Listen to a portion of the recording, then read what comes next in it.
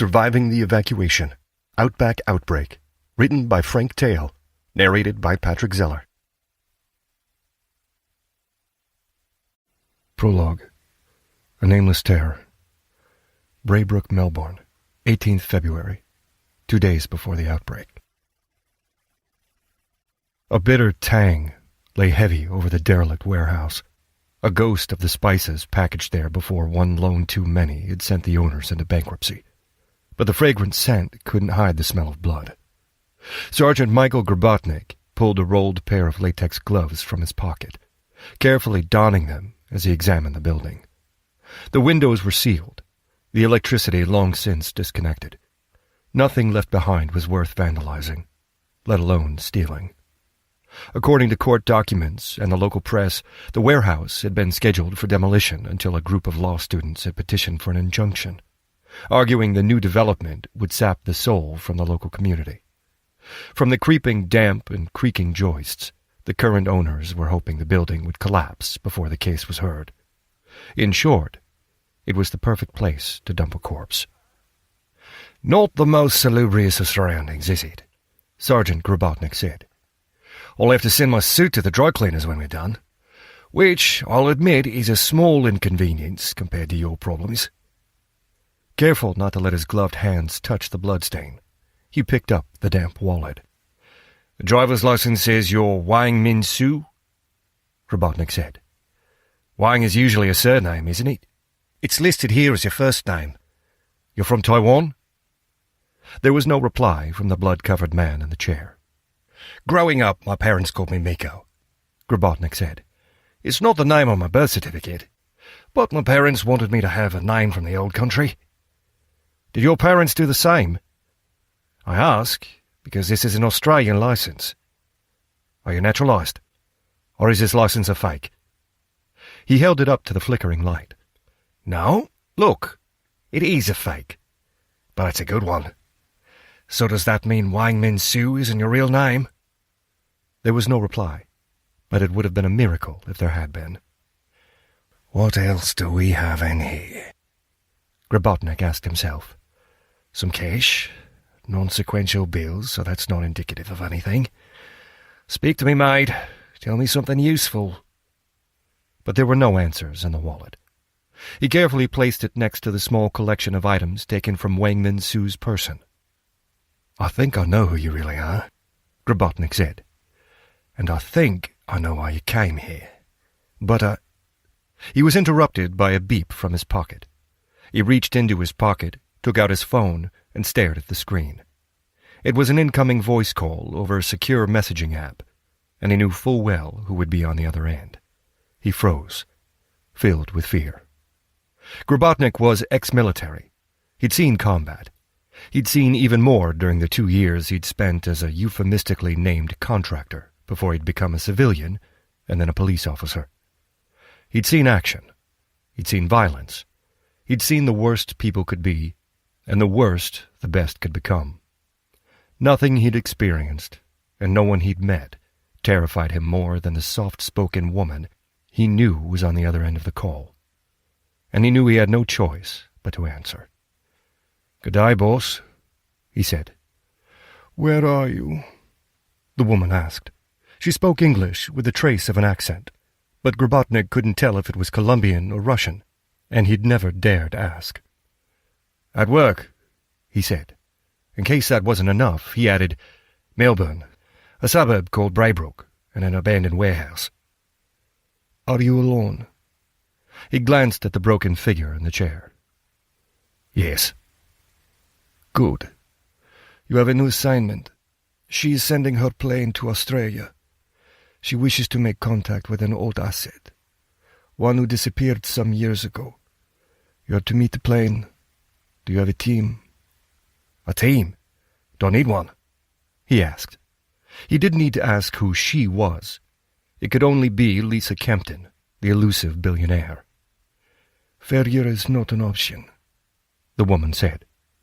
"I know some officers who can be trusted," he said. "Where am I going?" "A place called Broken Hill." "Oh, is that a problem?" the woman asked. "No worries, course not," "I know who to call," he said, desperately trying to think who might be available. "How long do I have?" "You will leave immediately. More information will be given to you when you arrive." "No worries," Grabotnik said. "I'll get it done." "I never worry," she said, and hung up. Grabotnik sat on the battered edge of a rusted steel drip tray. "Do you have a boss like that? The woman terrifies me." He knew what he'd be expected to do. He was a specialist, after all. Upon whom could he rely to assist? Broken Hill was a small town 850 kilometers north of Melbourne, in the outback, and in a different state. Flashing his badge would open more dialogue than it would doors. There were 4 police officers he trusted, and another 2 he'd been cultivating who he could lean on in a pinch. But so many asking for immediate leave would be answered with questions that would only raise suspicions. No, better to take professionals. There was Rogers. Of course, not that that was the man's real name. They'd met when both had been mercenaries, and worked together on assignments a few times since. Grabotnik opened the secure phone app and dialed. "Rogers, it's Miko. Had a call. Got a job in the outback. No, don't ask questions. We'll need a small team ready to leave in an hour." He glanced at the blood-soaked figure tied to the chair. "Make it 2 hours. I've got some paperwork to finish." He hung up. "Well, Mr. Wang, I am sorry about this," Grabotnik said. "I really am. I was contracted to do a job, and now I'll have to renege on that. So it goes." He opened his coat and drew a long, thin knife from a sheath hidden in the lining. A paper knife, we call it, because it can shave a layer of skin paper thin. Got it from my boss. She taught me how to use it. Believe me, that's not a lesson I want to remember. I was going to take your toes first, then your feet, then the fingers from your right hand. But I'd leave the left while I began on your skin. You leave a man a hand, he still has hope, you see? I can make this last days. 4 is my record, but I've booked an entire week's leave. Thought I might see if I could top my best. But duty calls, and I've got to leave. Good news for you, I suppose." He pulled the gag from the bloody man's mouth. Wayne spat, then glared, but he didn't scream or shout for help. "Who supplied you with that cocaine?" Grabotnik asked. "Were those 20 kilos the entire shipment? How did it get into Oz?" Wayne's face was emotionless. "Do you even speak English? You don't, do you? Oh, it's a neat trick. Well, there we go. I'm off the hook. They should have told me that when they hired me. Not your fault, of course, but I'd say that it's grounds for me to call the contract void." He resheathed the blade. There was a fractional relaxation in Wang's shoulders. They tightened again as Grabotnik withdrew a small pistol from his pocket, onto which he attached a suppressor. He raised the gun, aimed between Wang's eyes, and fired. He detached the suppressor and pocketed the weapon. He'd have to get rid of the gun, of course.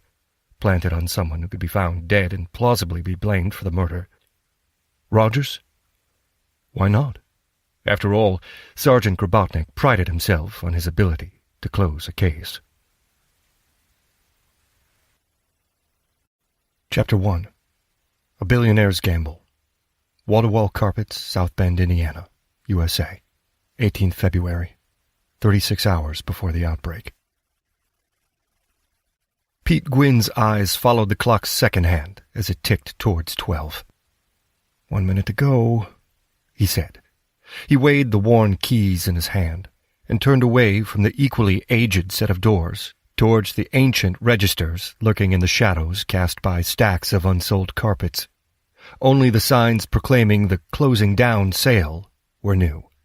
For the pitiful custom they'd generated, they'd been a waste of money. "Lock up so we can leave," Olivia Preston said. "Neither of us is being paid right now." "Hang on, not yet," Pete said. Of average height and average looks, he carried above-average weight on a frame that bore an echo of the high school football receiver he'd been a decade before. A high school not 10 miles from the Indiana store in which he now worked. "The store doesn't finally close until 7 o'clock. We've got another 30 seconds. You really want to do this by the book, don't you? Olivia said. A year younger than him, at least according to her social media profile.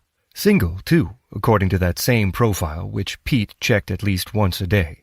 A foot shorter and a good deal more athletic since she'd taken up jogging on New Year's Day in a resolution she'd failed to persuade Pete to join her in. With everything finally looking up, I don't want to jinx it, he said. 10 seconds, she said. And perhaps you're right, we should mark the occasion. She raised her phone. As she tapped the screen, a fanfare erupted from the small speakers. "Ladies and gentlemen, boys and girls," she announced in a stentorian bark, "before you stands a lowly retail clerk, beaten down by the vicissitudes of our century, on the cusp of abandoning all hope—" "I wasn't," Pete cut in. "Shush! On the cusp of abandoning all hope for a better future, but fate had other plans. Until now he has only been accustomed to the gloomy depths of our stockroom, but he is beginning his quest to the headiest heights of corporate America." "Regional management," Pete cut in. "He leaves here a sales assistant, but will return as a junior executive of the Claverton Group, our regional manager, and my boss. Raise your voices." Her voice grew louder as she increased the volume on her phone. "Acclaim and cheer the one we shall all soon call our granter of overtime, defender of the sick day, and awarder of the bonus. Mr. Pete Gwynn." She tapped her phone, and the music was replaced by the sound of a cheering crowd. "You worked on that all afternoon, didn't you?" he said. "All week," she said. "What else was there to do? Like Mrs. Mather says, no one buys carpet in February." The cheering finished as a guitar began a stadium rock version of the national anthem. Pete reached for the lock. "No, wait," Olivia said. "It's the national anthem. You have to wait until it's finished." "Right, sorry." He stood, waiting. "It's a long version. This guitar solo seems to be going on forever. And like you said, we're not being paid." "Good point." She tapped the screen. "Land of the free, home of the brave," she added quickly. "Now close the store." And so, finally, for the final time, Pete turned the ancient lock before swinging the equally ancient sign from open to closed. "And now it's done," Olivia said. "Wall-to-wall carpets is no more, and you are no longer a sales clerk." "Do you feel any different?" "Not yet," Pete said. "Give me time. No, give me a paycheck, then I'll feel different." "I can't give you any more time," she said. "Us not being paid bothers me a lot more than it does you. I can't believe your new salary. From minimum wage plus commission, which usually meant just minimum wage, all the way up to a 6-figure salary. Wow." "Yeah, I don't get why a billionaire would want to buy this store," he said. "For the real estate," Olivia said, voicing her favorite of the theories they developed since Mrs. Mathers had announced she'd sold the store to Lisa Kempton just before Christmas. "Someone's about to begin a massive redevelopment of the entire block, and this plot is key to the plan. Lisa Kempton will flip it for twice what she paid." "Maybe," Pete said. "But that doesn't explain why she's refitting and reopening the store in 2 weeks, or why I got promoted to regional management." "Yep. Why anyone would want to promote you is a mystery," Olivia said, grinning. "Hey," Pete said with mock outrage. Together they headed toward the rear of the store, the stockroom, and the back door. "You should have called them and asked," Olivia said. "I did," Pete said. "No way," she said. "At lunchtime," he said. "And?" "I spoke to a woman in HR, Saoirse Locke," Pete said. "The Irish woman who interviewed you? Why didn't you tell me? What did she say?" "That Lisa Kempton already owns a furniture store in Wisconsin, a plumbers and contractors in Iowa, and a prefab housing manufacturer in Michigan. This completes the set." "Surely she didn't say that." "She did," Pete said. "Those were her exact words." "She was obviously joking," Olivia said. "She must have been. Not even a billionaire buys a carpet store like it was a collectible figurine. Right?" "Why not?" he said. "But yeah, probably not. Probably it's because of the real estate or something." What did Sorcelok say about why you were being promoted? She said that when bees are making honey, you don't poke the hive, meaning you should shut up and stop asking questions. Yep, something weird is going on, but it's better than Mrs. Mathers just shutting down the store. Did you know she was going to? Pete asked. I knew she was thinking about it. I didn't think she ever would. You remember when I helped her clear out the old cabin after her husband died?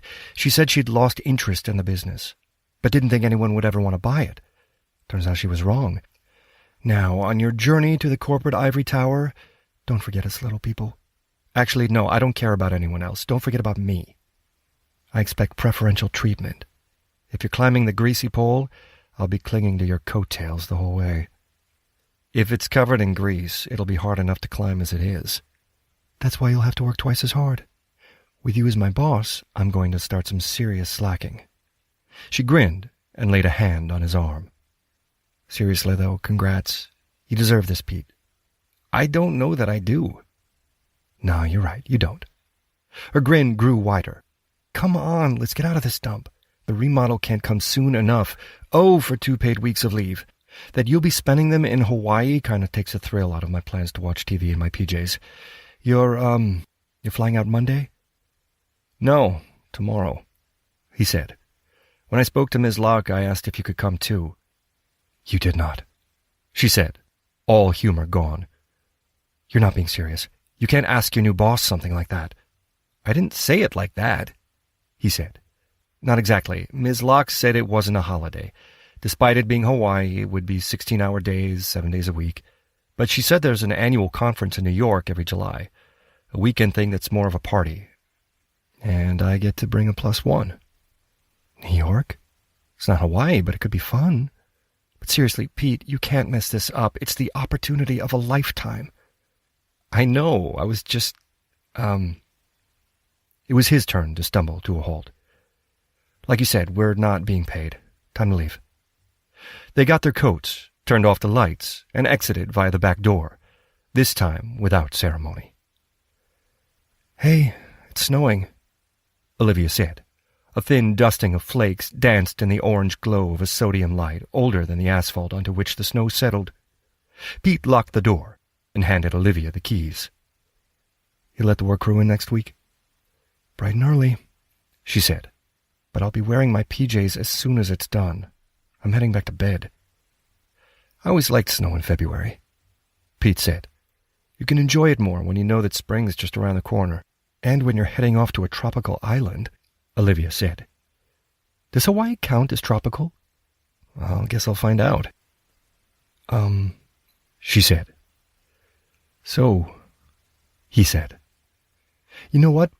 She said with sudden decisiveness. It's not late, and neither of us have to get up first thing tomorrow. Let's go have a drink. We'll celebrate your promotion properly. Okay. Yeah, that'd be good. But the drinks are on me. Oh, you bet they are.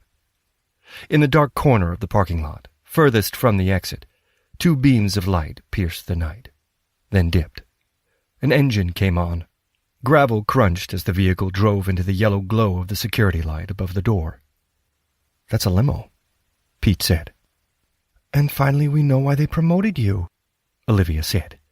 It's clearly for your keen observation skills. The limo stopped 10 feet away. The driver's side door opened.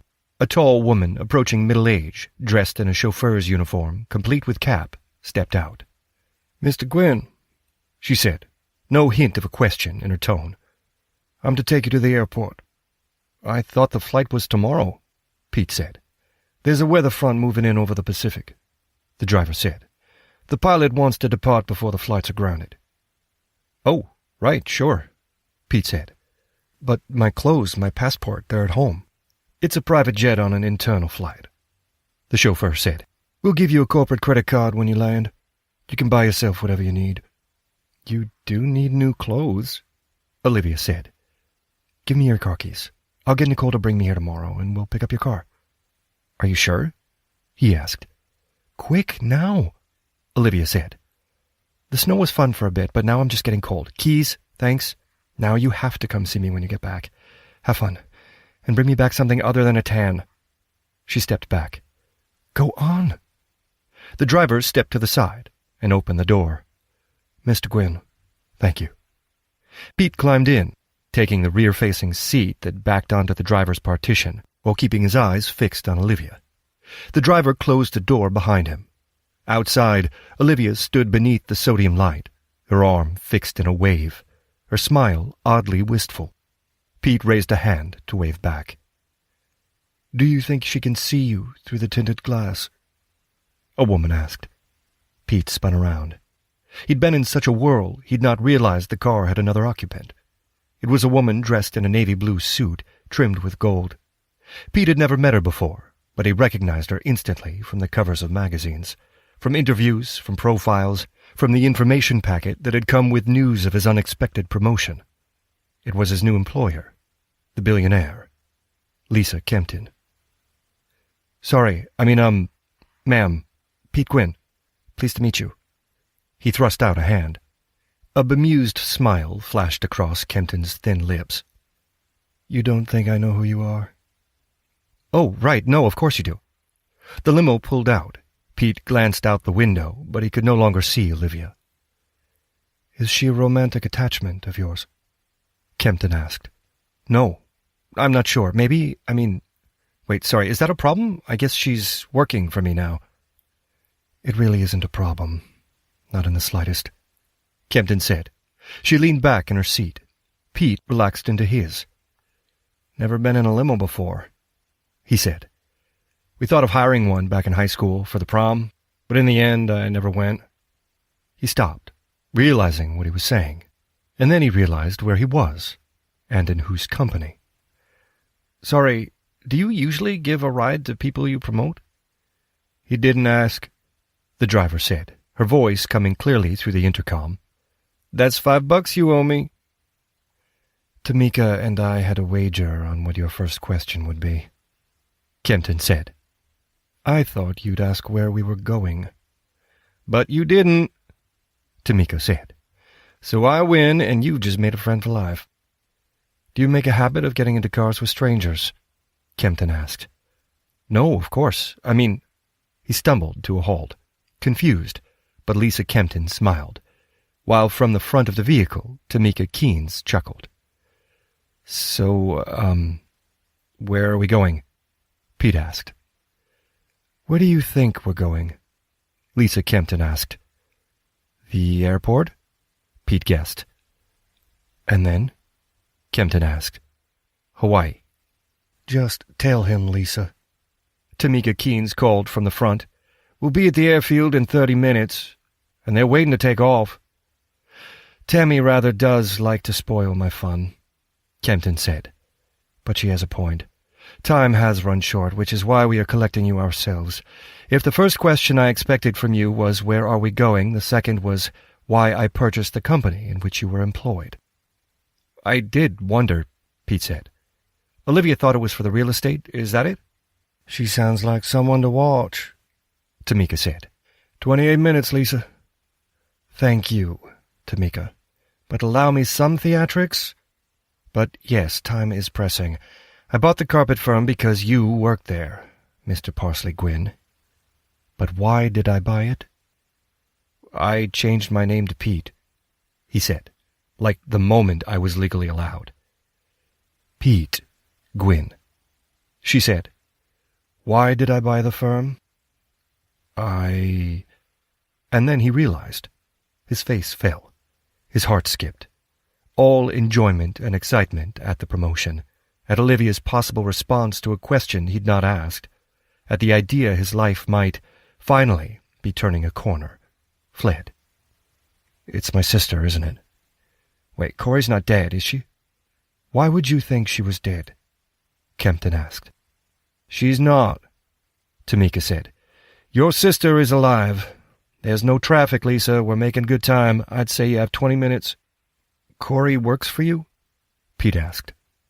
She did, a long time ago, Kempton said.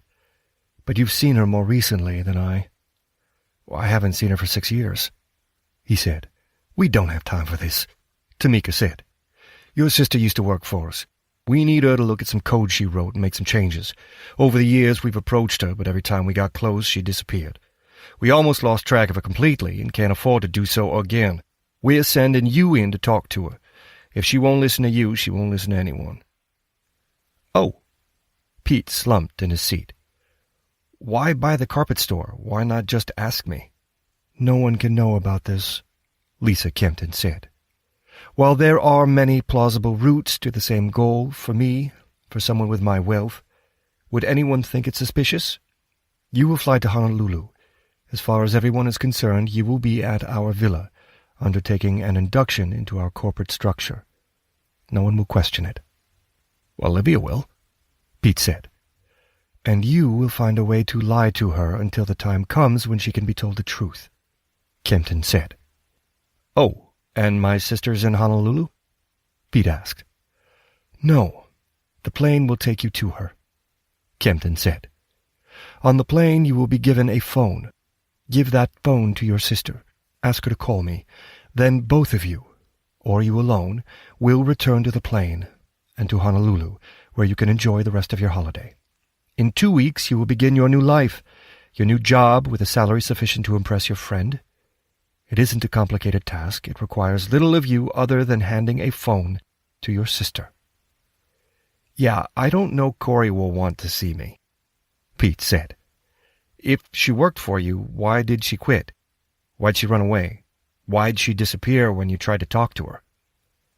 "Good questions," Kempton said. "Ones you should ask her." "And if she doesn't want to talk to me?" Pete asked. "You will have tried," Kempton said. "That is all any of us can do. Try our hardest and then try harder. But how hard will it be to hand her a phone?" "And if I fail, if she doesn't call, your company will go bust, right?" Pete said. "That's what you mean. That's what's going on here." "Something like that," Tamika said. "She is not my only asset," Kempton said. "Who can say what the world will be like next week, when we don't know if it will end tomorrow?" Which was an odd thing to say, but before Pete could ask any more questions, the limo came to a halt. "We're here," Tamika said. "All being well, we'll see you in Hawaii next week." "You're not coming?" Pete asked. "Do you think I have so much free time I could enjoy a few days in the sun?" Kempton said. "Right, no, I guess not," Pete said, and climbed out of the limo. He wasn't at South Bend's airport, but at a small airfield with a long runway. The limo had driven onto the runway and stopped a few dozen yards from a blue and gold jet. The runway was illuminated, as was a small control tower about 500 yards to the north. Otherwise, the plane and airfield were in darkness. As for the jet, there was only one engine on this wing. His limited knowledge of aviation told him there'd be another engine, and another wing, on the plane's far side. He also would have expected windows along the cabin's fuselage, but they were missing. Perhaps that was a feature of private jets, one of those facts the initiated all knew. He decided to hide his ignorance, and so not to ask the man standing by the steep stairs leading up to the open door.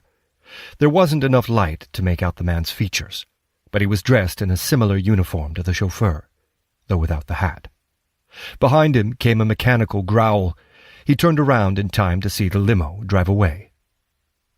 "Mr. Gwynn, I'm Gary Rampton," the suited man said. "I'll be your co-pilot. This way, please. We'd like to get underway within the next 20 minutes. There's a front we need to outrace." "Right, sure," Pete said. He took one last unilluminating glance at the darkness behind him and followed Rampton up the steps and into the plane. Rampton motioned Pete should step further into the softly lit corridor, then reached out and pulled the door closed. "Don Jackson's the pilot," Rampton said, pointing through the open door to the cockpit. Inside, Jackson gave a casual wave, but didn't turn around, nor did he take his eyes from his instruments as he ran through the pre-flight checklist. "There are no other passengers?" Pete asked. "And no stewards," Rampton said. "Is that normal?" Pete asked. "For Lisa Kempton? More normal than you'd think," Rampton said. "You're new to the company, but you'll get used to it. We do things a little differently than most. If you like, you can join us in the cockpit for takeoff." "No, thank you, that's okay. If you don't mind, I'll sit in the back." "Sure," Rampton said. He reached behind Pete and opened a door leading into the cabin. "Sit anywhere you like. We'll depart in a few minutes." Pete stepped into the cabin and into luxury. He'd never seen anything like it. The cabin ran for 20 yards, but only contained 4 seats, 2 on either side of the aisle. Behind them was a pair of large white boxes, each 7 feet long, 4 feet wide, with curving tops that made him think of coffins. Behind those was another closed door. He took the nearest seat that was more a couch than an armchair, and far more comfortable than the 2-seater he'd picked up at the flea market. At the rear of the cabin was another closed door.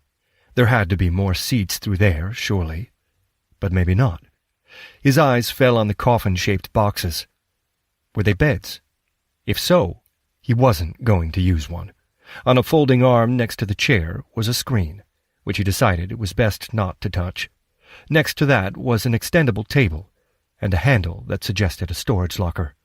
But there were no luggage bins overhead, nor were there any safety notices. "The stairs have been moved." Ramton's voice sounded loud and clear through a hidden speaker. "We're about to taxi onto the runway. You'll want to buckle up." After a moment's searching, he found the seatbelt and buckled himself in. "Thanks," Ramton said. "Flight time to Honolulu is 9 hours, 10 minutes. If we can get ahead of this storm, we'll have a good tailwind that should knock 20 minutes off that. Sit back, relax, and enjoy the flight. There's a screen next to you if you fancy a movie. On your left," he added. Pete looked to the left and then realized there had to be a camera in the cabin. He made a mental note not to do anything that might imperil his new career. Except everything that had happened in the last 30 minutes washed over him like a tsunami. Lisa Kempton, a billionaire, had purchased the company he worked for just so she could send him to somewhere in Hawaii to get his estranged sister to call her former boss. That didn't make sense. Yet the ridiculously comfortable chair told him it was real. His sister, Coriander, known to him and everyone else as Corey, was 4 years his senior. As they'd grown up in one foster home after another, she had been his world until 15 years ago, when she was 17, she'd hacked into the DMV. She'd been caught, but instead of being charged, she'd been given a college scholarship. A week before his 14th birthday, she'd left him. She'd visited him, and he'd visited her, but a void had entered his life. Rudderless, confused, alone, his downward spiral had begun. From what he'd gathered during her brief visits, so had hers. Football had kept him in school, but it hadn't kept him out of trouble. Trouble that worsened after Corey hacked into NORAD. Again, she escaped serious charges and landed herself a job. She wouldn't tell him with whom, but he'd always assumed it was a government agency. With his graduation approaching and college looking increasingly unlikely, he and some friends had broken into the old quarry, looking for a quiet place to drink a crate of stolen beer. They'd stumbled into a pair of on-duty cops who'd had the exact same idea. Pete had run, so had his friends, and they'd run faster. Pete had been caught, arrested, and charged with everything the cops could think of. An odd thing had then happened. The judge had dismissed the case. Pete had been allowed to graduate, but not to attend the ceremony, nor ever return to the school. His hopes for a college scholarship were dashed. But he'd not cared. His parents had abandoned him, then his sister, and then his friends. He was truly alone in the world. But then an odder thing had happened. Corey had appeared with a new car and more cash than he'd ever seen before in his life. She'd moved him into a small apartment in South Bend and helped him find a job. Then she'd left as abruptly as she'd appeared. That was how it had been for a couple of years. Sometimes she would appear out of nowhere, always with money. Since he'd had so little, he'd never asked where it came from, nor precisely whom she worked for. He'd assumed it was a government job, and that a few pulled strings explained why the judge had set him free. Now he knew differently. She'd been working for Lisa Kempton. That certainly explained the abundance of money his sister always had. It didn't explain the judge. Or perhaps it did. The plane juddered, bounced, accelerated, and the force pushed him back in the seat. Pete barely noticed. His mind was lost in the past. He couldn't recall the last thing he'd said to Corey that last time he'd seen her. He did remember, like it was yesterday, when she'd not shown up to their not-a-Christmas dinner, 3 months later. That was the only tradition they'd kept from the days when they were both children. Each year on December 6th, they would go to a diner to eat the most unfestive meal they could think of. Every year, even during the bad ones. Until she didn't show up. Her disappearance was a wound that had never healed, so he'd bandaged it with anger and rage, with miserable depression, and then, finally, 2 years ago, with acceptance. That was shortly after Mrs. Mathers had given him the job at the carpet store. Although, and he was only realizing this now, a more honest way of describing it was shortly after he'd first met Olivia. Everything had been going great, better than great, as good as it ever could possibly be, but no one won the lottery without buying a ticket. There was no promotion, no induction in Honolulu. Presumably, there was no 6-figure salary. There was only a desperate billionaire whose company was about to collapse. Ms. Kempton had admitted as much, and if she was so desperate she'd fly him halfway around the world to get an ex-employee to call her, then surely that collapse was guaranteed. He reached for his phone, an instinctive impulse to call Olivia.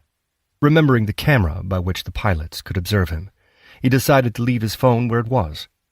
Besides, he could see his future far more clearly than a few hours ago. And once again, it was going to contain a lot of uncomfortable interviews with the authorities.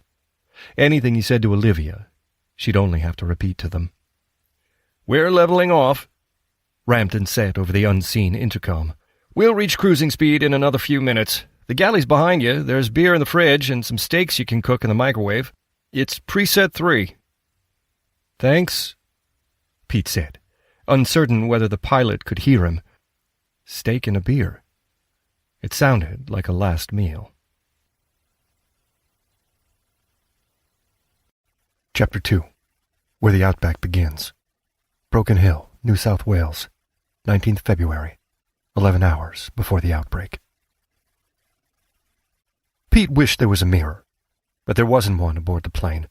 He wished the shirt was looser fitting, though if he were wishing, he'd wished that he'd kept his New Year's resolution and joined Olivia jogging. And the shock of the company's sale, then the even greater shock of the promotion, exercise had been ignored if not entirely forgotten. Besides, in the depths of winter, what did it matter if he was carrying a few extra pounds? Except it wasn't winter. Not here. It was a little over 24 hours since they'd left the nighttime, snow-dusted familiarity of Indiana.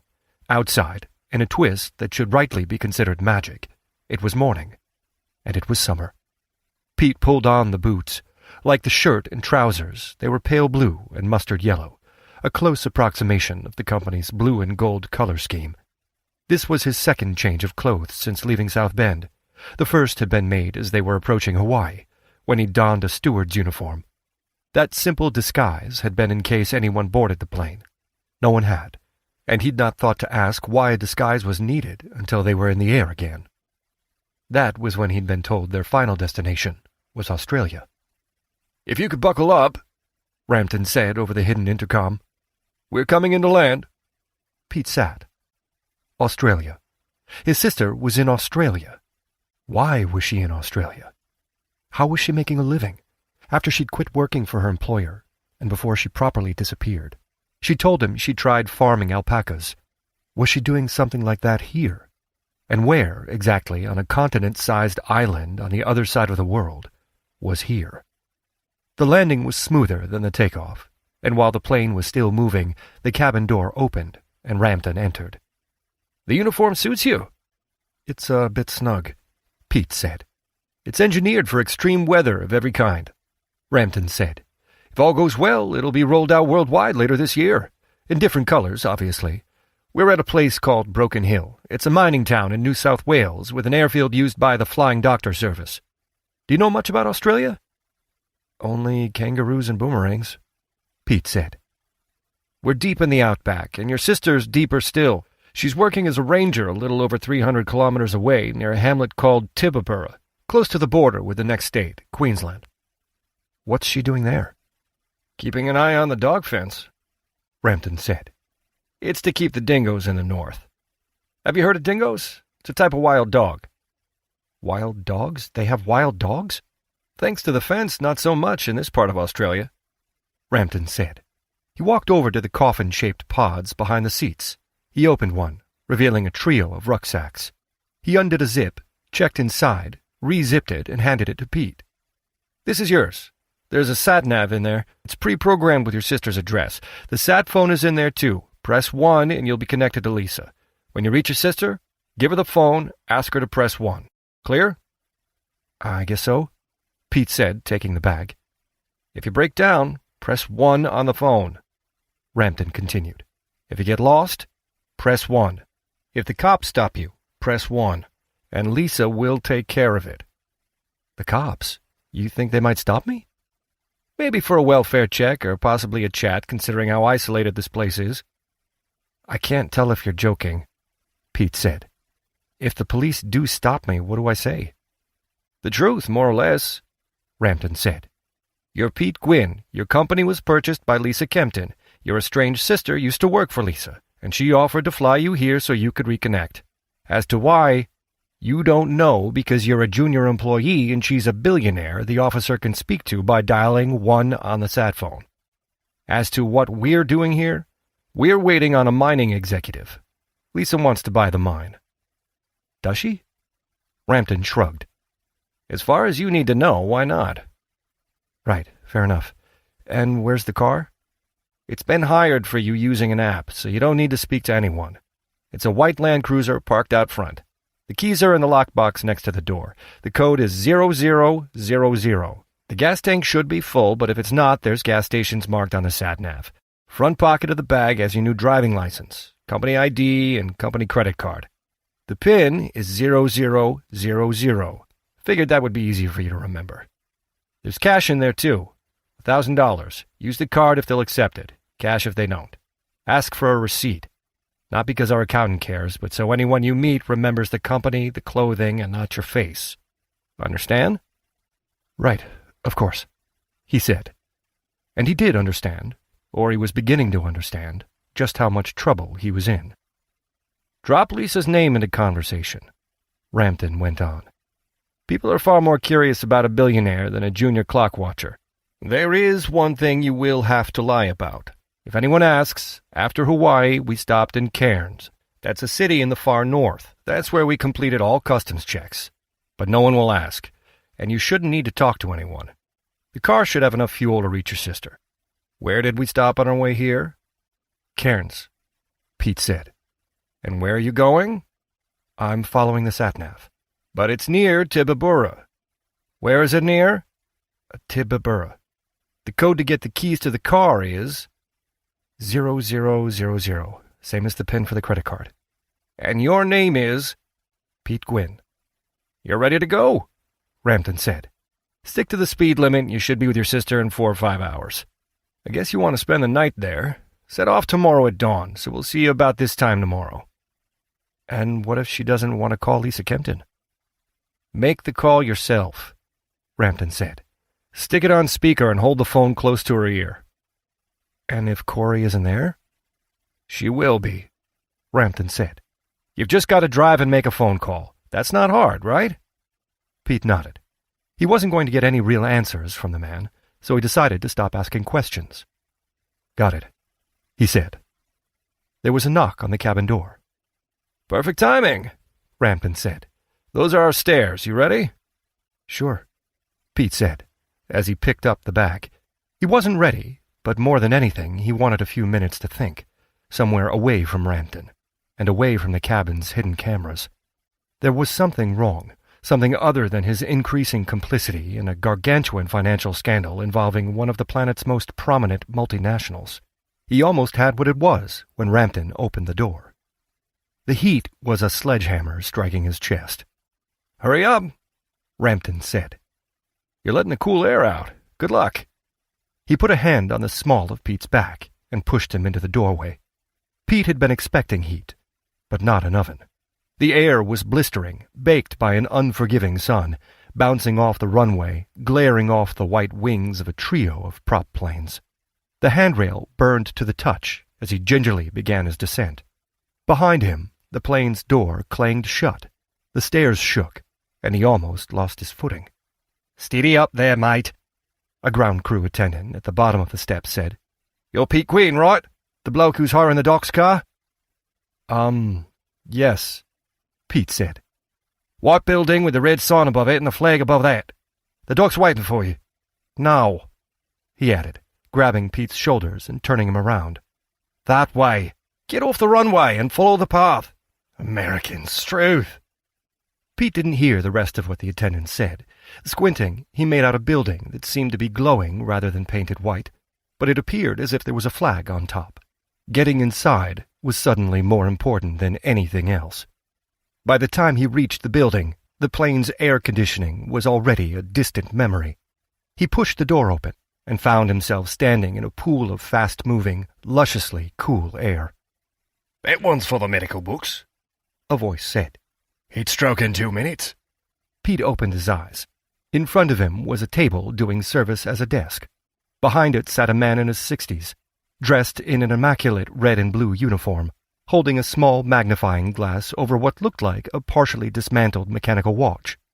The man stood. He was at least twice Pete's age, but with an athletic physique that came from a lifetime earning his pension the hard way. "Do they pay you to wear that?" the man asked. Pete looked down at his podgy frame, clad in blue and yellow. "You need to sit down before you collapse," the man said. "The booking form said you worked for the Claverton Group. That's Lisa Kempton's mob, isn't it?" He took Pete's arm and led him to a pair of battered sofas. "Sit down. I'll get you some water."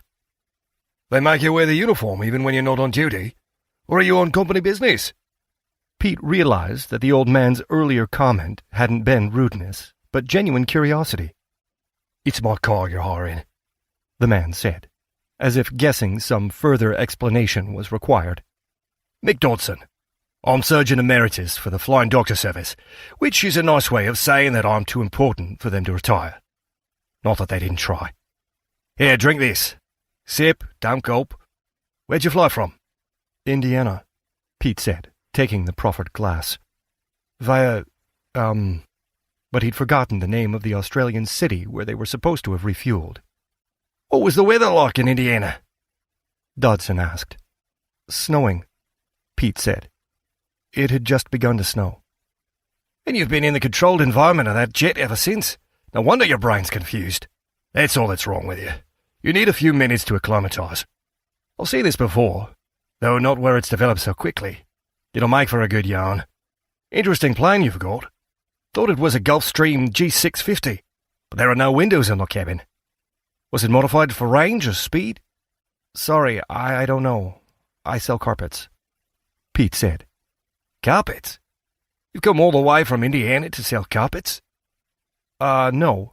My sister works at it's a fence 300 kilometers away at a ranger station," he said, the details slowly coming back. "Near a place called Tibu something." "Tibbabura? Your sister works near the dingo fence." "Yes, Corey. We're sort of estranged. I haven't seen her in 6 years. But when the plane was coming down here, there's some mining executive they have to collect, so I thought I'd hitch a ride, come and see her." "Is that so?" Dodson said. "You thought you'd visit the outback during a heat wave?" "I miss her," he said, opting for the honest truth. "You paid for the car, so I'm not going to stop you taking it. Where's your map?" "Map? I've got a sat-nav," Pete said. "And what'll you do if it breaks?" "I'll get you a map. Don't suppose you have a hat either?" "Yep, this is going to be a good yarn. But I bet it's going to end with me having to rescue you." Muttering under his breath, the doctor retreated through a small door on the other side of the desk. Pete leaned back, sipped at the water, and looked around the room. It was halfway between an office and a lounge. The chairs were battered, old or at least third-hand. The table in the center had a phone and an antique computer, but also a far more modern switchboard with a shortwave radio set. A TV hung on one wall, near a door marked with the universal sign for a bathroom. On the other walls were photographs. Most had a plane, in front of which stood a large group of people, and in most of those, Dr. Dodson was present. In the older, more faded photographs, he was off to the side. In the more recent pictures, he was center stage. Pride of place went to a picture larger than any of the others, and with a wide gap around it. There was no plain, but a stretch of road with a sign above it reading, "Welcome to Broken Hill, where the outback begins." Beneath the sign, in the middle of the road, stood Dr. Dodson and a woman half his age. Both were smiling. He proudly, she resignedly. He was holding something. Pete stood to get a better view. "Got your map?" Dr. Dodson said. Pete turned around. "It's my daughter, Honor," Dr. Dodson said. "We took that picture just before she went to Canberra. She's our MP. In the government. In the cabinet." He cleared his throat. "But here's your map. You want to take the Silver City Highway north to Tippabura, but you're going to stop at the Pack Saddle Roadhouse and fill up the tank. That's 200 kilometres north of here. You should reach there in 3 hours. I've called Marty and he's expecting you. From there, you head up to Tippabura, where you make a right turn. Here, on the map, this road, it's more a trek than anything.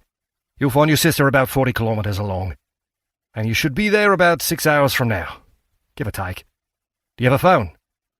Sat phone, yes," he said. 000 gets you through to emergency dispatch. You won't break down because I take good care of my car. But if you do, remember Rule 5. Stay with your vehicle. Marty'll come collect you. Rule 5? What are the other rules? If you obey Rule 5, you don't need to know, he said.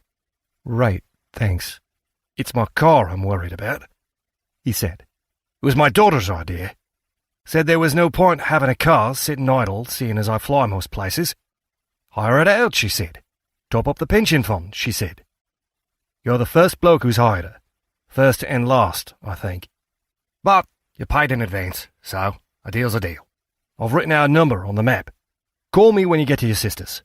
Don't break the speed limit. Keep your eyes on the road. Watch out for kangaroos. Right, of course, he said, assuming that was a joke. He smiled. You hit a roo, you're paying for the repairs, the doctor said. He took off his hat. Yeah, you want this. And these. He pulled a pair of sunglasses from his pocket. Your company's picking up the bill, right? Yes. Then I'm going to charge you extra for the hat and sunnies. Lisa Kempton's not aboard, is she? No, sorry, it's just me and the pilots. Shame. I'd like to have told my daughter I'd met Lisa Kempton before she did. The keys? It's the white Toyota beneath the awning. The air conditioning is on, so it's ready to go. I'll stuck some water in an esky, and that's on the back seat. Marty will set you up with some tucker when you stop. How you feeling? Better? Fine. Then you better go before I change my mind. Door behind the desk, down the corridor, and you'll be out front. Go on. And we drive on the left. The left.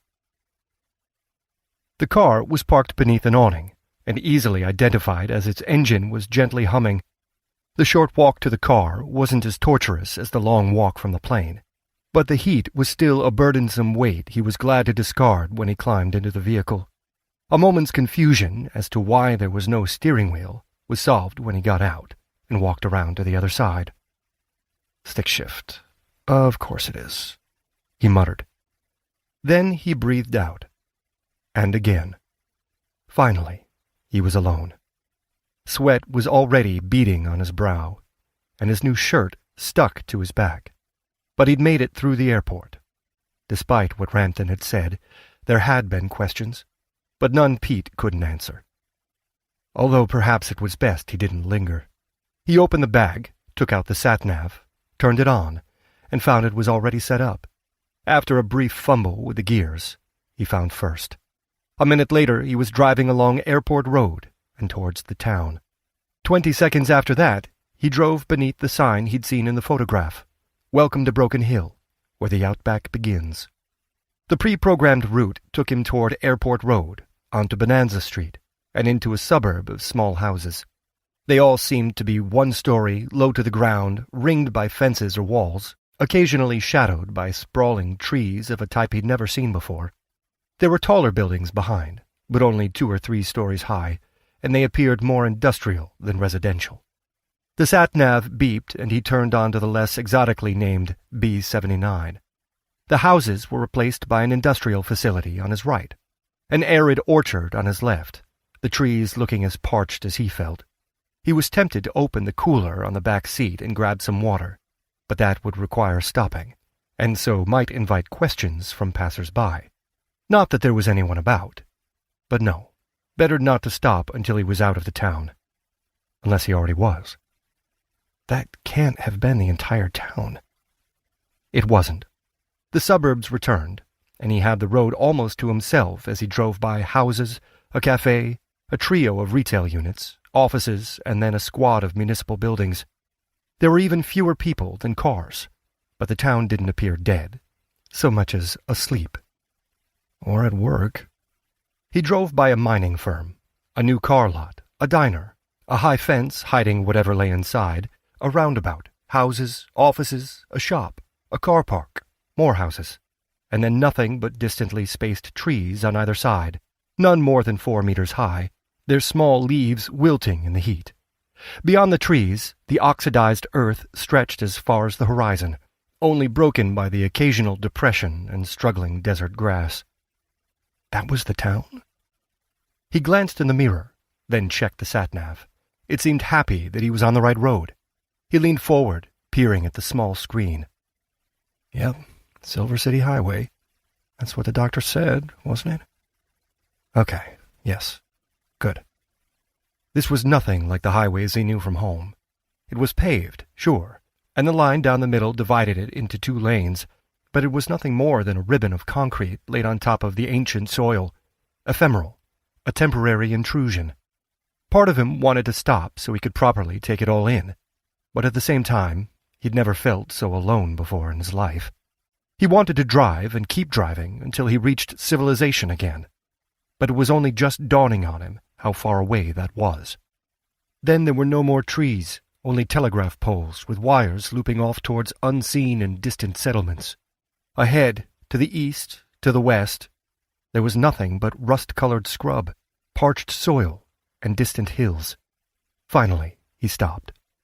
But he didn't get out. He reached behind, cracked open the cooler, fished around in the melting ice, and took out a bottle of chilled water. He took a sip and took in the wide expanse. Even up in the sky, there was nothing to see, not even a cloud. No, there, ahead, there was something. A bird? If it was massive, a shimmering silver blue, bigger than an eagle, hovering above the road. They have giant birds in Australia? I suppose they have kangaroos, and those are like giant rabbits. So why not giant birds? That explained the doctor's instruction to stay in the car. He hauled the cooler onto the passenger seat and set off, one eye on the road, the other on the hovering bird, and so almost didn't see the 18-wheeler barreling towards him. "Left!" he yelled, swinging the car into the correct lane while the juggernaut charged onward, horn blaring, barely slowing.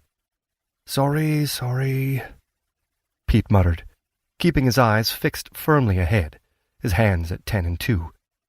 A building appeared on the horizon beneath the bird. As it turned with the breeze, he saw it wasn't a bird, but a kite the size of a hang glider. The building was a house, again behind a wall, and with a man sitting on the porch. The man stood as Pete approached, but Pete didn't stop. 20 minutes later, he did slow when a kangaroo bounded across the road half a kilometer ahead. Olivia would take a photo of that.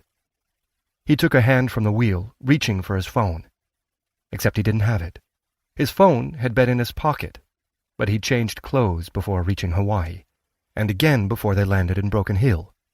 That was why he'd been told to change into the steward's uniform. Why else? Without the phone, how would he contact anyone? Who knew anyone's phone number?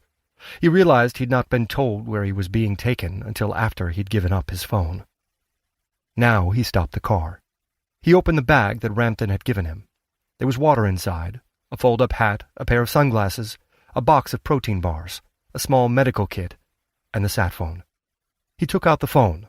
It had a number pad, a small screen, and a large folding aerial. He couldn't even go online and message her through social media.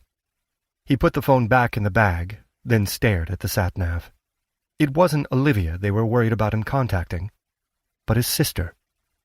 Or was it the police? Because he'd certainly entered Australia illegally. Then there was the driver's license in the bag. It looked real. It had his name on it, but it wasn't his. Surely that was something you had to apply for in person. What should he do? What could he do? There were two choices. Broken Hill would have a police station. He could turn back and hand himself in. That would lead to a lot of unpleasant questions with immigration, and with whatever the Australian equivalent of the FBI was, before being extradited and questioned by the feds. Or he could continue onward, hope to find his sister, and then probably face the same fate. It was a long time since he'd seen Corey, and if she'd disappeared once, she was liable to do so again. This might be the last time he'd ever get to see her. He started the engine and continued driving north. Chapter 3. Cornelia, the Dog Fence, New South Wales, 5 hours before the outbreak. As the day turned to afternoon, Pete sped along the almost empty Silver City highway with the car window open. The fast-moving wind sucked the heat from the vehicle, if not from him. As his destination neared, the sat-nav directed him off the road and onto a dirt track. Even at 30 kilometers an hour, the wheels churned the ochre soil into a fine dust that forced him to close the window and once more rely on the car's struggling air conditioning. The temperature rose, sweat beaded, the wipers slapped against the windshield, worsening visibility as the settling grit was spread across the glass. He dropped his speed. Droplets of sweat turned to rivulets, trickling across his face, along his neck, down to a growing pool in the small of his back. "You have reached your destination," the sat-nav chimed, but it had to be wrong. He was 40 minutes and 40 kilometers east of Tibabura, where he'd refueled to the amusement of a small group of spectators. He'd gone through the same experience at the Packsaddle Roadhouse, where a larger group had been waiting for his arrival. He blamed the clothing. He looked like he was on his way to a comic book convention.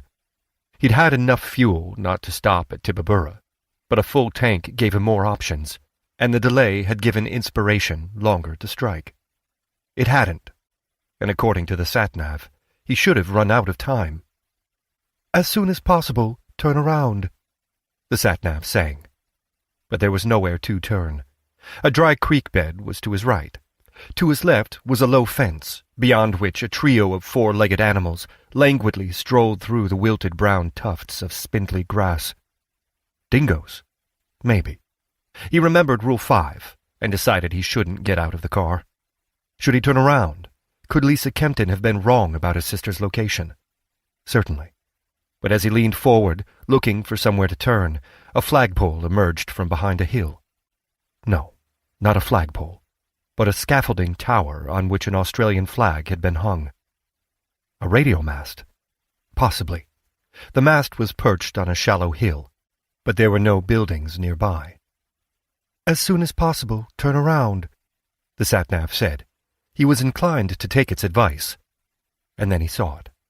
Beyond the shallow hill, nestling close to the low fence, was a small compound containing a pair of single-story, wind-worn, peeling-paint buildings. The sloping corrugated roof of the smaller building extended a further 4 meters, creating an extension beneath which squatted a dusty pickup. A raised wooden patio ringed the larger building, with faded cloth awnings bolted above the windows, creating the shade for the motley collection of bleached benches and warped chairs. Ringing the compound was a 2-meter-high chain-link fence, broken by a gate almost as high. There was no barbed wire, which he took as a good omen. No signs of life, though, and surely someone would have heard his car approach. He stopped in front of the closed gate, watched, waited, and wondered what to do next.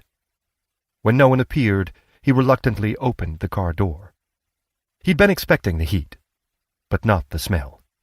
It wasn't the gasoline tang of the diesel stop, the burned rubber of the airfield, the scrubbed air of the plane, or the comforting fug of the city. This was rich, deep, almost alive, utterly natural, and weirdly unsettling. He trudged over to the gate. It was bolted, but there was no padlock. There were a forest of signs. None were overly welcoming, but each was reassuringly official, with the largest listing a string of phone numbers, with a note. that there was a radio inside. He reached for the bolt, but then paused. The silence was striking. The car clinked. Something behind the low buildings softly hummed. The veranda's cloth sunshade flapped as a ghost of a breeze danced across the compound. Otherwise, there was absolute silence. "As soon as possible, turn around," the sat-nav chimed, breaking the spell the beautifully harsh isolation had weaved. He'd come too far to go back, so he pulled the bolt, tugged the gate outward, turned to head back to the car, and saw a rifle walking towards him. He saw the figure carrying it a second later, a woman, short, slim, wearing a faded checked shirt and cargo trousers tucked into calf-high boots, with a wide-brimmed hat that shielded her face. The rifle barrel dropped a few inches, then a few more, as she let the weapon dangle from her right hand. With a casual flip of her left, she knocked the hat back from her head, letting it fall until the lanyard caught around her neck. Her hair was roughly cut, cropped short. The face was one he didn't recognize. But she recognized him. "Hey, Pete," she said. "Corey?" She smiled, and he saw a shadow of his sister in the unfamiliar face. Corey glanced into the back seat of the car before laying the rifle on the roof. She walked over to Pete and hugged him. "It's wonderful to see you," she said. "Wonderful and terrible all at the same time." Pete stepped back from the embrace. "You look different. Very different." "I had plastic surgery in Hungary," she said. "About 5 years ago." "Oh." "Dr. Dodson said you were traveling alone. Is that right?" "It is. How do you know? He called you?" "The outback teems with life, but not much of that's human. Dr. Dodson and I are friends, I suppose, or near enough. He called to say some bloke had arrived claiming to be my brother. What did you tell him my name was?" "Corey, I think," he said. "What else would I have said?" "No surname? Out here I go by Cornelia, not Coriander," she said. "That way I can go mostly by Corey. I tried changing it to something else, but it's a name that cuts too deep." "Speaking of cutting too deep, I get why you might use a different name, but why did you change your face?" She shook her head. "Later. Dr. Dodson said you flew in on a jet belonging to Lisa Kempton?" "That's right. That's why I'm here. I'm to give you a sat phone so you can call her." "Kempton flew you here?" Corey asked. "Are you sure it was her?" "She didn't fly the plane herself," Pete said. "A couple of pilots did." "No, I mean, are you sure it was Kempton who sent you?" "I met her," Pete said. "She picked me up outside work yesterday. I think it was yesterday. The time zones are confusing." "Do you mean that carpet store?" "How do you know I work there?" he asked. "It's all part of the same, very long story," she said. "But you came here alone. No one followed you." "Why would they need to? They gave me a sat-nav so I could find this place." "And you actually met Lisa Kempton? You're sure?" "Positive," he said. "Why?" "Because I'm on the run, Pete, and Kempton is one of the people I'm running from. Out of all the people who could have found me, she is the least worst, but that doesn't make this good." "Bring the car inside. We'll talk in the shade." She hugged him again. "It is good to see you, Pete. I just wish it could have been under any other circumstances than these." "Bathroom's through there," Corey said, pointing to the clearly marked door to the right of the entrance. "Bunk room is at the back on the right. Kitchen is on the left. My room is behind it.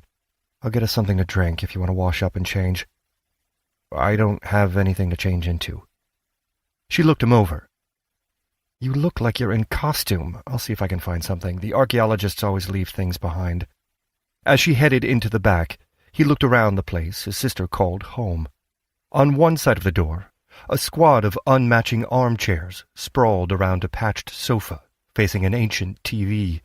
A table, teetering beneath a library of battered books, stood by the window on the door's other side. In the middle of the room was a desk and bulky radio set. Underneath, wires snaked across the floor to join those leading to electric fans set up in each corner. Corey returned with a tray on which were 2 glasses, a jug, and a silver-wrapped foil package. "Let's sit down. We've got a lot of catching up to do, but I'm not sure how much time we have, so you better start with Lisa Kempton and this phone call I'm supposed to make." He told her, beginning with the limo ride, jumping back to Kempton's purchase of the carpet store, before ending with the plane trip. "Are you going to call her?" he asked when he finished. "I don't know," Corey said. "Saoirse Locke isn't Kempton's head of HR, she's her deputy. Tamika Keynes is not a chauffeur. Among other things, she's in charge of security and the captain of Kempton's ship. Rampton and Jackson are in the inner circle too. Did you see anyone else? Speak to anyone?" "Just them," Pete said. "They're senior executives, multimillionaires in their own right. They shouldn't be flying you halfway around the world just so you can give me a phone." "They were worried you'd disappear if they approached you," Pete said. "They were?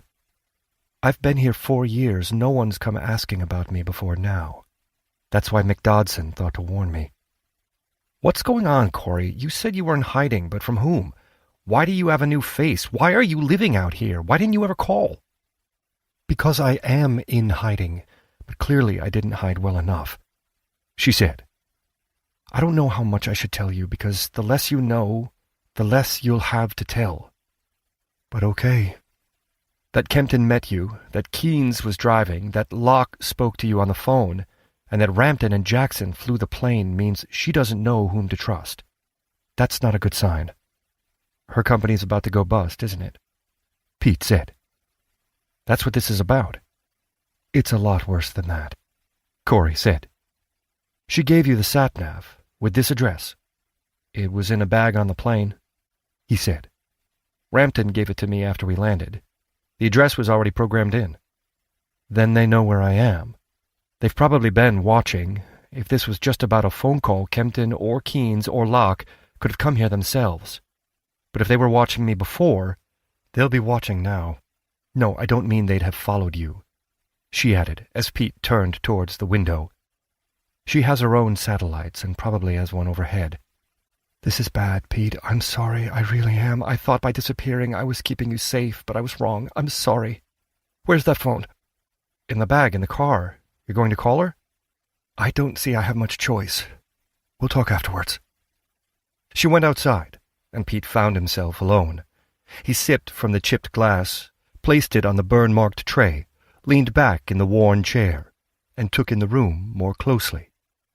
Everything was patched and repaired, a function of how isolated the cabin was. There would be no "please take furniture" left on the curb, no thrift store treasures discovered on the way home, no spur-of-the-moment online purchases waiting on the doorstep. The posters on the wall veered towards the official, with a focus on health and safety. The nearest had photographs of the 10 deadliest spiders in the region. After a frantic glance, and then a more measured one, he couldn't spot any cobwebs, but he didn't feel reassured. The few pictures on the wall appeared to be cut from magazines, except for a copy of the photograph of Dr. Dodson and his politician daughter, standing beneath the welcome sign at Broken Hill. The newspaper on the table was 2 weeks old, the magazine beneath it older still. He got up and walked across the room, pausing in front of the entrance. Above it hung a hand-smoothed plank of wood, on which someone had carved the message, "Rule 1, check your boots." He glanced down, uncertain what he was checking them for. On the desk was a list of emergency numbers, and a radio set with instructions on how to operate it. There were no personal numbers of friends Corey might call. Now he was looking for them, he couldn't see any homely touches at all. Certainly no computer, and if he had one abiding memory of his sister, it was of her sitting behind a screen. The bathroom was a double cubicle with a single sink, solitary shower cubicle with a fine wire mesh over the drain, and sloping floor. On the wall was another hand-carved message on a wooden plank. Rule 2. Remember Rule 1. Deciding it was an Australian expression for washing one's hands, he did so, then continued his exploration. The bunk room had 6 pairs of adult bunk beds with uncovered foam mattresses but no sheets or pillows. Perhaps they were kept in one of the 12 narrow lockers, or perhaps visitors were expected to bring their own. He revised his opinion when he saw the kitchen. Visitors weren't expected. Of the 3 fridges, one was disconnected. The second was marked as containing antivenom. The third contained more silver foil packages, a handful of plastic boxes, and a carton of unopened soy milk. The rack by the sink was empty. The cupboard above it was full of crockery, none of it matching. 2 kettles, 2 hobs, 3 microwaves. There had to be a generator, presumably in the other building. He wondered if there was air conditioning too, but he couldn't see any controls for it. He didn't open the door leading from the kitchen into Corey's room. Growing up in one foster home after another, they'd both learned to prize what scraps of privacy they'd been able to scrounge. Instead, he returned to the sofa, drank some more water, and unwrapped the foil package. Inside were small squares of chocolate cake dipped in coconut. He ate one, then another, then a third, hunger creeping up on him with each bite. At the Pack-Saddle Roadhouse, after they'd filled his tank, he'd been given a steak sandwich the length of his arm, but covered in far too many onions to be edible. There'd been 2 microwaved steaks on the plane, and more nuts than was surely healthy. But otherwise, his last meal had been lunchtime in Indiana, a mustard cheese salad that Olivia had made for him because she hated how he always had cereal for lunch. The door opened. Corey came back inside. "Did you call Miss Kempton?" Pete asked. "I did," she said. "And I'll tell you what she said. I'll tell you everything. But there's something I have to do first." She strode across the room into the kitchen. A moment later, there was the sound of a door opening, a clatter as if she was searching for something. She came back out, ripping the plastic from a still-boxed laptop. She tore the box open, tossing the polystyrene onto the floor as she searched for the power cable. "What's going on?" he asked. "It's bad," she said. "Worse than bad." She plugged in the air-gapped computer and stared at the screen. "And now I've got to wait for it to start."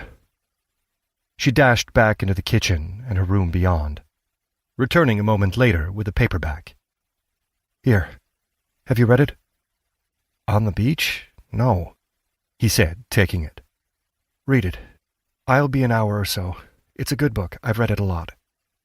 She plugged the sat phone into the laptop, frowned, unplugged the computer, took it, phone and cable to the table covered in books, and swept them aside. She set the computer up again, this time with the sat phone close to the window. Sitting behind the screen, she was finally recognizable as the sister he'd not seen in so long, and he knew that, for now at least, she wouldn't answer any more questions. According to the synopsis, the book she'd given him was about life in Australia after a nuclear war had devastated the Northern Hemisphere. On balance, it wasn't what he considered light reading. He put it down, leaned back in the chair, and closed his eyes. Chapter 4. A Conspiracy to Destroy the World. The Outback, New South Wales. "Pete?" He opened his eyes. "I brought more Lamington cake," Corey said. She unwrapped another tinfoil package, revealing more of the coconut-dipped chocolate squares, though these were a little larger than the previous batch. "Do you make these yourself?" he asked. "No, Dr. Dodson brought them. He comes up here quite often, more since his daughter went to Canberra. These are his ancestral lands.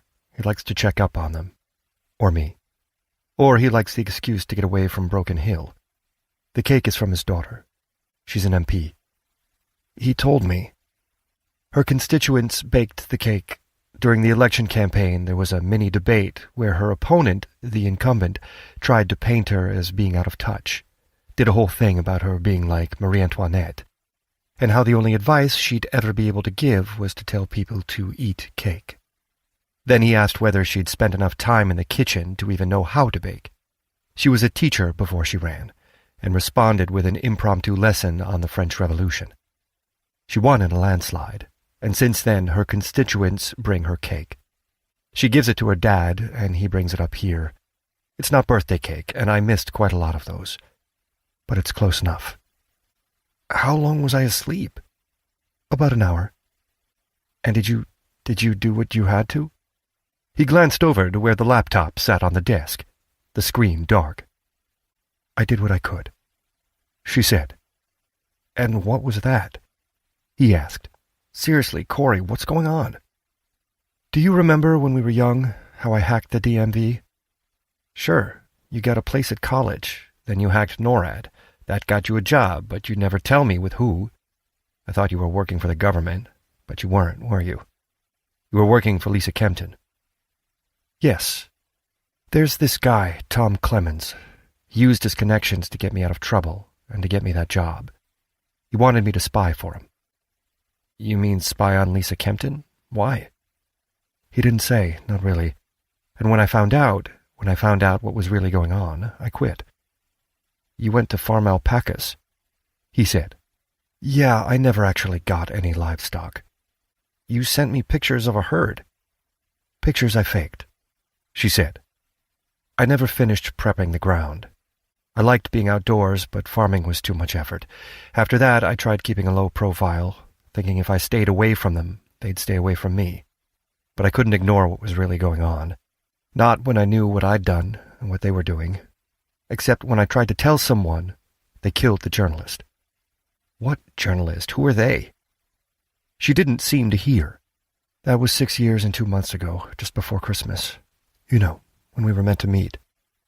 For our not-Christmas dinner, I sat in that diner for 5 hours waiting for you. I know. I was outside watching. But so was Loretta Keynes. Who? Wait, Keynes, like the chauffeur? Tamika isn't a chauffeur, but yes. Loretta is her sister, and she works in the FBI, but she works for Lisa Kempton. That's when I vanished. They were watching you because they wanted to catch me. I thought you'd be safe as long as they never found me. I went to Europe, had plastic surgery. I tried to disappear, but I was never very good at languages, except computing ones. That's part of the reason I came here. I created a new identity with the qualifications needed to get this job. It's remote. I know everyone who lives within 200 kilometers. If anyone asks questions about an American called Corey, they'd warn me. Like Dr. Dodson did. But this is the first time someone has found me, she said. And it was Lisa Kempton, so it could be worse, but only in that it means we're both currently still alive. Why? What's going on? What did she ask you to do? I'll tell you. Then, tomorrow, I'm going to call Dr. Dodson. He'll fly out here, and then take you to meet his daughter, Anna. You'll tell her, because she's in the government. I trust her. And as much as I trust law enforcement in any country, I trust them here. They're not involved, or they weren't. I don't know if they've been infiltrated in the last few years. I've stayed offline as much as I can. When I do go online, it's down in the big city, and then only to check out your social media feed. I like to know that one of us is living a life out there in the real world. He waved that away. What am I supposed to tell Miss Dodson? There's a conspiracy, she said. And it's been going on for years, decades. It began in England as the Cold War was heating up. Their government was worried about biological attack from the Soviet Union, so they opened a black ops lab to develop a super vaccine, a wide-spectrum preventative to any major disease that could be spread as a biological weapon. The vaccine didn't come to anything. The project was mothballed, but the funding didn't dry up. Not exactly. The people involved, they teamed up with politicians in the U.S. and elsewhere, finding common cause in their twisted idea of what a new world order should be. The project was restarted, and now they're ready to demonstrate it. She twisted her head to peer at a clock on the wall. In a few hours. In Manhattan. A vaccine? That doesn't sound bad, he said. Because that's not the bad part, she said. These politicians don't care about people. They have no vision, no policies. They don't want to make the world a better place for the next generation, or even to stop it from sinking further into despair. They want power for power's sake. To get it, they teamed up with a cartel. You mean like drugs? Heroin from Afghanistan, cocaine from Colombia, amphetamines from Southeast Asia. They formed a collective with the intention of controlling supply and demand across the world.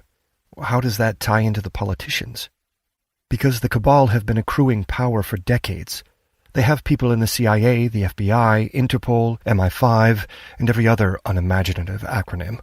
The Cabal tip off the agents, leading to the discovery of a shipping container with $10 million worth of cocaine. The agent gets promoted to a place where they can direct task forces away from the cartel's activities and towards their competitors. And so the cartel gains territory. The Cabal gains power. Corrupt politicians being bought by the mob is an old story, but this is on a completely different scale to anything the world has seen before. It's why I ran. I couldn't go to the authorities because they were the authorities. How is Lisa Kempton involved? Pete asked. The politicians provided access to intelligence and a route to power. The cartel provided the muscle, killing anyone who learned too much. Kempton provided the money, transport, and logistics. I don't know how much of the cash was laundered from the cartel, how much was from her own pockets, but there's a limit to how much you can siphon, even from a Black Ops budget, without being discovered. I still don't follow, Pete said, rubbing his temples. If Kempton is involved with a cartel and these politicians, then why am I here? I mean, she knows where you are, so why hasn't she killed you? Because Kempton said she wants to destroy the Cabal and the cartel, Corey said. When I was working for her, when I discovered what she was doing, I confronted her. She said she wanted to stop them, but that she was just a billionaire. Just? Ha! But she had a point. She is just a person. The FBI could have arrested her at any time, shut down her operations on any number of inflated charges. She was in too deep to walk away. So I walked instead. It's been years, and surely she's had a chance to end the cartel. She hasn't. So what does that tell you? I've no idea, Pete said. I really don't, but all of this, it's been building to a demonstration in Manhattan in a couple of hours? That means the vaccine works, right? Kempton says it does, and that's why she sent you here, Corey said. The vaccine is the carrot. It'll change the world. But first, they have to make the world sick. They need something to cure, something to prove the vaccine works. Otherwise, who'd want to buy it? The price won't be money, but acquiescing to the leadership of this new world order. The Cabal will be the emperors, and the world will have to bow down or face the consequences. What do you mean they'll need something to cure? Have you heard of the Marburg virus? No, you're lucky. Ebola? Right. Start there. And think worse. Not every nation will submit, of course. To deal with those countries, they're planning a nuclear-first strike. A nuclear war? Not a war. She sighed. These aren't the best and brightest. They're not the people with a dream. They're not even the also-rans or the leaders of the opposition. They're the candidates using Iowa as a stop-in-a-book tour. The parliamentarians in gerrymandered seats who, despite money and murder, still can't make it to the podium. They're going to fail, and in that failure, they will destroy the world. We have to stop them, he said. Yes, she said. And we will. Do you have that book? She picked up the copy of On the Beach. In the spine is a memory card. It contains enough evidence, enough proof to convince the Australian government. Give it to Anna Dodson. We can trust her. What did Kempton ask you to do? I won't say, not yet, she said. Anything I tell you, you'll have to repeat. I'm sorry, Pete, this might get uncomfortable for you. You mean they'll torture me? No, but they'll question you hard, she said. In a few hours after the demonstration, Kempton is planning to steal the research notes. Or her agents are. She's going to release them to the world. He stood. Then we should go now. If we're going to do this, then let's get it done before anyone else is sent here. If you've done what Kempton asked, there's no reason to let you live. And if Kempton wanted me dead, I'd be dead, Corey said. But she sent you instead. And if she does release that information as she promises, then maybe there's a chance you get to live a normal life after this. But you don't trust her, he said, sitting down. No, not a bit. But we should wait. Give her this one last chance. I'm sorry, Pete, I really am. I should have known I couldn't keep you out of this. It's okay, he said. It's not. Come on, it's dusk. There's someone I want you to meet. There's someone else here? Not exactly. She led him outside. The shadows were growing longer, though the temperature had barely dropped. Sit here, she said, pointing to a rickety wooden bench beneath the shade of the roof's overhang. Is it always this hot? He asked. Shh. There she is. Do you see? He turned to look and couldn't help but see her. On the other side of the fence was a kangaroo. She's Matilda, Corey said. Matilda, this is my brother Pete. Say hello, Pete. Hello? Corey laughed. I was kidding. You don't really need to talk to her. Though I do. A lot. Her smile faded. She started coming around about a year ago. I think after she raised her kids, she decided to spend her retirement seeing a bit of the world. When she got here, she decided to stay. Really? Kangaroos retire? No. The real reason she's out here alone has to be a sad one, so I prefer my version. She comes for water, though, so I need to fill her trough. It's the price I pay for company. Sit. She can get a bit antsy around strangers. Corey walked over to the smaller of the two buildings and came out with a sealed jug of water. She opened the gate and walked along the exterior of the fence. Matilda took a cautious step back, then tilted her head back to look at Pete. Despite the up-jutting ears, protruding mouth, and a patchy red fur crisscrossed with scars, the piercing black eyes were oddly human. He wished he had his phone. It was something he'd love to show Olivia. And in a flash, the exhilaration of the near encounter evaporated.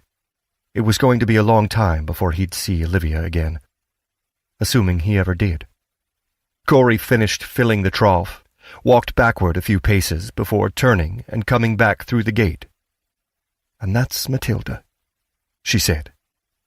I'm not going back to America, am I? Pete asked. Hopefully not, no, Corey said.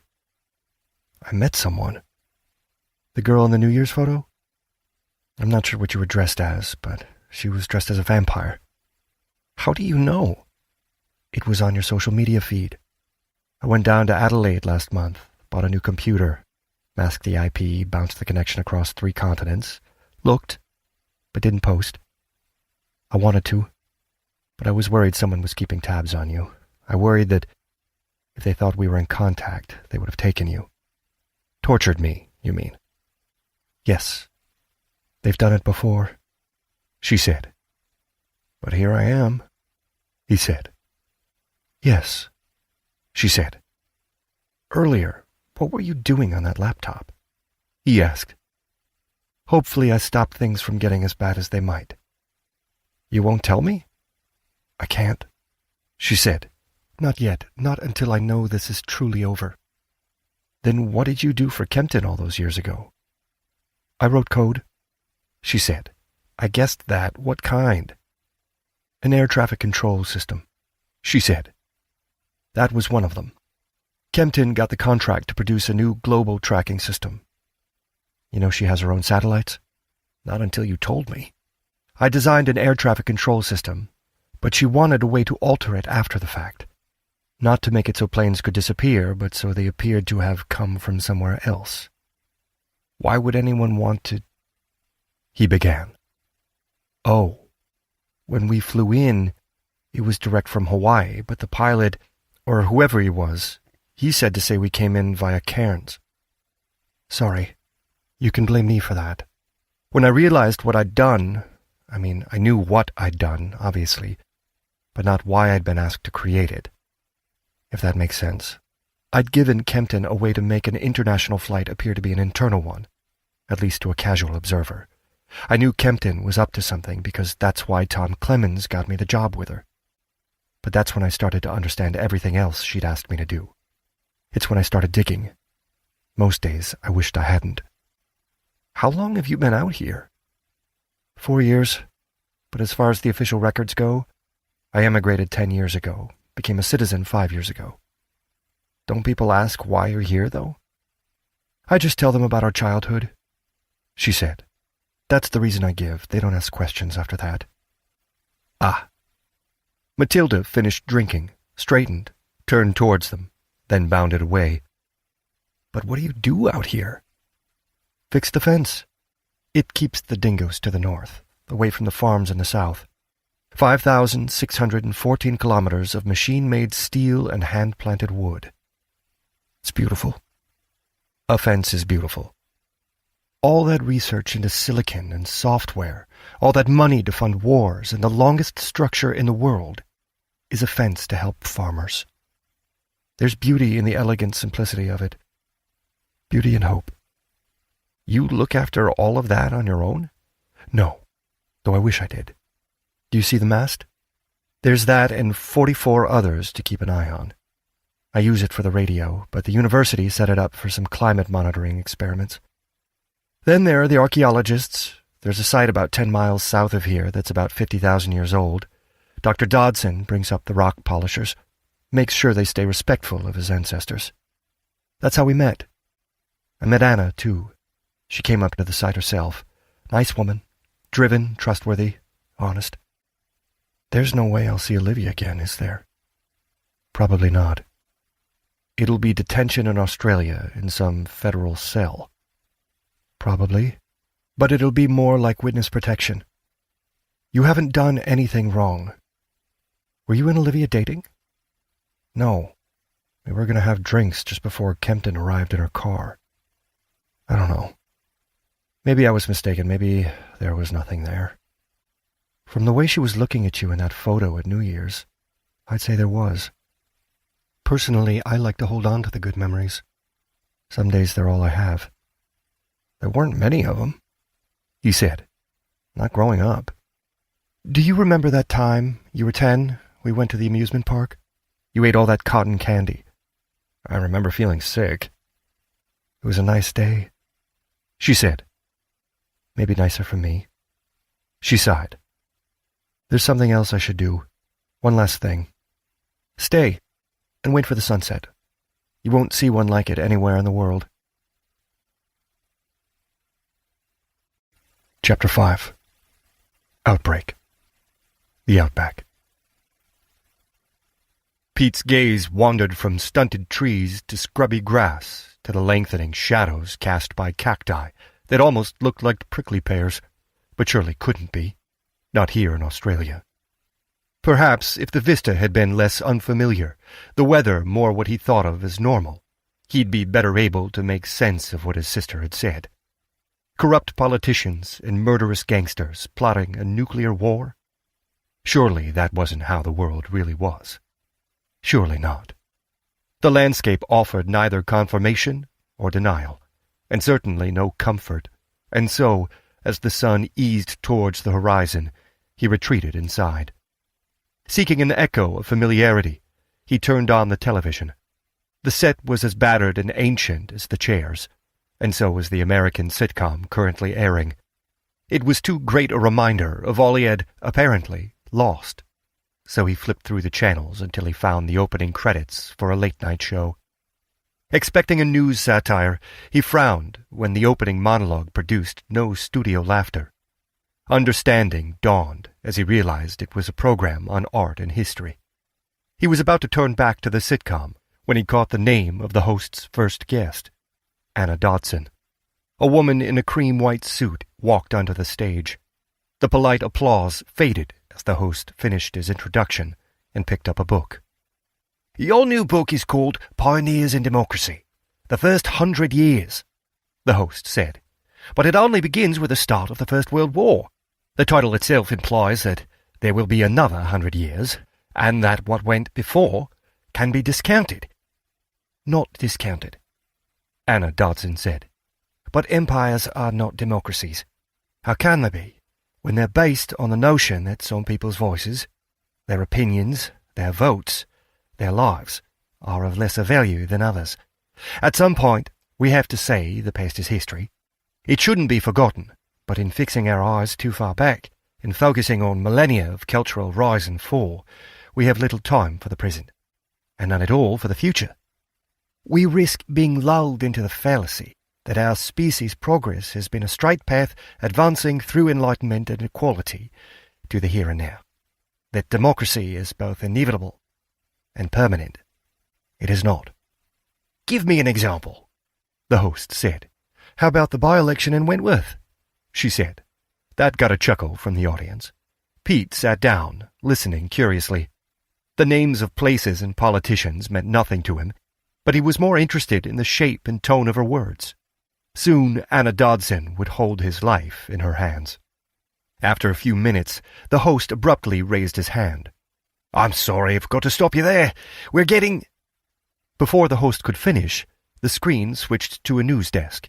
Behind it sat a disheveled anchor, still adjusting her microphone, a sheet of tissue paper stuck beneath her collar. She snatched the paper away as she turned to the camera. There was a moment of silence as she scanned the words on the teleprompter. She licked her lips, nodded, and began. Reports are just coming in of a viral outbreak in Manhattan, New York, she said, her voice trembling. She coughed, clearing her throat. It's currently 7:31 there, local time. Eyewitness accounts and video footage being uploaded to social media appear to show... She paused, took a deep breath, and continued. Appear to show infected people attacking one another. No official confirmation has been received, nor an official diagnosis. So far it has been confined to... But Pete had stopped listening. It was the start of some movie. That had to be it. He reached for the remote, thumped the buttons, and when nothing happened, got up and found the button on the set. When he saw a sitcom playing on the next channel, he relaxed. It was a movie. That was all. A weird one, sure. For it to begin with an interview with a real politician. They must do things differently in Australia. He flipped to the next channel and saw what appeared to be shaky phone footage of a man staggering along the sidewalk. Skinny, with clothes to fit, his jacket and shirt were almost shredded and entirely covered in blood. More blood covered his face, utterly obscuring his features. A few yards in front, the door to a coffee bar flew open. A woman in a green pantsuit, headscarf, and heels ran out, her eyes fixed on what was still inside. Her foot slipped, and her left high heel spun from her foot. She slipped, falling to hands and knees. The blood-covered man reached out to help, but seemed to trip and fall on top of her. But he hadn't fallen. He'd lunged, mouth open. His teeth tore into the woman's flesh as his hands grabbed and clawed. The footage abruptly cut out, and the image switched back to his studio and an ashen-faced anchor. "Pete, watch this," Corey said, and Pete jumped. He'd not heard her approach. She placed the laptop in front of him. "Is it New York?" he asked. "Yes. I think I've just seen it," he said. "It's fake, right? A hoax, it's not real. What do you think?"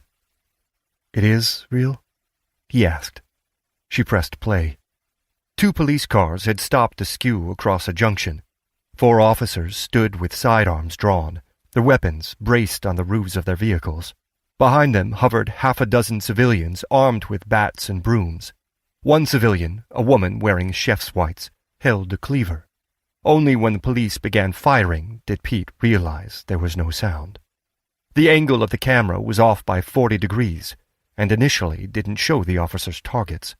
The screen moved, blurred, then refocused on 24 blood-soaked figures staggering along the street. In suits and skirts, jeans and workout gear, there was no uniformity in their clothing, or ages, only in the blood coating their snarling faces. A police officer began wildly gesticulating. Perhaps it was an instruction to stop. Perhaps it was something far more primeval. The cops opened fire. The lurching figures staggered as bullets impacted against their chests, their arms, but they kept moving. Then one fell. "Headshot," Corey whispered. "It has to be a headshot." Another fell, but the remaining monsters marched closer, with ever more slouching into frame until, abruptly, the screen went blank. "What happened?" Pete asked. "The guy with the camera decided to stop recording and run," Corey said. "What's going on, Corey?" Pete asked, not really expecting an answer, but simply voicing his confusion. It looks like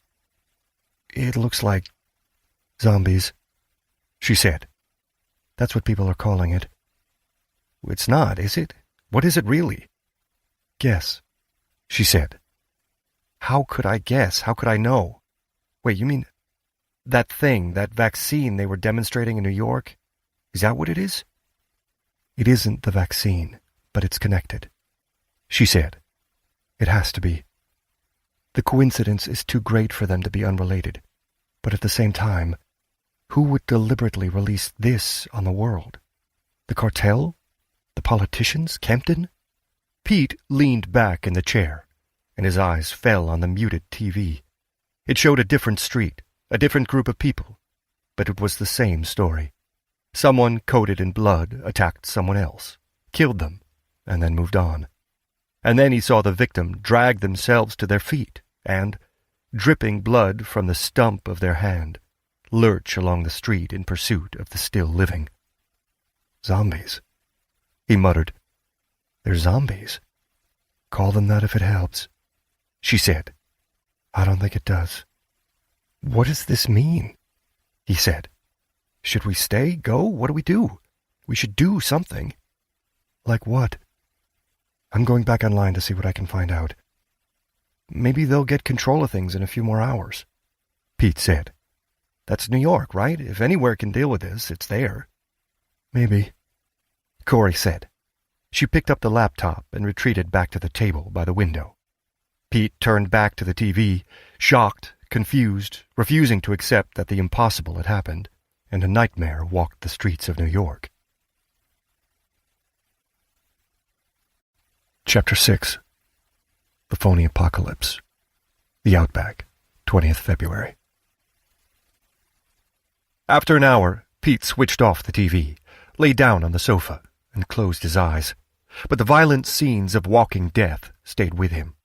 He sat up, turned the TV back on, but walked over to the window, watching the darkness outside. There were stars, and he wished he'd learned their names. His eye was caught by the radio mast's red and white blinking lights. He wished he'd learned how radio worked, or TV, or anything and everything. It truly felt as if he'd never now get the chance. He returned to the chair, the television, and to the same scenes repeated over and over again. As the Australian night headed towards morning, and the American day moved towards night, the footage was edited, trimmed, and sanitized. The anchors were replaced with calmer voices, but that didn't change the reality of what they were reporting. Nor did the new and more professionally shot footage offer any hope that, with time, the authorities in New York were getting the nightmare under control. It became clear that no one knew precisely where and when the outbreak had occurred. Even he knew that was the first step to containing the horror. He fetched himself a glass of water, then poured one for Corey, and took it over to where she was still sitting by the window, hunched over her laptop. "How bad is it?" he asked. "It could be worse," she said. "They're stopping it?" "No. I mean that it's getting worse, but it could get worse still. The police and military are acting against one another. One group will set up a barricade, and another will be told to abandon theirs. I think they're receiving contradictory orders." She leaned back and rubbed her eyes. "Sometimes people are infected and turn immediately. Sometimes they don't. Does that mean they're not infected? That some people are immune? Or is that wishful thinking? It's too early to tell. Have you seen any just die?" Pete asked. "On the TV, they've shown clips of people with arms missing, with open, oozing wounds that should mean instant death." "No. So far, only those shot in the head haven't risen back up. It spreads through saliva, I think. Through bites. Maybe through touch, I don't know. It's too soon to know anything. There's no real information in what the government is saying. In anything any government is saying. How could there be? It doesn't appear to be airborne. It might be, for all we know, but I don't think so. But that's one way this could get worse. Another is a collapse of the electricity infrastructure. The internet still works. The data centers still have power. People are still uploading footage to social media. Comments, too, but I'm ignoring those. There's too much rumor, too much speculation. It's hard to tell how far the outbreak has spread. You mean it's beyond Manhattan? It's beyond New York State, she said. They're talking about destroying the bridges and tunnels, cutting Manhattan off. But they've left it too late. What about South Bend? He asked. I don't think it's reached Indiana yet, she said. But it will. Because people don't turn symptomatic immediately. They get in their cars and drive. A few hours ago, they were still getting on trains. I think the airports are closed, but if there's a plane on a runway and a pilot wanting to flee, how would they stop them? And other than watching, there isn't anything we can do. Life goes on, even now, which means we've got chores to do. Can you take some water out to Matilda? We had a little rain at the beginning of the month, but then this front moved in and summer returned with a vengeance. If we don't give her water, she might not find it. I'll see if I can find you some more clothes. We'll have some breakfast, take it from there. He filled a jug with water and took it outside, and into a world that was already heating up as the sun dragged itself up into a cloudless sky. Sweat blossomed on his neck, threatening to turn to a waterfall as it trickled down to the small of his back. He was in an oasis, literally and figuratively. Though, considering hell had been unleashed a few thousand miles away, it was better to think of the calm as a mirage. Matilda waited near her trough. As Pete took a slow step towards her, the kangaroo backed away, giving him a suspicious look. "Just bringing you water," he said, cautiously filling the trough. When he was done, he stepped back. She hadn't moved, but had seemed to relax a little. Her head was cricked to one side, her hands loosely resting on each other in front of her chest. He backed off, but only when he was 10 yards away did she bound toward the trough. In that moment, the anthropomorphic features once more became those of an animal. "Okay, you're a weird creature," he said. She cricked her head towards him. "Weird but cool," he added quickly. "Different, I mean. This is not how my morning usually goes. Usually I wake, make coffee, go for a shower, drink the coffee, get in the car, and go to work. Olivia brings breakfast to work, you see. Has done for the last 6 months. Huh. Never really thought about that before. She always brings me breakfast. Lunch, too, sometimes. Says I eat too much cereal. But that's not why, is it?" Matilda returned her attention to her water trough. "Olivia would sure like a photo of this," Pete said, and retreated another few steps, looking down to see where he was putting his feet. A black spider with a red stripe splashed across its back was sidling up his boot. Remembering the poster inside, he danced and shook, kicking the spider free. The sudden movement startled Matilda, too, and she jumped back a few paces, glared at him, then bounded away across the red ochre plain. Pete quickly retreated back inside. "Everything okay?" Corey asked. "I saw a spider," he said. "I think it was this one." He pointed at the poster. "A mouse spider." "No way," she said. "Not out here." "It had red markings on its back," he said. "How big was it?" "About an inch. Then it was probably a redback." "Oh, okay." Then he saw that redbacks were on the poster, too. "The spiders don't bother you?" he asked. "They used to. Growing up, you were terrified of them." "Then I finished growing up," she said. "What's the point of being afraid of them? They're not afraid of us. They're not aware of us. Besides, I've got a fridge full of anti-venom. Just remember Rule 1. She pointed to the carved wooden board above the door. "Always check your boots before you put them on. And remember Rule 2. Always remember Rule 1 when you're in the bathroom. Check the toilet bowl, the sink, the shower." "Seriously? I wish you'd told me that yesterday," he said, looking at his feet. "Who came up with the rules, you?" "Dr. Dodson. He has a string of them he tells the archaeologists when he brings them up here. He adds more each time." "You mean he makes them up?" Pete asked. "I'd say it was more that he adapts them for his audience, but rules 1 and 2 never change. They're not really about the spiders, but more about making people remember this isn't the city, and it's not the coast. The outback can be a dangerous place for the complacent." "Does Dr. Dodson come here a lot?" "More, since he was meant to retire. He trained as a pilot first, then as a nurse. Doctor's just an honorific, a courtesy, a sign of respect. A couple of years ago, they made him Doctor Emeritus of the entire Flying Doctor Service, in the hope he'd get the hint and retire. But then his daughter got elected to Parliament. They don't mind him sticking around now, not while they're applying for more funding. We've got instructions, though, over the radio. The zombies have reached Australia? No, I don't even think they've reached the Pacific, she said. They want all tourists in from the outback. They're shutting down some mines, too, and they've issued instructions to the cattle and sheep stations, but they're not our problem. The tourists are. Do we have to go look for them? Not yet. The Flying Doctor, the Flying Padre, the mail planes, they're being sent up to make sure that the remote hamlets all know what's going on and find out who's traveled through there over the last few days. A message is going out over the radio as well, on all frequencies. We're a refueling stop, and we've just got to make sure anyone who passes through has enough diesel to reach Tibabura. If they need petrol, they're out of luck, and they're to wait here.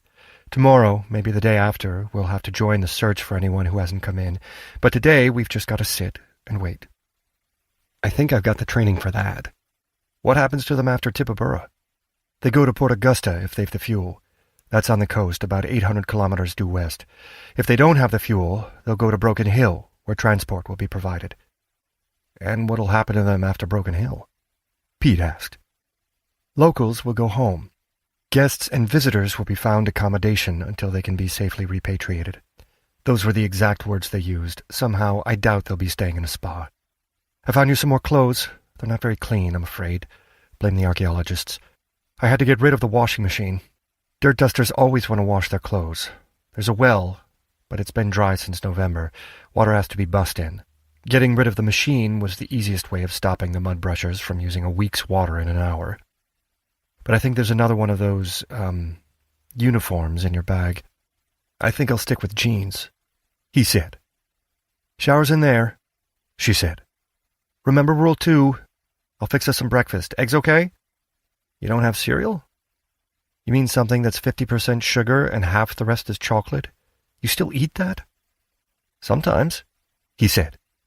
Not always. Eggs and oatmeal, that's all I have, she said. But there's a shop down the road if you want to buy something different. It's only a 2-day walk. Eggs would be great. The shower wasn't. The water cut out while he was still covered in soap. No matter which way he turned the handle, no more flowed. He stood, naked, dripping soap and suds, enjoying the cooling feeling of the water evaporating. Then he remembered the spiders, hurriedly wiped off the soap, and dressed in the borrowed jeans and not clean shirt. The water stopped, he said. Oh, sorry, Corey said. I should have said, again, blame the archaeologists. I had to install a timer. 2 minutes is all you get. It resets after 5 if you wanted to jump back in. No, I'm cleaner than the clothes, and that's clean enough. She turned off the small stove and put the eggs on the plate. He took his and followed her over to the table. No more news? He asked, pointing his fork at the open laptop. No new news, no, she said, closing the computer's lid. It's good to see you, he said, despite everything. I know. It's good to see you, too. I wanted to see you before, to say goodbye. Why didn't you? Why not a postcard or something? He asked. Before I disappeared, I went to a journalist, she said. Before that, I dug. Each day I went online. Each night I traveled. Planes, trains, buses to different states, different countries, different continents. I wanted to go to the authorities, but whom could I trust? The cabal controls too many people in too many senior positions in law enforcement. So does the cartel. Kempton has her own people, and though they're not as violent, they're just as bad. Tom Clemens is... He's just like me, really. You've mentioned him before. He's the guy who got you out of trouble when we were kids. He's a man with his own agenda, Corey said. And yeah, he wants to stop all of this too. But he's just one man. To bring down these people, you'd need an army. I didn't realize that. When I decided I couldn't trust the police, I went to a journalist. I arranged a meeting in a parking lot in Portland. She didn't know who she was meeting. I was just an anonymous tip. I'd fed her a little information, enough so she knew I was for real. I'd picked the spot because of the cameras, all wirelessly linked to a control center out of state. I was lurking on the roof of a convenience store opposite, waiting, watching. I saw the journalist arrive. A few minutes later, a second car arrived, but it stayed outside the parking lot, just out of sight of anyone inside. I thought it might contain a photographer. Our deal was that she should arrive alone, so I texted her to say the meeting was cancelled. She got back in her car. As she drove towards the exit, the people in the second car opened fire. 117 rounds hit her vehicle. 19 bullets hit her. She died almost instantly. Meanwhile, on the other side of town, her editor and his family were burned alive in their home. The sub-editor, an assistant, and the owner of the paper, they were all killed, all on the same night. Wait, I remember that. They said it was a local drug gang out for revenge after an investigation into their activities had been published. Didn't someone even confess? Turn witness or something? Sure, they were told to. It was the best way to throw everyone off the scent. That witness got murdered before the trial, but they had the video testimony to secure conviction. 89 people were rolled up in that investigation, all part of one gang or another, but none of them, other than that witness, had anything to do with the cartel. And it was the cartel who killed the journalist. That's who was in the car. That's how they work.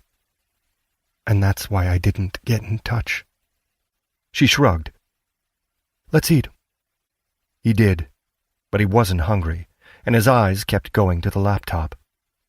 This outbreak, it's connected to Lisa Kempton, isn't it? She laid her fork down. Connected, yes. But she can't have been behind creating the zombies. I don't think so, Corey said. They kidnapped sick people to use as test patients, then took them to a lab in England for the trials. I won't say I'm certain of anything, but I'm reasonably sure she thinks the vaccine was real. Then who is behind this? I don't think it matters, she said. Not now. Even so, we should tell someone, he said. Whom could we tell? She asked. Anna Dodson, he said. You wanted me to tell her everything about Kempton, so if you trust her with that, we can trust her with this. She could tell the Prime Minister, and he could get word to the Australian ambassador in Washington, and so to the White House. What word? Corey asked. What precisely do we tell Anna? That there was a conspiracy? Yesterday, Kempton's wealth became worthless. The international drugs trade is dead. There are still the politicians, I guess, but who cares what senators and ministers say? To stop the outbreak requires roadblocks and checkpoints. That's a job for local police, state troopers, National Guard commanders, and citizens with an ounce of sense. That's who's going to stop this, not some order from the White House. Even so, he began. She raised a hand, cutting him off.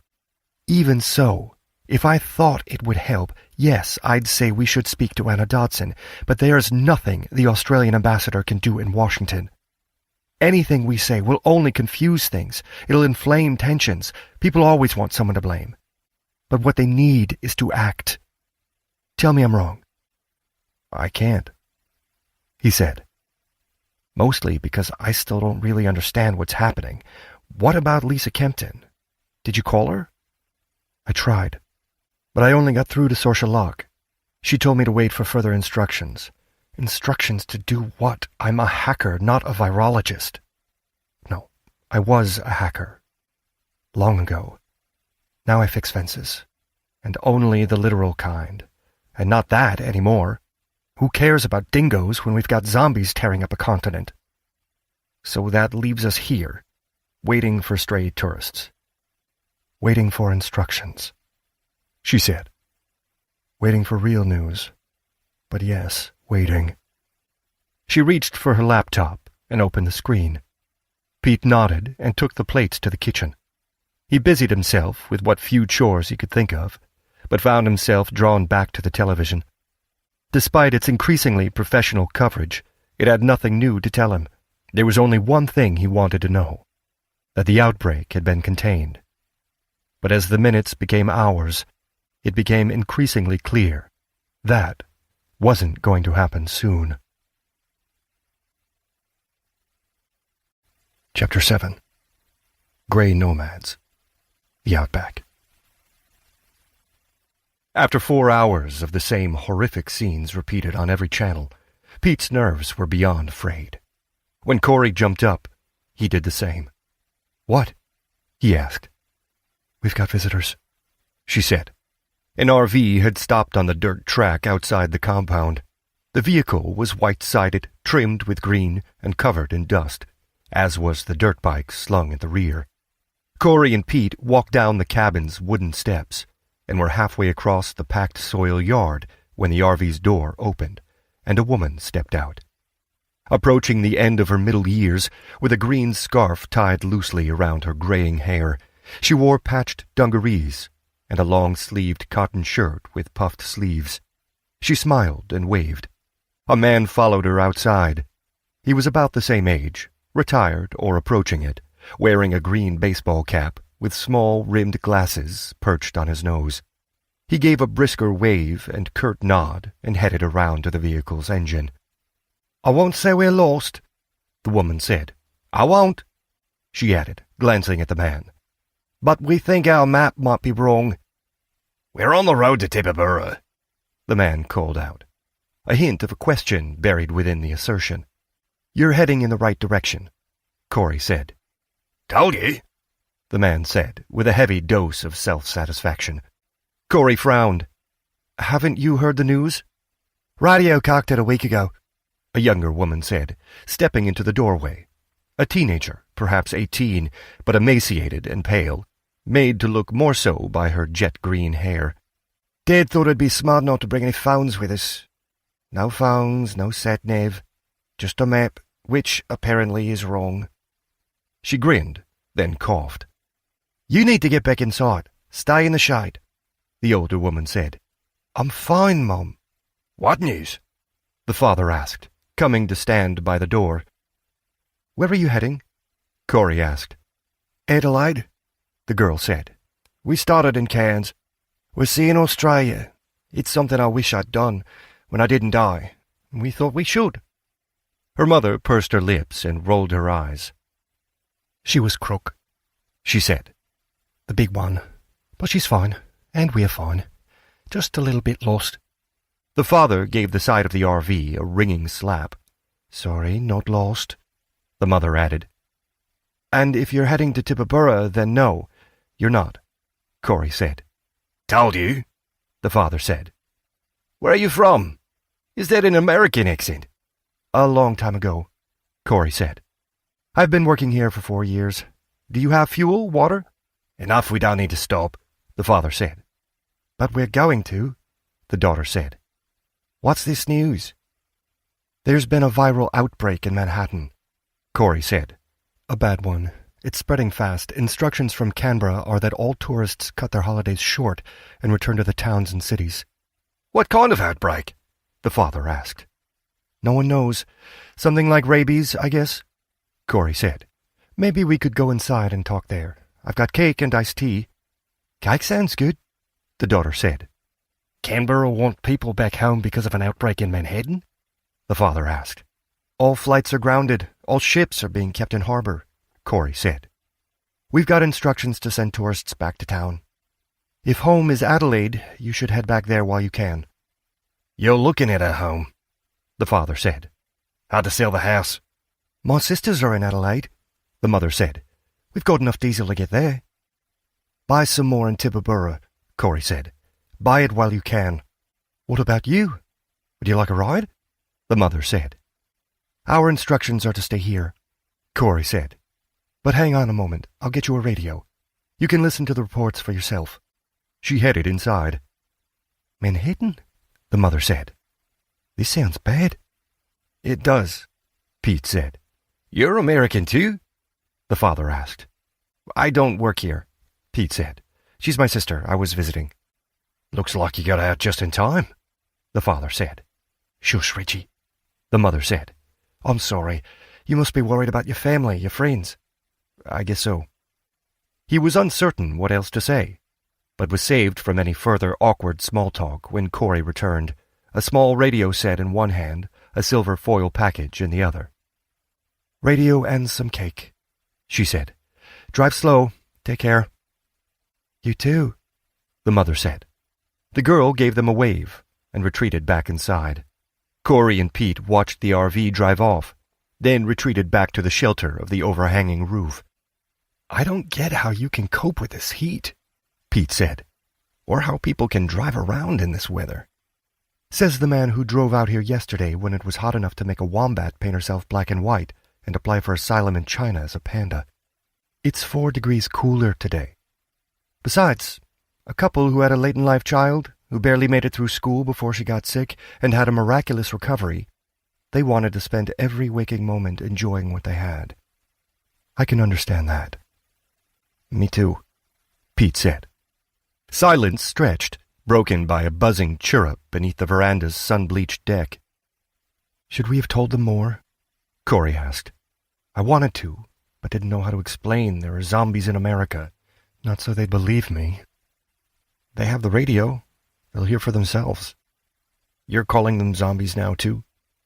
"Not just me. Online, everyone is, and there's comfort in saying they're monsters rather than people." "It's getting worse, then?" he asked. "With every minute. It's spreading, and beyond the borders, Canada, Mexico, even France, though that might only be a rumor." "France? How to get there?" "By plane, I hope. The alternative doesn't bear thinking about. There were reports of people who were bitten but didn't turn. A lot of them.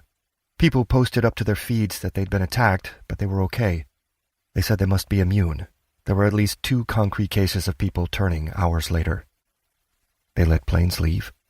he asked. "Private jets, sure. Or maybe pilots took off without clearance. Or maybe I'm wrong. Maybe these new outbreaks were as deliberate as Manhattan, or just as random. I don't know which, and I can't see how I can find out. The internet is breaking. No one is showing up for work, either in data centers or power stations. They don't require much maintenance, but they do require monitoring, and no one is doing that. The dead man's switches are kicking in and places are powering down. It's only a few sites right now, but it'll cascade." I took a look at South Bend. "You did? How is it?" "I found the cameras outside the courthouse. Things seem okay. Quiet. I guess people are staying at home." "Could you find Olivia's house?" "I know the address." "Physical addresses don't mean much in the digital world. Do you have her phone number?" "On my phone, but that's still on the plane," he said. "Oh, well, I could try to find her. It might take some time, and I might not be able to." "I guess it's better not to know." "Probably not." Chapter 8. The Nightmare Begins. The Outback. 21st February. Their childhood was a minefield littered with too much sadness and pain to be retrodden. While Pete's recent past was an uneventful catalogue of routine drudgery interspersed with brighter moments, generally featuring Olivia, remembering her only summoned worries over the unknown nightmare she faced. And so, as the scorching afternoon turned into a baking evening, conversation became more subdued. Corey's trips inside grew longer. The summary of the news she learned grew shorter, but all the grimmer for it. The outbreak had spread far beyond America's borders, but so had the efforts to contain it. The race had begun, and only time would tell who would win. Near sunset, Matilda returned. Pete filled her trough, but when the kangaroo sprang away into the darkening, empty expanse, he retreated back inside, seeking the familiar comfort of the television.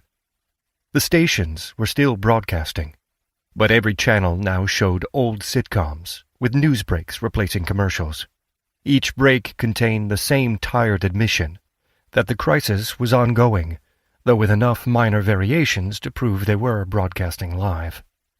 The fans' labored whine nearly drowned out the television, but he'd seen the show so often he knew most of the words. He stretched out on the sofa, watching the familiar scene, wondering whether the choice of a sitcom set in New York was a twisted joke or an oversight. At the next break, he sat up. It was a news anchor and a new graphic. He switched off the fan, leaning forward as the blades slowed and silenced, but the anchor wasn't reporting anything new. Planes and ships were being prevented from leaving, and arrivals were being quarantined. He'd known that. Rather, Corey had. The sitcom resumed. Sweat was already beading on his forehead and back. He turned the fan back on. Yes, Corey had said that planes weren't being allowed to leave. But had that been widely known? Perhaps not. But did it matter? Probably not. He leaned back in the chair and let the familiar sitcom send him to sleep. A screaming roar shook him awake. He stumbled from the sofa, orientating himself by the TV's dim glow. Corey was already sprinting for the door. Pete grabbed his boots and ran after her, while the roaring and shaking continued. "Planes," Corey said, as they stared up into the cloudless night sky. Beneath the stars, red and white lights arced through the air. 12, she counted. 14, 18, more. They're flying in formation. They're military? Pete asked. I don't think so, Corey said. They're civilian, but they're big planes, 4 engines. That's a 747. That's another. That's a Dreamliner, I think. They're flying north to south, right? Pete asked. What's that town up in northern Australia, Cairns? Could they be from there? There's dozens of cities, airports they could have come from, she began, but then one set of lights detached itself from the others. It's coming down. Must be engine trouble. It's coming in to land, Pete said. A high-pitched whine rose above the roar of the passing jets as the stricken plane approached the ground. It's going to crash, Corey said. Pull up, pull up, pull up. It's going to hit us, Pete whispered. It's going to... But he gauged the distance wrong. The plane didn't pull up, but plowed into the dirt a kilometer to the south. The lights disappeared, replaced by a flash of flame and a thundering explosion that rocked the wooden deck. Get your boots on, Corey snapped. I'll get the kit. What kit? Boots, she said, and disappeared back inside. Feeling 9 years old again, he dragged on his boots. Above, the remaining planes continued south. The lights inside the cabin came on, as did a bank of spotlights on the roof, 2 for each compass direction, piercing the night. A second later, Corey sprinted out, a bag in each hand. Both were emblazoned with a red cross. Get the gate, she called as she ran to her 4x4. Comprehension dawning all too slowly, Pete ran for the gate, dragging it back as Corey gunned the engine and drove her truck towards him. Slowing as she reached the gate, Get in, leave it open, she said. We're going to help? Of course, she said. Shouldn't we call for help? She hesitated, glancing back at the cabin. Later. Those planes will have radios. They'll have called ahead. Someone will come, but it'll be too late for anyone except us to help. Pete jumped in, though he thought he and his sister would be too late too. From the size of the orange glow to the south of the compound, no one could have survived the wreck. Corey drove straight towards the smoking flames, and soon he could make out individual burning pools of fuel, some already spreading to trees and shrubs. This is bad, she said. We had rain last week, but I don't think it was enough. Enough for what? To stop a firestorm, she said. I wish I hadn't asked. The 4x4 bounced and clanged over rocks, spraying a fine shower of dirt over windshield and windows, reducing his view to a glowing patchwork of distant flames. With no warning, Corey slammed on the brakes. Grab a bag, she said, and threw open the door, letting in an acrid tang of burning fuel. Pete snatched one of the kits, threw open the door, and stepped into hell. A smoking aluminum strut jutted vertically upwards, a meter in front of the truck. We almost drove right into it, he said, gagging on the noxious fumes. Can you see anyone? She asked. No one, nothing, he said, peering into the smoke-filled haze. There's a flashlight in the bag's front pocket. He found the torch, turned it on, and sent the beam out into the darkness. I don't know what to do now, she said. Hello? he called, shining his beam into the smoke-filled gloom. "It's worth a try," he added, but no reply came. "People closer to the tail will be more likely to survive," she said. "You think so?" "I suppose it depends whether the tail or nose hit first," she said. "We'll look for 20 minutes, and keep an eye on the flames. If the fire looks like it's spreading, we need to leave." "Right, got it," he said. 20 minutes would be long enough, more than long enough, because he couldn't hear anyone calling for help. He couldn't even hear anyone scream. Avoiding the cloying fumes, they moved around the wreckage, illuminated by flickering flames. "Stop," Pete said, holding his light steady. "You found someone?" "An arm," he said. "I can't see the rest of the body." He shone the torch across the ground, then back to the charred flesh, still covered in torn and singed cloth. "Did they train you for this?" "Of course not," she said. "Talking helps," he added. "Someone alive might hear, and it helps me, too." "Snake bites, sunstroke, broken limbs," she said. "I patrol the fence, make sure it's in a fit state of repair. That's the job. Everything else, it's part and parcel of living somewhere remote. Is that movement over there? This way." She led him at an oblique angle for 50 meters, but found nothing more than a shredded jacket caught on the buckle of a twisted triple seat. "There's a suitcase here," Corey said. The lid had come open, revealing the items within. "They had a chance to pack," Pete said. He bent down, checking the document pocket inside the case. "Money, about $2,000 US. They came from America. Or maybe that's where they wanted to go. Hello?" she called. Again, no reply came. "We'll keep moving. Over there, towards where the fire's thickest. 10 more minutes." "We're not going to find anyone, are we?" he said. "Alive, I mean." "I'm not giving up," she said. "Not—" She stopped speaking, while her light stayed fixed on a headless corpse. 10 more minutes, Pete said, looking away, trying not to gag. "Come on, 10 minutes, then we can say we did all we could." A creaking crash came from the main part of the wreck. An unseen spar collapsed inwards, sending up a shower of burning sparks. "Hello?" Corey called. "Hello?" They walked more slowly, tracking their lights far, then close. Pete had no watch and no way of keeping track of time, but he knew when he next suggested they go back, she'd agree. And so he said nothing. He'd watched enough late-night reality TV to know someone always survived plane crashes. Although, as he picked his way through the charred clothing, flung from broken suitcases, it dawned on him that perhaps those shows only featured the crashes in which someone had survived, where the program could be framed as a story of survival rather than tragic disaster. "Pete, there!" Corey said, and began running. Pete couldn't see what she'd seen, but followed. No, there. Movement. An arm. Waving. Signaling. "Hello?" he called. "Hello?" No reply came. The survivor was in the middle of the 3 seats. To the left was a man in jeans and T-shirt. To the right was a woman in a charred cream suit. Both were smoke-stained, soot-blackened, and slumped forward, limp. But as he played the torch from one to the other, he saw the damp wounds around their necks. The survivor looked little better. His charred right hand jutted from a singed sleeve. The fingers curled open and closed.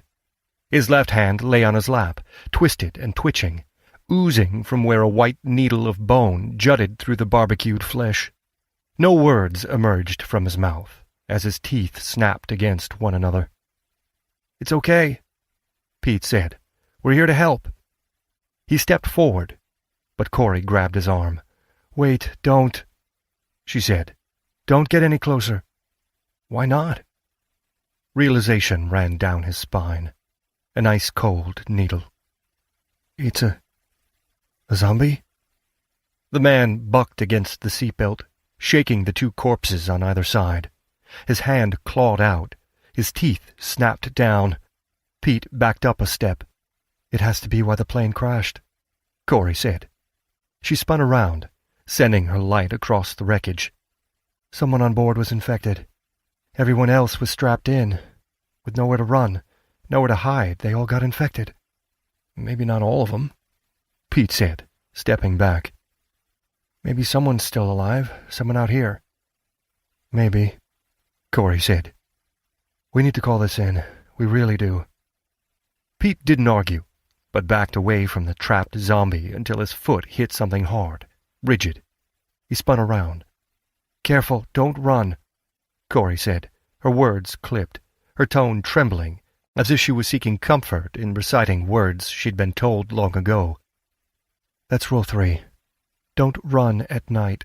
A twisted ankle can be a death sentence out here. Anything can be. Everything can be. Pete glanced behind, but he could no longer see the zombie trapped in the seat. We saw more than one plane, he said. Yes. They could all be carrying the infected. Yes. Maybe we should walk a bit quicker? Yes. A flat thud resounded behind them. Pete spun around, but only the shadows moved, flickering out of time with the flames. Where's the truck? Ahead, she said. Where? No, look, there's someone moving. She waved a hand. The staggering figure raised one in return. She's alive. They turned 30 degrees, moving more quickly towards the limping survivor. The figure slipped, falling to hands and knees, then uttered a loud and plaintive scream. "Hold on!" Pete called, but slipped himself. He landed on his knee, and as he straightened, his light caught the figure's face. "No," he whispered. "No, Corey, no, it's one of them." It was, and the zombie hadn't slipped, but had deliberately fallen onto another passenger trapped in their seat. That trapped figure had been alive, and it was she who'd screamed before being finally silenced when the walking corpse had ripped out her throat. The zombie's blood-drenched teeth glistened as it tilted its face into the light. A gobbet of flesh fell onto the bloody ruin of the recently alive corpse as it snapped its mouth open, pushed down on its twitching victim, and staggered to its feet. Clawing, snarling, it took a lurching step towards them. "Run," Corey said. She grabbed Pete's arm and hauled him back and sideways. Lights bouncing before them, they bounded through the wreckage, around the burning fuel, across the charred scrub, avoiding a burning tree, and all the time Pete looked for the lights of their truck. "Do you know where we're going?" he yelled. "Keep running." So he did, and saved his energy for that. "There," Corey said, pointing 20 degrees to their left. "The truck." Pete turned his head, almost fell, righted himself, and saw the lights over 100 meters away. It was an exhausting sprint, leaving him breathless when he reached the vehicle. "Inside, inside!" Corey yelled, throwing open a door. Pete grabbed the rear door, diving inside as Corey jumped into the driver's seat. Pete pulled the door closed, and he saw the shadowy figures illuminated by the growing fires. Dozens of them, marching, walking, staggering, tripping, crawling towards the truck. Corey started the engine, stuck it into reverse. "Are they running?" "I can't see," he said, dragging himself up from the footwell to a position behind the passenger side seat. "No, they're not running, but they're following. Wait, you mean they can run?" "I hope not." She spun the wheel and drove the truck forward, taking it in a wide arc until finally it faced the compound. "They can't run. In none of the footage I saw did they run. We're okay, we're safe. How far to your cabin?" he asked. "Forget that. We're going to Tippabura, and then we'll keep going. Are they still following?" He peered through the rear window screen, but couldn't see anything except a few meters of dust. The car abruptly swerved to the left, hurling Pete across the back seat. "Damn the Rule 5, Corey said. "Tires are gone. Must have hit something. You okay?"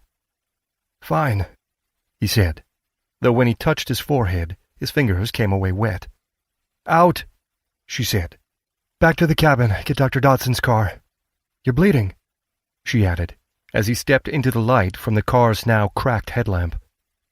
"I'm fine," he repeated. "Cabin, car, and get the hell out of here, right?" "Right." They trudged through the dust at a quick walk. "Rule 3, she said. Don't run at night." She shone her light backward. "Damn. We left the bags in the truck." "I'm not going back," he said. A shadow cut across the vehicle's headlight. "Me neither. They've reached the truck," she said. "So soon?" he asked, glancing around. He could make out the shadows, and they were moving, following, and then he realized, "It's different ones, isn't it?" "There's a whole plane of them," Corey said. "I think I can manage a jog," he said. "No. Twist an ankle, we die," she said. "We have to stay ahead of them, that's all." "I can manage a bit faster, though." Even so, it was another 5 fear-filled minutes before they reached the compound. "Wait here," Corey said, and ran inside. Pete leaned against the open gate. He was exhausted, sore, battered, too shocked to be scared. Another 5 minutes, and they'd be in the car, 10 miles down the track. An hour later, they'd be in Tippabura. But why stop there? They could keep going, driving as fast as they could until the fuel ran out. The spotlights on the cabin's roof stretched 200 meters into the outback, and there, at the furthest extreme, he saw the shadows move. "Hurry!" he yelled, grabbing the gate, uncertain whether to close it or not. The shadows drew closer. "Corey!" he yelled. Still she didn't come. He counted a dozen figures now, heading up the track to the compound, no more than 100 meters away. 80 meters. 70. He grabbed the gate and was about to close it when Corey ran outside, sprinting for Dr. Dodson's car. 50 meters. The car's engine whined, spluttered, died. 40 meters. The shadows drew nearer, coalescing into the shapes of people. Marionettes in charred clothing. Scalps burned of flesh and hair. Arms were missing hands, and in one case, a torso was missing its arm. They moved awkwardly, jerkily, but inexorably. 30 meters. 20. He turned around as the car's engine roared into life. Corey drove it up to the gate. He reached for the door and looked out at the ground beyond the open gate. The nearest zombie was 10 meters away, with over a dozen others close behind. Too close. Far too many. And far too close. He ran to the gate, shoving it closed. "Pete!" "No," he said, just as the first zombie launched itself forward. It staggered and tripped, falling face first on the ground, but its outstretched hand caught against the gate's chain link. "No," Corey echoed as she got out of the car. "We were too slow. Damn Rule 3. Chapter 9. The compound doesn't make a castle. The outback. Another undead passenger slammed into the gate. He was a man, or he had been, and wearing a tie. The other shreds of fabric had surely been a suit, though the clothing was so burned it was impossible to be certain. The zombie's feet were shoeless, removed during the flight or lost in the crash. His arms were now flat by his sides, scrabbling and twisting as he pushed against the gate. "Pete, throw the bolts!" Corey called, and Pete came back to himself. He slammed one bolt home, then another. The gate rocked as a second zombie reached it. A woman missing her nose and one eye, blood coating her thin blouse. Pete looked for more bolts, for padlocks, for something with which to better secure the gate. "What now?" he asked, but Corey had gone. The undead woman answered him instead, letting out a guttural gasp. "Are you alive?" Pete asked. "Can you understand me? Can you even hear me? Are you still in there?" But he got no reply, only another clang as she clawed at the gate. The first zombie, who'd fallen face first in the dirt, began hauling himself up the chain link. Him, or it. Pete took a step back, the question forgotten as the next living nightmare trampled onto that first creature's back. This new zombie had to be an it, because no human could survive such injuries. Blood oozed from the stump below its elbow. Charred skin flaked from its broiled face. Pus seeped from the ragged hole that had once been an eye. Yes, it. The distinction hardly mattered, offering a narrow emotional distance from the monsters, though no safety from the growing mob pushing and shoving at the creaking gate. But the gate was holding. For now. "We should have taken our chances in the car," he said. "No," Corey said, Pete swung around. He had not heard her return. "You were right. We wouldn't have gotten through them. Stand back." She held a rifle, the same weapon she'd been carrying when they'd first been reunited, and a gun he'd forgotten she had. Instinctively, he relaxed. For all their numbers, for all their terrifyingly inhuman implacability, they weren't unstoppable. He'd seen it in one clip from America after another, of police and civilians firing from hastily arranged barricades, felling the unarmed, unthinking monstrosities. Corey raised the rifle, then lowered it. "They're not people," Pete said. "They are," she said. "Or they were, not very long ago."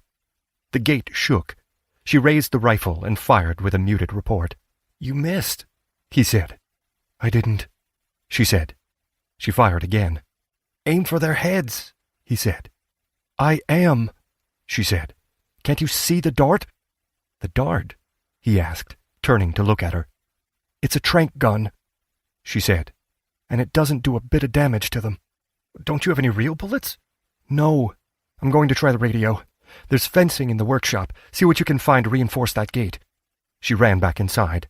With one last look at the growing pack of zombies behind the shaking gate, Pete gratefully turned away and sprinted over to the workshop. Fencing, he muttered, glad to think of anything other than the impossible nightmare a few meters away.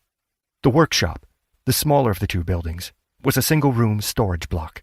A humming generator took up most of one corner.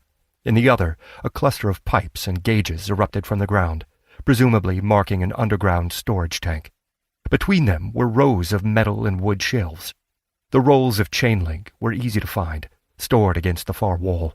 He grabbed a coiled loop and carried it back outside, not looking at the undead as he dumped it near the gate. He ran back into the workshop, scanning the boxes of bolts and nuts, the stack of fence posts, the shovels and picks, looking for something with which to secure the fencing in place. "Time, you're running out of time." He grabbed a loop of electrical wire. It wasn't ideal, but it would do for now. Except it soon became clear it wouldn't. On his third attempt to loop the wire through the chain link, he gave up, hurling the wire to the ground in frustration. When he approached one side of the gate or the other, so did the undead. When he reached forward to thread the wire through the gate, the undead reached out themselves. Their clawed fingers curled around the chain link, and once around the wire, while their snapping teeth pushed against the taut links. "Maybe build a second fence," he said, speaking loudly to drown out the rattling wheeze of unbreathed air being pushed from undead lungs. Building an interior fence would take time. The gate was holding, but for how much longer? "Better to do something than nothing," he said, and ran back into the workshop. He grabbed a fence post and carried it outside. The post was 2 meters tall, a half-cylinder of rough wood with a flat diameter of 10 centimeters, crudely sharpened at one end. The way the zombies scrummed and pushed, if he had a row of posts, the monsters would impale themselves. But to set that up would take far longer than building a new line of fence. He hefted the pole, taking a step towards the shoulder-height gate, but the wood was too heavy to use as a spear. Stick with the plan. He ran back into the workshop, increasingly frantic as the impossibility of what he wanted to do sank in. On the shelf, he saw a pair of gloves, thick canvas, not leather. Were they bite-proof? He pulled them on. Maybe it was best to try with the wire again. But if he got infected, if he turned into one of those creatures, then Corey would have to... He didn't want to complete the thought, so grabbed a pickaxe and a shovel and ran back outside. He dropped the shovel and swung the pick at the ground. The constant passage of feet and car had packed the dirt tight. The pick barely made a dent. He swung again, with little better result. The cabin's door flew open. Corey ran outside, but not over to him. She sprinted to the awning under which the cars had been parked, jumped, grabbed the roof, and hauled herself up. "What is it?" he yelled. "Secure the gate," she said. "But how?" He hefted the pick, looking at the gate and at the monsters behind.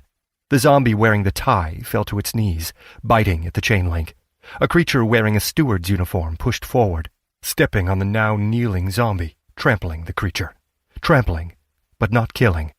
The tie-wearing zombie, now on the ground, clawed at the gate, its fingers coiling through the fence. Time was running out.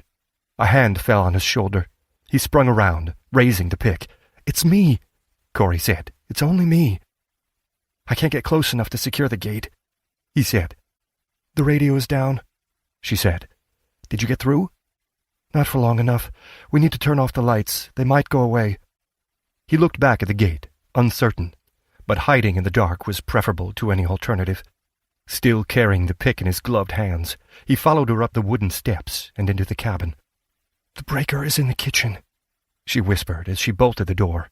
He kept his eyes on it as he backed after her into the small room. A moment later, everything went dark. You called on the radio? He whispered. I was cut off, she said. She pressed a torch into his hand. Hold this. No, switch it on first. Hold it so I can see your head. You were cut. Okay. She took a small first aid kit from a cupboard, opened it, and took out an antiseptic wipe. It's just a cut, she said. A cut, not a bite. I hadn't even thought of that, he said. Then don't, she said. What was that you were saying about being cut off? The mast outside, that's the antenna. Power comes from the generator in the workshop, but the insulated cable runs along the ground. I started digging a trench, but they didn't give me a cable long enough. It hasn't been a problem. Matilda dislodged the cable once, but it only took a minute to reconnect it. There. You're bandaged. That's the best I can do. You need a couple of stitches, but they can wait. Thanks. What about the sat phone? That works, but no one is answering. There was just a recorded message, Sociallock's voice saying that the master code had been reset to 01/01/1980. What does that mean?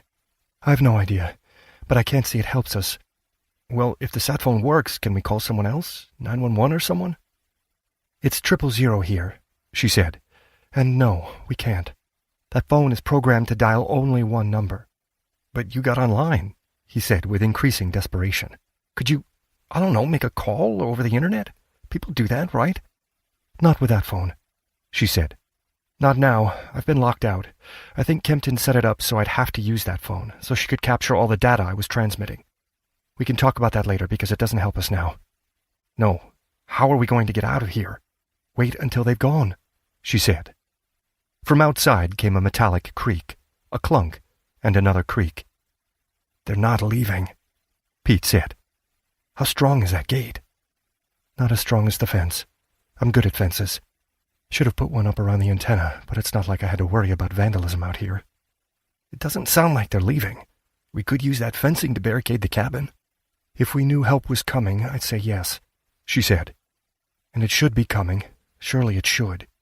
But there were all those other planes. If they've each crashed somewhere between here and Melbourne, they'll deal with the wrecks near the more populated places first. You don't get much more remote than this. It might be days before someone comes. We don't have that long. Can we cut a hole in the fence and run? He asked. How far is civilization? If you mean a phone or radio, there's a cattle station 20 kilometers away. They shut it down last year, but they had someone keeping watch on the place over the summer. Beyond that, it's Tippabura, but that's 40 kilometers away. It's dangerous to run at night and won't be much safer during the day. It's 20 degrees out there, 68 Fahrenheit. Come sunrise, it'll get worse. If the wind picks up, we might be out bracing a firestorm. We need to drive. We need to kill them, don't we? He said. I think so. Kill enough we can drive away. And before more arrive from the wreck, he said. He lifted the pickaxe. I was okay with you shooting them, and I was okay letting them impale themselves. They're not people. Not anymore. I can do this. Chapter 10.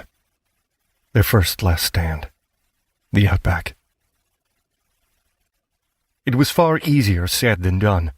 Pete forced himself outside, pickaxe and torch in his hands. He swept the light across the gate, then the fencing on either side. The few minutes they'd spent out of sight had done nothing to dispel the mob. 6 pushed against the gate, another 5 scrummed for position behind them, with at least 2 squirming along the ground. 3 more were hard against the fence to the left of the gate, 2 on the right. About 20. Shouldn't be too much of a problem, he said, hoping if he sounded confident, he might start feeling that way too. Except he stumbled at the next hurdle when he found no way to keep the torch pointing towards the undead while he swung the pick. When he placed the light on the ground, it shone on the zombie's legs. In some ways, that was better, as he had fewer gore-coated faces of the recently living as a distraction. He hefted the pick, giving a few practice swings. It was a heavy tool, with a point on one side of the head, a broader levering blade on the other. On his first practice swing, the tool twisted in the air. He tried another testing blow, and another, and knew he was only delaying the inevitable. The top of the gate was at shoulder height. His shoulder, not that of the slouching undead, but two of them had managed to get their arms over the top. One arm reached out towards him. The other was braced at a 30-degree angle above both his head and the zombie's. Even in the fragmented shadow light cast by the torch, he saw it was the steward. Before more doubt could set in, he swung the tool up and over his head. The pick sailed through the air, missing the zombie's head by a feather's width. The wooden shaft slammed into the gate with a tremulous gong. He pulled the pick back, and almost lost it as the zombie's outstretched hand curled around the shaft. He swung again. This time his aim was true. This time the pick sank deep into the zombie's skull, and it stuck. The zombie went limp, fell, and took the tool with it. Monster and pick clattered to the ground on the other side of the gate. A second later, the body was lost beneath the feet of another zombie who pushed itself into the gap. "I filled 2 bags, Corey said. "I lost the pick," Pete said. "What bags?" 2 bags, with water and some tools we can call weapons, hammers and things, whatever I could grab. They're on the porch. If we have to run, inside or out, grab one." "Right, got it. I'm going to get another pick." "I only had one," she said. "Oh, sorry." She drew a hunting knife, held her torch in the other, walked over to the gate, and stabbed the blade through the links. Missed. She lined up her blow again, and hissed in triumph as the blade sliced through a zombie's eye. "Did you get it?" "Only its eye." She stepped back as the blinded zombie swiped at the gate. "The blade's too thick," she said. "Too big for the gap in the fence. We need chisels, screwdrivers, that kind of thing," Pete said. "In the workshop," Corey said, lining up her knife to try again. Pete grabbed his torch and ran to the workshop. This would work. It was going to work. The gate rattled and shook as he sprinted back to Corey's side. He held his torch high, shining it straight into a patchwork of charred flesh. A man, maybe, or he had been a few hours before, but the heat of the crash had bubbled and cracked the skin, making the features barely recognizable as human. Swallowing hard, trying not to retch, Pete raised his gloved hand, balancing the tip of the screwdriver on the wire at approximately eye height. Without warning, the zombie smashed its head into the chain link. The blisters erupted in a spray of red-brown pus as Pete stabbed the screwdriver at its face. He missed its eye, plunging the tool into its cheek. The zombie twisted its head, ripping the hole into a jagged gash from which a red-brown gore poured forth. Pete dragged the screwdriver free and stabbed again, but the zombie had stepped back. "Third time's a charm," he said through gritted teeth as he lined the screwdriver up again. The zombie bucked forward, impaling its eye on the screwdriver. Pete stabbed with the tool, then slammed his palm into the hilt, aiming to hammer it into the zombie's brain, but the zombie moved its head back, and the screwdriver fell on the other side of the gate. Pete stepped back. "This isn't working." "I got 2, she said, "and lost the chisels each time. But yeah, we need another idea." "Can we up-armor the car?" Pete asked. "What?" "Like in that Romero movie. They turned a school bus into a tank. I think it was Romero." "I think that's fiction," she said. "I don't have the tools, and we don't have the time. Besides, with all those dead zombies by the gate, we'd need a tank to drive over them." "Let's at least turn the lights back on," he said. "No need. Dawn's coming." "Does Dr. Dodson have a rule about running through the outback in daylight?" "Probably that it's a bad idea," she said. "Worse than staying here?" "No, you're right. We don't have a choice. We've got to run. That gate won't hold. We'll cut a hole in the fence at the back, away from these zombies. Get through and run." "Maybe we could cut a hole big enough for the car," he said. "It's rough ground," she said. "I don't think we'd get up enough speed before the zombies caught us. Anyway, cutting a hole that large would take too long. No, let's just run. 20 kilometers to the old cattle station. We can manage that." 20 kilometers. Right, sure, he said. He had only the haziest notion of what that was in miles, but it was still over 19 kilometers more than he'd run since leaving high school. Yeah, I can do that. I'll get the... She began, and stopped. She pointed. Matilda. The light was still dim, the kangaroo still more shadow than shape, but there was no mistaking the silhouette. Matilda stood on a shallow incline, 30 meters from her trough. Go away! Pete yelled. Run! But the kangaroo didn't. She took a bounding step towards the water trough. No, don't, please don't, Pete called, his voice dropping to a whisper. Just go, run. Go away, there's no water, please. The kangaroo took another cautious step towards the fence. 4 of the undead were now heading towards her in an irregular line. Matilda didn't run. She abruptly swiveled towards them and cricked her head to the other side. Run! Corey yelled. Instead, Matilda jumped, balancing on her tail. Both feet lashed out, smashing into the zombie's chest. Gore flew as skin ruptured and loops of decaying intestine fell to the ground. The rest of the zombie collapsed a second later, sprawling to the dirt. Matilda hopped back, shaking one foot, then the other. Can kangaroos be infected? Pete whispered. I hope not, Corey said. The other 3 zombies lurched onwards towards the kangaroo. Matilda looked at Pete and Corey, then at the zombies, cricking her head to one side as she stood, waiting. Don't be a hero, Corey called out. Run, Matilda! Matilda bounded forward, rearing up, balancing on tail and toes so she towered menacingly above the zombies. She punched her arms out, straight at the nearest zombie's head. Perhaps the zombie's skull had already been fractured in the plane crash. Perhaps the kangaroo was just that strong. But the zombie crumpled to the ground.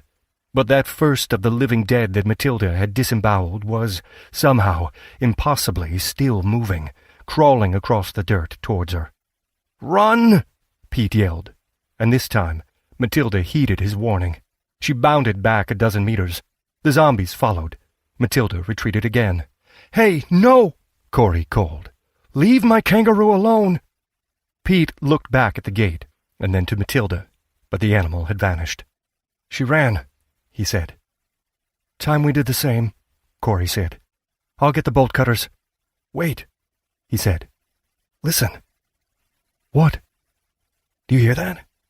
What is it? He turned south, towards the sound. It's a helicopter, Corey said. That's why she ran. 3 single-rotor black helicopters buzzed towards them. They stayed low to the ground, and as they neared, the undead stopped beating at the gate, twisting towards the newcomers. The helicopters didn't slow until they were almost overhead. Blackhawks, Corey said, waving up at the machines. Army! She said something else, but he couldn't catch it above the din. 2 of the helicopters peeled off, heading towards the crashed plane. The third hovered above them. A pair of ropes dropped from the already open door, and 2 soldiers belayed down.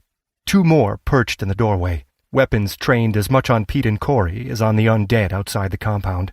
As soon as the boots of the first pair of soldiers hit solid ground beneath the rotor-swirled dust, the next 2 began their descent. Pete backed away as one of the soldiers, rifle raised, approached him. The other soldier immediately headed for the gate. Talk to me, the soldier yelled. A man, his face almost completely covered in a tactical helmet. We're alive, Corey said. Only 2 of us. There were no survivors from the crash. The zombies followed us back here. The soldier turned to Pete, weapon still raised. Talk to me. I'm alive, Pete said. Really, I am. The soldier twisted his covered head in what might have been a nod or a shake. Go! He waved them towards the ropes. One of the second pair of soldiers held them steady. The other had gone to the gate. As Pete reached the 4th soldier, holding the ropes and harnesses, he saw the man who'd questioned him jog over to the other 2 soldiers. On his command, they raised their weapons and began the methodical execution of the undead outside. Before Pete properly realized, he had a harness around his chest and shoulders. With a gut-wrenching, gravity-defying lurch, the ground disappeared, and he was hauled up to the hovering chopper. While he was still debating whether he was more likely to throw up or pass out, a soldier reached out and hauled him aboard. She pushed him into a seat and buckled him into it before pulling Corey aboard. They were safe. He was alive. He closed his eyes, letting that sink in. When the helicopter tilted and began flying quickly away, he opened them. The first thing he saw was the barrel of a rifle pointing right between his eyes. The soldier behind came more slowly into focus. She was younger than him, sunburned and sweating.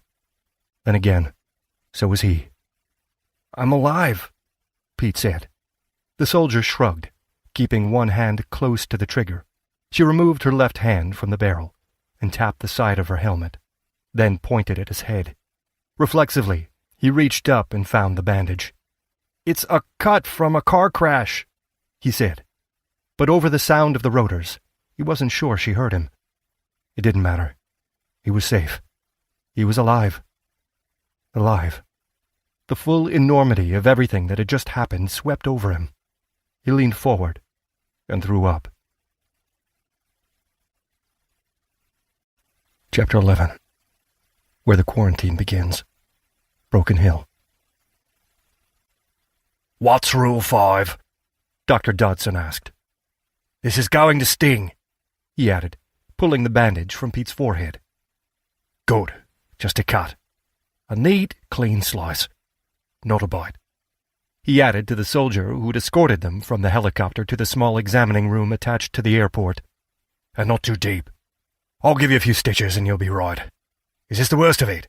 "I think so," Corey said. "Then you can spend the quarantine here rather than bother anyone at the hospital. New restrictions mean I can't give you any anesthetic, so this is going to sting. Lean forward, into the light. Thank you." "What quarantine?" Corey asked. "What restrictions?" Pete asked. "No talking now, unless you want a scar," Dr. Dodson said. "Quarantine is for 24 hours and is for anyone who has proximate contact with the virus without proper protective gear. The restrictions are on everything, at least as far as Broken Hill is concerned. We're not a high priority when it comes to resupply. There, done. And it wasn't so bad, was it? I'll get you a bandage. Mr. Gwynn, you didn't answer my question. What's Rule 5? It took Pete a moment to remember. "Don't leave the car," he said. "My car," Dodson said. "And we didn't, not exactly," Corey said. "We didn't have a chance to get into it." "My implied point is that you're here, and my car's not," Dodson said. "There's not a scratch on it," Corey said. "It's still there, at the cabin." The old man said. "And he's really your brother? You've different names?" "Same mom, different dads," Corey said quickly. "But yeah, he's my little bro. Cornelia Cooper," she added, speaking to the soldier. "But everyone calls me Corey. Thanks for saving us." "Josie Bramley," the soldier said. "And you're welcome. You're American." "Known her for 4 years," Dr. Dodson said. "She's one of us, and this one arrived a couple days ago, on that blue and gold jet on the runway. Neither had anything to do with the crashed plane." "The plane did come from America, then?" Pete asked. "We saw some U.S. dollars among the wreckage, but we weren't sure." "From Los Angeles," Dodson said. "They said the planes were waiting to depart when news of Manhattan came in. I take it you were up to speed on that. The planes left together after the airport was overrun, took off without permission, flew in a convoy all the way here, hoping there would be too many for us to shoot down." "You're shooting down planes?" Pete asked. "Not me," Dodson said. "Not us. Not as far as I know. Not yet. But other places have been. If you can believe the rumours. But there are so many rumours. How do you distinguish truth from a tall tale?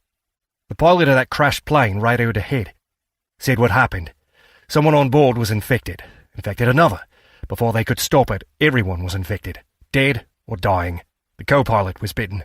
The pilot killed her, but he'd been bitten himself. He said he saw a blinking light. Thought it was a runway beacon. Said he was putting down in the outback where the authorities would be more easily able to isolate the plane. "That must have been the light from the radio mast," Corey said. "He got his position wrong," Private Bramley said. "That's why it took us so long to find you. There's something mucking up the satellite navigation." "What happened to the other planes?" Pete asked. "They landed outside Adelaide," Dodson said. "They're under quarantine now. Last we heard, no cases of infection have been reported. They're all done. Any other wounds I should know about?" "We've got to check," Private Bramley said. "We can't just ask. Orders are—" "I know what the orders are, Private," Dodson said, "but now's not the time to forget our humanity. Why don't you get yourself some grub? Get some for these two as well." "But if they're infected," Bramley began. But again, Dodson cut her off. "I'll cope," he said. He pulled a small pistol from his pocket. "Pete, why don't you go first? Behind the screen, close off and into the bucket. I'll get you some scrubs, and you, Corey, can explain why you never told me you had a brother."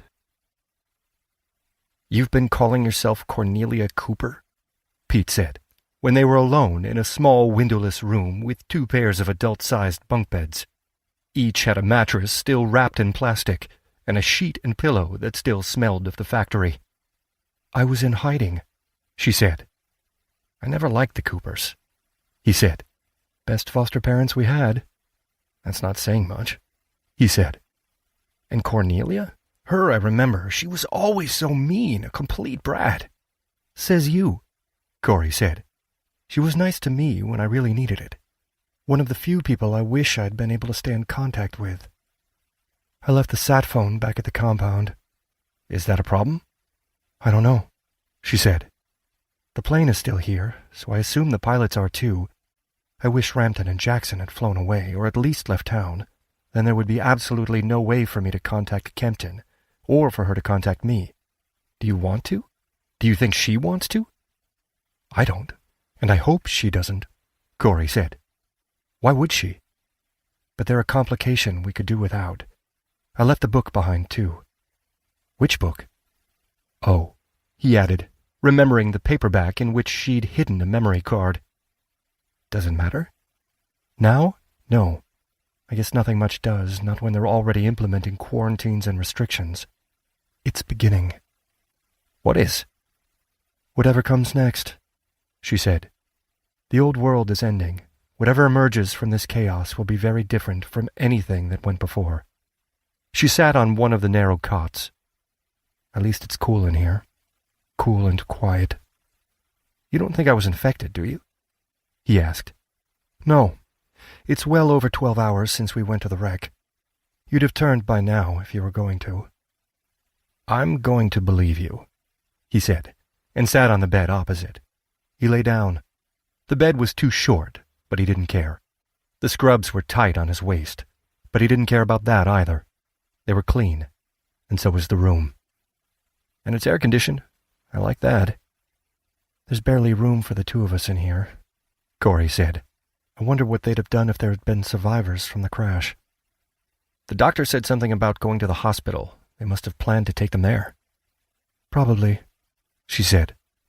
Pete closed his eyes and instantly saw the charred faces of the undead. He opened them again. "Tell me about Cornelia. Why do you like her?" "What? Does it matter?" "I'd rather talk about that than what just happened. She was always telling me to go away." "Because we were teenagers and you were a little kid," Corey said. "She stole me my first computer." "Stole it?" "Of course. How were we going to buy one?" "It happened like this." As she talked, he gained a different perspective on their childhood. While that didn't diminish the pain and anguish of his early years, it helped him ignore, if only for a few hours, the absolute horror they'd more recently survived. Chapter 12. Countess Kwong. The Airport, Broken Hill. 22nd February. Eventually, Pete dozed, though fitfully. It was surreal to be somewhere so calm, so quiet, after the horror that had followed the plane crash.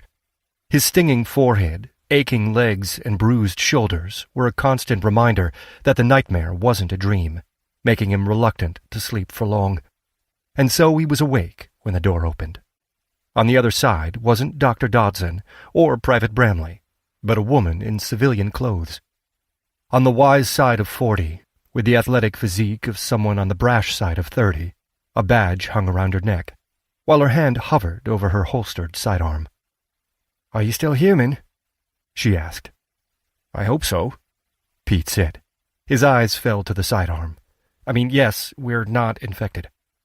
"You?" the woman asked of Corey. "Alive. hoping I was dreaming, but I wasn't. No, the woman said. Inspector Tess Kwong. Pete and Corey, right? G'day. Nice to meet you, Corey said. But where's Dr. Dodson? He's playing taxi driver, Kwong said. Took a plane up to ferry the workers from Akarula down to Port Augusta, and hopefully coming back with some news. She finally let go of her holstered weapon and took a small notepad from her pocket. I have a few questions about yesterday, and we're a bit short-staffed. Are we in trouble? Pete asked. I hope not, Kwong said. I've got most of the story from your mates from the plane. There were survivors from the wreck? Pete asked. I mean the pilots from the plane you flew in on. Jackson and Rampton, Kwong said. Once we're done, I'll take you to the chalet on AS Street. They have a few empty cabins, and you can stay there until things calm down, or until you leave. We can leave? Pete asked. You mean go back to America? Yes and no, Kwong said. Yes, you can leave. No, you can't go back to America. There are no international flights, and unlikely to be any for a good while. There are no internal flights either, except on official business. Your mates are in the same hotel they've been staying in since they've arrived. They want to go to Melbourne. Any ideas why? Me? None, Pete said. They say there are company offices there. It's Lisa Kempton's company. Lisa Kempton's plane. Is that right? Yes, Pete said. Are they going to fly to Melbourne? No, Kwong said. That plane is going to remain on stand for the foreseeable, though it's anyone's guess how long that'll be. They say they're going to drive to Melbourne, that they want to buy a car. If they can find someone to sell them one, then they're free to leave.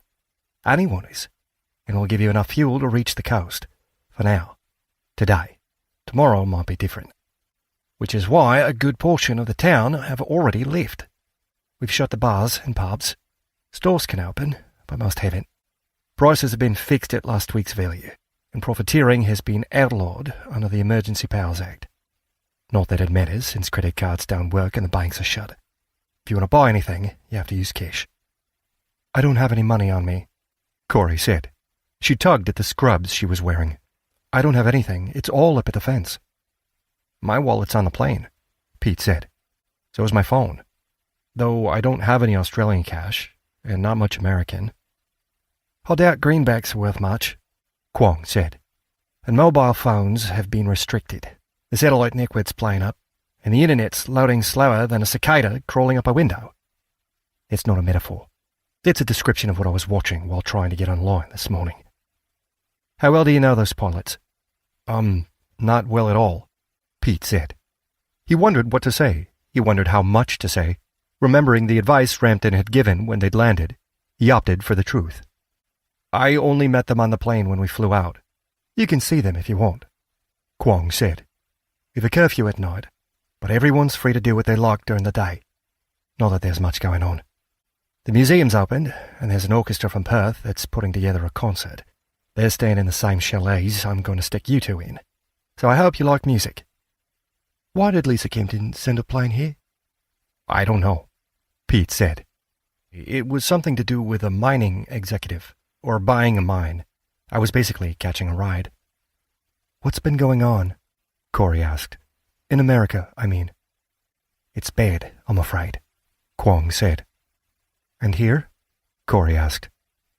More planes have arrived, and more arrive every hour, Kwong said.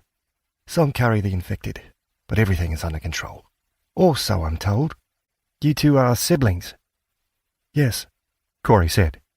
I came here to escape my old life, but I wasn't running away from him. We just fell out of touch. You've different surnames.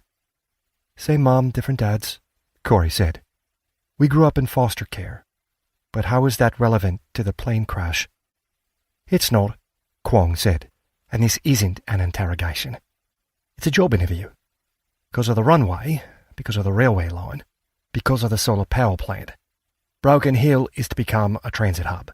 Miners and tourists are being gathered here, from where they'll be sent south. Same with most of the locals. Don't ask me what they'll do down there, but there's no point people staying here if their reason for being here was to run a store, and they've no new stock arriving. Don't ask me what or who will be transited through Broken Hill, because no one's told me that either. They did say that all federal and state employees have been recalled to government service. Conscripted, if you like. Not into the military, but to aid the civil power.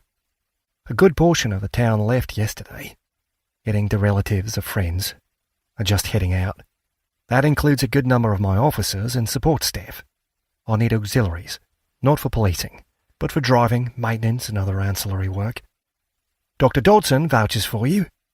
Captain Hawker does too. Says you held your cabin against superior numbers until help could arrive. We were trapped there, Corey said. It's not like we had much choice. And before that, Kwong asked, when the plane came down, you drove into the flames to see if you could find survivors? We didn't have much choice in that either, Corey said. You could have driven the other way, Kwong said. How long have you been employed by the state? A bit over 4 years, Corey said. Up by the fence. I like that it's remote. Dr. Dodson vouched for you, but I don't know you, Kwong said. I grew up here, and I've been back here for the last 5 years. I thought I knew everyone. I keep to myself, Corey said. I don't leave the fence that often, and spend most of my week traveling up and down my section, making sure it's in good repair. Town, for me, is Tibabura. I go to the big city sometimes, just to remind myself what it's like, but I can't cope with all the people, all the noise, all the buildings. Coming here, well, the only reason would be so I could catch a plane to take me somewhere else. But after a long time looking, I found the place I wanted to be. Except now I can't go back, can I? Now more than your brother can return to America, Kwong said. Where in the States are you from? South Bend, Pete said. Never heard of it. It's in Indiana. Might not be the biggest city in America, might not be the oldest, but it's the best. Huh. Kwong put away her notebook. We've all got a past, she said. And that's where it belongs. You ran into danger to help others. That's more than most would do. And more than good enough for me. I take it you two want to stick together? Then you've a choice. Join the tourists and go to the city, or sign up. My advice, join me now. In the end, even if you go to the city, you'll end up working for the state. There's no going back to America. Forgive me some brutal honesty, but I don't think the America you left will ever return. But I don't want you to decide now. You've been through a lot in the last few days. Take another day to think it over. I'll take you to town. There's an op shop down the street from the chalets. You can pick up some clothes there. We've no money, Pete said. It's a charity, Kwong said. They'll be happy to make a donation. Do you know what happened to Matilda? Pete asked. Who's she? A kangaroo, Corey said. I used to give her water. She was a friend, I suppose. The zombies chased her off. I got no word they'd found any dead roos, Kwong said. So take that to mean she escaped. If you have any other questions, you can ask them as we walk. She led them along the corridor, through a pristine reception area that was empty of people, but filled with plastic crates. Before Pete could spy a label, the inspector ushered them outside. The heat had been growing since they'd left the quarantine room, and he'd braced himself for that, but not for the sunshine. Ugh, he grunted. No way the sun is usually that bright. What time is it? Corey asked. A little after 8 in the morning, Kwong said. Worst of the heat's broken, apparently. The weather report was a little scanty. I think the bloke stuck his head out the window and took a guess. But there was some rain last night near the fence where the plane crashed. Hope there'll be some more. They reckon they can get the fires out before the wind picks up. Last thing we need is a firestorm. Though is that worse than a flood? Firestorms, floods, spiders, droughts, Pete muttered. And zombies. Welcome to Australia, Kwong said. We're a country that wants for nothing. There's a lot of parked cars, Corey said. The flying doctors are being used as an aerial taxi firm, Kwong said. We're picking up anyone who hasn't got at least 3 months of fuel, food and water. No one's being forced to fall back, but this is their only chance to get a ride. Asked your mates if they'd help out, fly a few flights for us. We're short of pilots, you see. Plenty of flyers in the cities, plenty more in quarantine. So in a few days we'll have more than we need. That's my point, you see. Your pilots should volunteer to help now. Otherwise they'll end up farming rather than flying. But they said they want to head down to Melbourne. I thought you might have a word with him. See if they want to lend a hand. Sooner or later, everyone will have to. No room for spectators now. Sorry, I meant they're all civilian cars, Corey said.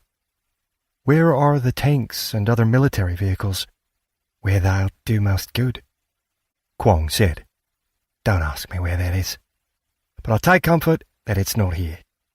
Captain Hawker arrived by helicopter with 12 soldiers, 8 ground crew, and the pilots. From what I gather, they're from a mixture of units, but were closest to those helicopters when news about that flood of planes came in. Pete mulled that over, but Corey reached the obvious conclusion first. That means there's trouble elsewhere, she said. Something more dangerous than a plane full of zombies. Welcome to my world, Kwong said. We're walking. It's not far, and I don't want to waste fuel. 2 pickup trucks were parked across Airport Road. Private Bramley sat in the open-doored cab of one, her hands on a rifle. Hey, Pete said. Did I say thank you for rescuing us? Thank you. No worries, Bramley said. Welcome back to the living. She leaned back in the seat, her eyes half closed, and he couldn't tell if she was watching or sleeping. Kwong led them towards the town and beneath the increasingly familiar sign that he'd first seen in the photograph of Dr. Dodson and his daughter. Broken Hill, where the outback begins, he read. I'm getting used to that sign. What did you do back in South Bend? Kwong asked. Sold carpets, Pete said automatically. Ever worked in a hospital? Served in the armed forces? You mean, did I do anything useful? Not really. I almost joined the army once, after high school. You never told me that, Corey said. The recruiting sergeant told me to come back in a year, make sure I was really ready for the commitment. I didn't go back. He said no more. It probably wasn't wise to admit to a police officer that the reason the sergeant had said that was because Pete had only just been discharged from court. Hard to know what skills are going to be useful in the coming months, Kwong said. Yeah, but I seriously doubt it'll be carpet fitting, Pete said. Airport Road became Bonanza Street.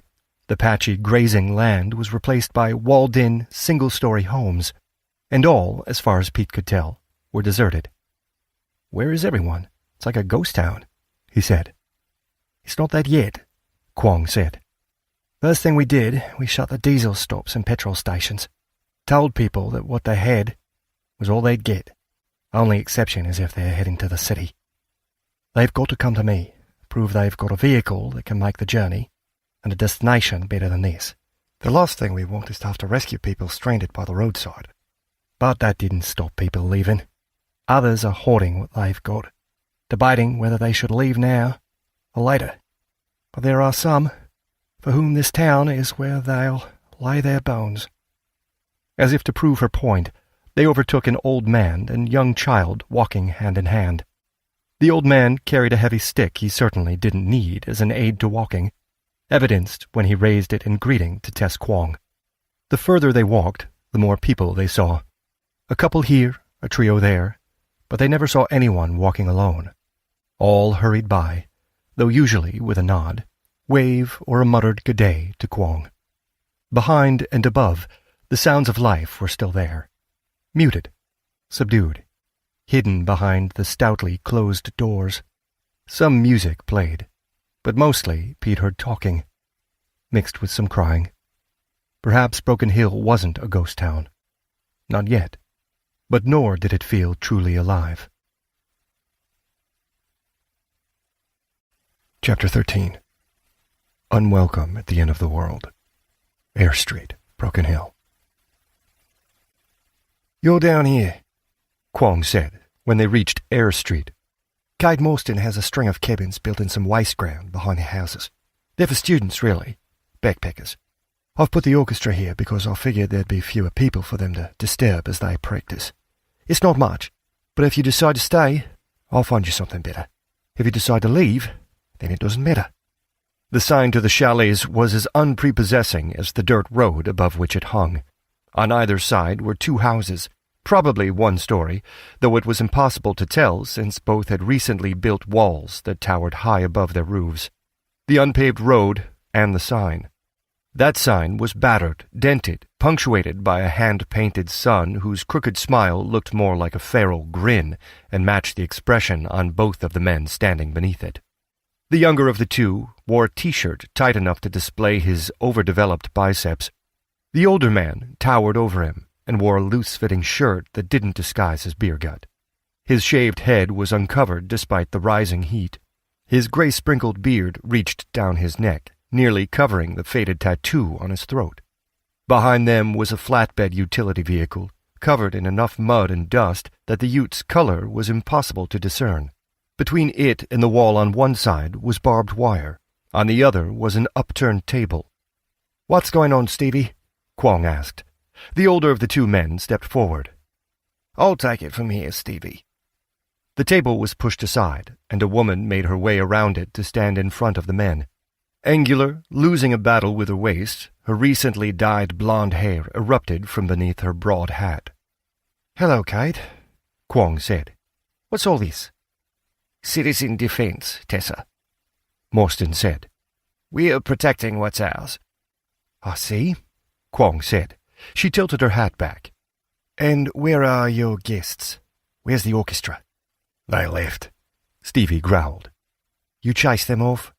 Kwong asked. "They left on their own terms," Morstan said. "They were here for the duration," Kwong said. "I told you that yesterday." "I'm not a jailer, am I, Tessa?" Morstan said. "You know half that orchestra are exchange students. They don't speak English, but they all understand they can never go home. And you kicked them out. Thanks a lot, Kate. One more thing for you to be proud of." "Who are these two?" Stevie growled. "You doctors?" Pete looked down.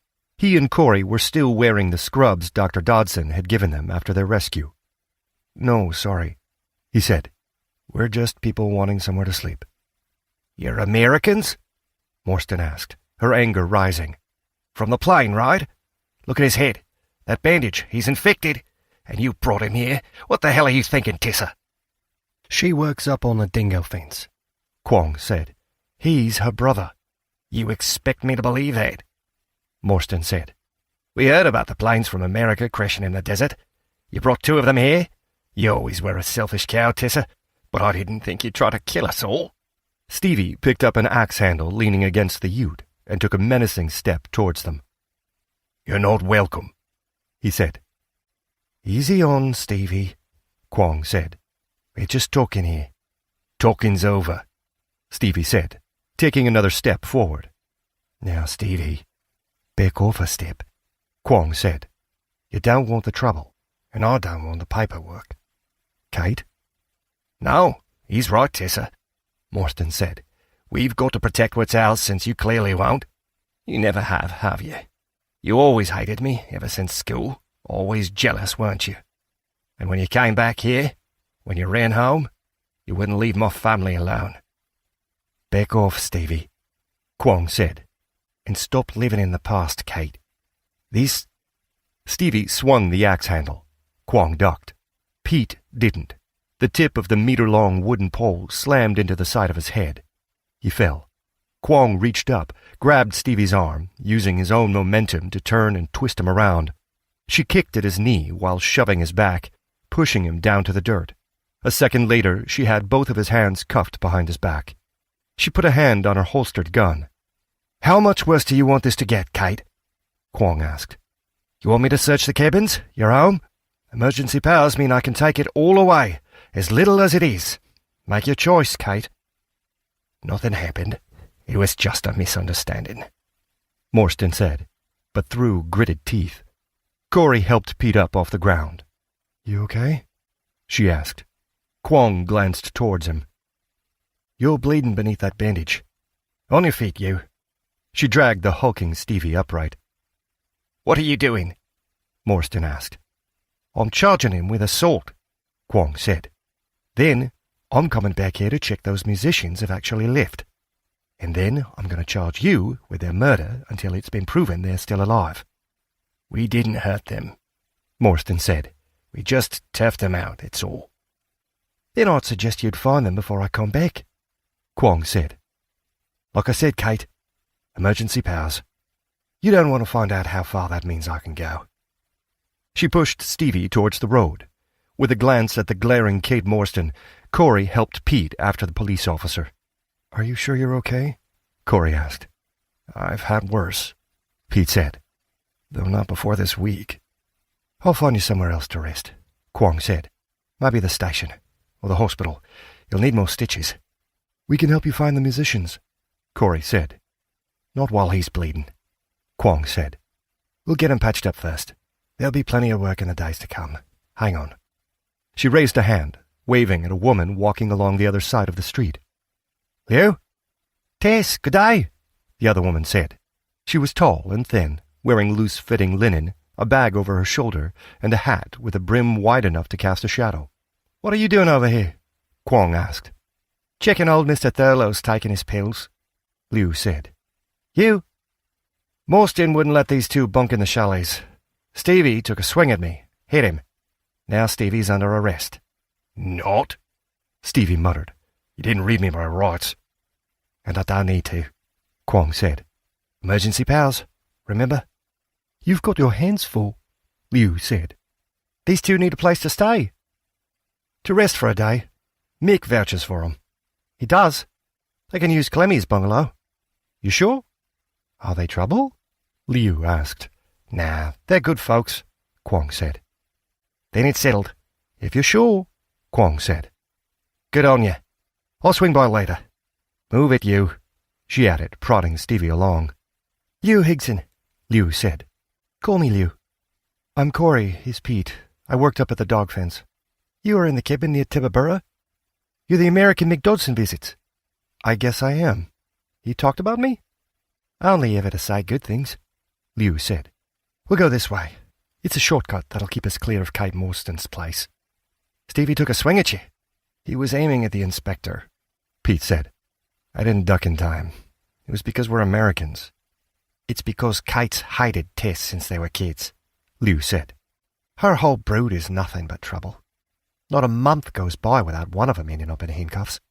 Tess has become the external locus for Kate's self-loathing. That's why Stevie took a swing at her." "You're a psychiatrist?" Pete asked, adding that comment to the earlier one about pills and reaching 5. "I'm an accountant. Used to own an airfield, though. Me and my husband, just after we were married." "That's how I know the doc. We like to talk about planes." "Your husband is stationed here?" "Scott flies air freight. Mining equipment, for the most part, between Oz, China and South Africa. But he's doing some extended overtime in Europe at the moment. I don't know where he is. Hopefully he's on his way home." She led them down Gypsum Street and onto Gaffney. "We're at the end," she said. "Where are you guys from?" "Indiana," Pete said. "Is that the place with all the cheese?" "That's Wisconsin," Pete said. "The big shopping center?" Liu asked. "The Mall of America? That's Minnesota." "Corn?" "That's more Iowa," Corey said. "Indiana is the other one. Whenever you think of something, Indiana has it, just not as much as anywhere else." "How did you end up working for our government?" Liu asked. "I became a citizen," Corey said. "I ran away, and this is where I stopped. I wasn't running from him, though, just everything else. None of which seems as important as it did a few days ago." "Isn't that the truth?" Liu said. "Then you're the bloke who came out on that big jet. Room on the airfield is it belongs to Lisa Kimpton. Is that right?" "That's true, but I just caught a ride. I sell carpet for a living." "You might want to start looking for a new career," Liu said. Chapter 14. The Higsons, Gaffney Street, Broken Hill. Liu led them down a quiet street of low walls and corrugated fences, of tall palm trees and taller telegraph poles, of new paint and faded bricks. An occasional well-watered garden or leaf-covered tree stuck out as an oasis among the baked soil. But rarer still were people. A few blinds twitched, but it was only when they reached an umber-painted one-story that he saw people. The front door of the house opposite opened, and a woman stepped halfway outside. "Bobby okay?" Liu asked. "Good enough," the woman called back. "Visitors?" "Guests," Liu said. "I'll pop over in a half hour." The neighbor nodded and closed the door. "This is us," Liu said, leading them up the path and around the side of the house. "The bungalow is around the back. My daughter claimed it when we moved in. She's away at uni." The bungalow was a small windowed oblong, about 5 meters by 7, once painted a bright blue, though that was fading. Liu opened the door, releasing a fug of heat. "Might need to let some of this air out. There's an aircon unit, but I haven't turned it on since Clemmy was home for Christmas." "Clemmy's your daughter?" Corey asked. "Clementine, named after Scott's mother, and he's somewhere in Europe, and Clemmy's in Vancouver. It's only me and Bobby here. Speaking of which, I better go and explain things to Jen. Jen Henderson, my neighbour," she added. "Bobby's over there playing with his son. No school, you see. Have you eaten?" "Not really," Corey said. "I'll rustle something up, but I'll find you a bandage and some clothes first." Pete sat on the purple-lined two-seater. Corey sat on the bed opposite. "Throbbing pain in my head aside," Pete said. "I think we're safe." "Safety is relative," Corey said. "We're not in quarantine," Pete said. "You've been offered a job. No one is asking questions. I mean, they are, but only out of polite curiosity." "Inspector Kwong was more than just curious," Corey said. "But it could be worse," Pete said. "All that stuff with Kempton, with the cartel, the politicians, doesn't matter anymore." "Almost," Corey said. "The pilots are still in town. I'll feel happier when they've gone. But I suppose you're right. We've just got the small matter of an impossible apocalypse tearing up the U.S. Otherwise, yes." "But you're going to take their offer of a job?" Pete asked. "I'm not sure," Corey said. "If we stay here, we keep our options open, but if we leave, we have a better chance of hiding in a crowd of tourists. We have options, so that's something." "Oh, that's clever. The mirror there. It's positioned so someone lying here can see the back door of the house." "Liu's coming back." "I doubt the clothes will fit," Liu said. "But that's what belts are for. They're all clean. Found you a couple of toothbrushes, too, and a few bandages." "Thanks. You are being very kind," Corey said. "You do the same. I'll fix some food. Come up to the house when you're changed." A tepid shower, a brittle bandage, and a set of ill-fitting but clean clothes later, Pete felt refreshed, if not entirely a new man. "Pants are too big," he said, cinching the belt tighter as he looked at himself in the mirror.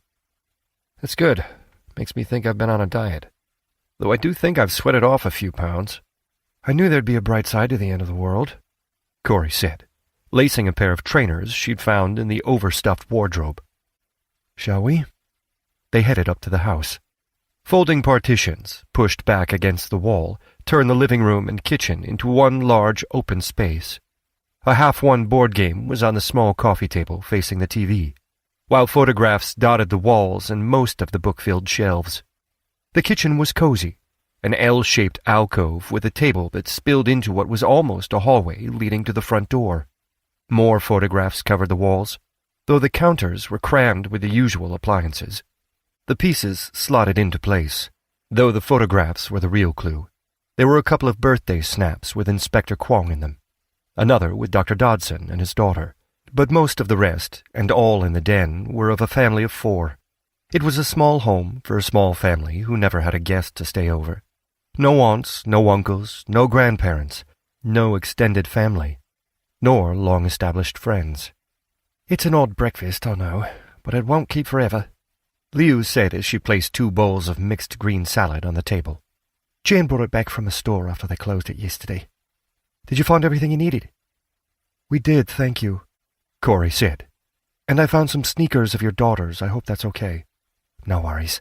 First thing she did when she got to Vancouver was go on a shopping spree. Second thing was to return everything for which she had a receipt and hand them a job application when she was at it. She works at an eco-friendly clothing store now. Not sure she'd wear those trainers again. Too much plastic. She's studying in Vancouver. Marine management with a focus on habitat recovery," Liu said. I just wish I knew she was okay. There's been no news? Corey asked. I can't get through on the phone, Liu said. I think the email was sent, but I don't know if she received it. I can't get onto social media at all now. But does that mean the problem's at my end, or at hers? Do you have a laptop? Corey asked. I can go online and see if I can find out. The internet isn't working that well, Liu said. I used to be a hacker, Corey said. A programmer.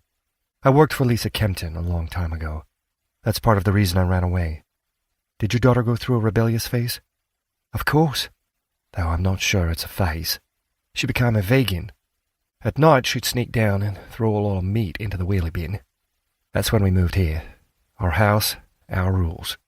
But the bungalow was her house, so she could write whatever rules she wanted. My act of rebellion was to hack into NORAD, Corey said. The Aerospace Defense Agency. I was that good, Corey said.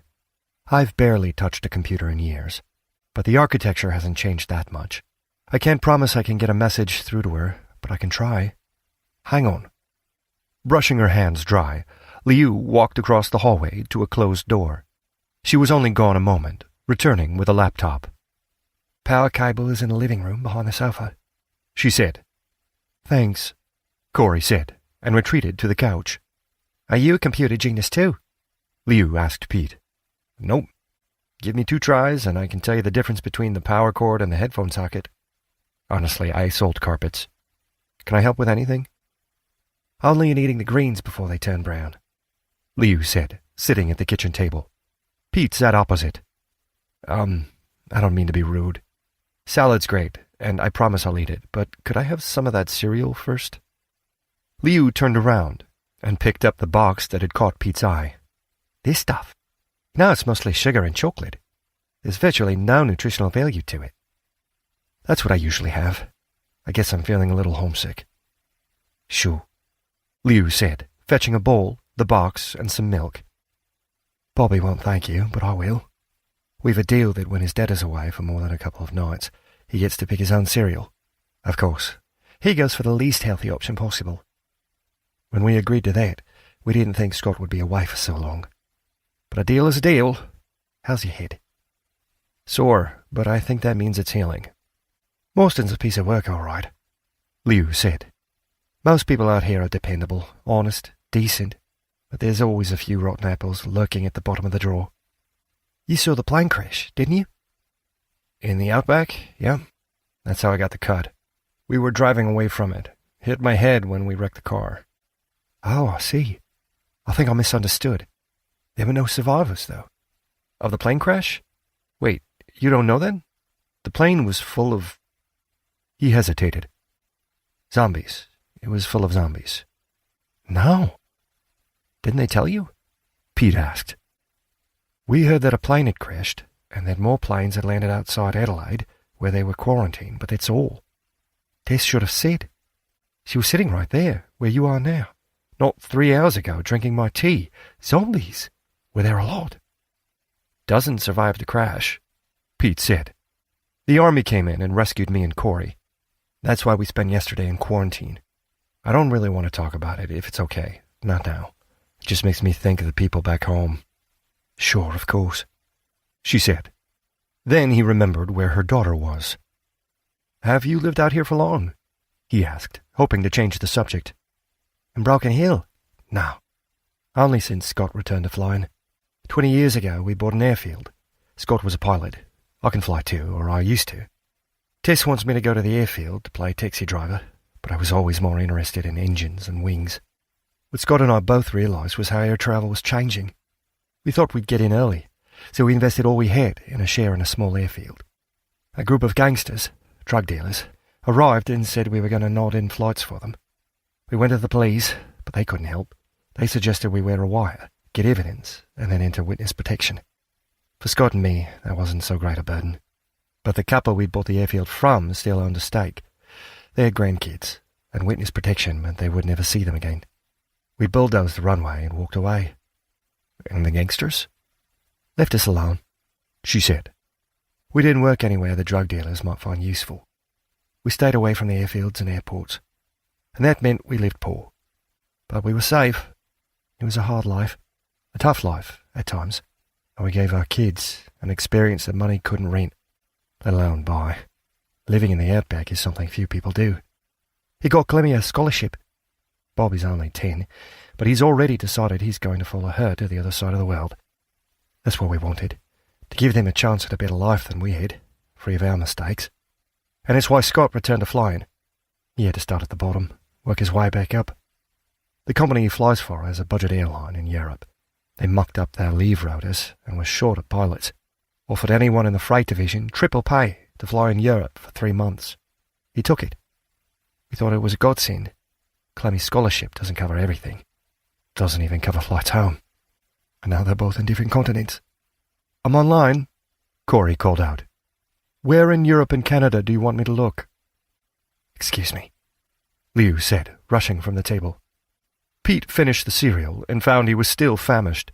He barely noticed the salad going down, but decided against more of the chocolate flakes. The last thing he needed was to make an enemy of Liu's son. Not if they were going to be staying in the house for a while. There were worse places to be, but were there better ones?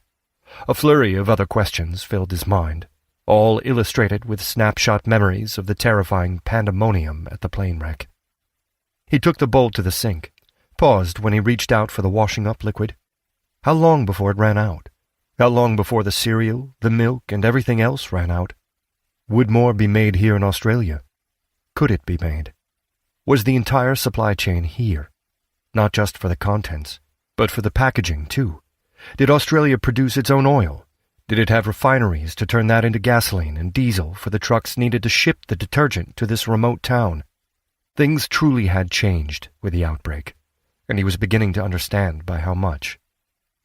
I'm going to take a walk, he said, then took a few steps into the lounge to say it louder. Corey and Liu were sitting side by side on the sofa, eyes fixed on the screen while Corey's hands danced. I'm going for a walk. Liu glanced over. Sure. There's hats and sunscreen on the stand by the front door. Water bottles are under the sink. Worst of the heat's broken, but it'll probably top 35 today. 95 Fahrenheit, Corey said. She finally took her eyes from the screen. Where are you going? He hadn't thought that far ahead. To speak to the pilots, he said. Inspector Kwong asked me to. Might as well get it done. Although, thinking about it, I don't know where they are. The Sunrise Inn, Liu said. It's a small town. She added. And it's not often a billionaire's jet arrives. It was the sole topic of gossip until Manhattan. Look for the railway station. It's about 100 meters east. Pete took a wrong turn when leaving the house, and soon found himself on the edge of town with nothing but the outback ahead.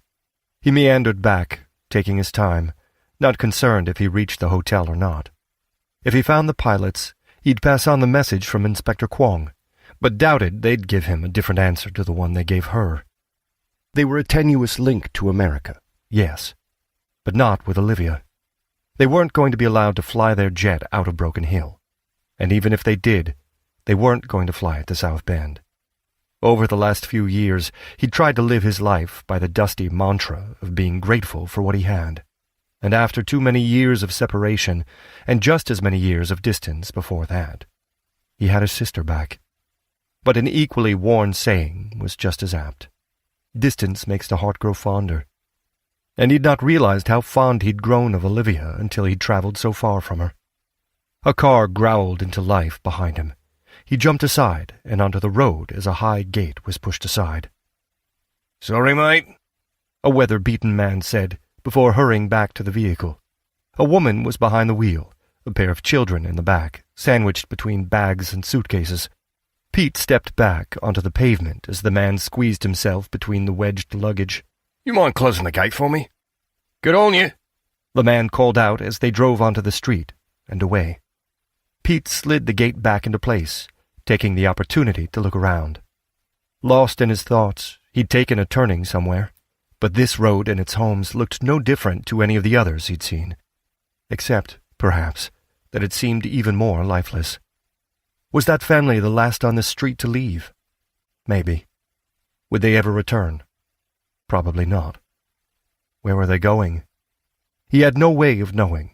A better question was whether, wherever that was, it was safer than Broken Hill?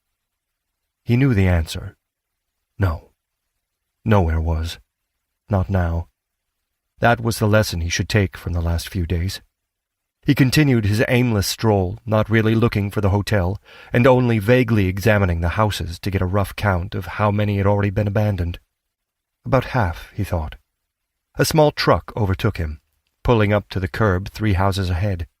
The truck's cab was small, the tray behind large, its tottering contents covered in 3 tarpaulins, tightly roped to hide whatever was beneath. 2 women got out of the cab and watched him suspiciously as he approached. He gave them a nod, a wave, raising his hand to his hat, and kept his mouth firmly closed. Neither said anything, but simply watched him walk by. He didn't turn around, but he didn't hear the sound of unpacking. When he reached a junction, he stole a glance back towards the women. They stood by their truck, still watching him. Were they looters, store owners, or was one helping the other move across town? Somehow the most innocent of explanations no longer seemed the most likely. The closer he got to the town's center, the more people he saw, and the more suspicious the looks he got. Was it the bandage? It couldn't be the clothes, since he looked little different from everyone else. Perhaps it was that his hands were empty, where most people seemed to be carrying bags, and most carried at least a stick. What was in the bags? Were they visitors, stranded here? He didn't think so, but tried not to stare. He was about to turn back, when he saw the frontage of the Sunrise Inn. He'd still not decided if he wanted to speak to the pilots, but there was a small crowd on the road just beyond the hotel, and a solitary man leaning against a lamppost opposite them, wearing a white linen suit, no tie, and a Panama hat. The man was watching him. So were a few members of the crowd. Turning on his heels would only attract more attention. Feeling increasingly uncomfortable, he ducked into the hotel. Pete had stayed in a few motels over the years, 4 if he was counting, all different and yet alike, and this place was the same. 3 clusters of armchairs and tables were scattered about the lobby. Most were occupied. From the languages quietly spoken, he took the speakers to be foreign tourists, though they looked too old to be student backpackers. And now they were watching him. He quickly crossed to the welcome desk. There was no one behind it. He was about to turn around when, through a pair of fire doors to the side of the desk, he saw the co-pilot, Rampton. He raised a hand. Rampton frowned, then grinned. He came over to the doors, opened one, and motioned Pete through. "You made it," Rampton whispered. "Good to see you. And your sister?" "She's alive, yes." "Good," Rampton said. "Say nothing more. We'll talk in our room. It's upstairs." The lights were dim in a corridor that smelled musty and stale. A faint hint of turmeric and cumin was losing a battle with fresh tobacco and stale beer. Something was wrong, and Pete worked out what, just as Rampton stopped at a door. He didn't know much about hotels, motels, or any variation between, but he knew carpet, and the one beneath his feet was expensive. A hard-wearing 2-ply 80% wool mix with a polyester coating to ease cleaning. Not the most expensive, sure, but pricier than you'd find in most homes or back offices. He guessed the other fittings would be of a similar standard, but the smell was that of a dive. People were cooking in their rooms, living in them, and no one was cleaning. Rampton knocked a rat-a-tat-tat, rat-a-tat on the door. "Yep," came from the other side. "It's me," Rampton said. The door opened. Jackson, the pilot, stood the other side. The curtains in the room were drawn. Only a single lamp was on, but despite the gloom, Pete saw the small handgun in Jackson's hand. He stepped aside so Rampton and Pete could enter. "Mr. Gwynn, glad to see you're alive," Jackson said quietly as he closed the door. "Your sister?" "Alive," Pete said, "and she called Miss Kempton." "We know," Jackson said. Pete took in the room. 2 twin beds, both made, 2 small cases, both closed, 2 small rucksacks, both ready to grab. Other than a bottle of water on the dressing table, the room was ready to be given to another guest. "You're about to leave?" "That's right," Rampton said. "We were waiting for you, and we're just reaching the point where we were going to come looking." "You were? How did you know we were back at the airfield?" "The police inspector told us yesterday. Jackson said. She wants you to join up, to fly for them, Pete said. She asked me to ask you again. Sadly, we can't, Jackson said. We have to complete our mission. And that involves going to Melbourne? Pete asked. That's what Inspector Kwong said. But actually, I don't think I want to know. I still don't know what's going on, but I don't want to know anymore. Yeah, we're going to Melbourne, Rampton said. We've an office there with supplies and colleagues. Where we'll go after is still up in the air. This viral outbreak changes everything. Like I said, I don't think I want to know, Pete said. But I told the inspector I'd come and talk to you. And I have. You thinking of staying here? Rampton asked. I can fit a carpet, Pete said. I can mix a margarita, carry 6 plates to a table without a tray. I can drive a forklift, stock shelves, and operate a till. None of those are useful skills now. But the inspector needs people. I can fetch and carry, and wherever I go, that's what I'll end up doing, so I might as well make a start here. Be useful, do what I can to stop things getting worse. That's admirable, Rampton said. But you need to be practical, too. We war-gamed scenarios like this. Okay, not quite like this, but similar. This town's not going to last. When it falls, there will be chaos. Few will survive it. You need to know when to run so you can fight another day, because all the days ahead of us, they're going to be full of fighting. Maybe, Pete said. But if that's the case, then why not start fighting here? I know where I want to be, but clicking my heels together isn't going to take me home. I mean, you guys are pilots, and you have a jet, and you're stuck here. So I guess I am too. It's bad out there, Rampton said. And it'll get worse. Did they tell you that plane which crashed was the only major outbreak in Australia so far? Then why are there so few soldiers here? Why are there only 3 helicopters? Why didn't they send in a division? I wondered that myself, Pete said. And yeah, the answer's obvious. Things are far worse than they're saying. So what? That's not a reason to leave. It's not a reason to stay, Rampton said. We'll leave tomorrow, Jackson said. In the late afternoon, speak to your sister. Look around for yourself. Decide tonight, be here at 3 tomorrow. This might be your only chance to get out of this town and come where you can do some good. 3 tomorrow? Okay, I'll speak to Corey, he said, though he'd made up his mind when he'd seen the gun in Jackson's hand. He left the room, then the hotel. The group of people was gone, but the man in the linen suit was still outside. He raised a hand and took a step away from the lamppost as if he was coming over to talk. Pete turned away, wanting to avoid another conversational minefield, took the first turning he saw and then the next after that. 5 minutes later, he was lost. An hour after that, he finally found Liu's home. You look baked, she said, opening the door. I got lost, Pete said. In Broken Hill? A small voice asked. A boy appeared behind Liu. Bobby, Pete, Bobby, Liu said, stepping aside so Pete could come in. You got lost in Broken Hill? Bobby asked. How? Be nice, Bobby, Liu said. Sorry, Mom, but he did eat my cereal. Mrs. Henderson says there won't be any more in the shops. Is there much news? Pete asked. Yes and no, Liu said. Let me get you something to drink. She walked into the kitchen. Your sister seems to have hacked half the networks in Vancouver. Traffic cameras, security systems, even a few phones. How is she not working for the government, or ruling the world? A question I asked her a few times. There's news of your daughter, then? Not exactly. Her apartment is a mess, which is a good sign, but she's not there. Corey's still looking, but Vancouver is doing okay. They have barricades in the streets, police on patrol with...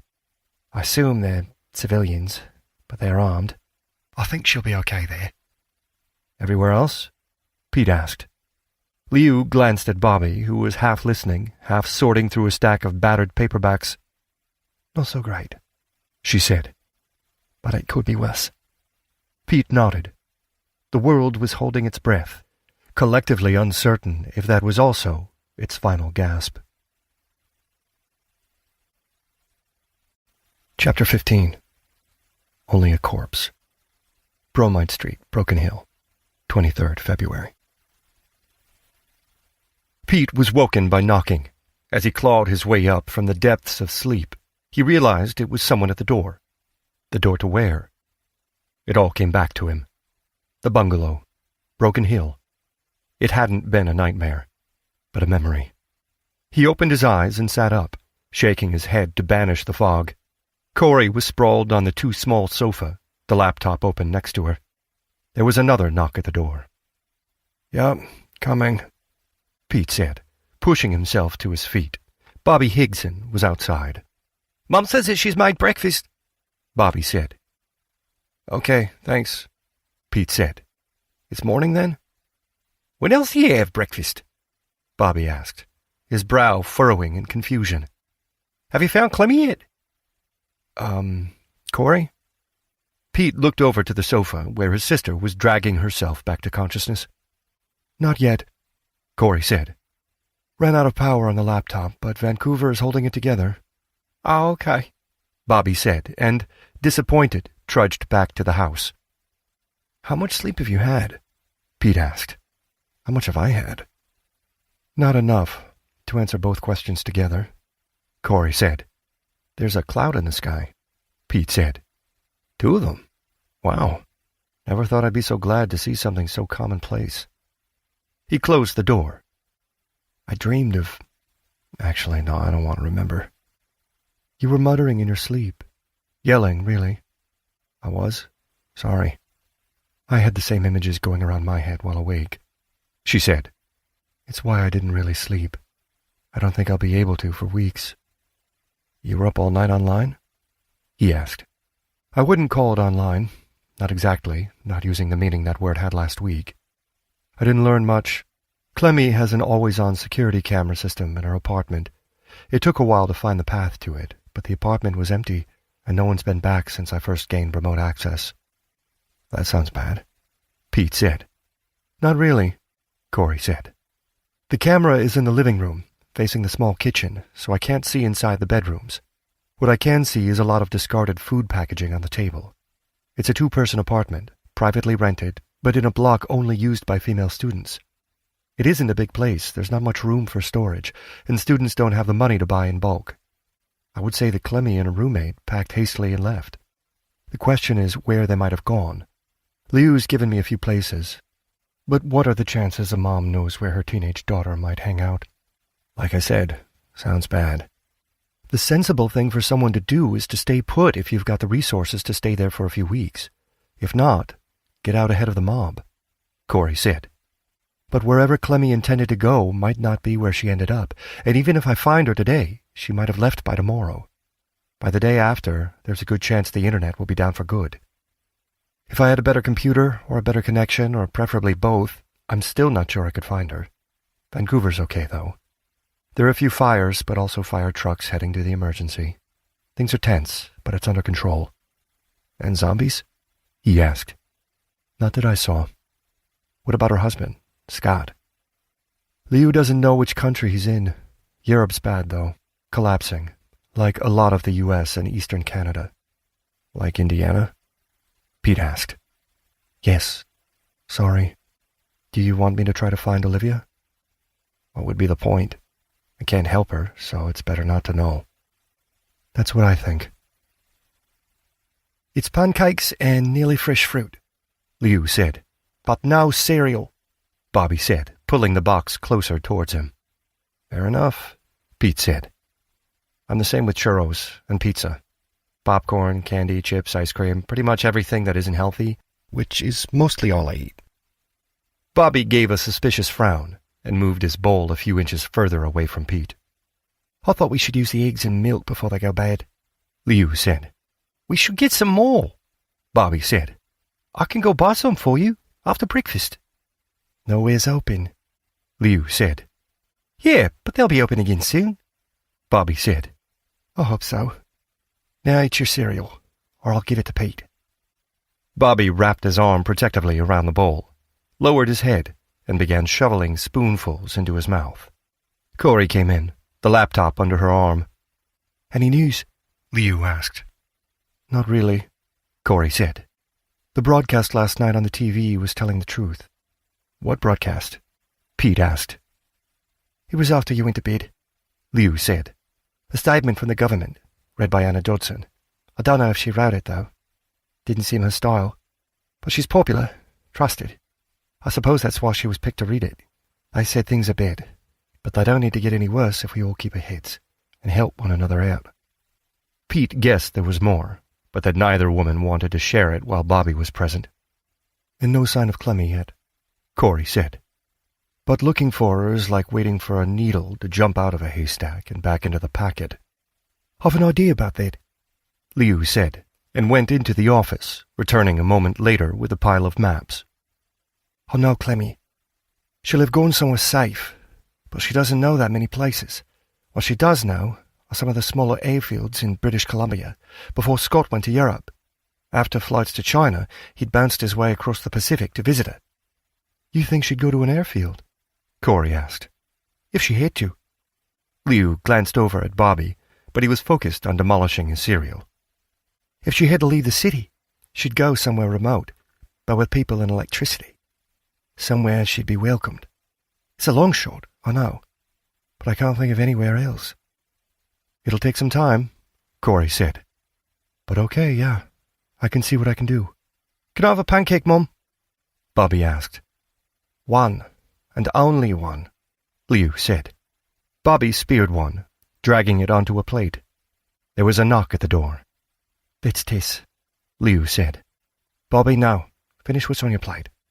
Then you can go next door. She headed to the front door while Bobby stuffed the remaining half a pancake into his mouth. No, Liu called from out of sight. Don't stuff. Chew, then swallow. Then you can leave the table. Bobby hurriedly chewed and swallowed. How does she do that? He muttered before running for the door. Liu came back a moment later, alone, and put the kettle on. Tess is taking him next door, she said. When we moved out here, we knew there were going to be dangers for our kids, but letting them go down the street on their own wasn't one of them. Inspector Kwong came in a moment later and sat at the table. You went to see your pilot friends yesterday, she said, leaving the comment hanging. I said we were staying, Pete said. I asked them whether they wanted to do the same, like you asked, but they want to go to Melbourne. Glad to hear you don't, Kwong said. And I'm not sure how they're planning to get to Melbourne, not unless they can find someone who'll sell them a car. Is there news? Liu asked. The start of some, Kwong said. And I got most of it from Anna Dodson. She managed to reach it dead on the radio. Had to be careful, what with so many people listening in. The upshot of it all is that we're getting some trains tomorrow to move the tourists and miners out of here. There are a few dozen military vehicles coming in tonight who'll escort a convoy of locals out as well. Families, children, the elderly, anyone who wants to leave. I don't know what the destinations are, other than it's south. And then what? Liu asked. What's the plan? I assume there is one. I hope so, Kwong said. All Anna said was they're putting together a coalition in the Pacific. We've got to save ourselves. Then we can worry about the rest of the world. Otherwise, she didn't say anything different from a broadcast. Did you catch that? It was too vague to be reassuring, Liu said. I made your breakfast, pancakes and fruit. No bacon? Kwong asked. Liu raised an eyebrow. Healthy heart, healthy mind, Tess. She handed the inspector a plastic box and an insulated mug. And tea, not coffee. Just because it's the end of the world doesn't mean we should get into bad habits. And when the cafe's all closed, you know I won't. Thanks, Liu. And what about these two? They can stay here for now. We're getting along well enough, Liu said. Good. That's one less job for the day. I'll see you this evening, but I might be late. I'll save you a plate, Liu said. The inspector left. Liu reached for her hat. I've a few chores in town. I'll be gone for an hour or two. Do you want a hand? Pete asked. I could do with the exercise, and it looks like Corey's lost to the world. When it comes to chores, I'll never say no to an extra pair of hands, Liu said. The early morning was pleasantly warm rather than oppressively simmering. A third cloud had joined the two he'd seen when he'd woken. On reflection, he decided they might be 3 entirely new clouds. We'll take the long cut, Liu said. Best we give Kate Morstan a wide berth. "Which way is north?" he asked. "I'm trying to orient myself." "Thinking of home?" Liu asked. "Not really," he said. "If anything, I'm trying not to. There's no way of getting home." "Is that plane of yours?" Liu said. "It's not mine," he said. "No, what's it they say? That home is where you hang your hat, even if it's a borrowed one. Have you known Inspector Kwong for long?" "First friend I made when we moved here. It was easy for the kids. Well, easy for Bobby, not as easy for Clemmy. But that's a different story. I met Tess at a book club, first one I ever went to. We were discussing a murder mystery. She went through it line by line, pointing out everything the police did wrong. It was hilarious. But Tess went through some tough times a few years ago. I started taking breakfast to her. After a couple of months, one morning, she turned up at my door to collect it, and she has ever since. When Scott's away, she pops over in the evenings. When he's here, she'll sometimes keep a watch on Bobby and give us an evening out. It's a close community out here," Pete said. "Yes and no. It's a town with a town's problems, but we keep an eye on one another. We have to. And that's what I'm doing today. I've got to check on Joey Thurlow. He's not been taking care of himself since his wife died last year. His kids are in Adelaide now, and he should have gone south to be with them and his grandkids, but his wife's buried here. I'll do the books for his cafe and keep an eye on the staff for him, or I did. Sue and Jocelyn drove off as soon as word about Manhattan came in. Quite a lot of people seem to have done that," Pete said. Ahead, a trio of young men stood by an open-doored car. A fourth man had crawled inside, a tape measure in hand. "G'day," Liu called, and got a nod in return. On either side, both homes were missing their cars. Opposite, a blind twitched, but there were no other nearby signs of life. "Do you think we should barricade the junctions?" Liu asked. "Barricade them?" "It's what they're doing in Vancouver. After what you saw in the outback, what do you think?" "I truly don't know," Pete said. "Are they putting up barricades in other towns in Australia?" "And I don't know that," Liu said. "I feel like we should be doing more to prepare. More than just waiting to be told what to do next. Creating barricades seems obvious, but what would we be protecting? If we need them, is it worth staying? But if we are going to stay here, shouldn't we do everything we can to keep ourselves safe? It's easy enough to say we should rely on the authorities, but that means Tess, and she's someone just like me. There's Mr. Thurlow's," she added, pointing to an apricot-colored bungalow with an orange-tiled roof. More neglected than the other houses nearby, the trim on the walls was flaking. The gate was rusted, and squeaked as Liu pushed it open. Pete followed her up the path. "Turn around," Liu said. "I'm sorry? Just turn around." He did, and saw the sea, or a close facsimile. The inside of the wall had been painted to resemble a seascape complete with fishing boats, a trio of people surfing, and waves crashing onto a beach along which a family of turtles crawled. "His grandkids did that last year, after his wife's funeral," Liu said. "They started painting while everyone else was doing the awkwardly polite conversation thing. They wanted their grandpa to live near them, but he didn't want to leave his wife's grave." She rang the bell, waited, then she knocked. When there was no reply, she picked up a small statue of a wombat holding an umbrella, slid the base aside, and withdrew a key. "Mr. Thurlow?" she called as she opened the door. "Joey, it's me, Liu." There was no reply. She wiped her feet and went in. "Check through there," she said. "Sitting room, kitchen, and the outside. I'll take the bathroom and bedroom." Memories of the living dead by the plane wreck flashed through Pete's mind as he walked briskly through the small and dusty sitting room into an equally dusty kitchen.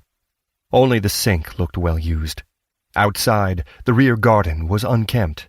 A few patches of withered shrubs struggled among the shadows cast by a sun-cracked wooden pagoda. He could see how splendid the home had once been, but grief had ushered in an age of neglect, from which only a new owner would extract it. "Anything?" Liu called.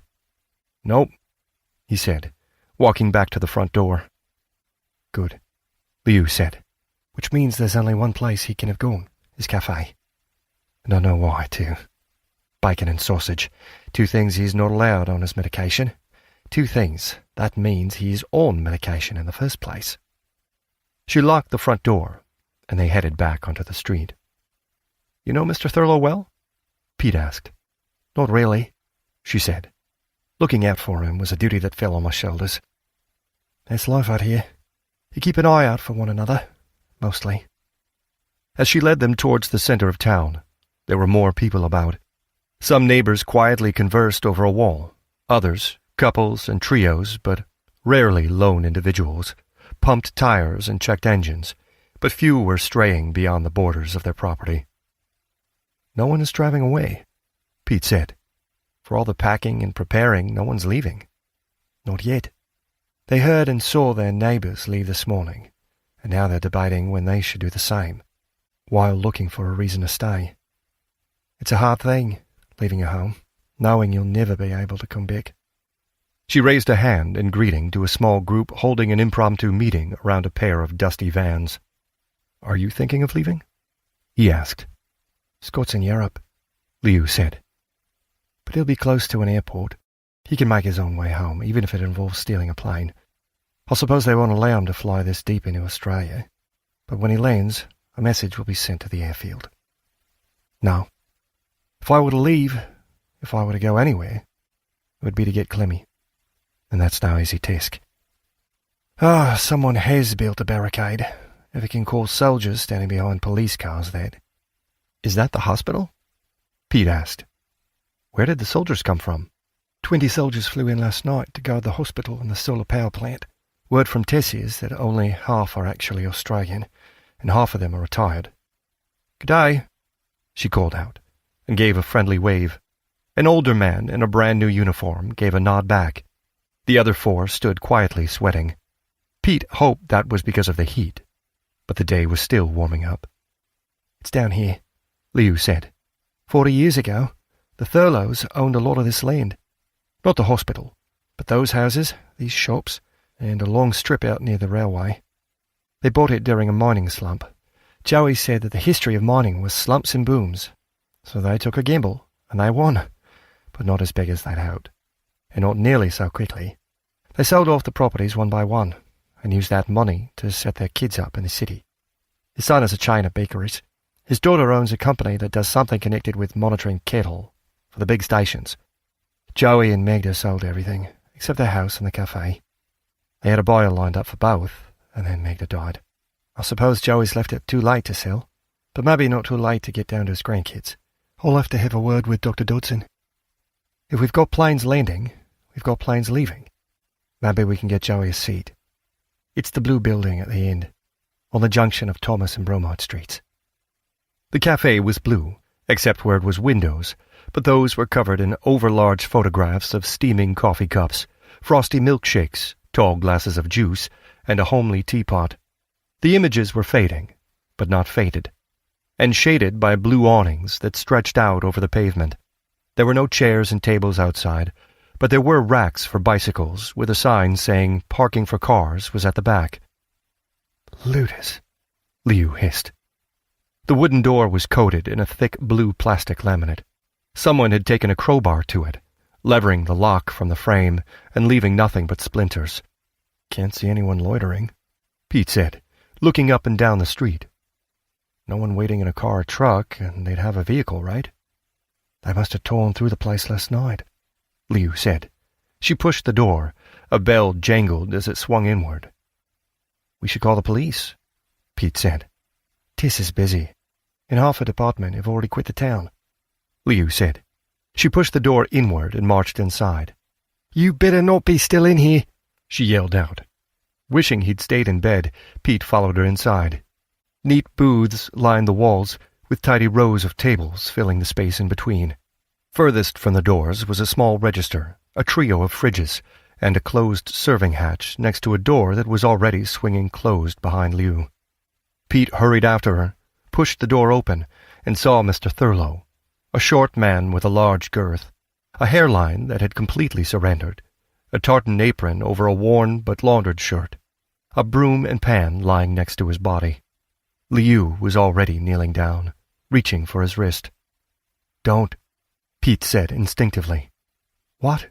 Liu asked. "He might be infected," Pete said. "He's not," Liu said, closing Mr. Thurlow's eyes. "He's just dead. And for at least a few hours. A heart attack, I'd say. That's what his pills were meant to stop." "You think?" "Broom and handbrush," Liu said, pointing to the tools next to the body. "He was tidying up. Must have found the damage left by the looters, decided to clean, but it was too much for him. Overwork. That's what I worried would happen. Oh, Joey, why couldn't you have listened to your grandkids?" Pete stood in respectful silence and let his eyes take in the kitchen. He'd not noticed it at first, but on the ground lay reams of discarded plastic and paper packaging. The looters must have taken a lot. Liu opened a cupboard. "Empty." She opened another. "The same." "Wait, what about evidence?" Pete said. "Fingerprints and things like that? We shouldn't touch anything. And shouldn't we call the police?" "Landlines aren't working, nor are the mobiles. But you've got a point. Hang on." She crossed to a door at the rear of the kitchen. It led to a cramped office. The desk drawers were already open, but Liu crossed to the wall, where there hung a steel-framed child's drawing of a mountain. She took the painting from the wall, revealing a small alcove behind. Inside was a laptop and a bundle of wires. "I said this wasn't a good enough hiding place," Liu said, taking the laptop out, careful not to dislodge the wires. "Joey said it was fine because who'd take one of his grandkids' pictures? Guess he was right." She turned the laptop on. "Security cameras," she added. "His daughter set the system up." She skipped through the footage. "Yep, there at 2 a.m. 4 blokes came in, big fellas, faces covered. They left again half an hour later, and came back in for more, and—" She skipped forward. "And that's it. They didn't come back a third time. Joey came in at 7. She closed the screen. "Maybe Tess can find the looters, but it's not going to bring back Mr. Thurlow." "I'm sorry for your loss," Pete said. "I didn't know him that well," Liu said. "When we first moved here, we driven all night, and it was 5:30 in the morning. We saw the lights on. They weren't open, but Magda, that's Mrs. Thurlow, she insisted we came in. Made a fuss of the kids, us two. In the evening, we came back because they'd been so friendly. Magda was doing the books at the booth near the front door. I helped her out. And that's how I became their accountant, and the accountant for most of the businesses whose owners ate here. This cafe, this was Magda's dream. Joey liked to speculate. Land, horses, cards. When she got crook, I said I'd keep an eye on him. But you can tell people what to do. You can't make them listen. Do you think you could find your way over to the hospital? I don't want to leave Joey alone." "Sure. It's just up the street. I'll get—" But he was interrupted by a jangle from the bell above the front door. They both headed out of the kitchen and back into the cafe. A man stood inside, the door swinging shut behind him. It was the man in the linen suit. Rather, it was a man in a linen suit and Panama hat, which he took off. "Good morning," he said. The accent was Australian, but Pete couldn't tell more than that. "We're not open," Liu said. "I just wanted a glass of water," the man said. "We're closed," she said. "Everywhere is closed." The man placed his hat on the nearest table. "I can pay," he said. "I can pay a lot." "First, the government said no price increases," Liu said. "Second, money doesn't mean much. Third, looters went through here last night, taking everything that wasn't nailed down. Fourth, and most importantly, our owners had a heart attack, and he's dead in the back." "Dead?" That seemed to get the man's attention. "But only from a heart attack?" "Yeah. He's no zombie, but he is dead, and we are closed," Liu said. "You want a glass of water? Then you want the hospital. They have a cafeteria, and Pete's going that way to get an ambulance. He'll show you." "You're Pete, are you?" the man said. He reached into his pocket and pulled out a smartphone. As he did, Pete saw the strap of the shoulder holster and the edge of a handgun. "Phones don't work," Pete said. The man turned to him and smiled. "Cameras do?" He glanced at the phone, but didn't take a picture. He put it away. "Water's been shut off," Liu said, "but there's iced tea in the fridge. You can help yourself. I'm going to the hospital to get an ambulance. Be gone by the time I get back." She started walking towards the door, but that took her within reach of the man. "Now," he said as she neared him. He lashed out, a vicious swiping backhand that smashed into her jaw, sending Liu sprawling across a table and chair. "No one's going anywhere," he said, reaching into his jacket. Pete leaped, grabbing the man's wrist as he tried to draw his gun. The thug stepped back, twisting around, but Pete turned with him, refusing to let go.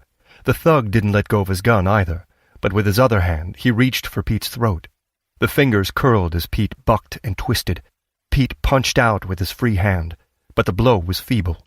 He grasped at the man's shirt, his coat, then tried to grab his throat, but the thug just grinned, stepping sideways in a broad circle as he squeezed Pete's throat. Pete's vision narrowed. All sounds vanished, replaced by the throbbing of blood. Pete felt his grip slacken. He saw the thug's smile grow wide, but then the man's eyes went wider. His hand went loose, and he slumped to the floor. His temple smashed into the corner of a table as he collapsed. Air rushed back into Pete's lungs. Sound returned. Understanding followed a half-second later. Liu held a glass vase in her hand. The glass hadn't broken, but from the quantity of blood on the floor, the man's skull had. "You okay?" she asked. "Yeah," Pete said, coughing. "Yeah, I think so." "What?" He shook his head, sucking in more air, quickly sorting through all the questions no one could possibly answer, finally settling for the only one which mattered. "Is he okay?" "No," Liu said, checking for a pulse. "He's dead. There's no pulse." "He had a gun," Pete said. Liu extracted the pistol from the man's holster. "He's got a silencer. Who carries a gun with a silencer? Who carries a handgun that's not a cop? What just happened?" She placed the gun on a table and crossed to the front door. "Did you hear a car?" "No. I'm still hearing an ocean in my ears." "I'm going to find Tess, or those soldiers, or someone. You better wait here." She left, and Pete sat at the table on which she'd placed the gun. He didn't touch it. He'd handled a gun before, a hunting rifle, on a range 6 weeks after his post-high school attempt to join the army. He'd been curious as to how good a shot he'd be, and convinced he'd be a natural marksman. Out of 20 bullets, he'd hit the target thrice, and only once inside the ring. It was that as much as a preference for sleep over early morning exercise that had doused the ambitions of a military life. Sitting in a cafe on the other side of the world, with 2 dead bodies for company, he couldn't help wonder if he'd made the right choice. Chapter 16. The Briefest Investigation. Bromide Street, Broken Hill. At the sound of an engine, Pete jumped to his feet. Heart pounding, he peered through the glass panel at the side of the door. It wasn't an ambulance, but something just as reassuring. A police van. Liu jumped out from the passenger side. Inspector Kwong climbed out from the driver's side. Pete stepped aside as they entered the cafe, looking back to the van, expecting other officers to get out. No one did. "Is it just you?" he asked. "For now," Kwong said. "Have you seen anyone since Liu left?" She pulled on a pair of blue latex gloves, picked up the pistol from the table, ejected the magazine and the round in the chamber. After a brief examination of bullet, magazine, and handgun, and a longer examination of the suppressor, she placed them all back on the table. "Anyone come to the door? Any cars in the street?" "No," Pete said. "I wasn't looking, but I don't think so." Kwong bent over the corpse, checked for a pulse, then stood. "Interesting. And odd. In equal measure. How are you, Pete?" "Me? Fine. Sore, but okay." "Do you need to go to the hospital?" "I don't think so," he said. "Good," Kwong said. She walked over the corpse and into the kitchen. "Where's the ambulance?" Pete asked. "Except for the 2 they took down to the airfield, they're all gone," Liu said. "Stolen last night. Probably taken by the medical staff, because a lot of them are missing too. And so are another 3 of the police officers." "Oh." Inspector Kwong came back out of the kitchen. "Mr. Thurlow was like that when you arrived. You didn't move him at all?" "I checked for a pulse," Liu said. "But that's all. There's a recording on the security cameras of looters coming in, 4 of them. They made 2 trips, then left and didn't come back. Joey came in around 7, probably so he could get some bacon and sausage. I made sure he had none at home. He saw the mess, started cleaning up, and he had a heart attack. The video is in the office? Kwong asked. On the laptop, Liu said. Again, Kwong left, but was back a few minutes later, laptop in hand. She placed it on the counter and set it to play. Mr. Thurlow says he's been taking his pills, Liu said. I don't know that he has. Was. She corrected herself. No cameras in the kitchen, Kwong asked. Just on the door and the register, Liu said. I'd say you're right, that it was a heart attack brought on by shock, Kwong said. Mostly the shock we've all been in these last few days. Today's early morning exertion was the final straw. None of these 4 blokes looks like the dead man. They all look younger, broader-shouldered. Miners, maybe? We had a load arrive yesterday, bussed in and told to wait, but a lot of them didn't want to. We've a crime, a tragedy, and a second crime, all separate incidents. She closed the laptop.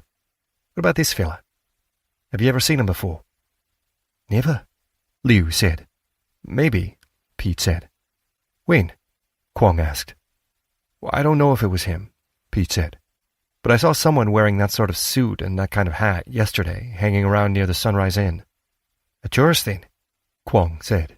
because he sure isn't a local. You only saw him yesterday, not before? Never, Pete said. We had a lot of looting last night, Kwong said as she walked around the corpse of the dead thug. She paused by his feet, examining the soles of his shoes.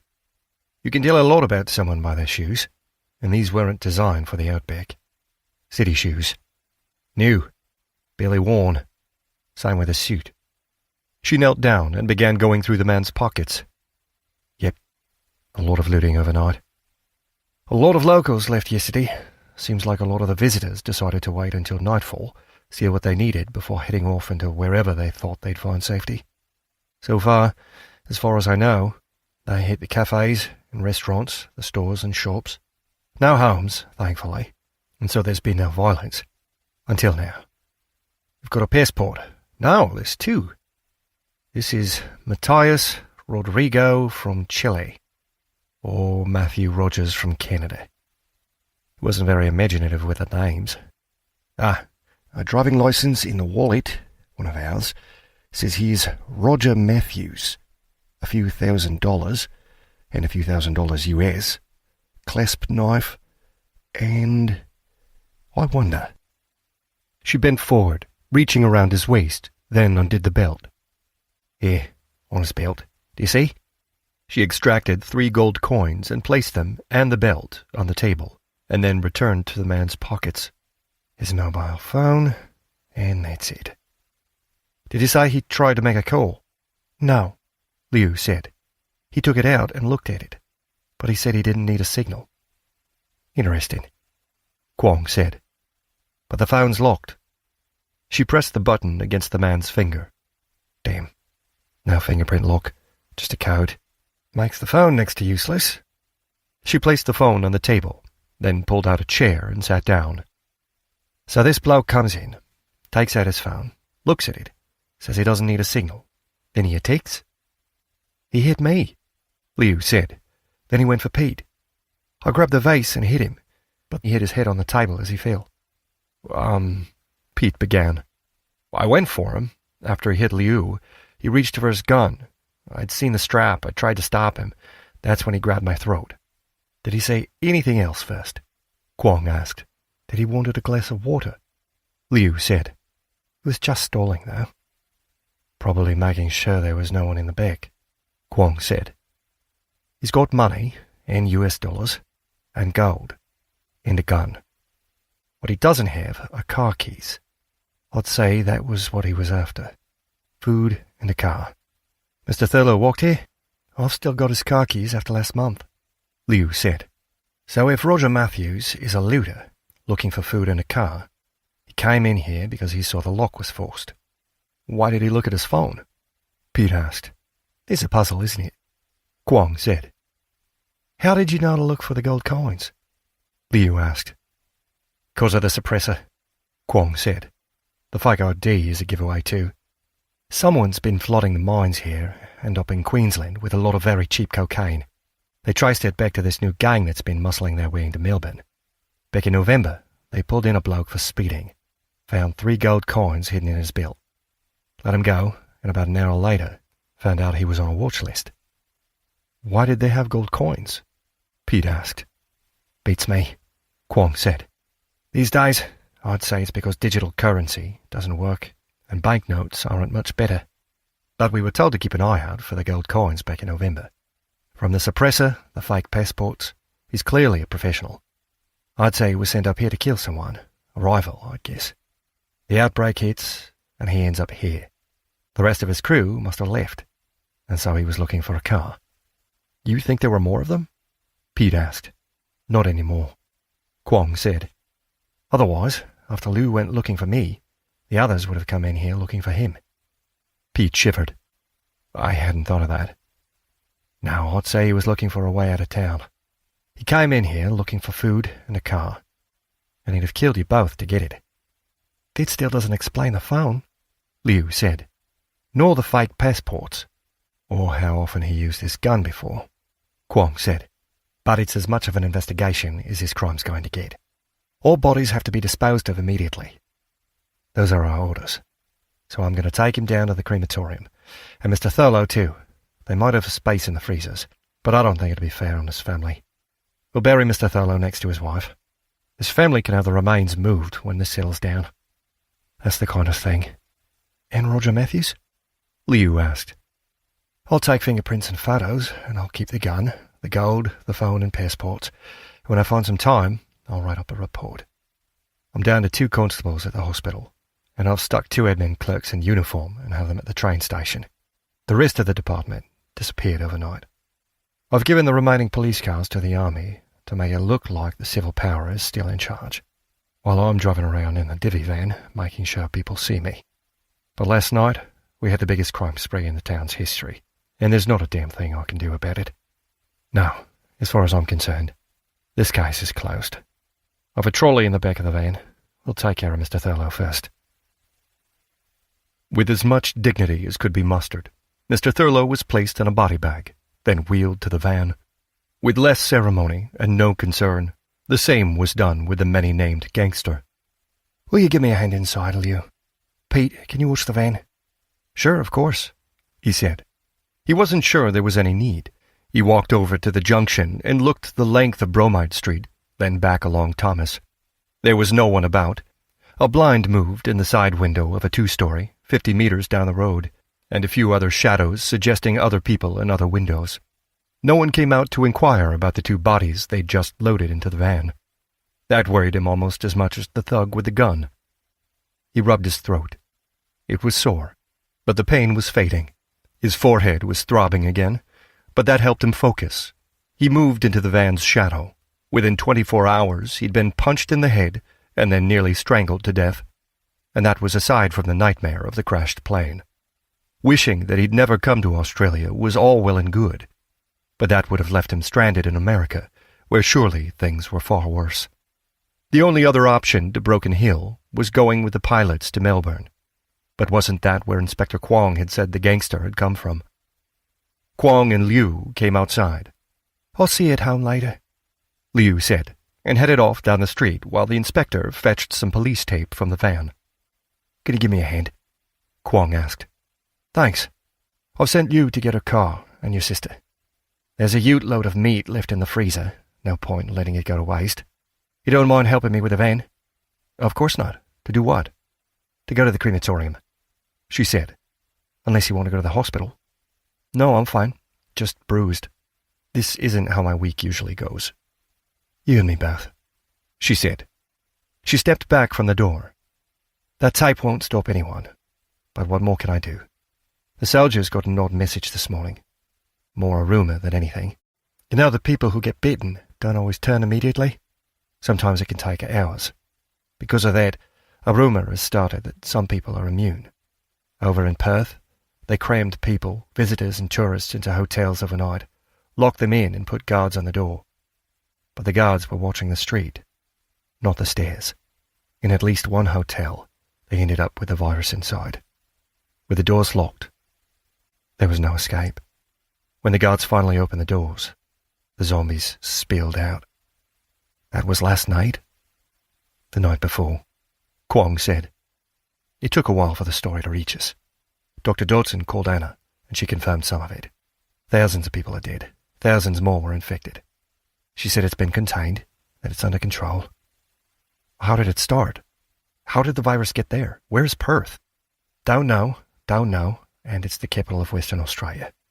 Probably by plane. Possibly from India. The virus is in India? He asked. It's everywhere, Kwong said. They're saying Paris is gone. Tokyo's looking bad. Whether you can believe what they are saying is another matter. New Zealand is doing better than us, and Papua New Guinea is doing a bit worse. Of course, I don't know whether they can be believed either. You've been through a lot. How are you coping with it? I don't know. Trying not to think about it, I guess. Probably for the best. Civilization is on the ropes. We had 20 soldiers arrive last night. 5 retirees turned up at the barracks the moment they heard about Manhattan. 5 are Kiwis. A couple of Poms. It's just the start. Everyone's about to be conscripted. We'll all be soldiers and farmers. There's no safety in the coast. You mean Melbourne, where the pilots are going? I do. Last week, if a criminal like that turned up dead, we'd have a task force here within hours, and half the country's press a couple of hours after that. Now, it's not even worth an autopsy. You and your sister seem handy, competent. We could use you around here. We could use everyone we can get. She looked up and down the empty street, but most of them have already left. Chapter 17. Highway to Hell. The Silver City Highway. When they reached the cemetery, he finally saw the traffic that had been missing since they'd left the airfield's quarantine. 2 coroner's vans were in the driveway leading to the crematorium, while a trio of hearses, their windows covered in blue plastic, were waiting for the other vehicles to move so they could enter. What's going on? Pete asked. Is it a funeral? Not exactly, Kwong said. Yesterday, a church group went down to the creek and killed themselves. Oh. He wasn't sure what else to say. How many died? 10 men, 15 women, 8 children, she said. I'm sorry. He now better understood why she'd only shown a cursory interest in the hitman. She pulled the van in behind the hearse. We couldn't leave the bodies by the creek. It's dry now, but come the wet, it won't be. Assuming the rains come. She leaned forward, eyeing the sky. She leaned back. 33 dead, plus Mr. Thurlow. I won't count the gangster, but it's only the beginning. The line of traffic inched forward, and Kwong followed them into the cemetery's grounds. She stopped the van next to a hearse. If you wait here, I'll see what's what, Kwong said. She got out and walked over to the entrance, where the group of drivers were gathered in quiet conversation. Pete got out, leaned against the van, and scanned the sky for clouds. It was better than thinking of all the death surrounding him.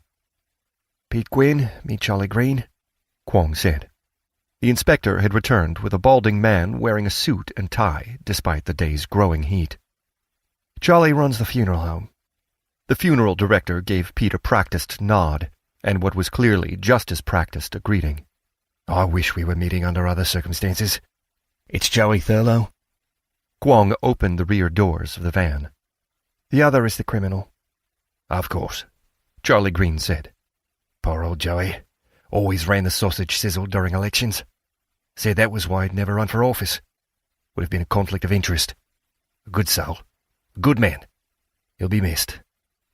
Liam, Sean, he added, calling over his shoulder.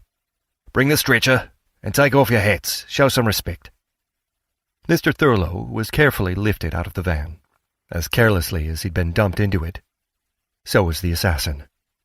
Be a stranger, Charlie said to the inspector. If I can, she said. Charlie Green gave Pete a nod and headed inside. And that's it, isn't it? Pete said. An attempted murder and a heart attack and we're done? For now, yes, Kwong said. Sorry you weren't needed here. I didn't think they'd be back so soon from the creek. If you head back up this road, you'll be in the centre of town, probably in time to meet Liu and your sister at the cafe. You're not coming? Not directly. They flew the helicopter over the creek. On its way out, it saw a dirt bike abandoned on the highway a couple of miles away. There's no people, she added. No bodies, but we don't want to leave it there. I'm going to collect it, then check in on a few of the outlying properties. I can give you a hand if you want, Pete said. I'd like to be useful. You've made up your mind then? I think so, he said. I think I'm staying. I mean, yeah, I'm not really qualified for anything. Wherever I go, I'll be doing some heavy lifting, so why not start now, out here? Good on you. Glad to have you aboard. He shook his head. Something wrong? She asked. Kind of. We accidentally killed someone an hour ago, and the response has been to deputize me. Recruited, not deputized, she said. Dr. Dodson vouches for your sister. That's why I didn't mind you bunking with Liu and Bobby. I trust the doc's judgment about as much as I'd trust anyone's on this planet. Liu didn't ask me to get rid of you two last night, or this morning, so she trusts you too.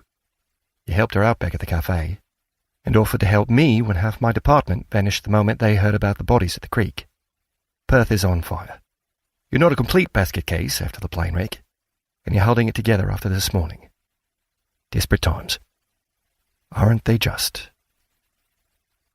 Inspector Kwong stopped the van 40 meters from the dirt bike abandoned on the Silver City Highway, 3 kilometers north of Broken Hill.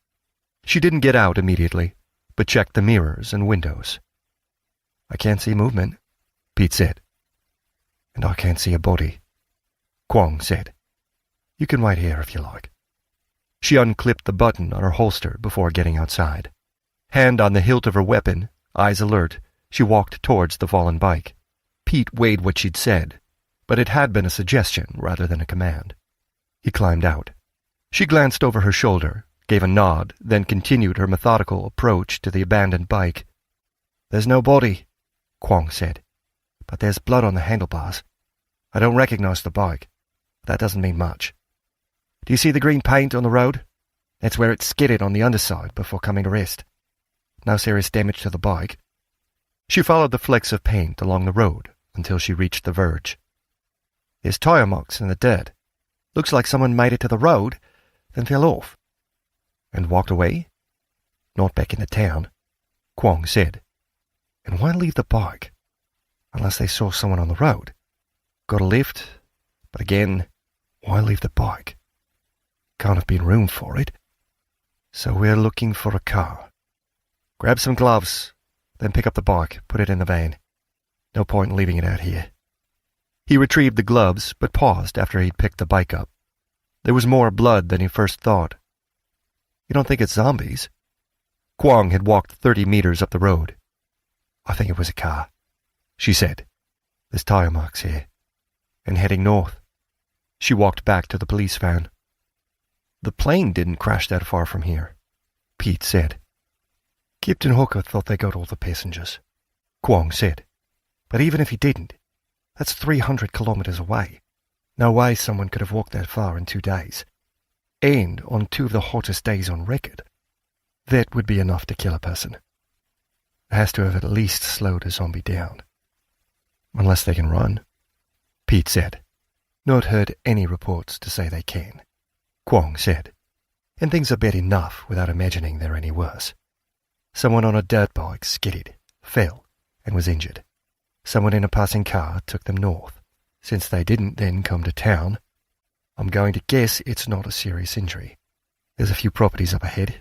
We'll pop in, see if anyone's still there, and if they saw anything. Otherwise, there's not much I can do. They got back in the van and drove north. Do you see the cart? Kwong asked. Up ahead, to the right? Oh, I saw that when I was on my way to my sister, Pete said, glancing at the amber and lime kite floating above them. Although I think it was a different color, so I guess it was a different kite. That's the Beecham place, Kwong said. Casey was a jellaroo up at the cattle station in Queensland. Took up teaching after she got married. Jono was in the army, PTS.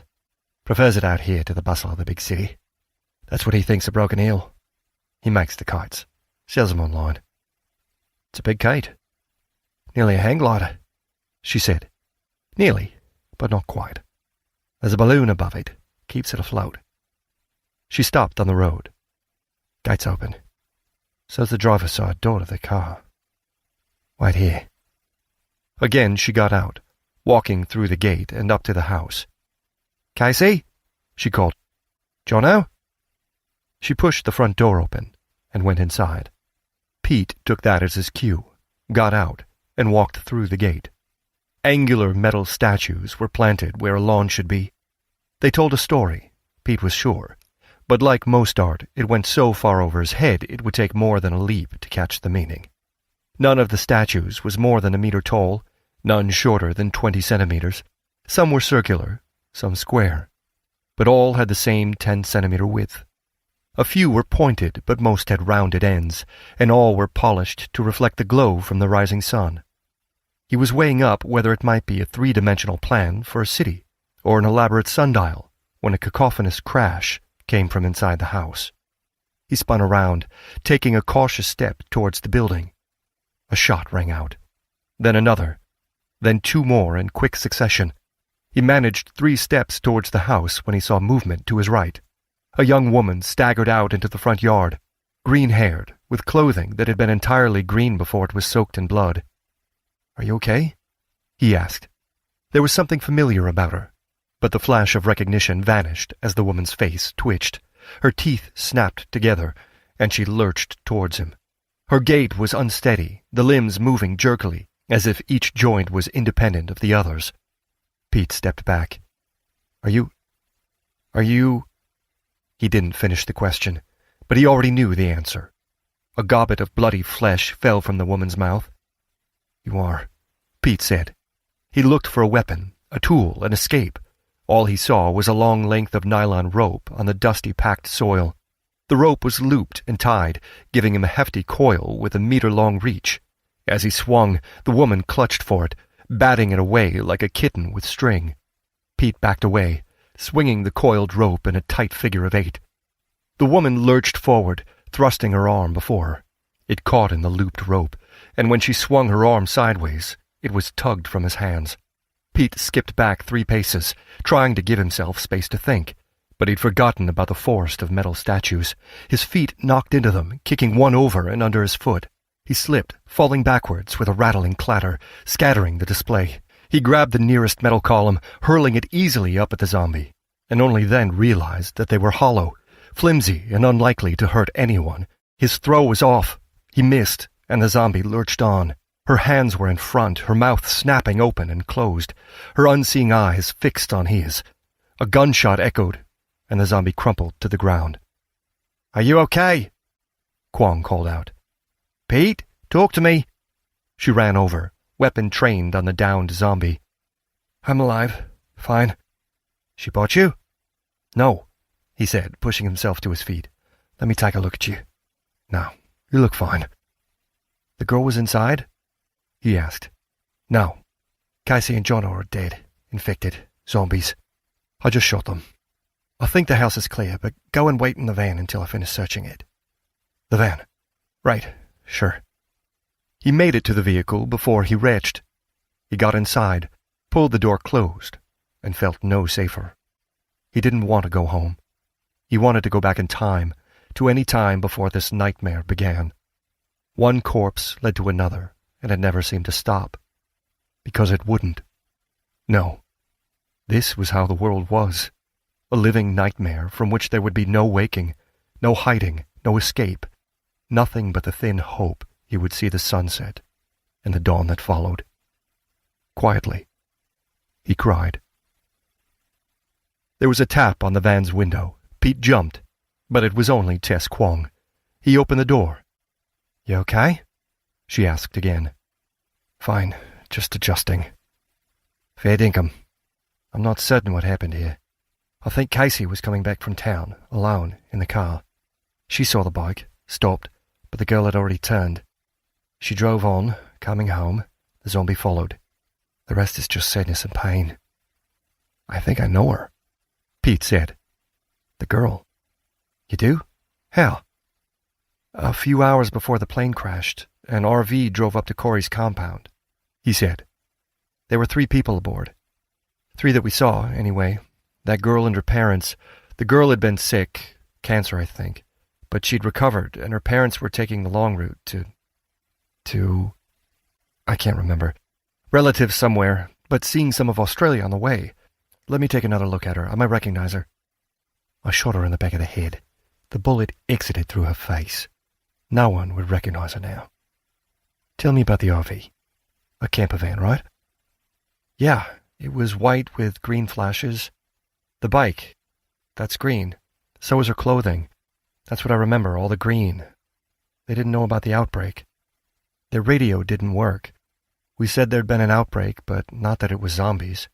We told them to come back to town. They must have turned the radio on, heard what was happening, and decided they were safer on their own. This was a few hours before the plane crash. Kwong asked. I guess they can't have travelled far from the fence. I better call this in. Get Captain Hawker to take a helicopter back up to look for the RV. While I'm doing that, can you get 3 body bags out from the back? Body bags? We can't leave them here. Chapter 18. The Rosewood Cartel. Gaffney Street. Broken Hill. Where have you been? Corey asked as Pete trudged up the drive. She and Liu were unloading an odd assortment of bags from her car. What's that in your hand? Liu asked. Is it the looter's gun? Pete held the evidence bag up. Inspector Kwong gave it to me at the crematorium. She said there was no point letting it rust in the evidence lockup. What happened? Corey asked. It's a long story, he said. Do you remember that RV that came through the outback just before that plane crashed? Sure, Corey said. They got infected. The girl, the daughter, she didn't turn immediately. Managed to make it to a house belonging to... I can't remember their names. It's on the Silver City Highway, has a kite flying above it. Jono and Casey's, Liu said. Are they okay? They're dead, Pete said. So's the girl. Inspector Kwong shot them. They were infected, zombies. She said I should take the gun, just in case. Huh, I guess it wasn't as long a story as I thought. Casey taught Bobby a couple of years ago, Liu said. I'm sorry, Pete said, and wished there was something more comforting he could say. 20 minutes later, when he stepped out of the bungalow's small shower room, he found Corey sitting on the sofa. I forgot where it was, he said, pulling the towel around his waist. How are you doing? She said, standing up and turning away. I don't know, he said as he hurriedly dressed. I really don't. Half of me is terrified. Half of me is saying that it doesn't matter how I feel because we're stuck here. Half is saying that however bad it is here, Olivia has it worse, since we're really only dealing with a plane wreck, not a continent in flames. And the other half is saying that's way too many halves. You were never good at math, she said. Those people in the RV, they must have decided they'd be safer in the outback than back in town, and they stayed close to the plane crash. Or they saw the smoke and went to investigate, to help, Corey said. I wouldn't dwell on it. I'm not. Inspector Kwong radioed the soldiers. They're going to look for the RV, but based on the fuel left in the dirt bike, it can't be more than 30 kilometers away. That's a day's walk, and it had to have happened at least a day ago. That's why she gave me the gun. So, yeah, I'm not really dwelling on it. Just trying to get my head around how much has changed. This morning, Liu and I killed a man, albeit in self-defense. Instead of being questioned, the inspector basically gave me a job. And now she's given me a gun.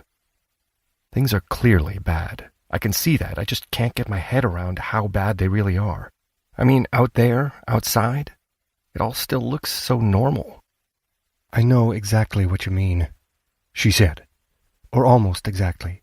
But getting stuck inside your head isn't going to help. Liu said she's going to fire up a grill. There's too much meat to store, so she wants to throw a barbecue. Invite over all her neighbors. I don't think I could face a barbecue, he said. Not after the plane wreck. I don't think I could even face food, he added, but his stomach gave a treacherous growl of disagreement. Either way, since they're going to be our neighbors too, we should help. Corey picked up the evidence bag. We shouldn't leave this around. not with Bobby in the house. Maybe I should look after it, though. She opened the bag and loaded the loose round into the magazine. That went into one pocket, the pistol into another. After a second's hesitation, she pocketed the suppressor as well. Pete followed Corey up to the house. Music was coming from the direction of the bedrooms, but with too slow a beat for it to be playing that loud in anything but childish frustration. Liu was in the kitchen, a bulging freezer bag on the table. "They didn't want the meat?" Corey asked. "Neither cooked nor frozen," Liu said. "They're leaving. Off the streeties. They're driving off together, asked if we'd like to go with them. Bobby and me. I'm not sure you're invited." "Oh," Pete said. He sat at the table. "Are you going to leave?" "They're driving to Wollongong," Liu said. "Where's that?" Pete asked. "About 1,000 kilometres east, on the coast south of Sydney," Liu said. She angrily filled the kettle. "Jean's sister has a small hotel." She slammed the kettle on. "Apparently, it has a campsite. It's the first I've heard about it. Reckon they'll go there to start with." She gripped the counter. "Sorry. It's just that money's tight. It's always tight. Even tighter now that Clemmy's abroad. Yes, Scott works for an airline, which means we can get a free cargo flight to the mine of our choice. But it's not exactly a destination getaway. A discounted stay at a campsite would have been more than welcome many a time, and Jen knew it. I don't know. Maybe she's not close to her sister. It's not important now. My anger's more that they've been talking about this for days and didn't mention it. No one did.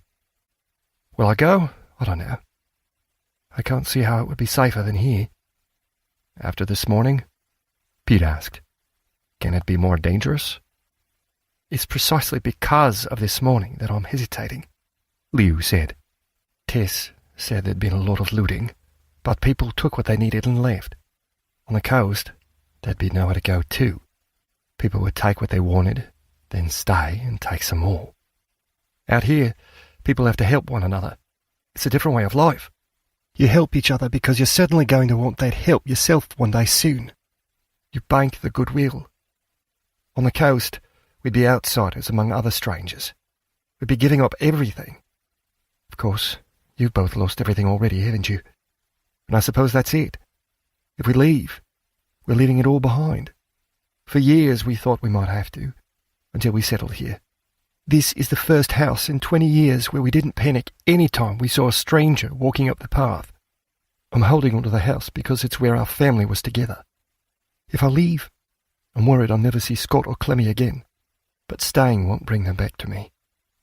Outside came the sound of an engine. They all crossed to the window, but it wasn't people leaving. It was Inspector Kwong, arriving in the police van. "G'day," Kwong said. "How you doing, Pete?" "Still alive," he said. "Good to hear.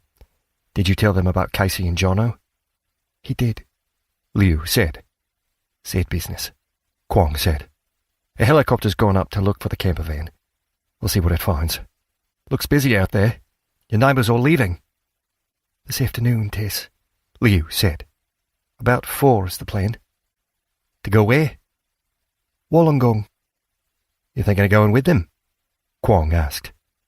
"Would you?" Liu replied. "No, I'd advise against it," Kwong said. "Then we won't," Liu said. "Will you stop them from going?" Corey asked. "Not exactly," Kwong said. "We're putting together a road convoy to go to Adelaide, leaving tomorrow, at dawn. The Army's sending an escort. Should arrive around 2 a.m. If people want to leave, after what happened to Jono and Casey, I'd prefer they left together, and with the escort. But I don't have enough cells to lock them up, and don't have the time to try. I'll let them sweat for a few more minutes, then go have a word." "What's happening in Adelaide?" Liu asked. "Not a clue," Kwong said. "The road convoy is only for people with vehicles. Locals, in other words. Everyone else is being put on a train. They should arrive overnight." "They're going to Adelaide as well?" Liu asked. "No, Singleton, I think. That's what they're saying. They want the miners. They're taking the tourists too, but it's the miners they want."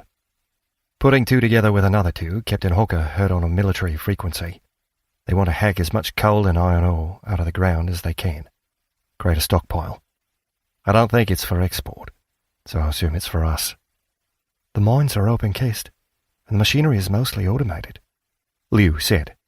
Kwong shrugged. I'm passing on rumours. I think the real goal is to keep people busy and to give them an impression that there's a plan. I bet a lot will end up farming. Or maybe that's what'll happen to the mob who end up in Adelaide. Like I said, most of what I know is rumour. Other than the military are arriving tonight, and the train soon after. And what's going to happen to everyone who stays? Liu asked. I'm not sure, Kwong said. Broken Hill will be a resupply centre and infrastructure conduit, whatever that means. We're to expect 4 cargo planes later this afternoon, a few more overnight. Not sure what'll be on them. She turned to Pete and Corey. But if you two don't mind a bit of heavy lifting, Mick could use a hand unloading them. I'd like to keep as many uniforms in town, as visible as they can be, at least until the trains have left tomorrow. Oh, one more thing. It's not much comfort, but that bloke who died in the Thurlow's Cafe, he definitely was involved in the drug business. How do you know? Liu asked. As Charlie was prepping him for cremation, he found a tattoo on the corpse's arm, a branch with 3 leaves, from which a 4th had fallen off. The 3-leafed branch is a tattoo used by a group calling themselves the Rosewood Cartel. They're the mob that was muscling their way into the coastal cities. It's good news, I'd say. Means he was probably just looking for a car so he could drive back there. What? She added, looking at Corey. I think... Corey began. I think he was after Pete. You do? Why? Kwong turned to Pete. What's your connection to an international drugs gang? He's got none, Corey said quickly. Lisa Kempton does. A long time ago I worked for her. She had this idea that the way to beat people like the cartel was to befriend them and tear them down from the inside. When I found out, I quit. I went off-grid, and I came here. I stayed away from America and Pete, to keep him safe. It wasn't Kempton I was worried about, but the cartel. You didn't think of going to the authorities? Kwong asked. I did. I tried. But the cartel had people in the FBI, and so did Kempton. That's why I went on the run. Everything she was trying to do was a disaster waiting to happen. I stayed out of it and figured Pete was safe, because he was just a wage slave with whom I had no contact. From what we were told, this cartel was more like a syndicate running franchises across the world, Kwong said. They recruit on the streets and in the prisons, and all recruits get a tattoo. Once marked, you can never quit. Add to that, they control 24% of global distribution. Or was it production? I forget. My point is, the tattoo is pretty common, even in Australia. So why specifically do you think this is connected to Pete? Because the killer looked at his phone, Pete said. He did, didn't he? He added, turning to Liu. He was looking at something on his phone. It had to be a photo of me. He was confirming I was the person he was after. Okay, maybe, Kwong said. She turned back to Corey. Why? I don't know, truly, but Kempton sent her own private plane to find me. Except those 2 pilots, they're senior executives, members of her inner circle. I was wondering about that, but then the plane crashed and we had other things to worry about. Wondering what about these pilots? Kwong asked. I used to work for Kempton, yes, Corey said. And I was good, very good. But I haven't touched a computer in years. I'm out of date. All she wanted me to do was activate some old code. It only took a few minutes. She didn't need to send Pete. Unless him coming here was just smoke and mirrors. Why send people in her inner circle to fly the plane? Why not a normal pilot? Why not send Pete on a commercial flight? Why not? Kwong asked. And why was that gangster after me? Pete asked. Because he wanted a way out of here, Corey said. I'm guessing, but out of the 3 of you on the plane, who is more likely to be the pilot? One of the 2 multimillionaires, or the guy sent off into the outback on his own? And what if that hitman was in town specifically to meet those 2, to sell them information on the cartel? Interesting, Kwong said. And I think you and I need to have a long chat about this. Not here, though, Corey said. If he was after Pete, and he wasn't alone, We don't want his friends coming here to endanger Liu and Bobby. I'm sorry, Liu, I didn't realize. We've all got a pest, Liu said. No, she's right, Pete said. We should go. Fine, Kwong said. I've got to speak to the people next door. You two go to the airfield. We'll talk later. As empty-handed as they'd been when they arrived, Pete and Corey left. Chapter 19. Missing Guests. The Sunrise Inn, Broken Hill. Feels cooler, Pete said, as he and Corey walked away from Liu Higson's home. Maybe it won't be as hot as yesterday. And now I'm out of small talk. Was that cartel guy really after me? I don't know, Corey said. Or after the plane? I don't know that either, she said. Or connected to Kempton? Again, I don't know, she said. But there's more going on than you told the inspector, and there's more going on than you've told me. Yes, but I don't think any of it matters, she said. I hope it doesn't matter.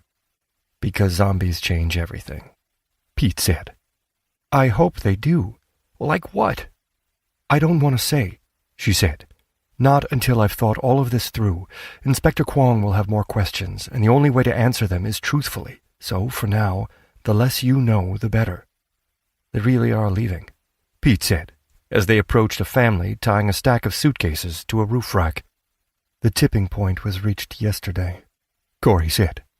So many of the people have now left, it's impossible to pretend the town will return to what it was.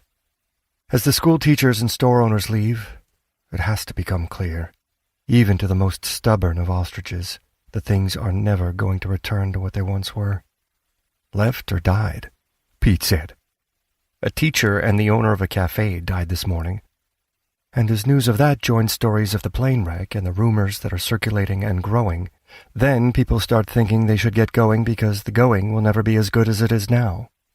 They're making the right choice, Pete said. Yesterday, I'd have said it was safer to stay put, but not after what happened at that house along the highway. The zombies are already here. This place is as dangerous as anywhere else. I guess that's why they've arranged those convoys, Corey said. Mining or farming or fighting. That's what we'll all be doing soon enough and forever after. Maybe the smart thing to do is volunteer and so jump to the front of the line. There's one last option for us, Pete said. The pilots are going to Melbourne. We could go with them. We'd still end up on a government farm, Corey said. Maybe, probably, but it might be safer. For you, I mean. You've admitted there's stuff you won't tell me, but the inspector won't be brushed off so easily. If we end up on some farm with thousands of other tourists, we'll blend in with the crowd. We can hide. We could end up somewhere worse than a farm, and worse than here, Corey said. Pete stopped. How? How could it be worse? The door to the nearest house opened.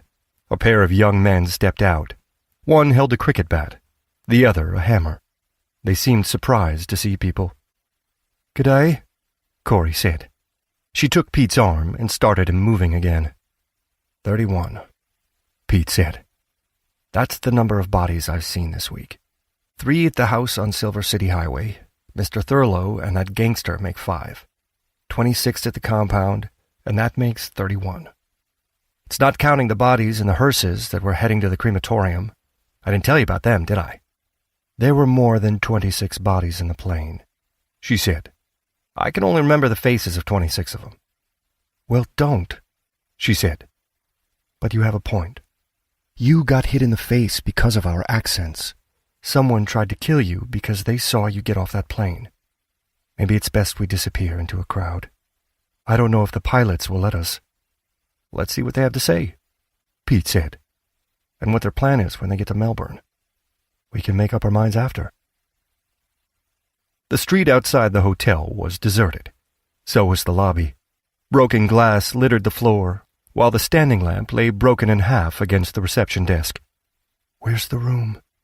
Corey whispered.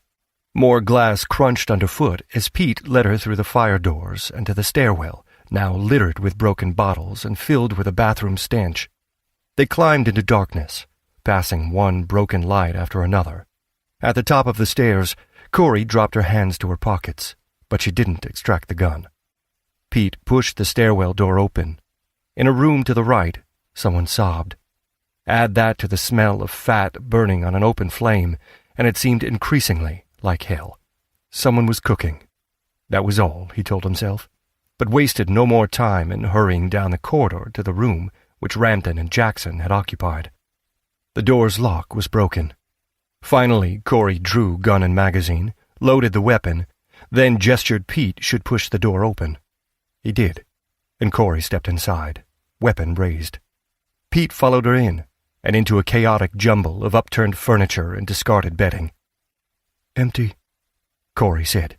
She moved to the bathroom. "And empty. Close the door." Pete pushed closed the door to the corridor. "I should have thought of this," he said. "That thug who came looking for me, he must have come here first." "From the look of it, they'd already left," Corey said. The mattresses had been flipped from the beds, and those had been moved away from the wall. The drawers to the small cabinet unit were open. "Someone searched this place, yes?" Pete said. "What were they looking for?" "I don't know," Corey said. "They were looking for something, but let's talk about it outside. I don't feel safe in here." She slid the loaded gun into her pocket, leaving her hand in there, too, until they were on the street. "We can forget going to Melbourne now," Pete said. "The pilots must have already left. And you know what?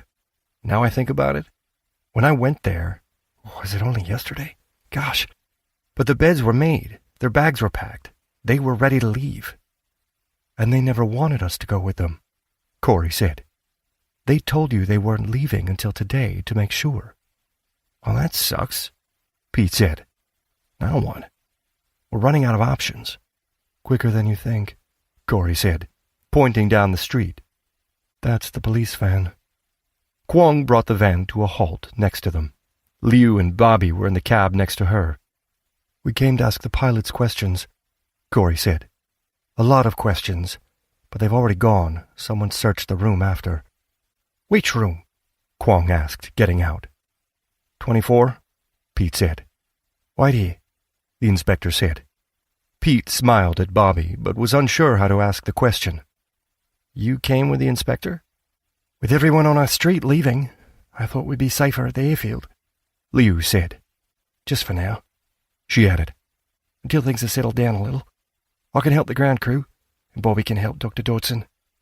The boy made a show of pulling out a pair of headphones, putting them on, and turning the music up loud. Liu gave a resigned smile. Inspector Kwong didn't spend long inside. "Are you two coming with us?" she asked. "Yes," Pete said quickly. "What do you think happened in there?" "He was looking for the pilots, but looking for something else as well." "Any ideas what it might be?" "None," Pete said. Kwong nodded. "Get in," she said. Pete wasn't sure she believed him. Chapter 20. Prayer on a Wing. The Airport. Broken Hill. Pete heaved the last crate from the pallet onto the stack just inside the hangar. "And done," he said to no one at all. He ran his hands through his hair, then wiped them on his trousers. He was covered in sweat and smelled ripe, but it was a hard job well done. Not bad at all. He walked over to the hangar entrance and picked up his water bottle. It was almost empty. He perched on a crate, idly wondering what was inside the boxes he'd just moved. The Red Cross gave a clue, but the possessive army markings dissuaded him from opening any. The cargo planes had arrived 10 minutes after he, Corey, Liu, and Bobby had reached the airfield, thankfully truncating the inspector's questioning. They were civilian planes, but with a military crew, and a medical cargo which had been hastily dumped on the edge of the runway before the planes departed, as unceremoniously as they'd arrived. Pete's hands had been too full to check a watch he didn't have, but he didn't think the planes had been on the ground for more than half an hour. It was a case of shoulders to the wheel to move the crates until Pete had spotted the forklift at the back of the hangar. He'd operated one back in his warehouse days, and so, finally, he had some expertise applicable to the crisis. Not long after that, Kwong had reappeared, corralling everyone in uniform to help quell a riot at the train station. The trains hadn't arrived, but people were already gathering to board them.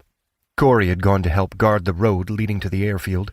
Dr. Dodson and Liu had flown a prop plane over the town to make it clear that, if things weren't normal, the airfield hadn't been abandoned. That had left Pete and Bobby and the forklift with 4 planes' worth of crates to shift. It had been relaxing, for him at least, doing something he understood, with a clear goal at the end of it. Bobby soon grew bored, and had taken the first opportunity to help a nurse set up an impromptu operating theater inside the office. Pete hadn't asked why they might need an operating theater at the airfield, and did his best not to think about it as he moved one crate after another until the job was finally done. Not a bad job at all, he said to himself. He drained the water bottle. His stomach growled. It was nearing sunset, but he was in no mood to sleep. The heavy labor had given him time to process the events of the day. Mr. Thurlow, the hitman, the undead girl, and the bodies inside the house on the Silver City Highway. It had been a nightmare of a day, enough to send him to therapy for the rest of his life. But it wasn't bothering him. Well, the undead girl was. But that was more a memory of the happy but sick girl standing in the door of the RV at the cabin up by the fence. Her death seemed unfair. The rest of it, though, didn't bother him. The hitman was dead. The pilots were gone. From here on, he had a clean slate. Him and Corey, together again, with all sins truly forgotten now that the planet's mortal fragility had been exposed. His only immediate problem was his empty water bottle and growling stomach. So he went in search of food and drink. Inside the neighboring hangar, he saw Liu, Bobby, and Dr. Dodson peering at the open-engine cowling of a prop plane. "I'm done with those crates," Pete said. "Are there any others?" "Not until around 2 a.m., Dr. Dodson said. "That's when the next flight is expected. It's bringing ammunition." "Why?" Bobby asked. "If I knew, I'd tell you," Dr. Dodson said. "Is Inspector Kwong still in town?" Pete asked. "With the rest of the soldiers," Liu said, "keeping the peace until everyone leaves. But they can't depart until the military escort arrives at midnight, give or take. Tess was spreading the word about the convoy to Adelaide and the trains going east. I think things will stay calm now." She glanced at her son, casually disordering the tools in the toolbox. Pete could guess what she was thinking, that it would be calm only until the next crisis, but he was happy in the knowledge that was at least a day away. "I'd say we'll be all right," Dodson said. "Now, mate, a fella like you, I'll bet you're a bonzo cook." "If that means good, then no," Pete said. "I've waited tables, but never worked in a kitchen. I live on cereal mostly, with the microwave for when I'm feeling fancy." "Cereal would be good," Bobby said. "Not for dinner," Dodson said. "A time like this, we could really do without Joey Thurlow. He was a demon with a barbecue." "Come on, Bobby," Liu said. "It's time you learned how to cook. Pete, can you take that crate of water over to the main gate? I promised your sister, but got distracted by the fuel pump." "Sure, no problem," Pete said. He picked up the crate and meandered over to the entrance, where he found Corey wearing a police-issue bulletproof vest and holding a military-grade assault rifle. With her was Private Josie Bramley, the soldier who'd been their watchful angel of mercy during the helicopter journey back from the fence. "Hey, sis, you've enlisted?" Pete asked. "Not even close. I'm just a warm body who knows how to use a rifle." It wasn't really an explanation, but was an explanation really needed? After that morning, he knew full well why armed guards were required.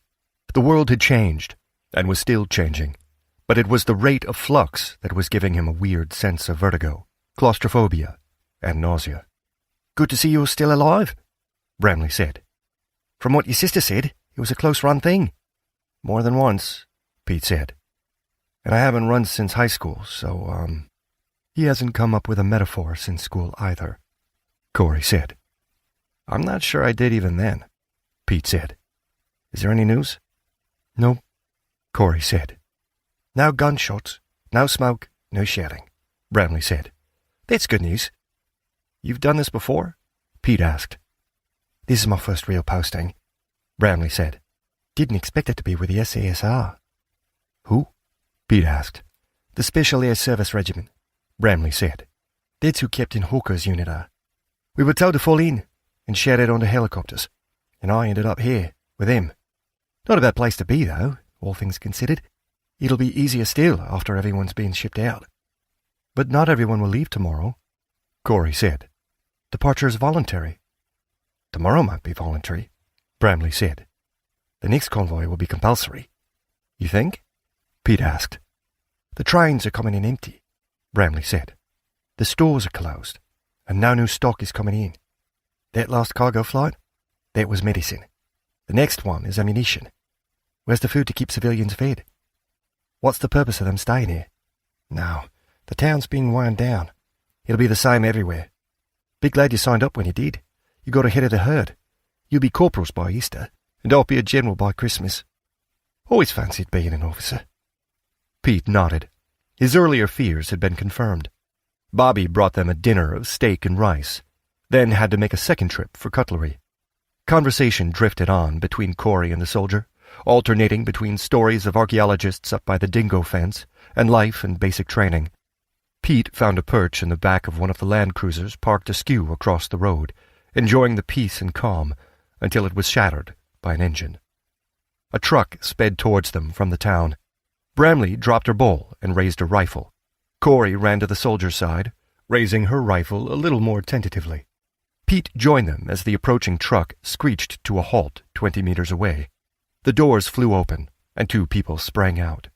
They were followed, more cumbersomely, by Stevie Morstan, the man from the chalets. The airfield's close to civilians, Bramley said. We want to buy a plane, Stevie said. We have money. If you're not an official flight, you'll be shot down, Bramley said. Whatever Stevie's original plan had been, it was forgotten when he saw Corey and Pete. What are you two doing here? He demanded. Guarding the airfield, Corey said. What about you? What are you doing? Americans? Guarding our airfield? Nah, Stevie said. Do you know them, Steve-O? The car's passenger asked.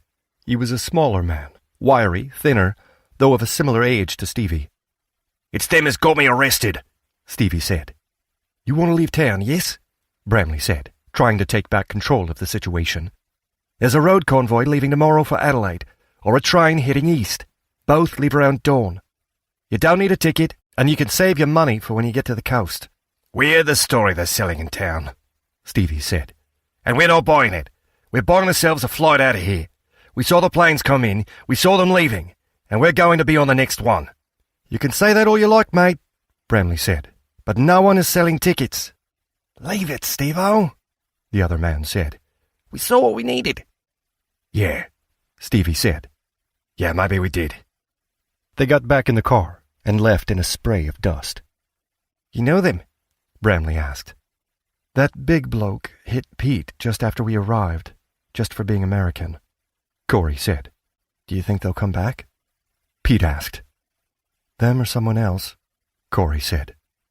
They aren't the first to come here asking to fly away. There were a lot more after those cargo planes arrived, but I think as word about tomorrow's departure spreads, and the closer it gets to night, people are wising up to the idea that the train is the safest and surest way to get out of here. Pete looked over at the setting sun. He should get some sleep. 2 a.m, and the next cargo flight would come soon enough.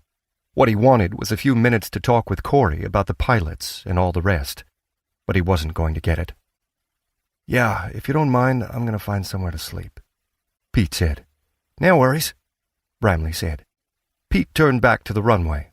The rising buzz of insects told him he wasn't going to manage to sleep outside. He turned back towards the road. The buzz wasn't insects, but engines. Stevie's truck bounced into view, but it wasn't alone. A junkyard of dust-coated trucks, utes, and cars followed in its wake, speeding up as they drew nearer. They're not going to stop, Pete hissed. But they did, in a spray of dirt, with Stevie's truck 10 meters from the barricade, and with a soft thump as one of the cars behind didn't brake in time. Bramley kept her rifle lowered as passengers poured out of every vehicle, but she held it tight, her finger not far from the trigger. Kate Morstan climbed out from the lead truck's passenger seat, Stevie from the driver's side. They were unarmed, and so was everyone else that Pete could see, but the way that some were glancing at the back seats and truck beds suggested that could change quickly. The airport is closed, Bramley said. Only military traffic is allowed in and out. We'll get to that, Kate Morstan said. Why are those two here? Because they volunteered, Bramley said. It's a bit of a coincidence, isn't it? Morstan said, though she was speaking to the mob.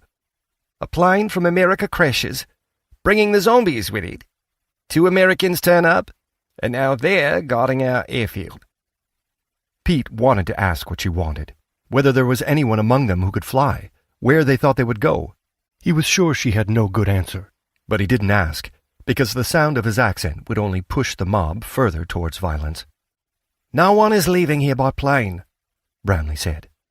There's a road convoy. We heard, Morstan cut in. Why should we leave? This is our home, our country. They came here bringing the nightmare with them. This is their fault, not ours. Their problem, not ours. Why should we suffer? This was about to get bad.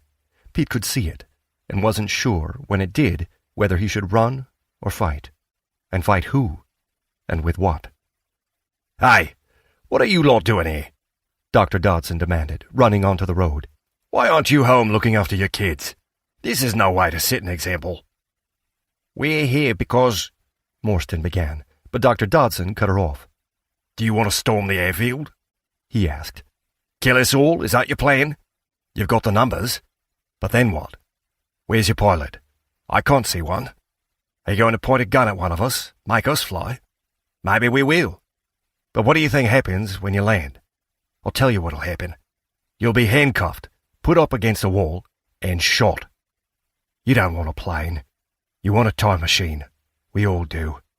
What you've got are trucks and cars. You think you'll stand a better chance on your own? Go, drive away. Take your chances in the outback. Or join the convoy tomorrow. Or maybe you could try to help us as we help each other ride out this storm. The people at the rear were wavering, but Morstan and Stevie had come too far to back down, even if there was no future in going forward. And what about them? Stevie growled. What a... There, Morstan cut in, pointing towards the sunset. You see? I told you they were lying. I told you there were flights. There's a plane. Dodson turned around. So did Pete and Corey, though Bramley kept her eyes forward and her hand close to the trigger. It's the Flying Padre, Dodson said. He shouldn't be coming here. Look at the wings, Corey said. Is that normal?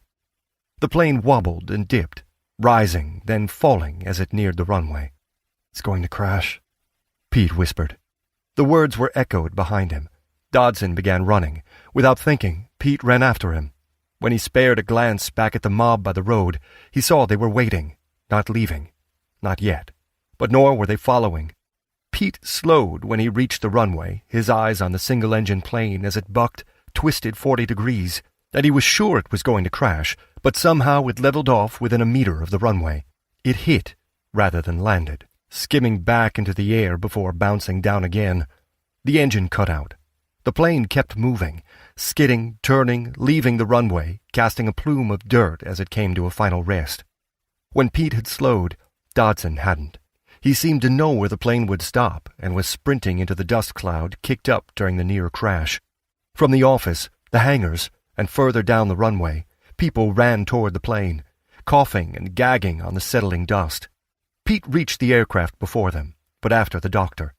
Dodson had thrown open the door. 5 people had crammed themselves into the small plane, and all had been thrown about during the near-crash landing. All were covered in bloody bandages. Pete stepped back as the nearest prone figure moaned.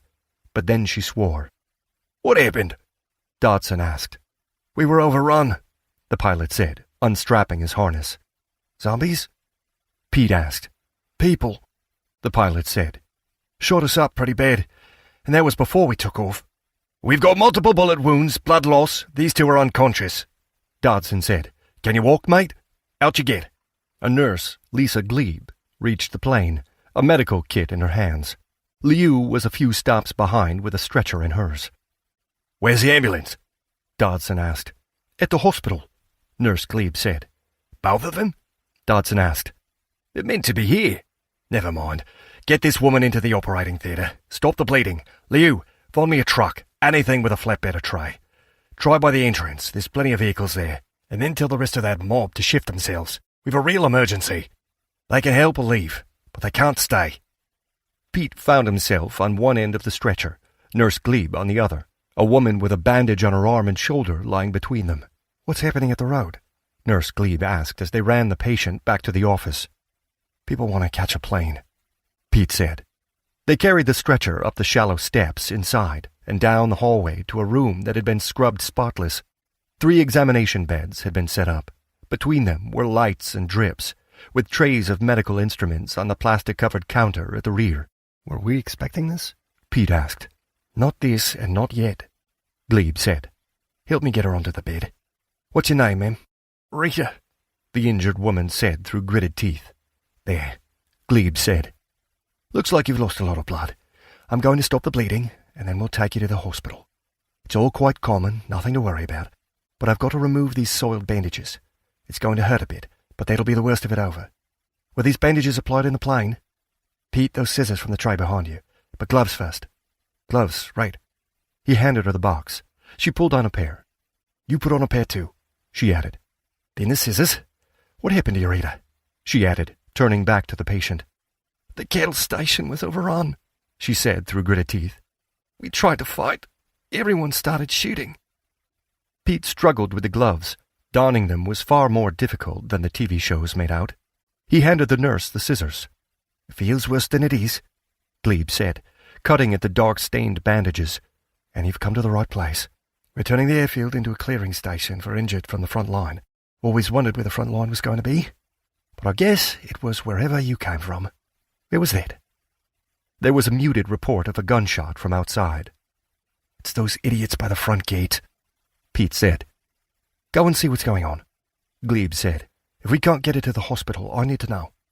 "Got it." Pete left the room, heading through the building to the exit facing the town.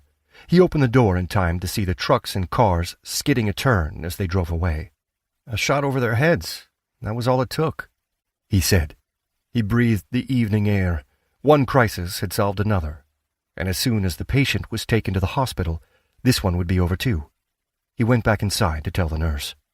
A scream echoed around the building, abruptly cut short. He sprinted back to the impromptu operating theater, expecting to see Rita had died. But she was sitting upright, her face slick with blood. The nurse had collapsed to the floor. Blood dribbled from Rita's slack mouth as she fell from the examination couch. Instinctively, Pete took a step towards her, until she threw her arm out, clawing and grabbing towards his leg. He backed away, banging into the door, accidentally knocking it closed. He tried to scream, tried to yell, but all that came out was the single word, "Zombie." He reached for the door handle, but the zombie lurched forwards, and he had to step back and away from the door. He grabbed a drip stand and hurled it at the blood-coated woman. The snarling monstrosity batted it out of the way. Her hand tangled in the slender tube, so when she launched another clawing swing, the stand moved with her, rattling on 2 wheels before tumbling sideways to the floor. With another grasping jerk, Rita tore her hand free. Pete ducked around the nearest bed, and now it and the zombie were between him and the room's only door. He shoved the bed towards the undead woman. It was heavier than he'd realized and barely moved. In a desperate search for weapons or an escape, he saw the tray of medical implements and grabbed a scalpel. The zombie leaned over the bed, not quite trying to climb, not quite trying to push. It was almost as if she was trying to walk through it. Pete slashed the scalpel at her face, slicing a neat line through the flesh above her eyes. Red-brown pus oozed out, but Rita didn't stop clawing and grasping, snapping her blood-blackened teeth as she pushed the bed inch by inch towards him. He backed up a pace, and now he was against the counter. The zombie came on. In another few seconds, Pete would be trapped. He screamed. The zombie didn't. He looked around again and grabbed the only thing he could reach, the monitor for the portable EKG machine. It was smaller than a microwave, but heavier. He swung it at Rita's head. The first blow broke teeth, but didn't stop the mouth from snapping. The second blow cracked bone. She dropped onto the bed. He raised the monitor above his head, smashing it down on the twitching zombie's skull, spraying red-brown pus over the bed and himself. He dropped the monitor. "I'm sorry," he said, the words hollow to his ears. A hand curled around his foot. He looked down and saw Nurse Glebe. A ragged gash on her neck pulsed viscous pus as her head bucked. The gnashing teeth bit air, inching closer to his leg with each snap. He dragged his foot back, kicked at her hand, and clambered up onto the plastic-covered counter, scattering medical implements across the floor. The undead nurse's hand curled around the edge of the bed. It tugged, pulling itself upright. "No!" Pete yelled. A shot rang out. The nurse collapsed, a bullet hole in her head. Dr. Dodson stood by the now open door, a small pistol in his hand. "Both dead?" he asked. "Yes, I'm sorry." "And you, were you bitten?" "No, I don't think so. No, I wasn't." Dodson lowered his gun. "Two of the others on the plane were infected. Turned. Killed the pilot. The other is being watched." "Oh, the woman, she said they were overrun. I guess that's what she meant. I thought it was people like Morstan, looters, not the undead." "That's what they said," Dodson said. "People, not zombies. They lied." "Why?" "They thought they were special," Dodson said. "Thought they were immune. No one is special, Pete. No one." The water ran slow and tepid, rinsing blood and gore from his skin and hair.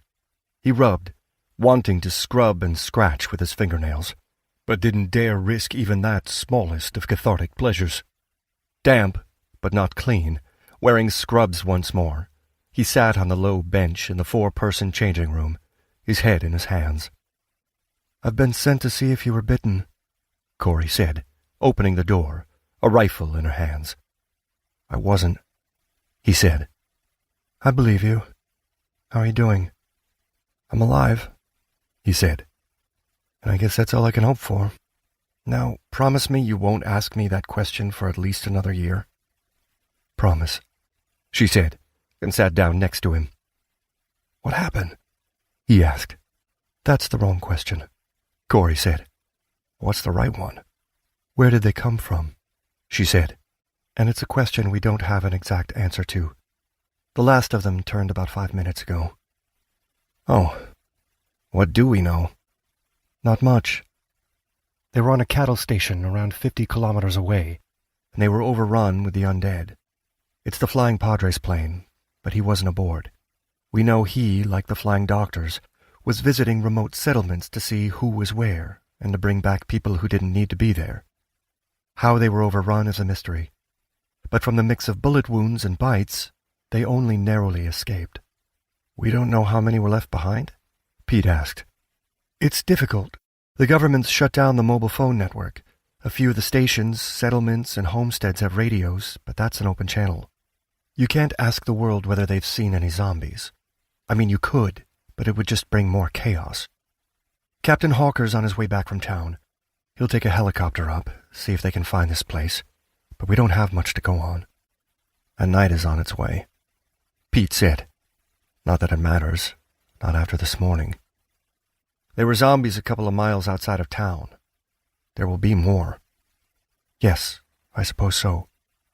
I guess the only ray of hope is that all of these people, originally, had to have been infected because of that plane, so maybe this group will be the last." "Some hope." "Yeah.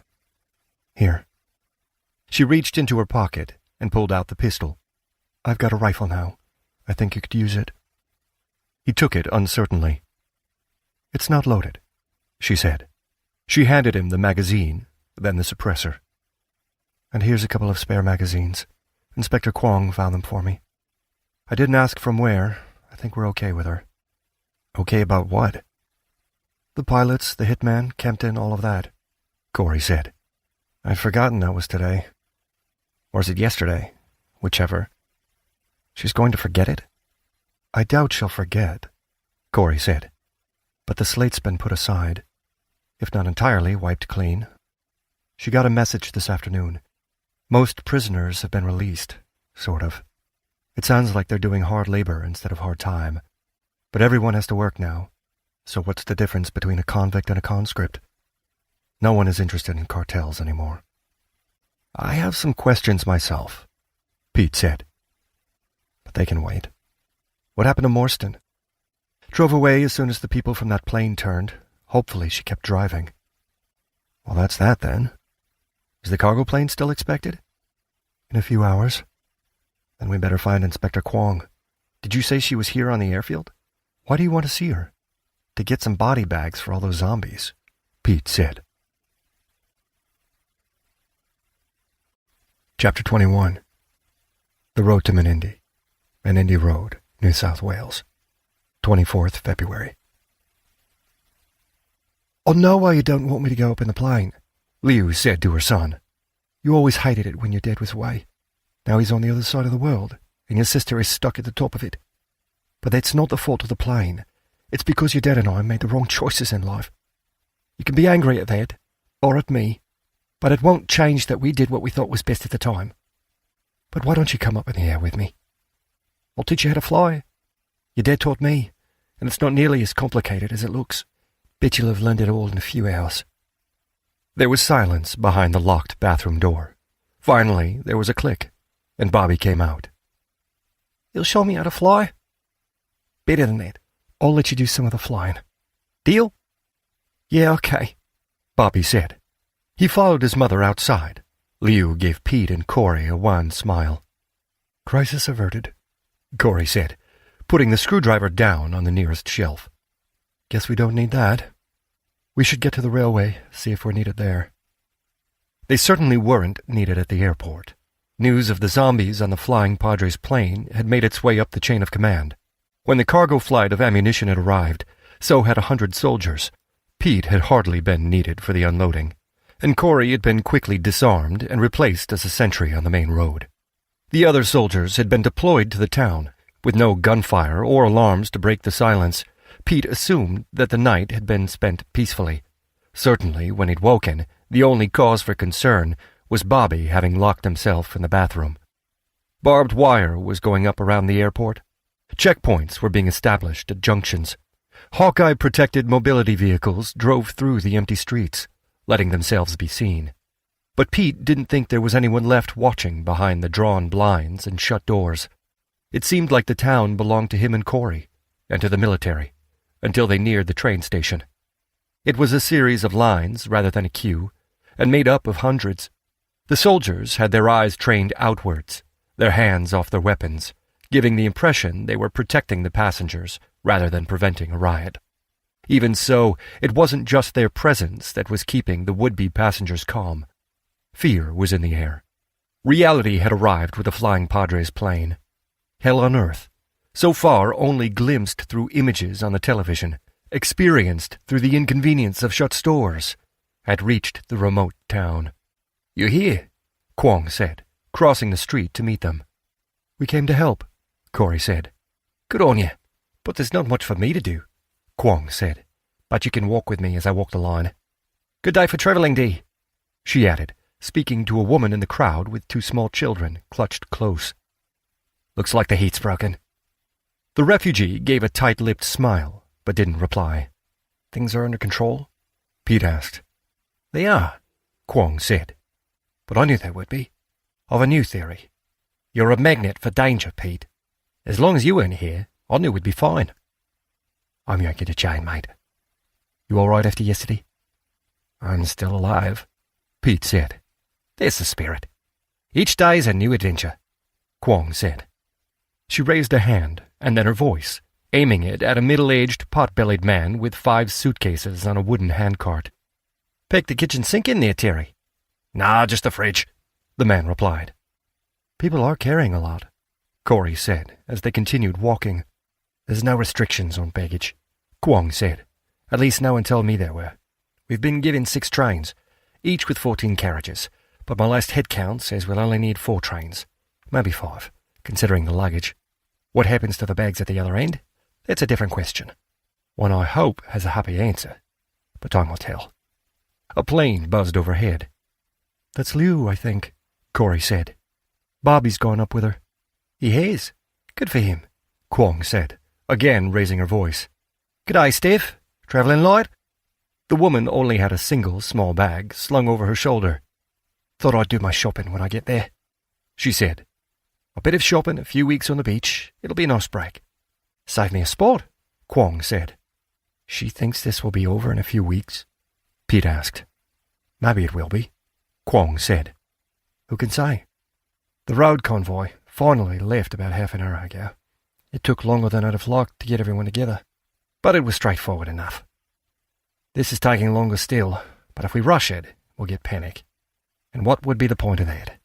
No, there aren't as many people as I was expecting. 4,370. Just over 3,000 left with the road convoy. This was a town of 17,000 last month. Add in a few thousand refugees from the outback, and that leaves a lot who've stayed. Or who've already left, Pete said. People like Liu's neighbours. And I won't know how many until I can go door to door, Kwong said. Has there been any news? Corey asked. We picked up a few rumours from the soldiers, but I don't know if I should believe them. Rumour is about all I've heard too, Kwong said. There have been a few more outbreaks in Perth. A few ships have been sunk. We had planes arriving from Madagascar, other places too, but a lot from there. I'm somewhat comforted by the sheer number of troops that came here last night. It suggests, at least in New South Wales, this is the biggest danger, and, in a small way, that's helping. The fear of zombies is keeping people calm. They're in the soldiers. Hang on, was she alone? Kwong made a beeline for a teenage girl wearing red shorts, a red t-shirt, and just as red as sunburn. She was alone, dragging a red, hard-shelled suitcase almost as big as she was, with a trumpet case strapped to the top. "Oh, yeah," Kwong said kindly. "You're part of that orchestra, aren't you? Where are your mates?" "Gone," the girl said. Her eyes fell on the word police on Kwong's jacket. "They went to Kinchaga National Park, to a campsite by the Menindee Bridge." "Why did they go there?" Kwong asked. "They thought it would be safer than staying here," the girl said. "Because of the museum. They think they'll start a new life there. Farming." "When was this?" Kwong asked. "Yesterday," the girl said. "I just want to go home. The trains will take me home, right?" "Sure, eventually," Kwong said. "Did everyone else in your orchestra go to the national park?" "I think so." She shrugged. "I'm not sure, but no one has left in town." "How did they get there? On foot?" "Car, I think," the girl said. "Are you going to get them?" "I'll check in on them. Make sure they're okay," Kwong said. "Looks like the line's moving. Make sure you get on that train." "No worries," the girl said. "I'm getting on and never looking back." "You didn't ask her many questions," Pete said as Kwong led them back towards the rear of the slow-moving line. "Because I already know the answers," Kwong said. "We had to chase 2 lots out of Silverton over the last couple of days. That's the town up the road. Plenty of museums in Silverton about mining, about the old way of living. Some people, the people who recognize this isn't going to end soon, they're looking for a piece of land. The smart ones, they've driven off to stay with relatives, friends, and near strangers they barely know, but who've got a patch of land somewhere with a better climate. The not-so-smart ones, mostly the tourists, they see the word museum, they think they can waltz in and pick up where their ancestors left off a century ago." "There are museums in this national park?" Pete asked. "A small one, with a focus on the early days of sheep ranching. It's on the Darling River, and there are a few early Aboriginal settlements of archaeological interest, but I can guess what attracted them. There's a string of freshwater lakes, filled by the river. Considering the weather we've been having, while these kids have been on tour, freshwater is going to be near the top of their list when it comes to starting a community from scratch. What do you say? Do you two fancy a road trip?" The inspector had parked her van outside a pub with broken doors and a broken window. The van had one that nearly matched. Tape covered a small hole, with more tape holding the spiderweb fractures in place. "Had a bit of trouble in town last night," Kwong said. "More looting. It quieted down a bit after the beer ran out, and a lot more when the soldiers arrived." "Speaking of whom," Corey said, "should we get some?" "Nah. There were 53 people in the orchestra, counting the conductor and a couple of, I'm going to call them chaperones. They're a mixed group, about half from our universities, half from China, part of a cultural exchange scheme which had them performing to rural communities across Australia, with a return leg in China planned for next summer. Guess that's off." "This was the group I put up in the chalets, but Morstan chased them off. I can see why that made them decide to take the chances alone, but it would take all the soldiers here to drag them back. And what for? To join the back of the queue. We've another train coming in a few days, I'm told. I just want to make sure they've got enough fuel to get back to town, enough food to last them until they decide to return, and that it's not turning all Lord of the Flies out there. She opened the door and climbed in. And if they don't come back in a few days? Pete asked, clambering into the cab. Depends on what's being planned for Broken Hill, Kwong said. Corey climbed in and closed the door. Kwong started the engine. I thought they're turning the town into a supply hub, Corey said. Isn't that why the cargo flights landed? That was yesterday's plan, but is it going to be tomorrow's? Kwong said. She pulled the van out into the road, driving slowly through the deserted streets. And what exactly is a supply hub? Supplying who? From where? Why? And why do we need an operating theatre in the airfield? Why do the military have orders to protect the hospital and the solar power plant? Sure, they're obvious assets, worth protecting, but I guess I'm asking whether it's a real plan or if some bloke down in Canberra took a look at a map and started talking without thinking because doing something is better than doing nothing, even if it's only for the benefit of the other people in the room. To be a little more specific, I think that room was the cabinet, and Dodson's been bumped up a few spots. She's in the room, and in the chain of succession, which is suddenly a lot more important than it was last year. To what position? Corey asked. Her official title was something like Minister for Well-Being and Continuing Education, but it amounts to her being in charge of morale. Do you know her well? Pete asked. Anna? She's a few years younger than me. We missed each other in school. Met her dad first, but that was after I joined the police. You grew up here, didn't you? Pete asked. I did. My mom named me Countess Kwong. She didn't speak much English back then, read even less. She saw a photograph of a titled European, thought the woman looked glamorous, and so copied out the caption, but got the title rather than the name. I always tell myself that it could have been worse. I could have been called Picture Above. It's why I go by Tess. It's the usual refugee story. My mom came here with dreams and plans and ended up opening a restaurant, which made her a living until she sold it to Joey Thurlow and bought herself a retirement. Really? It was the cafe where he died? Pete asked. No, this was years ago, Kwong said. I just joined the police. My mom realised I hadn't been kidding when I said I didn't want to take over the family business. Since it wasn't what she'd ever wanted to do either, she didn't take it too hard. Joey wanted to turn it into a franchise. This was just after he'd got back from a trip to Dallas, his head full of plagiarised ideas. But it didn't work without my mom in the kitchen. He switched it to a steakhouse, then sold that to the first mark he could find, broke even on the deal, and the new owners went broke 6 months later. That's the restaurant business for you. But you came back here? Pete asked. As a constable.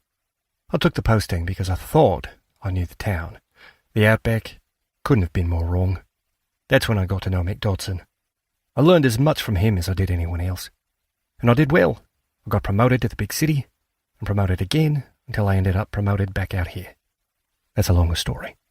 But I think it's time you told me one of yours. Do you really sell carpets? I do, Pete said. Or I did. Lisa Kempton bought the place just before Christmas. I guess so she could send me here. And she's been trying to stop a cartel? A billionaire going against the mob? What, did she read too many superhero comics growing up? I don't know, Corey said, except that she was doing that when I left, and still doing it now. So she was either lying to me about wanting to stop them, or not doing a very good job. So why didn't she go to the cops? Kwong asked. She thought the FBI had been infiltrated, Corey said. I think she was right. Huh, Kwong said. Pete waited for the next question, anxious at how the answer might be received, and just as curious to hear it. But he was disappointed. Guess we don't have to worry about cartels anymore, Kwong said. Guess there's a lot of things from the last month we'll never have to worry about. Never get to enjoy either. With that, she lapsed into silence. Pete leaned back, trying to enjoy the journey. They'd left the town behind and were driving along a road that was little more than a track. It was paved and signed, with telephone poles running alongside them. But the outback seemed to stretch to infinity on all sides, broken by the occasional mulga tree and more frequent patch of scrubby spinifex grass and encroaching cacti. Stop, slow down, Corey said. Over there on our left, beneath that grove of golden wattles, there's an RV. Pete leaned forward. Beneath a quartet of acacia trees was a white-sided camper van with green highlights on the sidings. "An RV with green flashes," he said. "Like the camper you saw at the fence?" Kwong asked as she slowed, then stopped the van. "I thought Captain Hawker found the RV," Pete said. "They were looking for it, but they didn't find it," Kwong said. "No wonder, since they were looking north of the town and we're now to the southeast. It might be a different RV, but we've got to check it out. Pete, there's a toolbox behind you. I put a few shotguns in there." Pete turned around. The toolbox was newly installed, latched but not locked. He handed Kwong a shotgun, then handed another to Corey with a box of shells. There was a third shotgun in the box, but he took the tire iron lying next to it instead. "You don't want a shotgun?" Kwong asked. "Not until I've spent a few hours on a range," Pete said.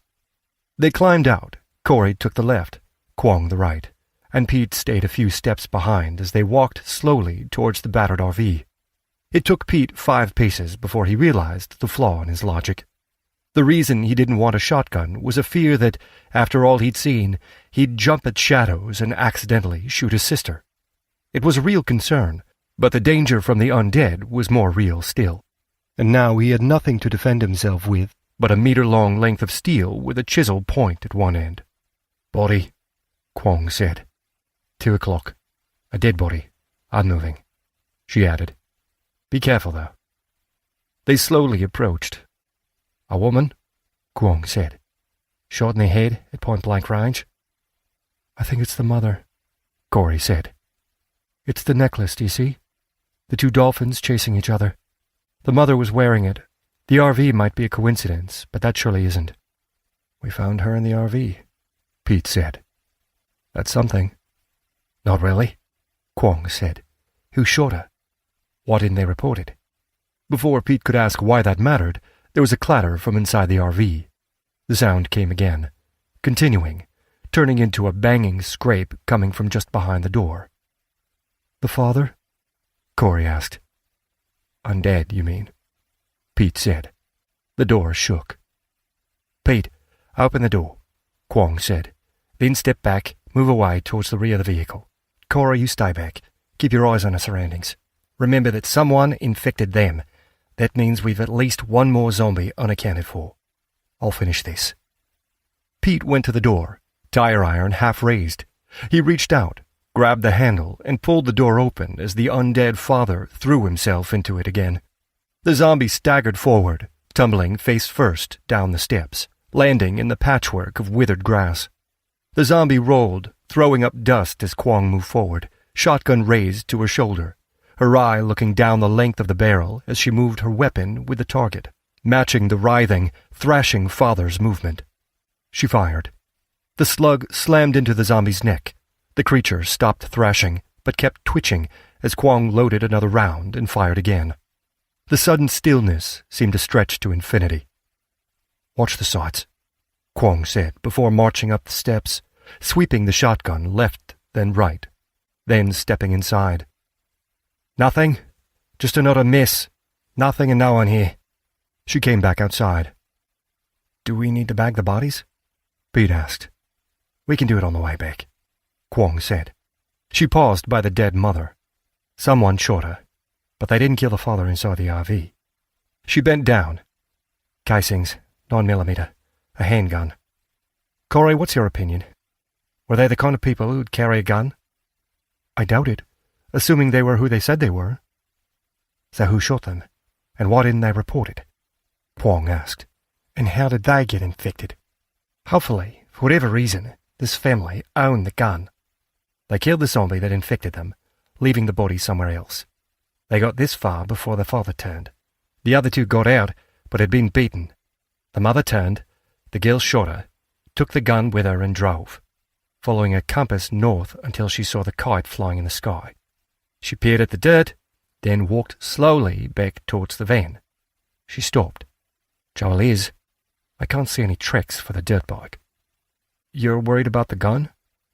Pete asked. "I'm worried about zombies," Kwong said. "From now on, we'll have to be careful." "We weren't being careful before?" Corey asked. Chapter 22. Ghost Town, Menindee, New South Wales. "It's Menindee up ahead," Kwong said. "That sign is for the diesel stop at the northern edge of town. The southern edge is bordered by the Darling River. The campsite is on the other side of the bridge." "We're stopping for gas?" Pete asked as Kwong slowed the van, bringing it to a halt outside the fuel station. "No," Kwong said as she checked the mirrors. "Do you remember that bloke from the train station with all those suitcases? Terry? Now do you see that car that's been pushed to the curb? The calico 5-door with the red stripes covering the rust? It's Terry's car. He can't have beaten us here, can he?" Pete asked. "Not in that clunker. Not a week goes by it doesn't break down. The quickest way to get somewhere in that car is to leave it behind. Everyone in town knows it. And none of them would buy it. But some musicians might." She reached for the shotgun. "Finger off the trigger," she said to Corey. "If we see people, they might actually be the living kind." "Got it," Corey said. She checked the mirrors herself and climbed out. Pete followed and trailed them over to the car. Though he was more interested in the hint of the town he could see further along the road, it was clearly small, more a hamlet, a settlement, an outpost in the outback. There was more green, more trees, but no signs of life. Not that he could see. But something made him think they weren't alone. He couldn't place what.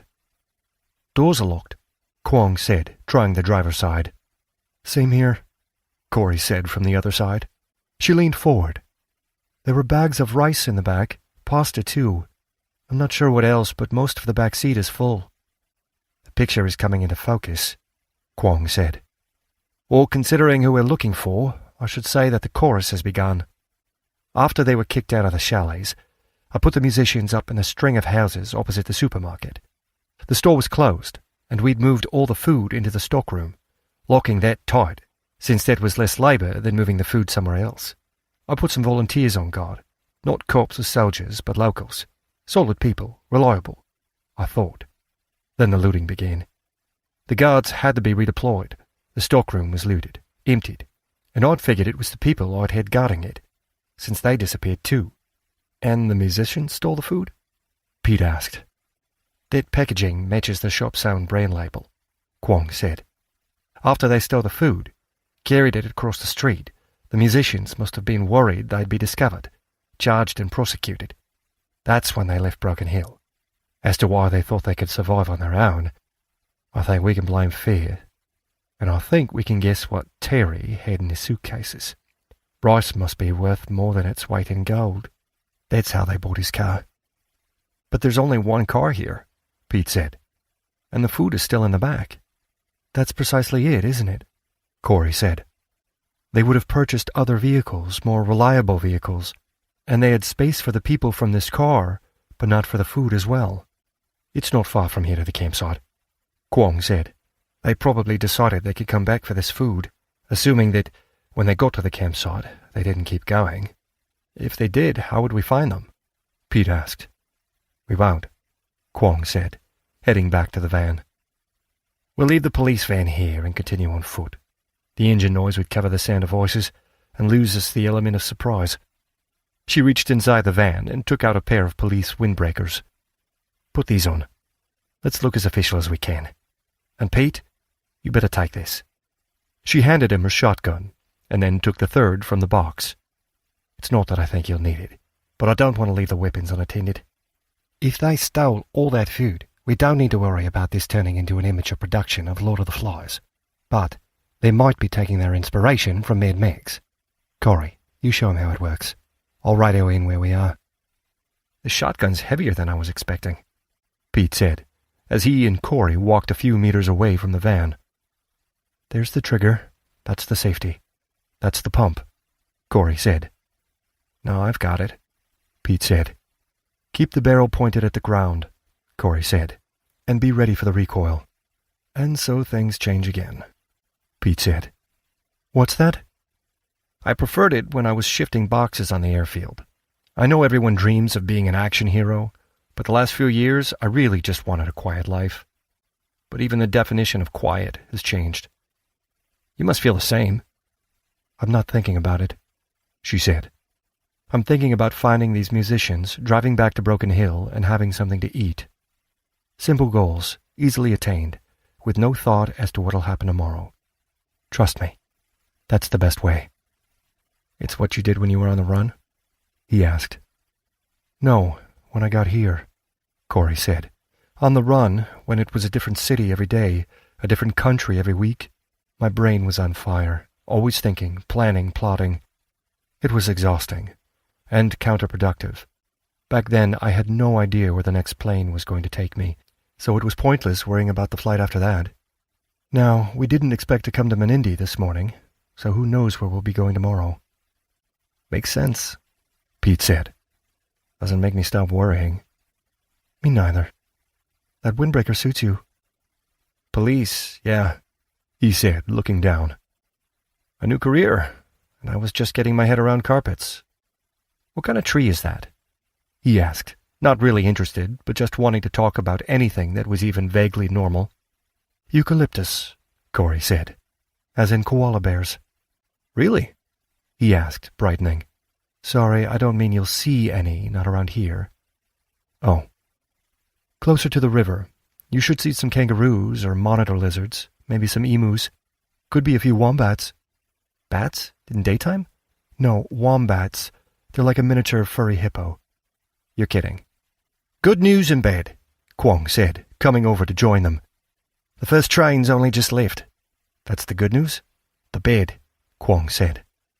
"Things are still calm. Liu's back on the ground, and she and Bobby have started a barbecue on the street. That's keeping things more than calm. She flew a plane over the road convoy. All looks well with them, and they're now Adelaide's problem. I said we'd call in 2 hours. If we don't, they'll send help." "Is this a big town?" Pete asked as they walked south along Perry Street. "About 500 people," Kwong said. "A one-horse town, then?" Pete asked. "I'd say more like 2 horses, a couple of camels, and a mule train." "Camels? There are camels in Australia?" Pete asked. "They're a big part of our history," Kwong said. "You really don't know much about Australia, do you?"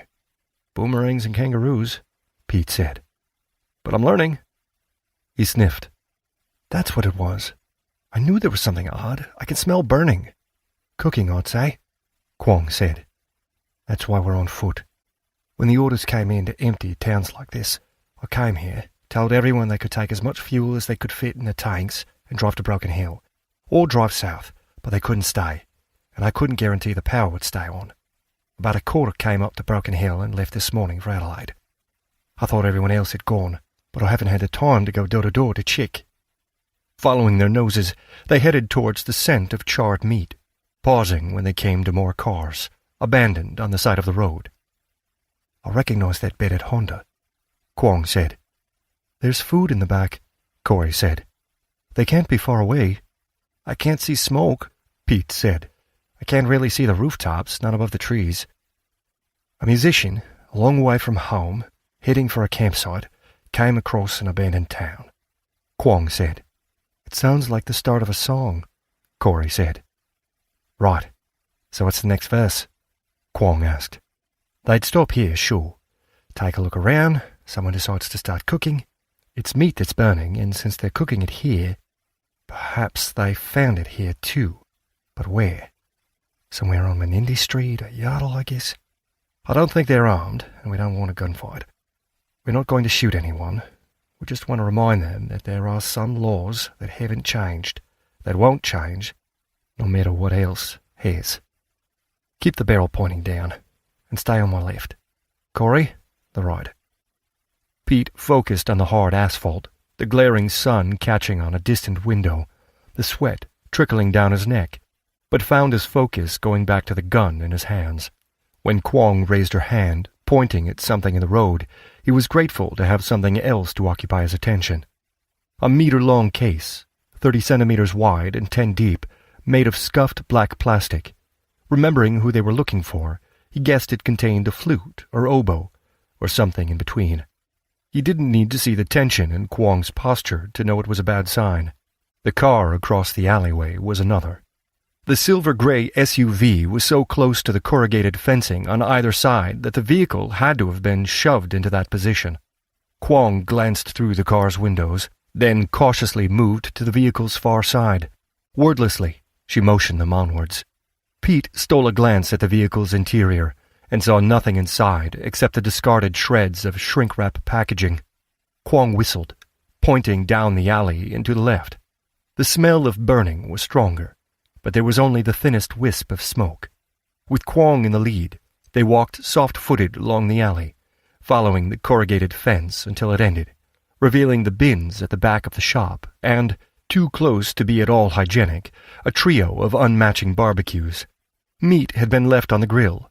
Tongs lay on the ground among a stack of unused paper plates. Someone had started cooking lunch. But why outside? And where had they gone? Kwong seemed to guess the answer, pointing at the rear door to the building. Now he was listening for it. Pete heard something. Not voices, but a whisper of cloth, a creak of woodwork, as weight shifted from one foot to the other. That's where the musicians had hurriedly gone. They'd run inside to hide from the police whom, no doubt, they assumed were in pursuit following the theft from the supermarket. Kwong let go of the shotgun's grip, letting it dangle one-handed by the barrel. "I know you're in there," she called out. "Believe it or not, you aren't in trouble. I just need to make sure you've got enough fuel to reach Broken Hill if you need it."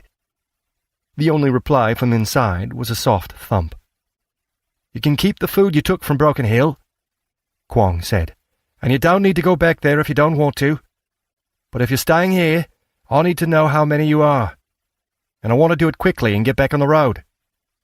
There was a clatter inside, as of something being knocked over. "I've had enough of this," Kwong said. "I'm coming in." She marched forward, reached for the door, turned the handle, and was knocked from her feet as two people tumbled out. A woman, gray-haired, in jeans and torn shirt. The other, a young man, a teenager in shorts and a t-shirt. The one thing they had in common was that both were covered in blood. Kwong hit the ground hard, losing the grip on her shotgun as she rolled across the hard-packed dirt. The two people squirmed and thrashed, knocking into each other as they beat and kicked their way to their feet. "Shoot them!"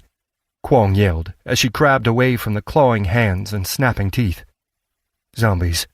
Comprehension dawned all too slowly for Pete, but Corey realized far sooner as a third figure staggered into the doorway.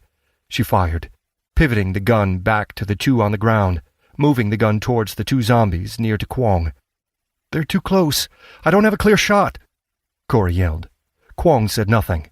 She'd drawn her sidearm. One shot, but it was a miss. A second, and that was a hit, slamming into the teenage zombie's skull.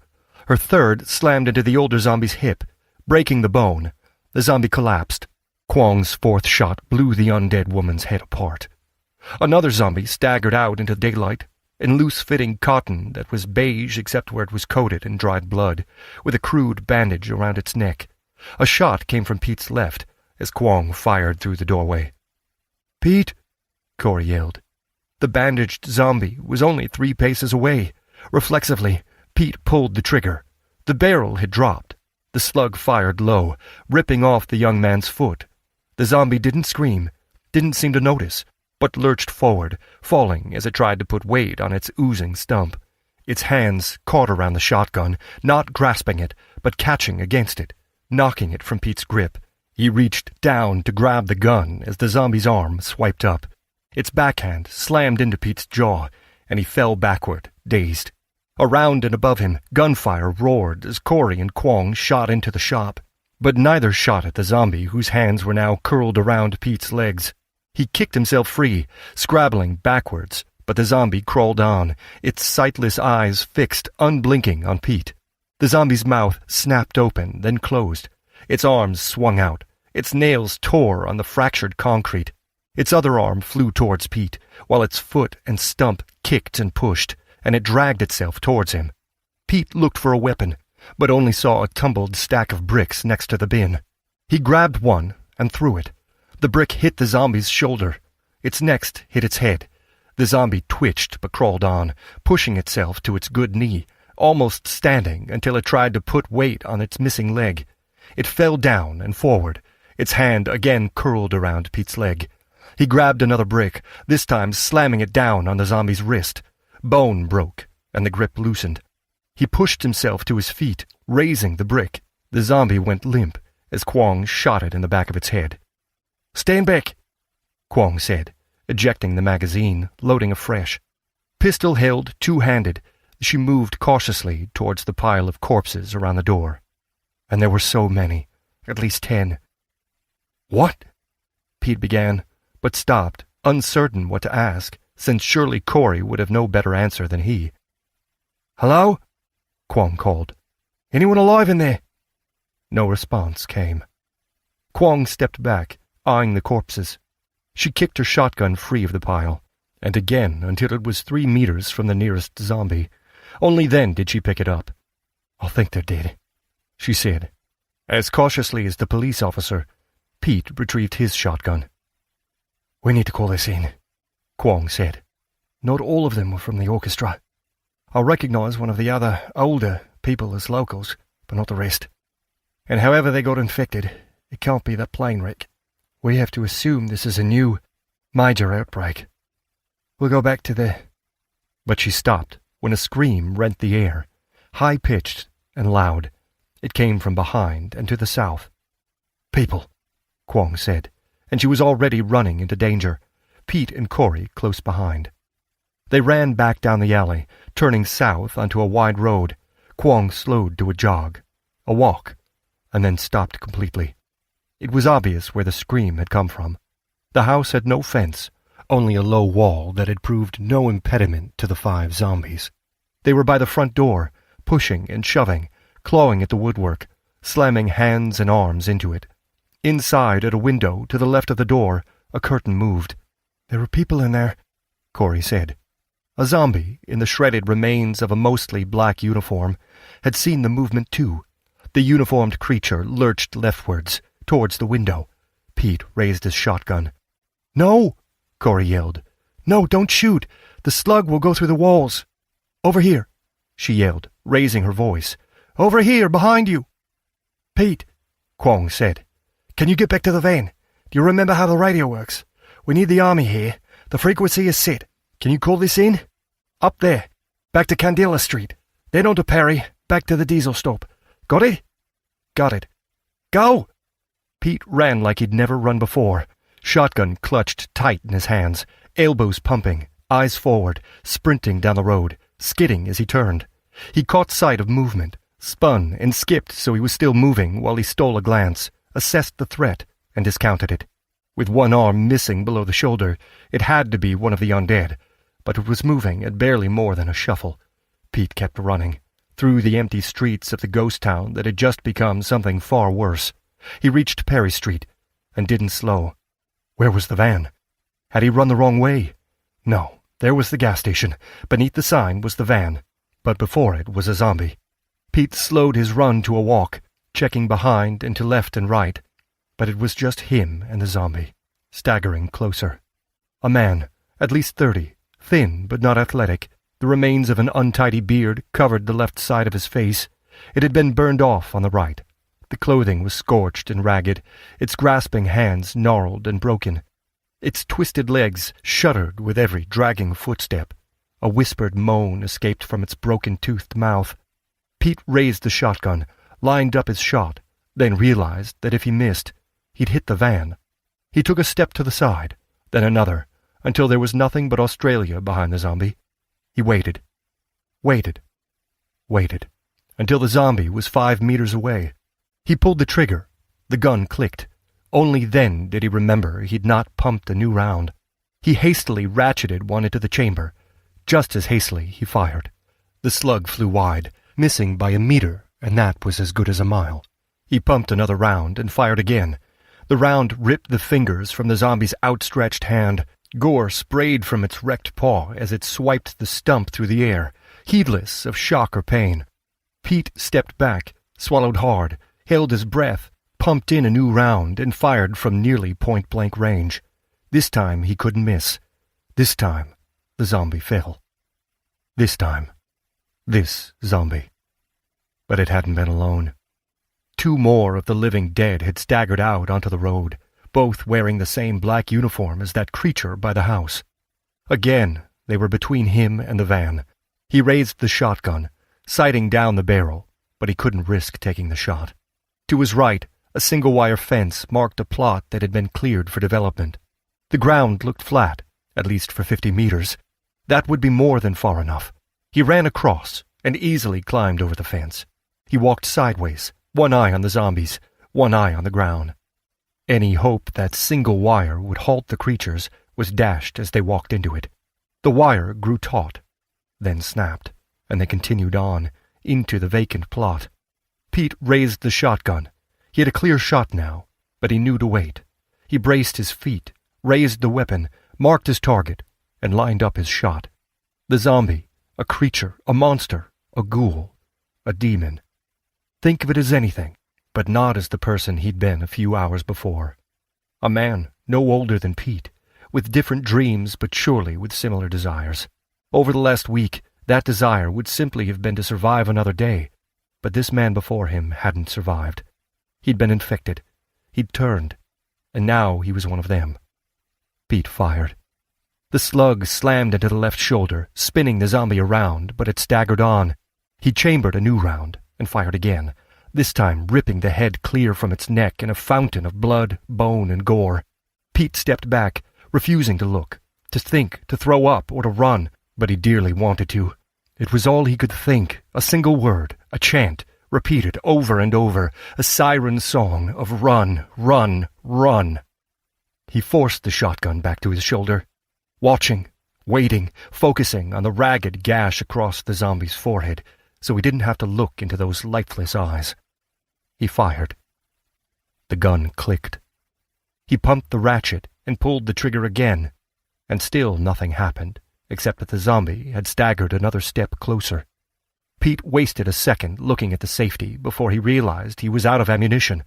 The zombie was 3 meters away now, and he could hear its teeth snapping. He shifted his grip, holding the shotgun by the barrel. He swung the gun like a club as the zombie lurched forward, hands clawing at the air. The trigger guard slammed into the creature's outstretched arm. Bone snapped, and its arm bent, but the zombie staggered on. Pete swung again, but he rushed the blow, and this time it had no force. The zombie's broken arm still did. The swipe from its twisted limb knocked the shotgun from Pete's grasp. He jumped back a pace, looking around for a weapon, but there weren't even any decent-sized rocks. He stepped back. There was escape. He stepped back again. He could run, in any direction he chose, but he couldn't leave Corey behind. Again he looked for a weapon. His hands went to his belt, his pockets, and the hitman's gun he'd utterly forgotten he was carrying. He dragged it free and remembered that it wasn't loaded, walking backwards, barely staying behind the zombie's thrusting, clawing grasp. He dragged a magazine from his pocket, loaded the gun, and fired into the chest and then head until the gun was empty and the zombie was on the ground. And then he ran. But back to the van. It took a minute to make the radio call, and he didn't remember what he said. Afterwards, he sat motionless in his own sweat, his limbs like jelly. He wanted to stay there, to never move again. But he couldn't. Shivering, he picked up the pistol from the passenger seat and ejected the spent magazine. He loaded one of the fresh.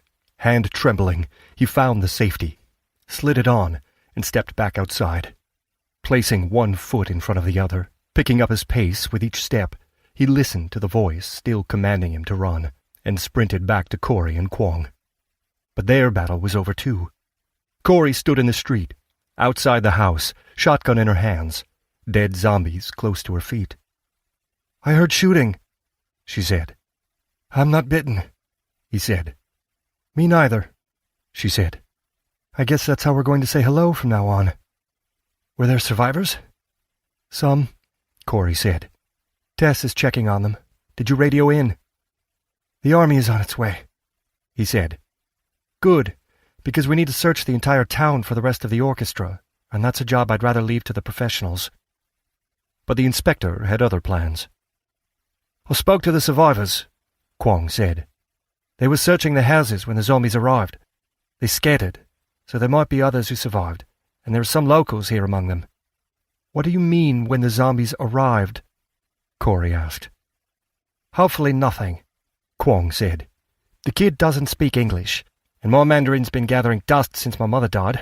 I think he means appeared. Corey, you go left. I'll go right. Pete, you stand on guard here. Corey, knock on the door. If you hear voices, get them to open the door. If you hear anything else, yell." Pete watched Corey move to the next house, glanced over at Kwong, who'd already reached the neighboring door to the left, then sprang around when he heard the door behind them open. 3 teenagers came outside. 2 women, 1 man. Their clothing was stained with dirt, sweat, and fear, but each clutched a broken table leg in steady hands. "Hey," Pete said. The young man gave him a brief nod. "Police?" the taller of the 2 young women asked. "I guess so," Pete said, glancing down at his windbreaker. Pete turned back to the road. He was unsure how much a barrier language would be to conversation, but there was nothing reassuring he could say to the teenagers, and nothing they could say that would reassure him. Corey had moved on to the second house to the left, Kwong to the third house on their right, when a low drone filled the air. The helicopter buzzed into sight a moment later. As it hovered overhead, Pete scanned the sky for others, but there only seemed to be one. Pivoting clockwise to avoid the telegraph pole, then anti-clockwise to avoid the overgrown acacia, it made a juddering descent toward the road at the junction, just a little way beyond Corey. Before it touched the ground, 4 soldiers jumped out, and the helicopter sprang back into the sky far faster than it had descended. The lead soldier gave a brief nod of recognition as he ran towards Tess Kwong, who, in turn, was jogging towards him. The other 3 soldiers came to take up positions on the road in front of the house. Pete recognized Bramley, and she gave him a resigned grin, but then returned her attention to scanning for danger. "I didn't find anyone," Corey said, coming back to his side. "Didn't hear anyone either." She glanced at the teenagers and said no more. "Kwong's coming over," Pete said. "We're going to search the town," Kwong said. "Captain Hawker says another helicopter is on standby if needed. Hopefully it won't be. We'll need a way of getting these people back to Broken Hill. Fastest way will be the vehicles they came here in. Can you 2 find me 10 cars between here and the police van? Check the fuel tanks. Keep an ear out for the survivors, and for the undead. Meet back here in an hour." "Got it," Corey said. "This one's fine," Pete said, closing the car door. "Keys are on the seat, and it has enough gas to reach Broken Hill." "Petrol," Corey said. "Although I think that one's diesel. You need to learn the lingo if we're staying here. I've learned wombat, dingo, and redback. That's a good start. How many survivors do you think they'll find?" "Not sure," Corey said, moving to the next car. "There were 11 in that house. Hopefully none are infected, but no point wishing any more problems on ourselves than we already have. We killed 3 or 4 undead teenagers at the shop, maybe more. It's hard to be sure, and harder to know whether they're locals or musicians. Not that it matters who they were last week, or where they came from, except that we need to know how the infection reached this town. Talking about that, did you recognize the uniform?" Pete asked. "What uniform? The Chinese kids were dressed the same as the Australians." "No, the black uniform that zombie outside the house wore. When I went back to the van, there were 2 more zombies wearing something similar. I didn't pay much attention at the time, but maybe the uniform will tell us where they came from." Realization swept across Corey's face. "That wasn't a uniform," she said. "It was biker gear. High-end stuff, not leather, but unnatural fibers and machine-made polymers." "They were members of some super-wealthy MC?" "Maybe. More likely they stole the clothing sometime since the outbreak. If it's designed to protect you from a 100-kilometer-an-hour tumble from a bike, it should be bite-proof." "Turns out it wasn't," Pete said. "No, but maybe you're right. Maybe that does explain how the infection got here. You can cover a lot of distance on a bike, but not when you're infected, though there's no reason why they should have ridden here. Maybe they came in a van." "If that clothing was stolen new," Pete said, "that means they got it from a city." "Probably. They saw the scenes of Manhattan on the TV and thought somewhere remote would be safer. That doesn't explain how they got infected, though." "We should go tell Captain Hawker and Inspector Kwong."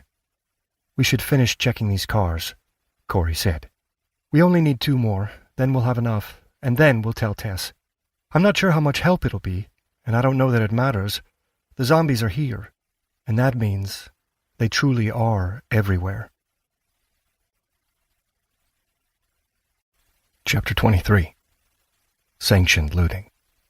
Broken Hill, 25th February. "Checkmate," Bobby said. "Again, you're really bad at this." "Bobby," Liu said. "Sorry, Mum." "Sorry, Pete." "No, you're right," Pete said. "I am pretty bad. How many moves was that?" 17, Bobby said quickly. "I think I could have beaten you in 10. Do you want to play again?" "You haven't got time," Liu said. "and nor do we. Go on now. Dr. Dodson is waiting for you. We'll be back in a few hours, and you can play again then." "Beat him again?" Bobby said quietly. He grinned and ran off. "He's doing okay, don't you think?" Liu asked. "All things considered," Pete said. "All things," Liu said. "Yes, we better get to the road before Tess comes back." Pete stood, looking at the chessboard, table, and chairs set up on the edge of the runway. He wasn't sure which soldiers had left them there, because there were none in sight. There had been when they'd returned to Broken Hill the previous evening. More still at 3 a.m., when Pete had woken up, screaming. He'd gone outside, intending to pace the runway, but it had been as busy as day. He'd returned to his folding bed in a corner of an office. The nightmare hadn't returned, and when he'd woken and finished a hasty military breakfast, the airport was deserted. "Where is everyone?" he asked. "The soldiers, in town," Liu said. "setting up checkpoints and barricades." "Did you speak to them?" Pete asked. "I guess I'm wondering if there's been any real news." "Some," Liu said. "but how do you know it's not rumor? There's something wrong with radar, with air traffic control, and with satellite networks. They think more infected planes crashed without anyone realizing, and I think they've known about it for days. That's why they wanted to move people back to the cities, to the coast, to stop things like Menindi from happening." "Ah, okay. That makes sense." "Does, doesn't it?" Liu said. "But does that mean it's true? Or is it just a sensible conclusion someone drew from all they'd seen and heard? It's like this talk about a joint Pacific Command." "A what?" "Apparently, we're working with New Zealand, Papua New Guinea, Micronesia, and a dozen other places between here and Japan. Bring order back to the Pacific, and then we'll save the rest of the world.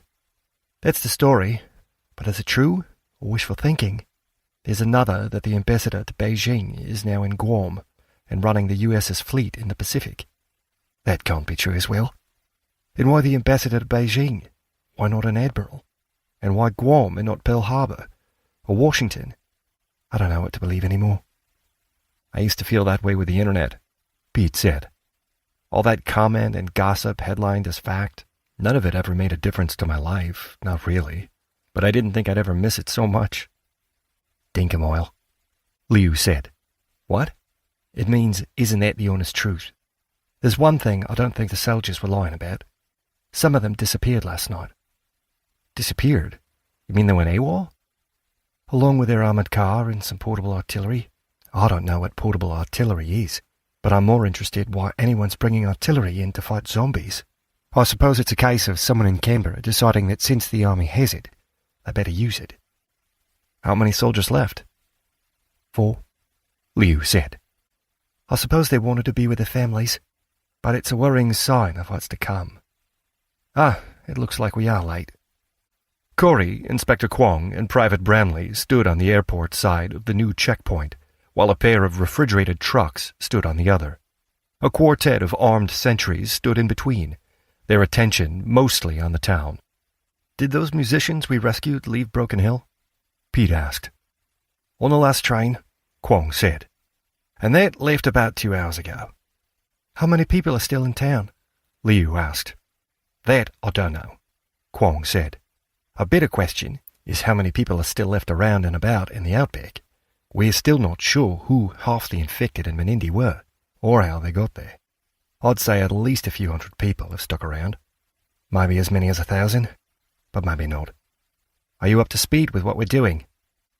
"Collecting food," Pete said.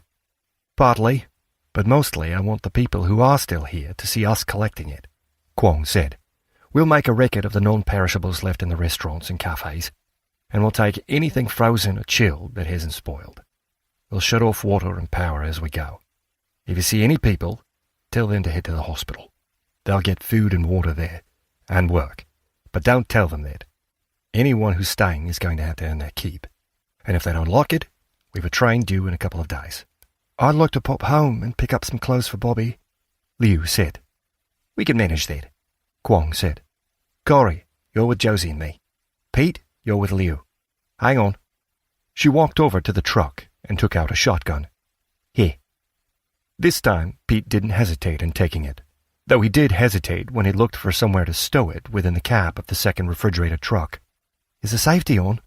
Liu asked. I don't want my head getting blown off if we go over a pothole. It is, he said, but checked anyway. And that pistol of yours? Unloaded, he said, patting his pocket. Seemed easier than checking every 5 minutes. You need a holster, Liu said, her hand unconsciously moving to the holstered Glock 22 given to her by Tess from the police armory. Like Pete and Corey, she now wore a police windbreaker, though that wasn't a badge of authority, only a way of indicating they weren't looters to all the new soldiers now in the town. I hate this, Liu said, turning on the engine. All this having to think differently. Remembering I'm carrying a loaded gun when I'm around Bobby, then remembering that so is everyone else on that airfield, then remembering that it's utterly essential and likely to be the norm from now until forever. The world's changing, and it's still changing, though some things are changing back. Here, you better take the map. She took it from the dash and handed it to him. You should learn where places are. That's if you're staying. I'm sorry? He asked, looking up from the map before he'd even found Airport Road. Didn't you want to go back to America? She asked. One day, he said. Of course. There's someone I'd like to see again. Olivia. You mentioned her.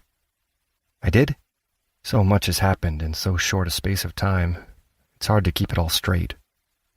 Ahead, Kwong stopped her van in the middle of the traffic-free road. She, Corey, and Bramley climbed out, but Kwong waved Liu and Pete to stay in their vehicle. The inspector took the others into a small shop. A moment later, they came out again. Nothing there, Kwong called out. Looted. Where are we? Pete asked, looking at the map. Patton Street, Liu said. Here. She pointed at the map. But if you had a chance to return to America, would you go? I don't know where Olivia would be, Pete said.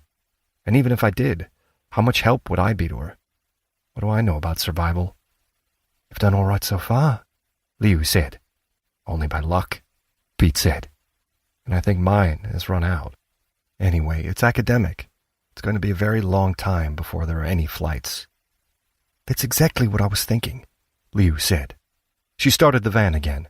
It's going to be a very long time before there are any commercial flights. Years, decades, generations. Do you see that house on the corner? Bobby's friend, Sally, lived there. Her mother worked at the hospital. They left just after Manhattan. Why would they ever come back? This town is dead. It's over. We'll all be leaving soon. Not if they're bringing in reinforcements, Pete said. What are they reinforcing? The solar power plant? The railway line? The airfield? It's only useful as long as there's fuel there, and there's been no talk of it being resupplied. When it's gone, the airfield will close.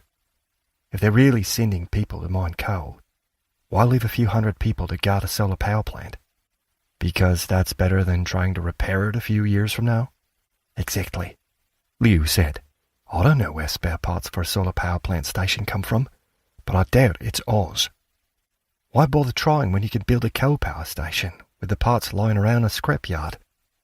You need more than scrap. I'm not exaggerating by much. Look at a map. No, not that map, but one of Australia. We're equidistant between Adelaide, Melbourne, and Sydney. They're keeping us open as a stopover for moving supplies from one city to the other in case of a crisis, a major outbreak. But we're at the southwestern tip of Australia. Ships and planes from the infected continents of America and Asia will first reach the northern coast. That's where these soldiers, these resources, will be needed. Maybe not today, maybe not this week, but before autumn, everyone will have left. Ah, But that's months away, Pete said. Southern Hemisphere, Liu reminded him. Autumn's next month. And what you saw yesterday at Menindee, that'll only bring the day closer. How long does it take to train a soldier? How long will it take to turn all those millions of civilians into the army we need? Because until then, we've only got a few tens of thousands of troops. Why waste them here? Oh. Ahead, the van stopped. Kwong got out alone. Again, she motioned they should stay in their van as she entered a restaurant with a narrow frontage and a bold sign proclaiming the best steak in the outback. Maybe you're right, Pete said. And we'll all end up in a mine. Or we stick with Inspector Kwong and become police or soldiers. I don't think we'll get much say in it. And after the last few days, I don't think I'd mind. I guess you'll end up flying. Plenty of pilots in the city, Liu said. Thanks to all the planes they let land. Plenty of pilots who aren't as rusty as me. Kwong came out, empty-handed, but with a thoughtful look on her face. She climbed back in her van, and they continued driving once more. What if there was a way for you to get back to America? Liu asked. Would you take it? I don't know, Pete said, but there isn't. There is, Liu said. That jet of Kempton's has the range to reach British Columbia. In Canada? Oh. And then he understood. She wasn't talking about his return home, but her daughter. I don't think it does have the range, he said. We had to refuel in Hawaii. It does. Just. It's custom built for long flights. It'll be running empty when it arrives, but it could make the journey. Your sister found 4 airfields in British Columbia. We can refuel there, then return. British Columbia? But not Vancouver. That's where your daughter is. Yes. Or where she was, and you don't know if she's still there. No, I don't. But when we leave here, when we leave Broken Hill, I won't have access to a plane or to fuel. This is my one chance to get to Canada. Can you fly that plane? He asked. Of course. But I thought you hadn't flown in years before yesterday, he said. And if that jet is custom built, you can't have ever flown anything quite like it. It's just like riding a bike, she said. Okay, he said skeptically. But even if you get to Canada, you won't be in Vancouver, and there's no way of knowing whether your daughter is still there. No, but I'll be closer to her than I am now, she said. Maybe I'm wrong about Broken Hill. Maybe the government will want to keep the airfield open. But if they take real command of this place, I'll lose access to the fuel and the plane. Or they'll abandon the town, and we'll get sent to some farm, and I'll never see my daughter again. This is my one chance. You could come with me, you and your sister. To Canada. From there, it would only be a drive back to Indiana, she said. A long drive, he said. And it'll be a long time before you get any closer. Are you serious? Pete asked. Yes. I'm going to leave in a day or two, I think. Come with me if you want. I'll have to think about it, he said. She said nothing. I mean, I'll need a day or so to think it through, he said. Why are you asking me, though? It's not my plane, and I can't help you fly it. There's a number pad on the cabin door, Liu said. It's locked. I can't break it without destroying the cabin's integrity. I didn't realize, and I don't know the code. You don't? Sorry, he said. But your sister might, or she might be able to hack it. I guess. You can ask her, see what she thinks. Ahead, Kwong stopped. This time she motioned them to get out. She went into a small cafe and came out again before everyone had finished gathering on the pavement. It's worse than I thought, Kwong said. I haven't had the time to check on places over the last few days. I thought the looting had stopped, but it looks like the opposite. With all the soldiers about, people must have realized that as long as they only took what they could carry and conceal, no one was going to ask them any questions. There's nothing left? Corey asked. There's some bacon in the freezer, Kwong said. A few packets, but not enough to make the trip worthwhile. Josie, can you stand on the road looking martial but not too menacing? Liu, you and I will knock on doors from here up to the pharmacy. Pete, Corey, Grab what you can from inside, and from the shop opposite."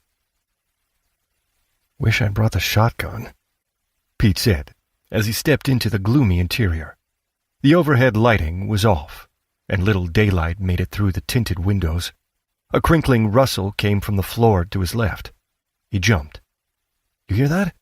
"Probably just a spider," Corey said. "It was too big." "Maybe a croc, then?" Corey said. "Stop it," Pete said. "You know what I'm worried about." "Yep, and so am I, but a zombie would make more sound than that." "Right, yeah." Even so, he moved cautiously around the tables towards the doors to the kitchen. "Still, wish I'd brought a gun." Oh yeah. He remembered the pistol in his pocket.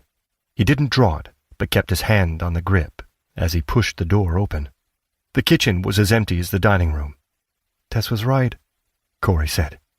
"This place really has been looted. I think they took some of the pans, too. Check the cupboards." "Not much here. We should check the stockroom." "Corey," he added, turning to look at her. "Liu wants to take the plane, Kempton's jet, and fly to Vancouver. Well, not to the city, but to somewhere in British Columbia." "To find her daughter?" "Yeah. She says the plane is locked. There's a code." "There is? That's interesting." "Is it? Anyway, she asked if I wanted to go with her so I could go back to America." "Do you want to?" Corey asked. "I don't know," Pete said.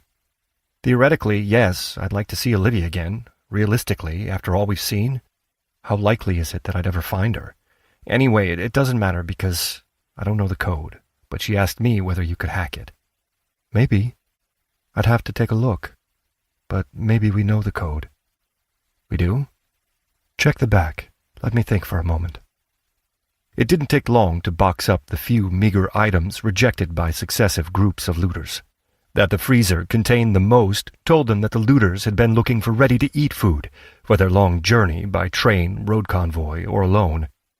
"Pete," Corey said, "do you remember up at the fence after the outbreak? I tried calling Kempton, but there was only a recorded message that the master code had been changed.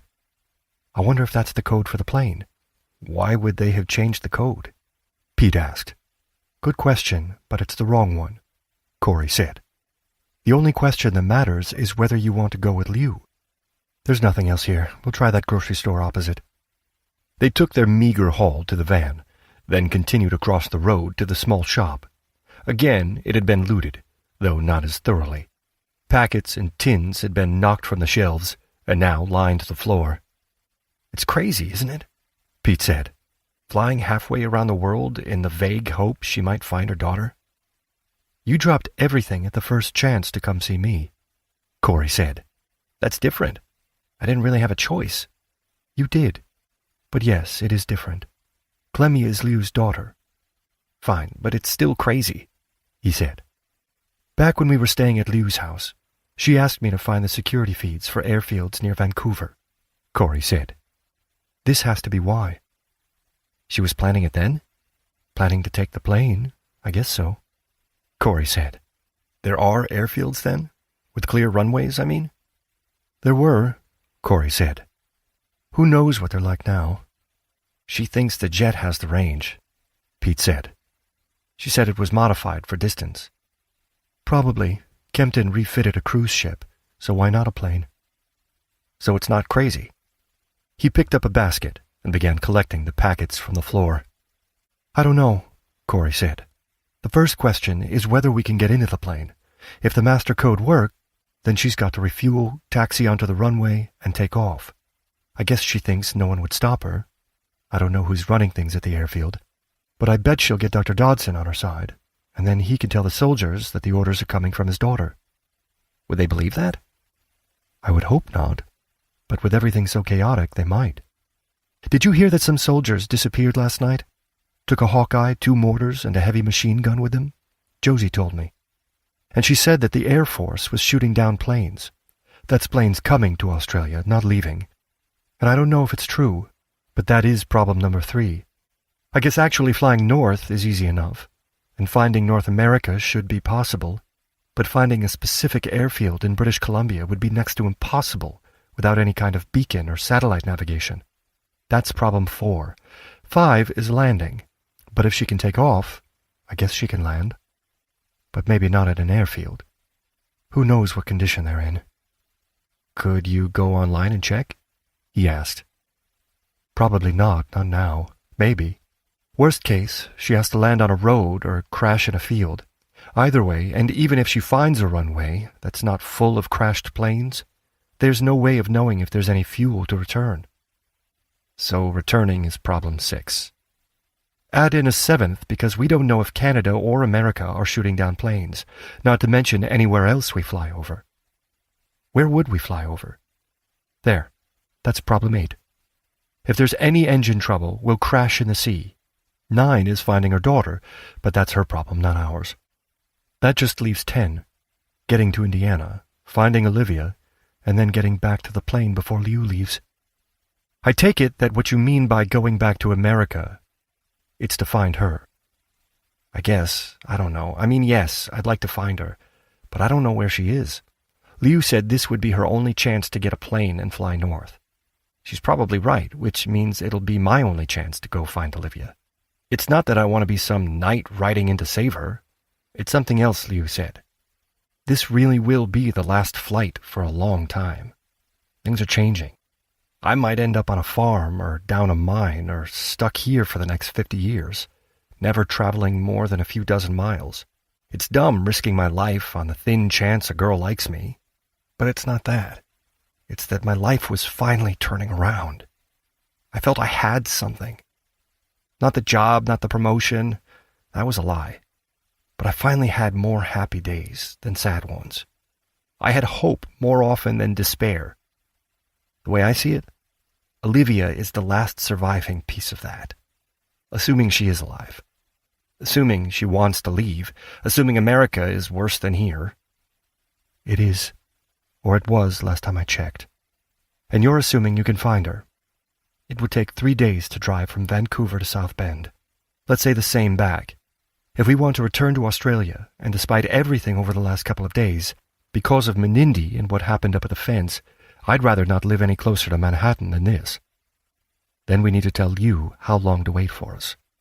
That means you need to know where we're going to look. You'd come with me? Of course. So where do we look? There's one place, Pete said. Mrs. Mathers had a cabin about 50 miles outside of South Bend. She was our boss before she sold the carpet store to Kempton. Olivia helped her clear out some of her husband's things from the cabin after he died. It's pretty remote. We even joked that's where we'd go if there was ever an apocalypse. Okay, good. And do you know the address? No. But it's on my phone, and that's in the plane. I think it is. I had it on me when we left Indiana, so if we can get into the plane, I can get the phone and get the address. That's a start, Corey said. But we'll need more than that to make this a trip that's only almost certain death. It's not much of a haul, is it? Kwong said, looking at the handful of bags and baskets they'd brought from the store. I found a box of cereal for Bobby, Pete said. It's low sugar, though. That would do him good, Liu said. If it's okay to just take what we want. I think a single box won't crash our fragile economy, Kwong said. But if people have been looting, helping themselves, we'll do better searching the houses. For that, we'll need more people. The soldiers, I suppose, and that means speaking to Captain Hawker. But he was on his way down to Menindee this morning. I don't want to give up with such a small haul, and I don't want to waste any more time. We'll try the golf club. It should be well stocked, and is too far from town for people who have carried much away by hand. If we find nothing there, we'll know we won't find it anywhere. There's a golf club here in the outback? Pete asked. Sure, Kwong said. Do you play? I was the local star, Pete said. Every time I could get the ball through the windmill without ever knocking the sails. That's it ahead, Liu said. It was the first thing she'd said to him since he'd got back in the van, though not the first words she'd spoken. As they'd driven through the new Army checkpoint on Buck Street, she'd wound down the window to shout a greeting to a bottle-blonde couple in matching firefighters' overalls who stood guard with the military sentries. Those two civilians were the only locals they'd seen during the short drive. Ahead, Kwong slowed, coming to a halt in front of a pair of black steel gates that marked the drive leading up to the country club. Kwong stopped 10 meters from them. Private Bramley disembarked first. She walked to the gate, then returned to the van. A moment later, bolt cutters in hand, she returned to the sealed entrance. "That's a good sign, isn't it?" Pete said. "Someone padlocked the gates. Although I guess it depends on whether it was the owners before they left, or the squatters when they arrived." "The wall doesn't go all the way around," Liu said. "It doesn't? Oh, then I guess a lock doesn't mean anything." Bramley pushed the gates open, then waved them forward, then climbed aboard Kwong's van. "There are more trees," Pete said, "though it isn't as green as I imagined." "The irrigation system's been shut off," Liu said. "There should be a water feature over there on our left. A small waterfall cascading down the rockery. Squatters would have turned the water back on, so I'm betting it was management who put the chain back on the gate." "Hope so," Pete said. There's movement. I don't know what it is." "Emu," Liu said. "Really?" The long-necked, long-legged bird disappeared beneath a dip in the rolling golf course. "I've never seen one before. They keep them on the course?" "They're not pets," Liu said. "Emus come because of the water. So do kangaroos. All kinds of wildlife. This is a real oasis." Kwong stopped her van outside next to a dusty 4x4 outside the entrance to the main building, adjacent to a desolate car park. Liu pulled in behind her. After a moment's hesitation and remembering Menindi, Pete picked up his shotgun before getting out. "The car's from Queensland," Kwong said, pointing while looking in the other direction. "I think the water's been shut off," Liu said. "The water feature by the entrance is dry." "G'day," Kwong called out. She frowned, squinted, walked over to the doors leading into the clubhouse, and cupped her hands over a small light above the sign. "The light's on, so the electricity hasn't been switched off. There's a small hut behind the 6th hole," Liu said. "That's where the main breaker is. Liu and I'll tend to that," Kwong said. "You three see if there's anything left in the kitchens. But don't be surprised when the lights go out." "If we find people?" Pete said. "Say hello," Kwong said. "See you in about 20 minutes." They trudged towards the parched golf course as Pete walked over to the main doors. "They're broken," he said, pushing at the door. "Whoa, not so eager," Bramley said, taking his arm and pulling him back a step. "You think there are zombies?" Pete asked. "I was more worried about an IED," Bramley said. "Captain Hawker gave us a briefing last night. Word came in about some idiot who'd set up a string of devices around Mundaring." "Why would someone do that?" Pete asked. "To stop the zombies," Corey said. "This door looks okay." "You think?" Bramley asked. "I should have asked the inspector to check. Honestly, I don't know what I'm looking for." "Where is Mundaring?" Pete asked. "East of Perth," Corey said. "The lock's broken, but that's all. Someone forced their way in. I guess the occupants of that car. Maybe squatters, because if they were looters, we'd hear it." "Ears open," Bramley said, pushing the door inward. "And keep those gun barrels down. I don't want to be shot in the back." The entrance hallway was airy, spacious, and cool, humming with the faint sound of an air conditioning unit. Above their heads, long steel tubes hung from the high ceiling, each a different length, though the same few centimeters apart. "Are those wind chimes?" Pete asked. "It's art, I think," Bramley said. "It looks a bit like a garden display I saw out on the Silver City Highway," Pete said. "At the house with the kite. And the zombies," he added. "Look at the floor," Corey said. "Scuff marks, recent. But I can't see any blood." 3 doors led from the reception area. 2 were wide and glass-doored. The third had no window and was painted the same color as the wall. Of the other 2, one was marked for the restaurant and bar. The other was marked with a free-standing sign that had been recently knocked over, the writing now hidden. Bramley crossed to the windowless staff door while Corey went over to the reception desk. She reached down behind it and picked up a beer bottle. "It's still cold," she said. "Someone was here very recently, and either they were here for a while or they weren't alone, because there's a couple of empties, too. And zombies don't drink beer," Pete said. As Bramley reached for the handle to the windowless door, a squeaking creak came from behind them. All 3 spun around. A man stood on the other side of the unmarked glass doors. He raised a hand. "G'day," he called, his voice muffled by the thick glass. He fumbled with a loop of rope tied around the door's handles, tugged it free, and opened the door. "G'day," he said again. He raised his hands above his head. "I'm not armed. Not a zombie either. The name's Miko." Pete lowered his shotgun, a little more slowly. So did Corey. Miko lowered his arms. "Are you living here?" Bramley asked. "Seemed a bit quieter than town," Miko said. "Got my own car. Got a restaurant. The service is terrible, but I'm saving a lot on tips." "No, fair dinkum. That joke sounded funnier in my head. There's no running water, and that's made washing more than a bother. Had to shave in sparkling water." He rubbed a hand across his uneven stubble. "An interesting experience, but there's been a lot of those. We're shutting off the power," Bramley said, "and we're here to collect all the food that's been left behind." "Thought you might be when I saw the refrigerated vans," Miko said. He picked up the fallen sign and used it to prop open the door. "Thought you might make a go of staying in the town when I saw those barricades going up on the roads.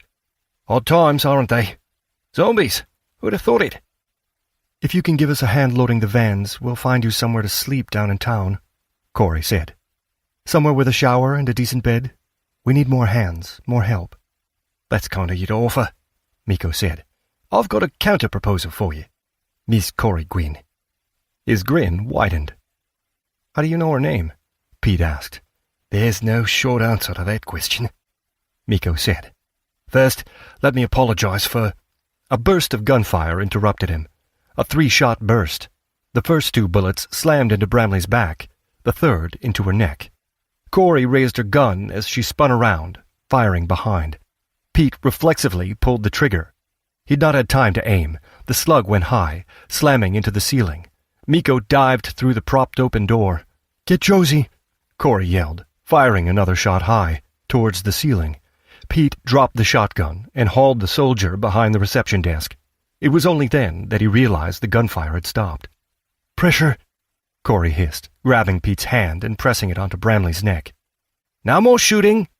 Miko called. "I want her alive!" But the blood had already stopped pulsing between Pete's fingers.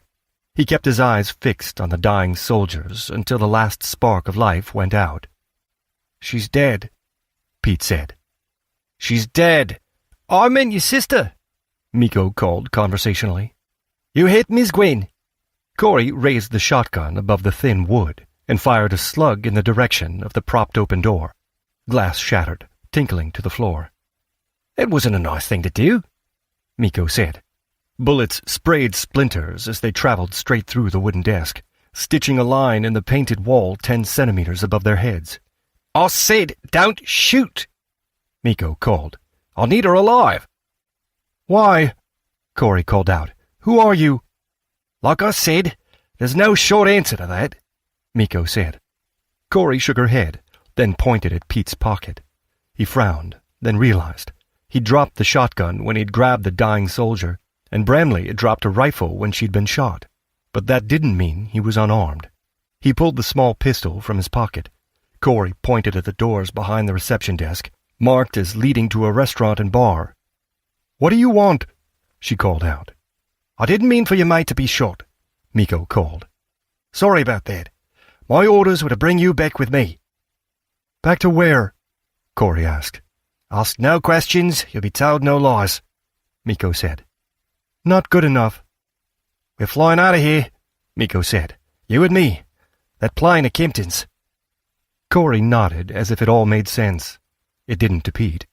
He gripped the pistol in his blood-soaked hand as he moved into a sprinter's crouch, ready to run. "I'm not going anywhere with anyone until I know what this is about," Corey said. "We knew your brother was coming here," Miko said. "And we knew where he was going.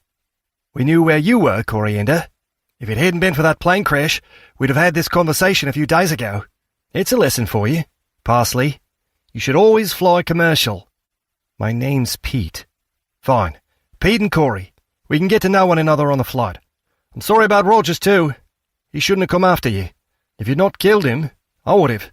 I don't want you dead, either of you." "I don't believe you," Corey said. "That desk is cheap plyboard with a fancy veneer," Miko said. My mate's not the best shot in the world, but he doesn't need to be, because he's got the elevation. If we wanted you dead, we could kill you right now. Hell, if I'd wanted you dead, I've had plenty of chances in the last few days. What I've wanted is to talk, but all those soldiers on the airfield stopped me from coming to say hello. So, throw out your guns, then we'll catch our flight. Get ourselves to somewhere we can hide until this horror show is over. Like where? Pete asked. Hasn't she told you? Miko said. Your sister knows where Kenton's bunkers are, her mountaintop retreats, her underground storehouses. That's what we're after. What do you say? Hang on, Corey said. She pointed at the door behind them, raising 3 fingers, then 2. Who do you work for? I'll bet you can guess, Miko said. Corey lowered her last finger and pushed at Pete's shoulder. He ran through the door. Corey fired blindly as she followed Pete through and into a wide dining room filled with sofas, low tables, and no real cover. Down! Corey pushed Pete to the left as bullets followed them through the door. He sprawled on a sofa, rolling onto the floor. The back, outside, Corey said, pulling his arm. Get outside, into the open. The sound of gunfire grew louder as Pete pushed himself to his feet and moved in a half-crouch to the wide wall of windows, pausing as he reached them. The shooting stopped, he said, and followed her lead when she crouched down, watching the doors. Maybe they're trying to get around the back, she said. So do we go out to the front? He asked. Unless that's what they want us to do. There'll be a door behind the bar, Pete said. Over there somewhere. Pete! Corey! It's Tess! You two in there? Her voice came from the entrance lobby. You alone, Tess?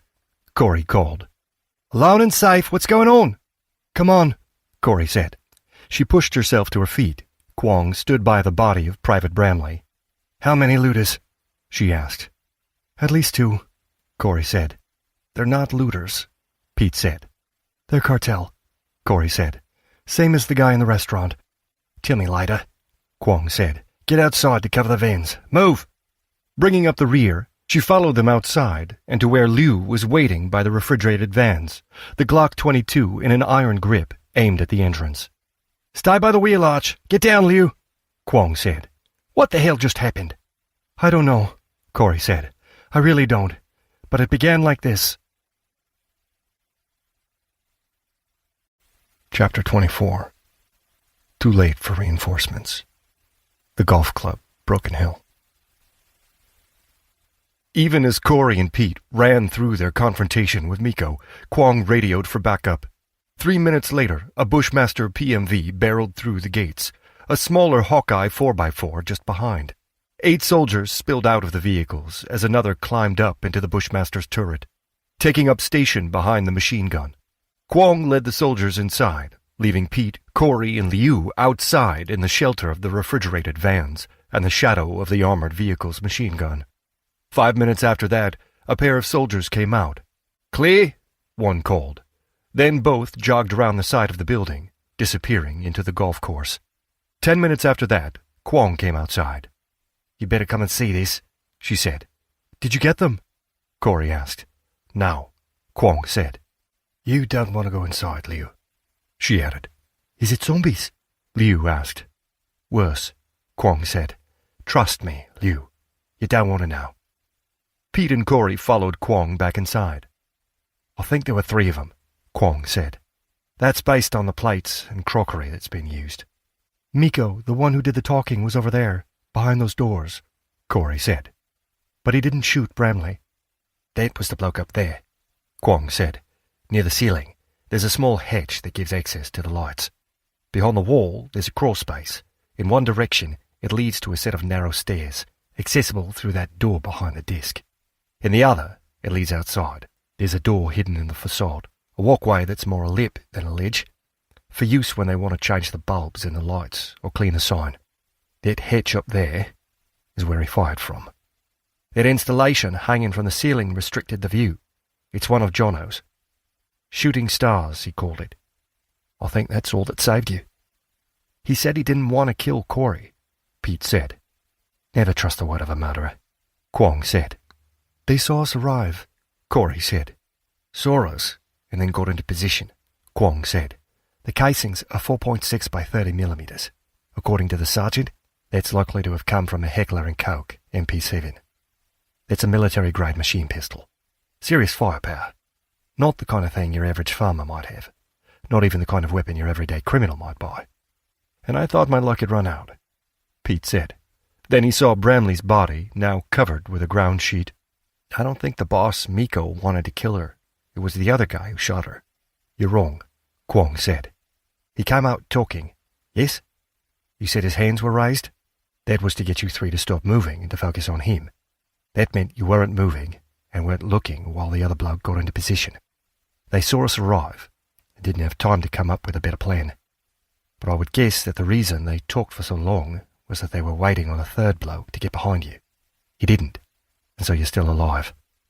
You said they wanted to fly out of here. In Kempton's jet, the plane on which Pete arrived, Corey said. The other planes on the airfield could fly them anywhere in Australia, but that jet could cross oceans. One of his people must be a pilot, Kwong said. What makes you so sure? Corey asked. Through here. I'll show you, Kwong said. She led them through the dining room and into a small chamber near the kitchens. A pair of low tables stood beneath heating lamps, close to the kitchen doors, there for plated food to be kept warm before it was taken to hungry diners. On each of the tables was a body, and beneath each was a pool of coagulating blood. That's Rampton and Jackson, Pete said. Nylon cord tied them to the table at hands, feet, forearms, thighs, and chest. From the scraps of cloth beneath the rope, it was after they were tied that their clothing had been cut away. Both had gags in their mouths, there to muffle the screaming, and there surely had been a lot. Their bodies were a mass of scars and abraded flesh. Kitchen knives were embedded in Rampton, equidistantly spaced along his arms and legs. Sandpaper and plastic tubing, Kwong said, pointing at the floor. The tubing was to stop the bleeding as they stuck in those knives, made those cuts. The sandpaper came first, and probably after they used that meat hammer to break a few bones. The left forearm is broken. That shoulder is out of the socket. They were tortured, methodically, cruelly. This man had it worse. His death took ours. That's Rampton, Pete said, turning away. None of those knives came close to an artery, Kwong said. I'd say he was tortured to encourage the other man to talk.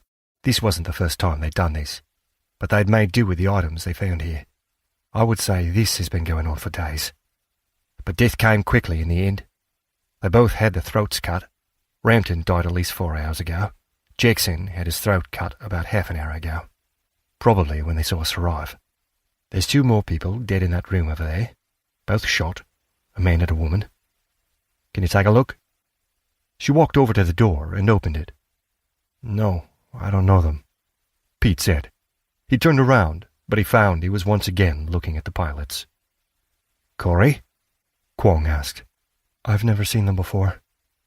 I think they're looters. Maybe they own the car out front, Kwong said. Can we talk somewhere else? Pete asked. Let's go through there, Kwong said. She led them back into the sofa-filled lounge. Over the last 2 years, we've had 8 cases like this. 5 in Melbourne, 2 in Adelaide, 1 in Sydney. In each case, the victims were connected with the drugs trade, and so it was classed as gang-related rather than work of a serial killer. Thought the killer had been caught. A detective down in Melbourne, Grabotnik. He arrived at the scene of the 8th victim about 5 minutes too late. The murderer died in the pursuit. Either this is a copycat, or the torturer was teaching his craft to others. The big question is how much of that matters now. Because of the zombies? Pete asked. Because of them, Kwong said. I don't know how the pilots were brought here, whether it was at gunpoint or they were tricked. Afterwards, the man in the white suit, Rogers, was sent to deal with you, Pete. Again, I don't know if you were meant to be killed or brought here. Either way, you had a narrow escape. They searched the hotel room, and then the real torture began. Seeing as Rampton got the worst of it, I think it was Jackson they wanted answers from. But what were the questions? And why did they kill Jackson when they saw us drive up? The code for the plane, Pete said. What code? Liu told me, Pete said. The plane's locked. There's some kind of code needed to get inside. How does Liu know? She went to look, Pete said. Why didn't the pilots know this code? Kwong asked. Surely they would have been the ones to enter it. Not necessarily, Corey said.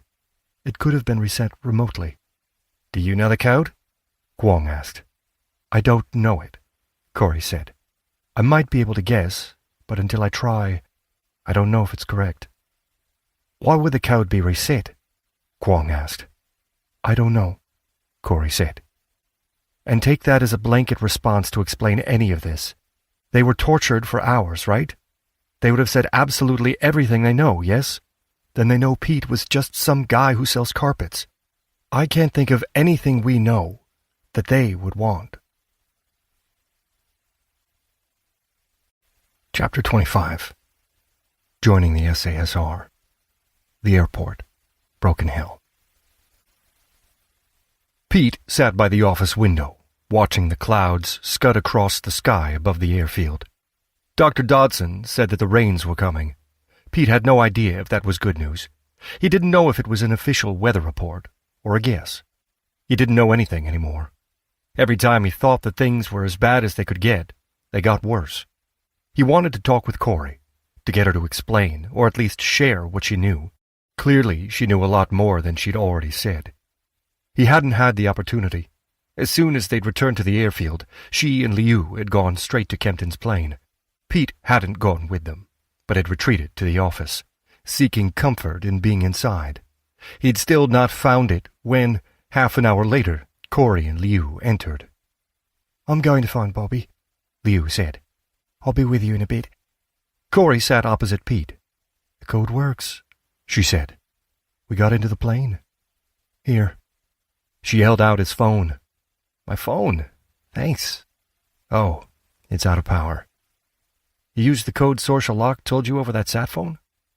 I did, and I think that code was just for us. Or not for the pilots, anyway. The code was remotely changed to lock the pilots out of the plane. Why? Pete asked. Because we were bait, Corey said. Or I was. I don't follow. Kempton didn't need to send you to come find me, Corey said. She could have sent me the phone through the mail, and I'd have called her, probably from a harbor just before I caught a cab to a train station to take me to an airport. But I'd have called. She said she wanted me to activate some old code, but she could have found someone else to do that. It's been years since I wrote it, and she must have hired hundreds of programmers since then. What code? What was it she asked you to do? That's really not important, Corey said. That's the entire point. You met Kempton and Tamika, and you spoke to Sorcia on the phone, and Rampton and Jackson flew you here, right? They're all in the inner circle. This was a trap specifically set to catch Rampton and Jackson, or perhaps just one of them. Considering what we saw at the golf club, probably Jackson, but Kempton didn't know precisely who was betraying her. No doubt she set other traps for other members of her inner circle. But this is the one they were caught up in, because she didn't trust them. And with everything that was about to happen, she wanted to get Rampton and Jackson as far away from her as possible. So she sent them to Australia? Yep, to transport some random guy to persuade his estranged sister to reactivate a mysterious piece of old code. You've got to admire the simplicity of it, and the complexity. You do? You didn't even know I used to work for Kempton, so there was no way you could know a thing about what she supposedly wanted from me.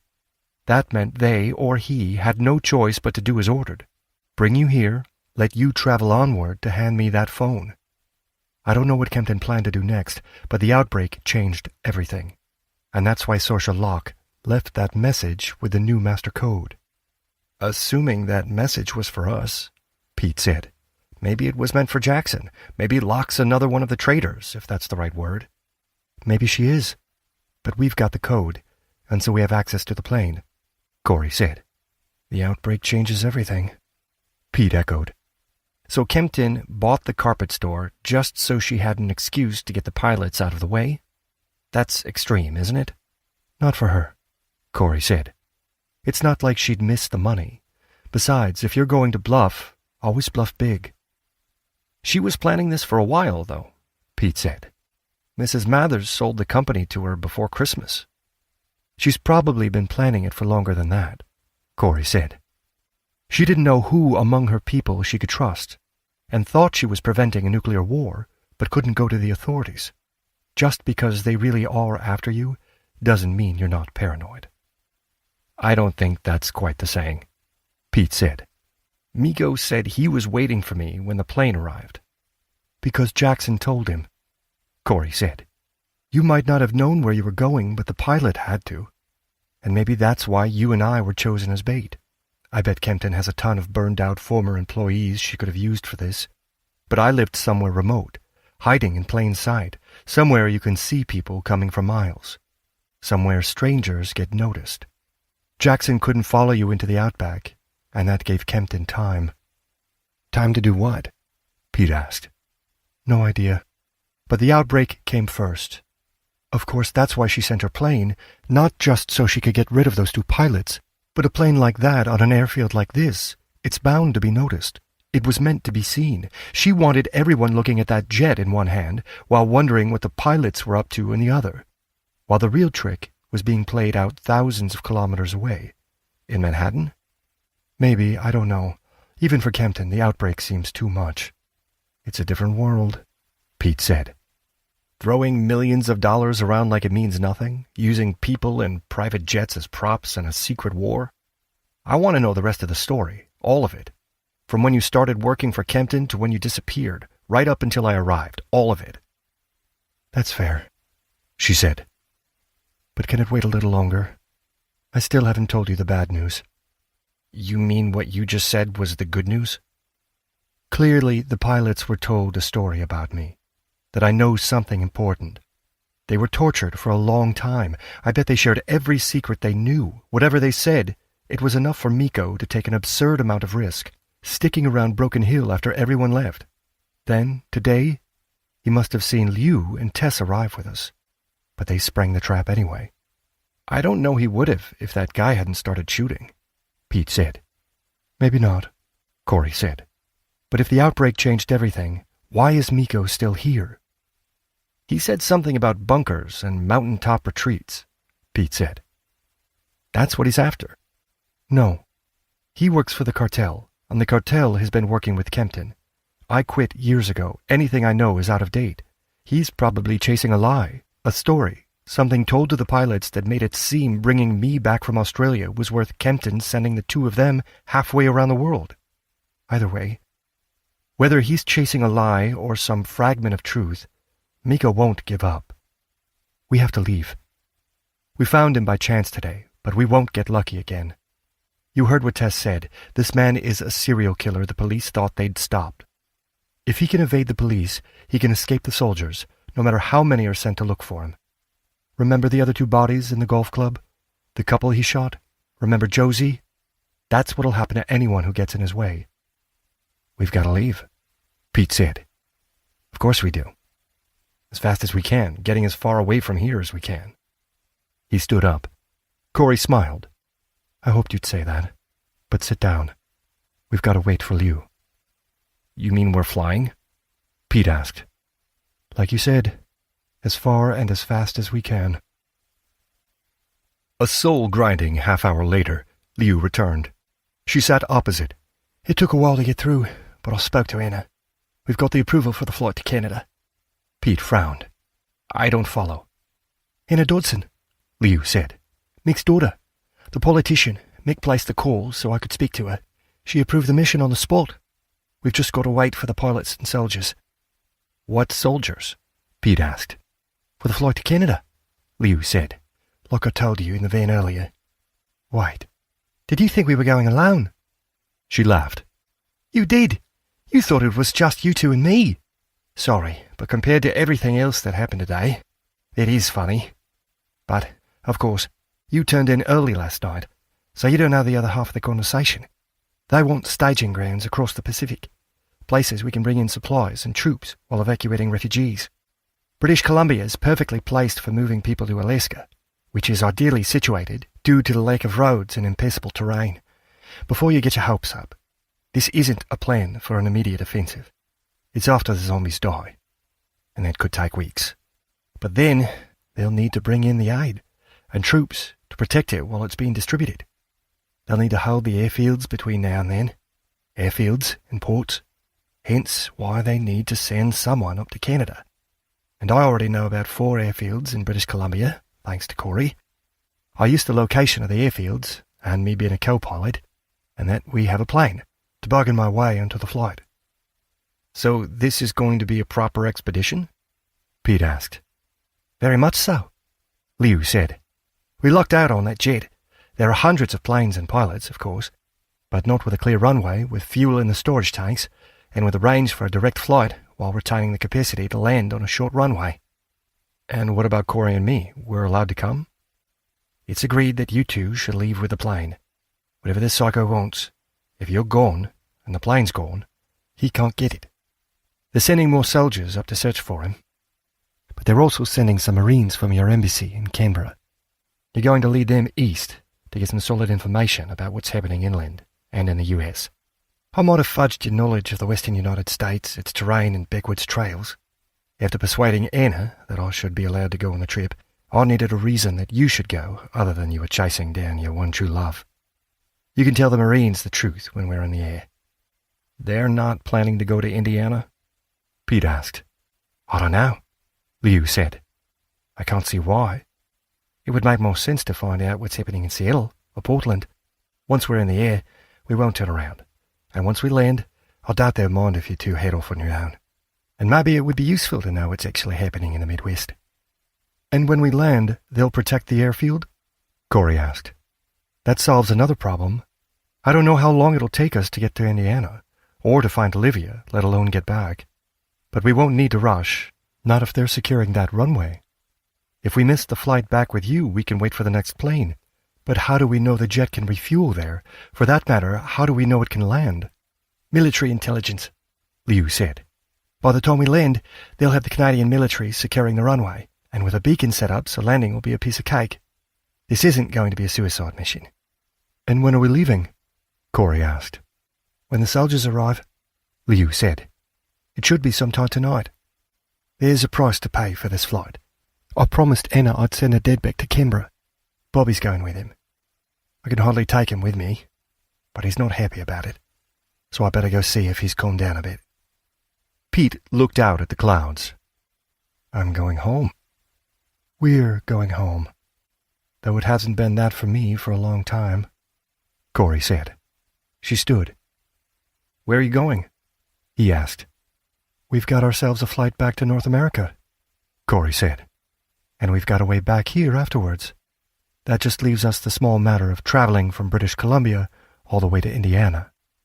I'm going to see what gear's on the plane, and what else we'll need. A rifle for one thing, I suppose. Ammunition too. And clothes, Pete said. It was snowing when I left. Chapter 26. Fire from above. The airport. Broken Hill. Pete opened his eyes and realized he'd fallen asleep in the office chair by the window. Corey had gone, and the room was otherwise deserted. The airfield looked deserted too. His stomach told him it was mealtime, while the shadows suggested it was around midday, so he went in search of lunch. Outside, on the edge of the runway, and in the shadow of a hangar, Mick Dodson was playing chess with Bobby. Did I miss a meal? Pete asked. Half cake, if you want some, Dodson said. It's the last of it. That's something we'll not get in Canberra. Checkmate in 3 moves, Bobby. Can I play next? Pete asked. No, Bobby said. Dodson leaned back in his chair. You're mad because your mum's flying north without you, Dodson said. But that's not Pete's fault. It's his plane, Bobby said. It's Lisa Kempton's, Dodson said. Or it was. It's your mum's now, but be mad at Kempton. I know I am, Pete said, pulling up a chair next to them. She turned my entire life upside down, and I still don't understand why. On the other hand, I found my sister, so there's some good that's come out of it. Isn't that one of your rules, Doc? No, Dodson said, My rules are to keep you alive. Being grateful for what you have is more general advice for how you live afterwards. But Pete raises an interesting point, Bobby. If that plane wasn't here, your mum wouldn't be going north to get your sister. Good things can come out of the shadows. Just remember Rule 10. Recognise when something is beyond your control. I thought you said that was Rule 11, Bobby said. Did I? It's a good rule, Dodson said. When I tell my patients, the archaeologists, my daughter, I told it to the Prime Minister too. Not the current one, the one before that. About this time last year, when Anna took me on a tour of Parliament House. I think I should have told him Rule 12 instead. Always accept responsibility for those things within your control. How do you tell the difference? Pete asked. It's the trick, isn't it? Dodson said. Now, mate, if you want to play, spin us a yarn. Tell us a story about life in America. Make it a good one. 3 stories and 2 games later, Inspector Kwong walked onto the runway, a bag over each shoulder. I'll bring gifts, she said. For me? Bobby asked. Don't get too excited, Kwong said. It's your clothes. For Canberra. You put my smart clothes in here, Bobby said, checking inside. And a tie. Of course, Kwong said. You'll be representing Broken Hill. You have to look your best when you meet all those politicians. The other bag is for your mum. Where is she? On the plane, Bobby said. Then be a help and take her this bag. You can leave yours here. Can you manage? No worries. It's not heavy, Bobby said, clearly struggling beneath the weight of the blue holdall. He staggered off across the runway toward the jet. Kwong waited until he was out of earshot before continuing. There's no sign of that Miko bloke and his crew. Didn't he go into the outback? Dodson asked. We think so, Kwong said. I think so. We've moved all the soldiers to the barricades at the edge of town, but they can turn around to look for danger inside the barriers as easily as watch outwards. Every road and alley is covered, and before dark will be protected by barbed wire. No one will get in or out before reinforcements arrive. When's that? Dodson asked. Hopefully before this evening, Kwong said. And they won't be able to help with the search until dawn, Dodson said. So we hope Captain Hawker finds him, Kwong said. Or that Miko sees what we're doing here and leaves. I doubt he will, Pete said. Not until the plane has left. Possibly. Time will tell, Kwong said. Those pilots, Rampton and Jackson, they told you they wanted to go to Melbourne. Did they tell you why? Not really, Pete said. Just that they had offices there. Colleagues, that sort of thing. The cartel has a presence in Melbourne, Kwong said. Somehow, I don't think that's a coincidence. Corey thinks one of them was maybe spying on Kempton for the cartel, Pete said. There were too many games within games going on here, Kwong said. What I do know, I tried getting in touch with a detective handling the serial killer case. He disappeared around the time of the outbreak. You got through the police in Melbourne? Dodson asked. Just about, Kwong said. I was using military frequency. Some soldier at the other end went looking for people with a badge until he found one who knew Sergeant Grabotnik. He hasn't been seen in days. He might have gone on leave, disappeared to help family, or he found himself caught up in the chaos, sent off to help protect somewhere remote, or he's another victim. I hate chasing serial killers. You know the number of victims by the signature, the manner of death, but that doesn't mean there aren't others who faced a less horrific end, or whose bodies haven't been found, Dodson said. Right, Kwong said. The line between assassin and serial killer is thin, and in this case, the bloke does it for pleasure as well as pay, which begs the question, who's paying him?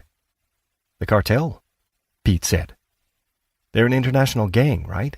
So someone overseas. Then why didn't he vanish when the outbreak occurred? Kwong asked. This killer, what he did to those pilots, what he's clearly capable of, it terrifies me. Yet what he's doing isn't just for his own twisted enjoyment. He's working for someone, fulfilling a contract or debt. So who is this bloke so scared of, or in awe of, that he's still risking his life even now? Do you know what the motto of our police service is? To protect and serve? Pete asked. It's that punishment follows swiftly on the heels of crime. Kwong said. Never was a fan of the saying. It's not the police's job to punish, but to deter and catch. But in this case, punishment can only mean one thing, and it's the only way to protect. And so I've got to follow up quickly before the trail goes cold. You going to Melbourne? Dodson asked. First, I'm coming with you and Bobby to Canberra. Then it's Melbourne. When the plane's gone, the killer's going to leave too. I'll be in Melbourne waiting for him. And speaking of that, I'll need to get a sketch from you, Pete, of what the bloke looks like. And that gun I gave you, I'll need that back. I don't know if I can process it, but I'll need every scrap of evidence A thundering bang echoed across the airfield. Kwong spun around. What was... Another bellowing thud shook the ground. Kwong and Dodson ran away from the shelter of the hangar. Pete followed them, out to the runway, stopping just behind them, when he saw the smoke rising from the town. What happened? Pete asked. Nothing good, Kwong said. We should go help, Pete said. Never rush in before you know what you're dealing with, Kwong said. Rule 9. Dodson said. But it doesn't apply to me. I'll get the fire engine from the garage. You get the soldiers to open the checkpoint on it. Another 2 explosions rent the air, and this time Pete saw the flames before they settled into a cloud of dust and smoke. Mick, you stay right there, Kwong said, grabbing his arm. Not until we know what we're dealing with. People are dying, Tess. And we won't be any help if we die next. Car bombs? A remote detonator? Mines? Grenades? No. But it's Miko, isn't it? Pete asked. Maybe it's something he set up last night to cover what he thought would be his escape, Kwong said. Except now, he didn't know he'd go to the Gulf. What's going on? Bobby said, running up to them, nearly breathless. Get him out of here, Pete, Kwong said. The ground turned sideways, and Pete nearly fell, but caught himself just as the sound of the explosion shook the air around him. Glass and metal tinkled to the ground. He turned his head and saw the office was on fire. Wood and metal rained down on the runway as flames filled the sky. It's not on a timer, Kwong said. It has to be a mortar or artillery. They're out there firing at us, but they want the plane, right? They won't target that. Pete, take Bobby to the plane. Go! Pete pushed the boy before him, but Bobby was frozen, near immobile. After 3 faltering steps, Pete picked him up. Bobby was heavy, but laying a new carpet always involved carrying the old furniture and new flooring. It just didn't require he run at the same time. Halfway to the plane, Bobby began squirming. Let me down! Run, Pete said. To the plane. A figure was already sprinting from it. Liu, he realized a second later, just before another explosion rent the air. This blast wasn't close. Somewhere in town. But he didn't turn to look. He just kept running, keeping pace with Bobby. What's happening? Liu asked when they drew level with her. Bombs, a mortar, Pete said, breathless. Get to the plane. Safe on the plane. As they ran the last few 100 meters, those words echoed around his brain. Would they be safe? Why would it be safe? Corey stood at the bottom of the steps, an assault rifle in her hands, but that was no more use than the machine guns mounted on the soldiers' armored trucks. Another distant explosion shook the air. A second followed immediately after, and Pete was grateful to just follow his feet, follow instructions, and follow Bobby up the steps and into the plane. Corey, move those stairs off the runway, Liu barked. Bobby, are you okay? The boy nodded. Good, Liu said. Strap in. She hurried into the cockpit. Pete stood by the open door, watching the smoke rise above the town until what Liu had said sank in. He darted into the cockpit, where Liu was already flipping switches. Are you going to fly? This is Miko, right? Liu said. He wants the plane, yes? We move the plane and we remove the prize. He'll stop. How else do I keep Bobby safe? Make sure he's strapped in. There's a hatch by the door. Retractable ladder. Open the hatch, drop the ladder so your sister can get aboard. But I'm not waiting for her, sorry. Pete ran back into the cabin, checked Bobby was in a seat, then ran to the door, fumbling with the hatch and finding a flimsy stack of aluminum beneath. There were no instructions, but he pushed it towards the door, and gravity did the rest. Extending the ladder as it fell, Corey ran over, grabbed the swaying ladder just as the engine began to roar. Pete reached through the door as Corey hauled herself up the swaying steps. He grabbed her arm and hauled her aboard. What's going on? Corey asked, as they pulled the ladder aboard. "Wait, there. That button, that's to retract it. What's happening?" "A mortar, I think," Pete said. "Or a test does." "Josie said 4 soldiers disappeared with a Hawkeye and mortar," Corey said. With the ladder inside, she reached out, grabbed the door, and hauled it closed. "Miko must have killed them. This must have been his plan all along. After the golf club, he decided to go through with it anyway." "What, blow up the plane?" "Destroy the runway so the plane can't leave. Destroy the town so there's no reason for any of the soldiers to stay. Liu is taking off?" The plane gave the answer, juddering and shaking as it began to move. "I suppose so," Pete said. He was out of answers, out of ideas, and long out of breath. He found his way back to Bobby, checked he was strapped in, then collapsed in the chair opposite, buckled himself in, closed his eyes, and didn't open them until the plane was in the air.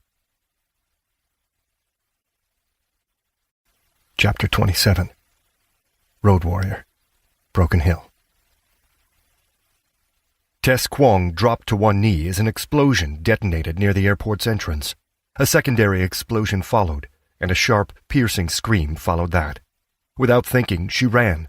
Mick Dodson was already 2 steps ahead of her, sprinting to the barricade on Airport Road, but the screaming stopped before either of them reached the casualties. 2 of the 3 Hawkeyes were gone, though it was a safe guess to assume they'd driven into town when that first explosion had occurred. They'd left 2 soldiers on guard. One had been in the Bushmaster PMV's turret, but that vehicle had taken a direct hit. Smoke billowed from the machine-gun-mounted vehicle. The soldier who'd been in the turret was nothing but scraps of bloody cloth. The other guard was a bloody ruin, thrown nearly 20 meters from his post. Mick Dodson closed the soldier's eyes. "He's gone," the doctor said. Another round detonated, this one close to the runway. As Tess turned to look, she saw the jet fly up and through the smoke.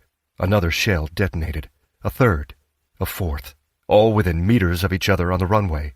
But the plane was already in the air, soaring skywards, to safety, at least from the bombs. "Think they hit the runway," Dodson said. "There won't be many more flights coming here for a while." "The plane is gone. They should stop," Tess began. But a round landed on a street north of the airfield. "Why are they still firing?" "To cover their retreat," Dodson said. "They're out there," Tess said.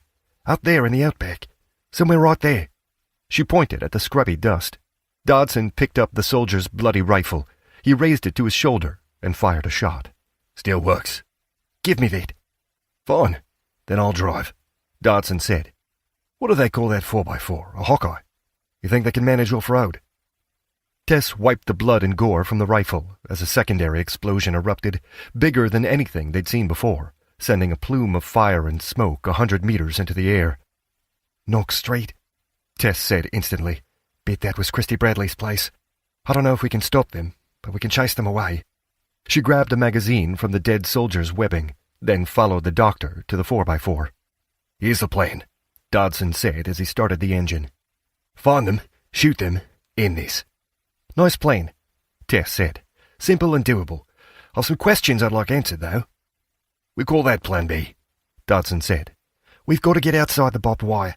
"No worries," Dodson said, driving the military vehicle slowly around the zippered barricade. A boom resonated behind them, jolting Tess forward. Dirt and shrapnel rained on the vehicle. "We're sitting targets," Tess said. "Yep," Dodson said, as he threaded the vehicle around the barbed wire. "But that means they can see us, which means we should be able to see them." He spun the wheel, stamped on the accelerator, and gunned the 4x4 across the copper-red soil. Another shell landed on the road behind them, shattering the windows of the zippered car blockade. "They're targeting us," Tess said. "Good," Dodson said. "They'll aim at us and not the airfield.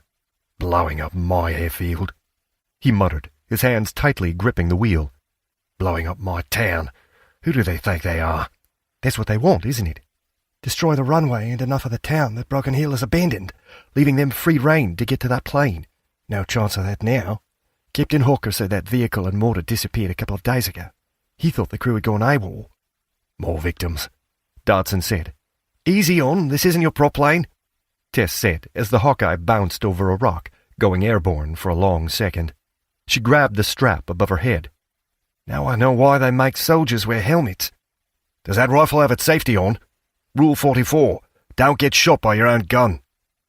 Dirt fountained 10 meters ahead and to the left. A shrapnel shower of pebbles and dirt pattered against the vehicle's armor. Aim for that pair of wattles, Tess said. Those are mulgars, Dodson said.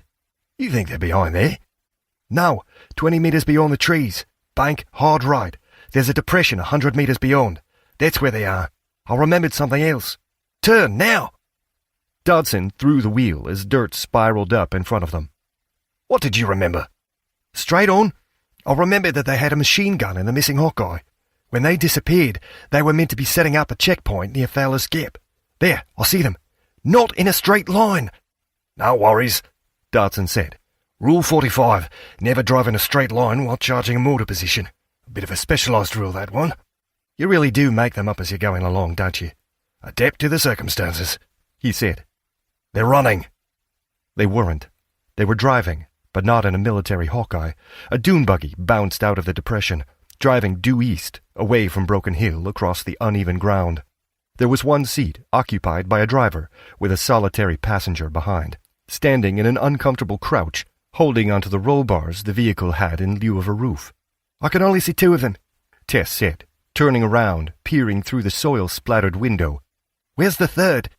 Where's the machine gun? Dodson said. And why did they do this? What is on that plane that's worth starting a war for? Maybe we'll try for Plan B, if we can. I'd like some answers. Does this thing have wipers? Can't see much ahead of us. Keep driving. Go straight, Tess said. There's no third man. No machine gun. You sure? I'm sure he's not there, Tess said. If he's anywhere, he's where that Hawkeye is waiting. We want to stop them before they get there. The Menendee Road is ahead, Dodson said as they jolted over a rock, down into a dip, and bounced up the other side. Can you see it? Dead straight, she said. The road grew from a thin sliver to a concrete scar stretched out before them. Can you see the Hawkeye? Dodson asked. No vehicles. No people in sight. Hopefully no machine guns then, Dodson said. When the dune buggy reached the road, the vehicle bounced onto the tarmac, skidded, but didn't turn. It continued over the road and back into the scrub on the other side. Go straight, Tess said. Chase them down. It's what I'm doing, but where are they going? If one of them was a pilot, maybe they have a plane out here somewhere, she said. We need to end this. Can you get closer? Rule 3. Never take unnecessary risks, Dodson said. But there's Rule 6 as well. We're running low on diesel. It's down to 1/10 of a tank. The 4x4 bounced down a rocky incline, across a dry creek bed, and up the other side. They're getting further away, Tess said. No worries, Dodson said. Hold on. He gunned the engine. The Hawkeye bounced and skidded over the uneven ground, spraying soil and rock like shrapnel against the vehicle's hard case. Can you shoot them? Tess wound down the window, holding the rifle one-handed. She reached outside and fired. I don't even know if it was close. You missed, if that helps, Dodson said. It doesn't. She shifted position and pulled the trigger again, this time as they careened up a boulder, and she lost her loose grip on the rifle. I dropped the gun, she said. Ahead, the passenger on the dune buggy pulled himself around so he was facing them. One hand holding the grab bar, he raised a machine pistol that hung on a strap around his chest. He fired. There was no way to aim, but volume made up for accuracy. Even with so much soil and rock being churned by the tire's speeding passage, she heard bullets slam into the vehicle's armor. Dodson pushed the pedal all the way to the floor. What are you doing? Tess asked. Ending this, Dodson said. Hold on. She guessed what he was about to do as the distance between them and the dune buggy dropped. The gangster pulled the trigger, emptying the last few rounds. One bullet hit the windscreen, but it didn't shatter, and now the gangster's weapon was unloaded. The strap might prevent him from losing it as the buggy jerked and bounced across the uneven ground, but he couldn't reload one-handed. He reached for his belt anyway, going to draw another weapon, but the buggy hit a bump. He lost his grip and flew from the back of the vehicle, tumbling at speed across the rocky dirt. One down, Dodson said. The buggy's driver glanced around, realizing the passenger was no longer there. He swiveled his head further, unintentionally turning the wheel as he did so. The buggy swerved, skidded, and slowed while Dodson managed to coax an ounce more speed from their trembling engine, enough speed that the distance between them and the buggy fell away. Their grill slammed into the buggy's rear tire, sending the gangster's vehicle tumbling across the desert. But Dodson lost control for a second, and that was twice what the speeding vehicle needed to slam into a rock, flip, and roll. The seatbelt barely held Tess in place as the Hawkeye tumbled 360 degrees before settling on its wheels, now facing the wrong way. It took a second longer for the confusion and noise to coalesce into sights and sounds she could make sense of. A dull ache in shoulders and hips told her that pain would follow soon, but she could ignore it for now. The windscreen was completely smeared, and now partially fractured. "Doc! Mick! You all right, mate?" The older man groaned. "Good," she said. "You're alive, and you're going back to driving school when we get to Canberra. Blood's pouring from a wound in your temple, not thickly and not fast, but persistently enough that you're going to need attention, maybe stitches, and soon. That'll have to wait until I've secured our suspect." "Culprit," Dodson muttered. "Too right," she said, first pushing, then kicking the door open before dragging herself outside. Where the Hawkeye had landed on its wheels, the dune buggy hadn't. It was almost upright, balanced on engine and roll bars with the wheels in the air. "Good things come to those who wait," Tess said. It wasn't the expression she meant, but her brain was slowing down as her knees seized up and the old stab wound above her left hip began to scream. She didn't think anything was broken, but everything was bruised. Far too slowly, her brain processed what she was seeing and what was missing. The driver wasn't in the buggy. Her hand went to her holster, but her fingers were slow at finding the button. She heard movement, dropping to a knee as she spun around. The gangster was 5 meters away, a gold-plated revolver in his hand. He fired first, but he'd been aiming at where her head had been. He dragged his hand down even as he pulled the trigger, but the bullet whistled over her head as she raised her Glock 22, firing 3 shots. 2 hit his chest, 1 his neck.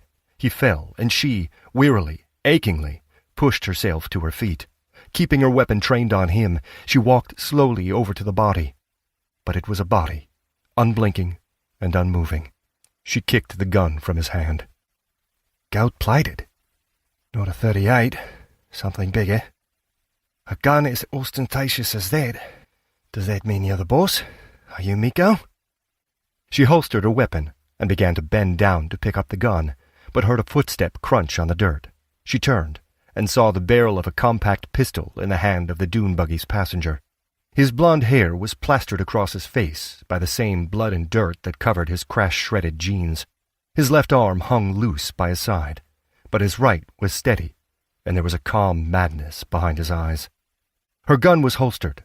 She'd have no chance of reaching for it. At that range, he'd have no chance of missing. "It's over," Tess said. "Your mate's dead. Your buggy's wrecked. The army's on its way. You can run, but you won't run far. Turn evidence. Tell us everything you know, and I'll get you immunity. Tell us who you were working for." He took a faltering step towards her. "I work for no one," he said. The shot echoed across the outback. Nothing had ever been so loud in her life. She barely heard the second and third shots, but waited for her life to flash before her eyes. It didn't. The gangster staggered sideways.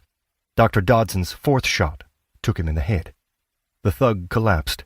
Dodson leaned against the smoking Hawkeye. "You okay, Tess?" "No worries," Tess muttered. "You?" "Alive," he said, "and shouldn't be standing here." He pushed himself away from the smoking vehicle. "Which of these blokes is Miko?" "Probably the one you shot," Tess said. "This gold-plated revolver is too showy for a bloke who preferred knives." She reached down to pick it up, but stopped halfway, clutching her hip. "You sure you're okay?" Dodson asked. "It's just a memory of Sydney," she said. She reached into her pocket and took out her phone. "Do you have a signal?" he asked. "Not since last week," she said. She took a photograph of the man's face, then staggered over to the other man to take a photo of him. "Didn't get a description from Corey or Pete," she said. "When they land, I'll get the picture to them. Get them to confirm that one of these blokes is Miko." "When they land?" Dodson asked. "You might have a long time to wait." "I might," Tess said. "You okay walking?" "Better than you." "Our town's on fire," she said. "You better go help put it out." Chapter 28. Halfway around the world. Above Australia. As the plane leveled out, Pete finally opened his eyes. "We're alive," he whispered, but too loudly. "What do you mean?" Bobby asked. "Just that I hate flying," Pete said quickly. What he'd meant, what had been going around his brain since the plane began accelerating along the runway, was that the fear of being blown up had been replaced by the burning question of whether Liu could actually fly the plane. "Why don't you two look for treasure?" Corey said. "Treasure?" Bobby asked. "I just started going through those storage boxes when we had to leave," Corey said. "There's some cool stuff in there." "But not actual treasure," Bobby said. "I don't know," Corey said. "This is a billionaire's plane. Who knows what we might find?" She gave Pete a meaningful look. "There was food in the galley kitchen," Pete said. "Some nuts and things, maybe even a steak." "What about cereal?" Bobby asked. "Maybe," Pete said. "After all, even billionaires eat breakfast." As Corey went into the cockpit, Pete and Bobby began their search of the small kitchen between the cabin and the door leading to the rear of the plane. They found food, but most was of the dried fruit, pulse, and grain variety, each in individual pouches. "I don't think we should touch anything that was in the fridge," Pete said. "I'm not sure whether the plane had power while it was on stand. We could make some muesli with this stuff. There's oats, apricots, and there's sugar packets." "It wouldn't be the same," Bobby said. "Doesn't matter. I'm not hungry anyway." Pete opened the door behind the bathroom. It led to a space a little smaller than the cabin. Again, windowless, though almost chairless. Rows of jump seats lined either side, but all were folded back. Strapped to rails and floor and ceiling were more of the white coffin-shaped boxes. He closed the door. "Let's start with these two storage boxes in here," he said. He opened the lid and examined the neat trays, more interested in what was missing than what was still there. "This is food, I think," Bobby said, picking up a silver foil pouch. "Just add water. It's vitamins and fiber and stuff. Doesn't say what it actually is, like what flavor or anything. Maybe it doesn't have a flavor," Pete said. He lifted the tray. Beneath were zip-locked plastic bags, each marked with a size. "Clothes," he said. "I wore one of these when I left the plane." Bobby opened one, pulling out a tunic and pair of trousers. "You really wore this?" "They sort of took my other clothes," Pete said. "I think it's the uniform Kempton had her people wear." "Yeah, because you'd have to pay me before I'd wear anything like that," Bobby said. "Let's call that Rule 13, Pete said. "Rule 13 is always light the fire before you go and fetch water," Bobby said. "That way you can follow the smoke back to your camp. We can call this Rule 45. 45? Dr. Dodson has a lot of rules. There's more clothes here. And more normal ones. I wondered if there might be. The pilots were in suits. So was the chauffeur. Let's see. We've got waterproof windbreakers, some headscarves, and what I think is a dress." "It's weird stuff to pack in a plane," Bobby said. "And everything's in blue and gold. Hey, look at this," he added, tugging a foot-long hunting knife out from the tray beneath. "You're not allowed knives on planes. Everyone knows that." "I guess it's different rules for private jets," Pete said, taking the knife from Bobby. "Or maybe it's just the billionaires don't think the rules apply to them." "Dr. Dodson says the same rules apply to everyone," Bobby said. "And anyone who thinks they don't, who thinks they're special, they're the ones who end up needing rescuing by the rest of us." "Sounds about right," Pete said. "Shall we see what's in the other box?" It was more of the same, a mix of survival equipment and high-end women's fashion. He was about to suggest they continue the search in the storage area at the rear of the plane when Corey came through. "Bobby," she said, "your mom wants to show you how to navigate. You're to go up front." "It sounds like a lesson," Bobby said. "A fun one, though," Corey said. "How many other 10-year-olds have ever flown a private jet?" "There's a lot of weird stuff here," Pete said after Bobby had trudged through to the front of the plane. "Hunting knives and ball gowns. And take a look at these." He held out a pair of 4-inch heels. "I think this is real gold on the buckle." Corey took it. "I think you're right. Shame." "Why?" "Gold is heavy. and these are useless," she said. "The extra weight means we're wasting fuel just carrying it. But it's got to be worth something," Pete said. "Maybe not as much as before, but someone will want to buy it." "Not where we're going," Corey said. "Where's that?" "Vancouver," Corey said. "Seriously? To get her daughter?" Liu says she's still thinking about it, that she can't make a final decision for another half hour until she's sure of our fuel consumption, but I think she's decided. "We're meant to have soldiers with us, pilots, Marines," Pete said. "Yep, and it's more complicated than that," Corey said. "The radio doesn't work. I think it was shut down when the code to the door was changed. I might be able to fix it, but not while we're in the air." "That sounds like a reason to set down as soon as we can," Pete said. "Not exactly. There's going to be danger in landing. In the air, as long as we have fuel, the autopilot is doing all the work. Before we set off, Liu asked for alternate landing sites if we had problems in the air, and for where we could return after Canada. The airports at Cairns and Brisbane have been shut. So was Adelaide. Too many planes had come in, the runways weren't clear. Cairns and Brisbane are in the north, Adelaide the south. They've been redirecting flights to Melbourne and Sydney." "What does that mean?" "Two things. First, we don't know of a clear runway, and since we can't use the radio, we'll have to find it visually. I'll come back to that. The other and more important point is really more of a question. If those runways are full, where did the planes come from? They're refugees, clearly, and probably from overseas. But where overseas? Were they fleeing the airport or the entire country? There's no way of knowing, but it adds a shadow of danger to everything beyond the Australian coast." When Liu asked for an alternate runway, what did they say? "Guam," Corey said, "and that they would try to ensure it was clear by the time we were scheduled to fly." "Meaning it's not clear now?" "Or they don't know," Corey said. "Without radio, we can't confirm it. I'm more worried about what's happening in northern Australia. But again, there's no way of finding out unless we set down. And that brings me back to problem number one. Even if the runway there is clear, I don't know if we can find Guam. We've no beacons, no satellites. We're navigating based on a compass, a clock, and speed." "Then we should set down now," Pete said, "which we'd have to do by finding a runway visually. That means finding a landmark, like a city, then following a river or road until we saw the airfield. If the runway is full, we'll have to look for another." "Which will be easy to do with a plane full of fuel," he said. "But other than the amount of fuel left, it will be the same in Canada as here. That's the dilemma facing Liu. The danger comes if we can't find a runway and have to set down on a road or in a field. That's when we might crash, when her son might die. But if that's the same risk in Australia and Canada, why not use the opportunity to find her daughter?" "Because we're alone on this plane," Pete said.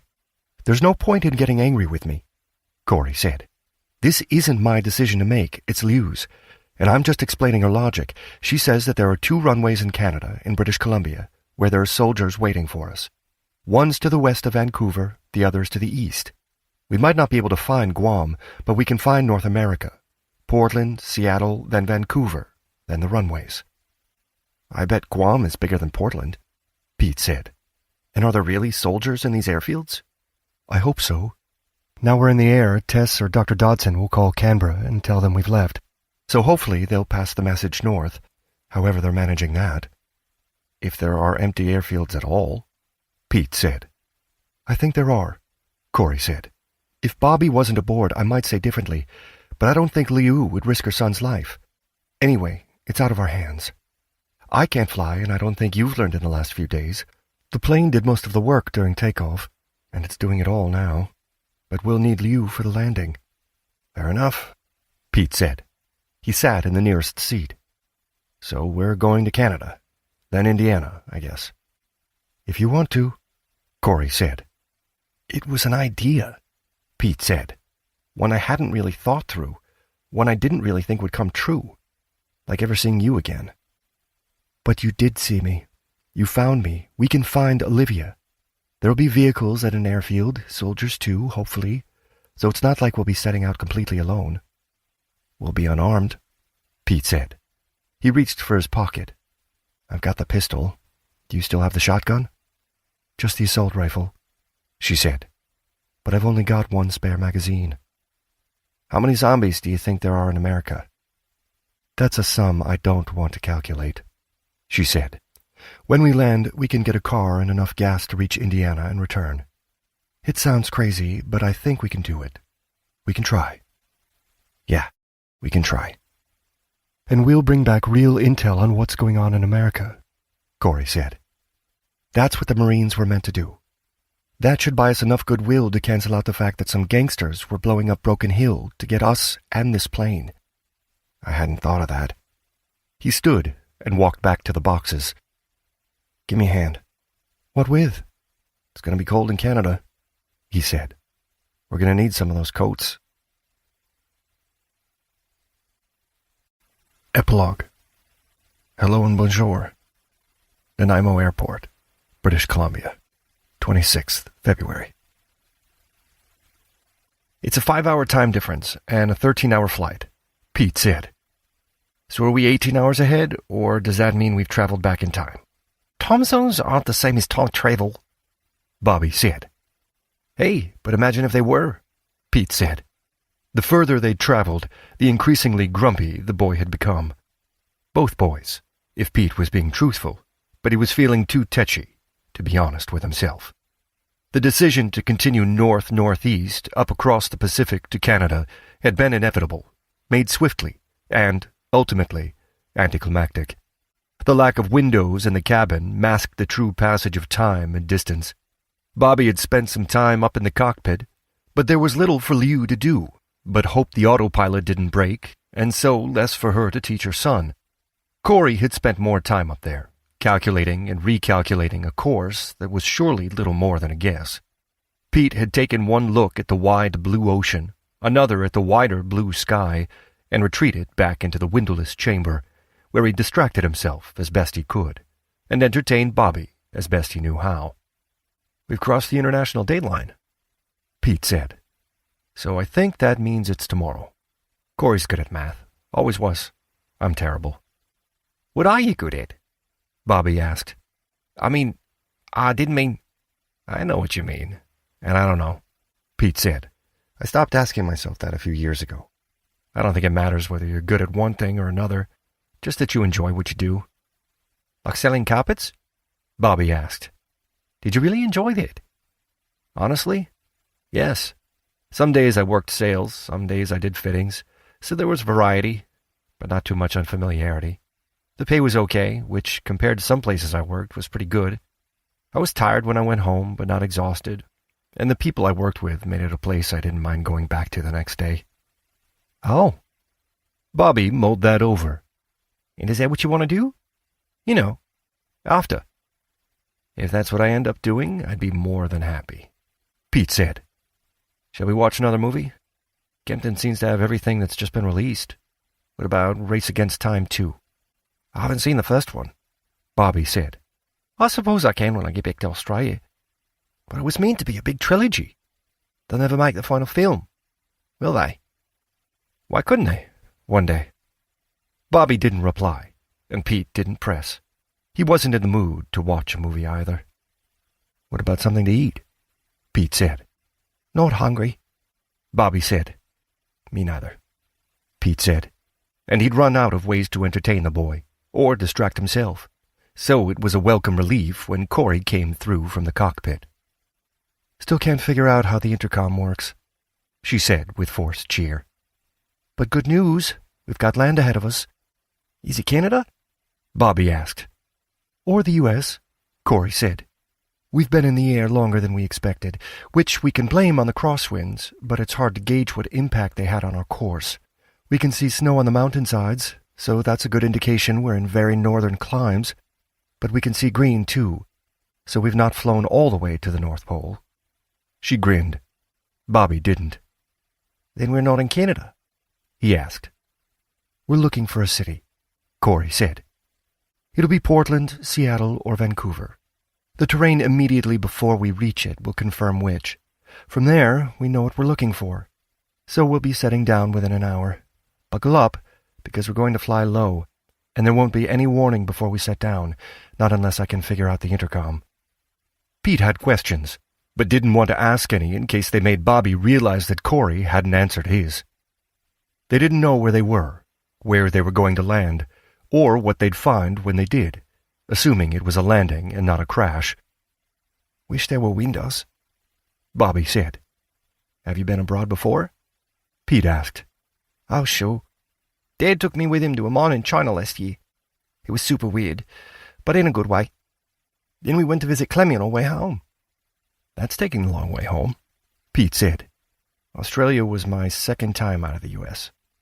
I went to Canada once. That was..." The reminiscence was forgotten as the plane dipped forward.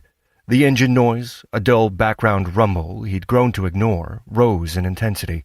The plane tilted forward, steeply banked left, but then leveled off before tilting backward. The landing had been abandoned, he guessed. Too many planes on the runway? Or something worse. Something like... The plane shook as the wheels touched tarmac. A high-pitched whine drowned all the other sounds and thoughts as the plane rocked and shook. Just when he was sure the aircraft was about to tear itself apart, everything went still. Pete unclenched his fists. "Are you okay?" he asked. "I guess," Bobby said. "I think we're on the ground." Liu appeared in the doorway a second later. "Okay, Bobby?" "Fine, Mom. It was a bit of a rough landing, I know," Liu said. "Blame the autopilot. It was doing most of the work. I think this plane could fly itself, but it needs a bit of practice on landings." "Are we in Vancouver?" Bobby asked. "Not exactly," Liu said. "I'm not sure where we are, or even that we're in Canada. We are at an airfield, though, but not one of those I was aiming for." "There are no soldiers here?" Pete asked. "There's no one at all," Liu said. "We're a lot closer to the Pacific than we should be. It might be British Columbia. It might be Washington State. But as we were coming into land, I saw people in cars, about a mile away, maybe less. They'll have seen the plane. They might be the soldiers we were hoping to meet, but they might be refugees looking for a flight out of here."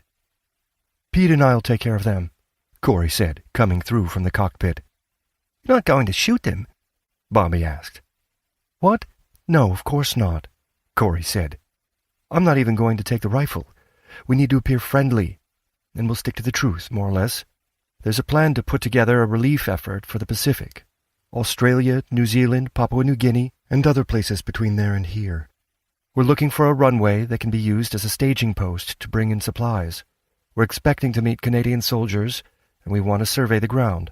Once we've done that, we'll return to Australia, and we can take a few people with us, but we'll need the rest to hold the runway, to make it ready for the next flight.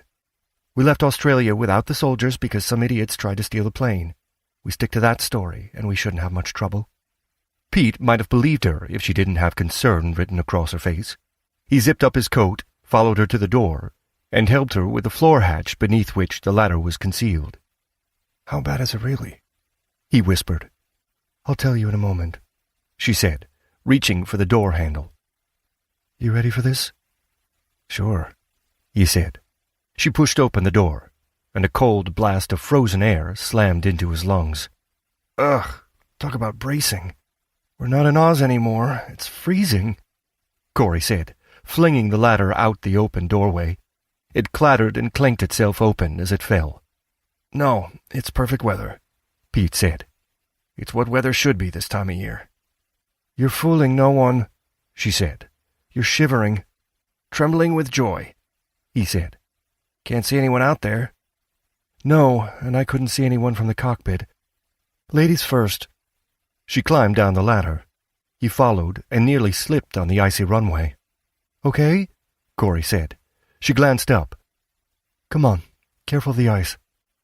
"We're lucky we didn't crash," Pete said, turning his back on the gusting wind that was blowing daggers of icy air against his exposed flesh. "We almost did," Corey said. "Look behind, then look down, then look over there." He did. The plane was at 90 degrees to the runway, and right at its very edge. "We spun?" "Wherever we are, no one was expecting a plane to land," Corey said. "They didn't de-ice the runway. We saw a couple of airfields between the coast and here, but Liu thought they were too short. We need 6,500 feet, but that's a guess based on the unmodified version of that plane. Looks like we found a runway that's exactly the right length." Pete said. Only because we had the wind working in our favor, slowing us down, Corey said. An ice-white frost tipped the dark winter grass separating the runway from the blue-painted terminal and hangars that looked narrower than the jet's wingspan. Those are some tall trees, Pete said, thrusting his hands deep into the coat's pockets. Well, not that tall, not really, but compared to Australia they are. And mountains behind them. Proper mountains. So much green and white. It's an airfield, not an international airport, Corey said, shivering. Even so, where are the planes? Pete turned his gaze along the length of the runway, at the small hangars and cluster of smaller service buildings, then at the stands near the squat terminal. There are no planes at all. Should there be? I guess not, she said. We should head to the entrance before those people get here. I guess that'll be on the other side of that terminal. Pete began striding towards the squat blue structure, but slipped when making his third step. Ice, he said. You know, I was just getting used to Australia. Getting to like it, too. It grows on you, Corey said. I hated it at first. Almost left it twice, but I couldn't find anywhere else to go. I'm glad I stayed. She glanced back at the plane. We had half an hour of fuel left. We really were lucky to land when we did, Pete said. Ahead, a pair of jet-black birds took off from an unseen perch on the far side of the terminal. Where are the people? Corey asked. Where did they go? One of the other runways we flew over was full of planes, all small, on the grass, on the stands, on the service roads, but they didn't look like they'd crashed. Did they come from here? Meaning, did they escape from here? Pete asked, looking around. Let's not give ourselves anything more to worry about. Corey glanced up at the fast-moving clouds scudding across the sky. One thing we do have to worry about is getting that radio working before we return. We'll have to reassure those fighter planes that we're not carrying the infection. What fighter planes? Pete asked. Of course you don't know. I forgot. Liu didn't want Bobby to know. A pair of Air Force jets gave us an escort as we left. It's what made up Liu's mind to keep going. She thought there was more chance they'd shoot us down if we tried to land than if we made it clear we were leaving. I'm glad there were no windows. But fixing the radio can be a problem after we find fuel, he said, and after we figure out where we are, and after we calm the approaching mob, Corey said. Maybe we should have brought Bobby. The sight of a kid might have stemmed the desire for violence. You don't think they're soldiers? Not yet, she said. They surely have spotters along the coast, but they weren't expecting us to land here, so it'll be hours before they arrive. No, these are locals, and we just have to hope they're friendly. I think that's a service road over there, leading around the terminal. Between them and it, parked on a narrow grassy verge, was a boxy ground power unit truck. Not parked, Pete realized, but abandoned. Bullet holes, Pete said, pointing at the uneven lines stitched into the vehicle's side, ending at a smashed driver's side window. This is not looking good, Corey said. That's good, though. That sign, it's in French as well as English. Nanaimo Airport. She stopped talking and walking. A moment later, Pete caught up and saw why. The narrow ribbon of frosty asphalt led to a closed pair of roller gates and an unoccupied guard post. On the other side of the gate were an ambulance, a bus, and an upended sports car. Around the vehicles were figures, shapes, shadows of people, but they weren't the living. Zombies, Corey said. I count 19. 4 had reached the gate, pushing at the chain link, while the others were approaching fast. Padlocked chains held the pair of rolling gates closed, but they were bulging at the point where the 2 gates met. I should have brought my rifle, Corey said. I'm going to get it. Are you armed? No, Pete said. Wait, yes, I have that pistol. Do what you can, Corey said. I'll be back. She slipped on the ice as she tried to turn her walk into a jog. Pete turned to face the undead. He unzipped the jacket, letting the blast of frozen air focus his mind. His hand knocked against the detached suppressor as he fished a magazine from the other pocket. Okay, he said to himself. You managed that, and you've done this before. He loaded the magazine. He had done this before, back at Corey's compound in the outback. He glanced up at the clouds. There would be no SASR flying in to rescue them here. Glass tinkled onto the road as a zombie's flailing arm smashed the window of the bus from the inside. "That makes 20, he said. "At least. 1 bullet, 1 kill. I'll have enough." There was little comfort in speaking the words aloud. He had 2 magazines, but no idea how many bullets were in each. There was no comfort at all in the dry hiss of air escaping from dead lungs as zombies pushed and scrummed towards the gate. He took another step forward, and another, until he was 2 meters from the bulging gate. He picked his target. A zombie. Not an overweight man missing an eye and a good portion of his heavy goose-down coat. With each slapping throw of its hand against the gate, feathers flew from its shredded jacket. Pete pulled the trigger, reflexively closing his eyes as he did. When he opened them, the zombie was still there. He'd missed. "Can't miss. Don't have the ammo to miss," he told himself, his words vanishing in a misty fog that was completely absent around the mob pushing at the gate. He took another step closer to the large man. "No, you're not alive. Not anymore." He fired. This time the zombie collapsed. Not giving himself time to think, Pete moved on to the next target, then the next. Each shot was fired from a meter's distance. He only paused when he had to wait for the zombies to clamber around the stalled vehicles and over their fallen fellows. "Who are you?" he asked. "Who were you?" A zombie in a ski jacket and matching trousers snapped its mouth up and down, its hands curling around the links in the gate. Pete fired. "Where did you come from?" he asked, talking as a distraction from the horror of the plealess execution. He fired again and realized that the answer to where these zombies came from was partly explained by the bus, partly by the empty runway. The planes had departed, perhaps flying in a short hop to one of the airfields closer to the Pacific, perhaps flying inland and a lot further. Either way, they'd gone, and the bus hadn't made it here in time. Were these zombies the passengers, or had they arrived afterwards? He fired, waited, fired again, waited, pulled the trigger. It clicked on an empty chamber. As he fished out a spare magazine, his eyes were caught by padlocks and chains. There were 4, the links nearly an inch thick, but the keys had been left in the locks. "They were keeping you out. Were you on the bus, or were you following it? They locked you out and flew away." He fired. The words he'd spoken slowly sank in. The airfield had been overrun, and it had happened days ago. So much for there being Canadian soldiers waiting for us. He fired. And then he realized something else. The zombies had followed the people. But why? How? He had an answer. It was sound that summoned them. Here it was the sound of an engine, the jets and the departing planes before that, and perhaps the sound of the bus itself. In Menindee, the zombies had heard the people hiding in the house. After the plane crash, they'd followed the sound of Corey's car and the sound of the generator in the compound.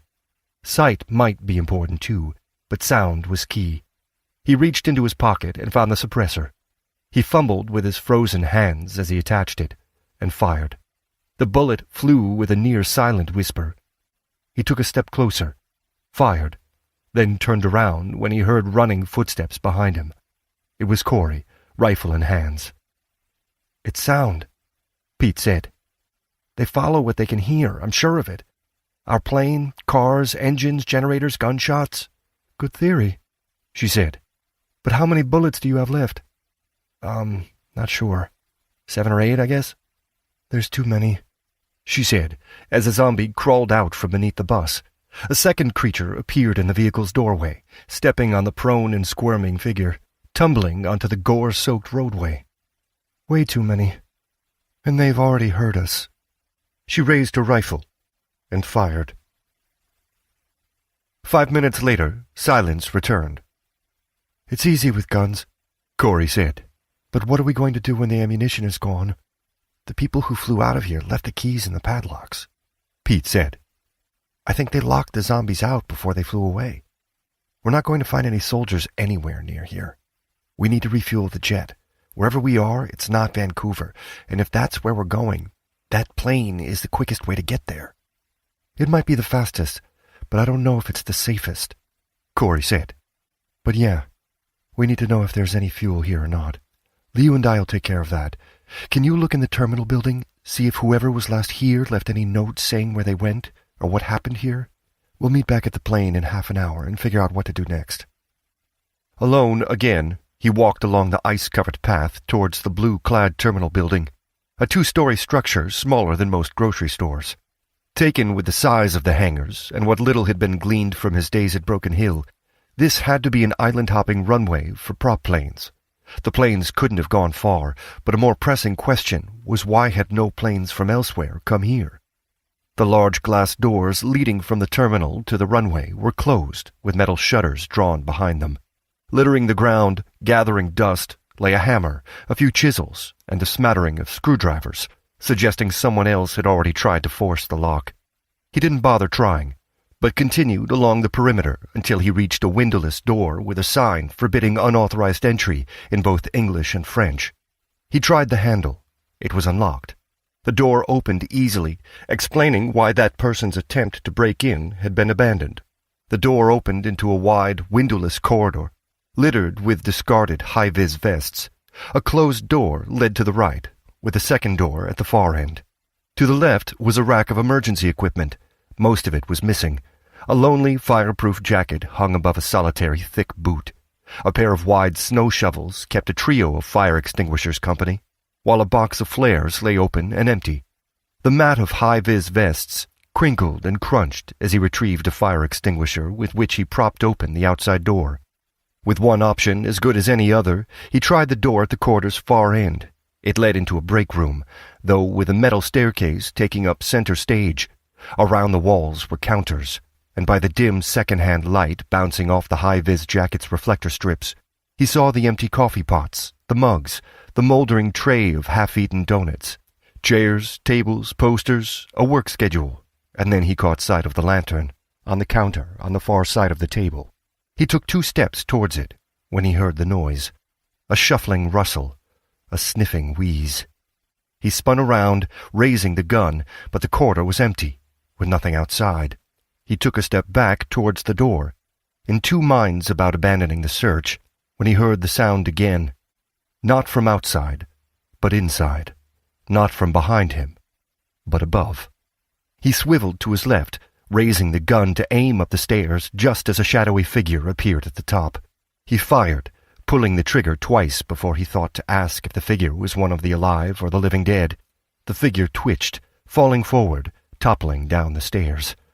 "I'm sorry, he began, but the figure squirmed, rolled. "You're okay?" he asked. It was a man in brown trousers, a quilted vest over a checked shirt from which the left sleeve had been cut away so that a bandage could be applied. A bandage stained brown with blood. The man rolled to his side, and Pete saw the sightless eyes in the undead face. Its mouth snapped, its legs thrashed. Its arms beat and churned at the floor as it kicked and rolled its way to its knees. Pete raised the gun, but its hand curled around his ankle, tugging as he pulled the trigger. The bullet went wide, tearing off the zombie's ear, but it didn't stop pulling. Pete kicked and lost his footing, falling to the ground. Prone, he lashed out with his foot while pulling the trigger. The bullets whispered from the suppressed barrel, thudding into the zombie's shoulders, but that didn't stop it, and no one outside would have heard the silenced shots. He kicked with his free foot, then brought his knee back and stamped sideways into its head. There wasn't enough force to kill the zombie, but there was enough to free his leg. He scrabbled away and to his feet, turning to see that the zombie was doing the same. He raised the gun again, aimed, and pulled the trigger, but the magazine was empty. He swung the empty gun at the zombie, but it swung back, and harder. Its arm hit his wrist like concrete. The gun flew. He needed a weapon, something heavy. The closest object was a coffee pot. He grabbed it and swung, smashing the bulbous glass jug against the side of its head. The pot shattered. Red-brown pus oozed from the zombie's torn skin, seeping from the glass shard now embedded in its right eye. But the creature came on. Pete backed away and into the corridor. He grabbed a fire extinguisher, hefting it up and slammed it forward, breaking the zombie's nose. sending the embedded shards of glass deeper into its eye. Still, it came on. He pulled his arm back and slammed the fire extinguisher back again and again, screaming with terrified anger until, on his third blow, he heard bone crack. His fourth smashed skin and skull, spraying gore and bone across the narrow corridor. The zombie collapsed. Pete swore. He wanted to cry, to yell, to run, but there wasn't time. He dropped the extinguisher, jogged outside to the closed main gates, grabbed the hammer that had been left to rust in the open, then went back to the corridor, stepped over the dead zombie and into the break room. He took the electric lantern first, turning it on, then searched the room until he found the pistol. Only then did he check his pockets, but he truly had no more ammunition. "Yeah, it's easy with guns," he said. Hammer in one hand, lantern in the other, he turned to the stairs. The light stretched up to a narrow landing, but he couldn't see anything beyond that. He supposed he should go up, but there could be more zombies. More. The word echoed around his head. Corey and Liu thought the runway was safe, that the padlocked gate had kept danger outside. Lantern still on and still in hand, he jumped over the corpse and outside. Slipping on the ice, he kept running, back to the plane, only slowing when he saw Bobby standing in the open doorway. "You okay?" Pete called out. "Are you?" Bobby asked. Pete looked down. "Fine," he said, but there was no point lying to the boy. "There was a zombie," he added. "Did you hear gunfire?" Bobby asked. "Gunfire? That was me, I think," Pete said. Except it couldn't have been him. "Where?" "Dunno. Over there," Bobby said. Pete changed course, but had only managed 10 meters from the plane before he saw Liu and Corey walking slowly back towards him, rifle and pistol held casually in their hands, though with a frequent glance over their shoulders. "We've got good news in bed," Liu said as Pete washed his face and hands with bleach. She glanced up at Bobby, still standing in the plane's doorway. "The good news is that there's fuel in the storage tanks. Bobby, can you get the map from the cockpit? Not the one of Vancouver, the other one that shows most of the Pacific coast." She waited until he'd gone before continuing in a lower voice. "I thought it was going to be like Broken Hill, that there'd be soldiers and barricades, electricity and normality. I didn't think it would be like this. If I'd known, if I'd realized." "Here you go, Mum," Bobby said. He dropped the map down. "Thank you," Liu said, forcing calm back into her voice. "Let's see. Nanaimo is here, this spec," she said. "We really need a more detailed map. The airport isn't even marked," Pete said. "It wasn't one of the alternates," Liu said. "Not even one of those I asked Corey to look at when we were back at the house. Vancouver is about 50 kilometres to the east, but most of that distance is the Strait of Georgia." "What's that, Mum?" Bobby asked. "Water. Basically the sea," Liu said. "We were meant to land on the other side of it." "We could fly, couldn't we?" Pete asked. "There's enough fuel," Liu said. "We'd have to fly around to scout somewhere to land. Assuming there is somewhere to land. What worries me is that people will see the jet. They'll follow it to the airport, hoping it represents an escape, and then take it, leaving us stranded here. I suppose we could check the hangars, see if there's a smaller plane. That might be safer." She glanced up at the plane. "But is it really safe for Bobby?" "We can lock the plane," Corey said. "We have the code. No one can steal the jet. They could destroy it, but why would they want to? I think we should take a look at the town, assuming there is a town and not just an airfield." She peered at the map. "It really is a speck, but it does look close to the water. Maybe there's a boat. That might be less noticeable than a plane. And then there's Bobby," Liu said. "What do you mean?" Bobby asked. "He should come with us," Corey said. She looked over at Pete. "He can stay on the boat with Pete while you and I go find your daughter." "What about Indiana?" Liu asked. "Traveling 2,000 kilometers to chase down a girl who sorta kinda maybe likes me?" Pete said. "Yeah, no. It took coming this far to realize how dumb an idea that is. Corey's right. We have to go with you. Bobby can't be left on his own, which means someone has to stay with him. He can't go with you into Vancouver, and I don't like the idea of staying with the plane without any ammunition. Scratch that. Even with ammo, I'm not sure I'd like the idea. It's not people I'm worried about, but more zombies. No, a boat would be safer. And it'd give you two a place to sleep at night if it takes more than one day to find Clemmy. Can zombies swim? Bobby asked. No, Corey said, though too quickly. We're agreed then. You and I will go and check those hangars for a prop plane. Pete, you and Bobby can find some bags, fill them with any food that's aboard, and clothing, and anything else you think we'll need. That will save us looking elsewhere. We'll lock the plane, go into town, find ourselves a boat, and take it from there. No! Bobby called out. Hang on! Look! I can see someone coming! On that road over there. Are you sure it's a living person? Liu called out as Pete turned to look the direction that Bobby was pointing, but all he could see was trees. Pretty sure, Mum, because they're in a car. The car had stopped out of sight. That the four people approaching the padlocked gate were alive was obvious from the rifles in their hands.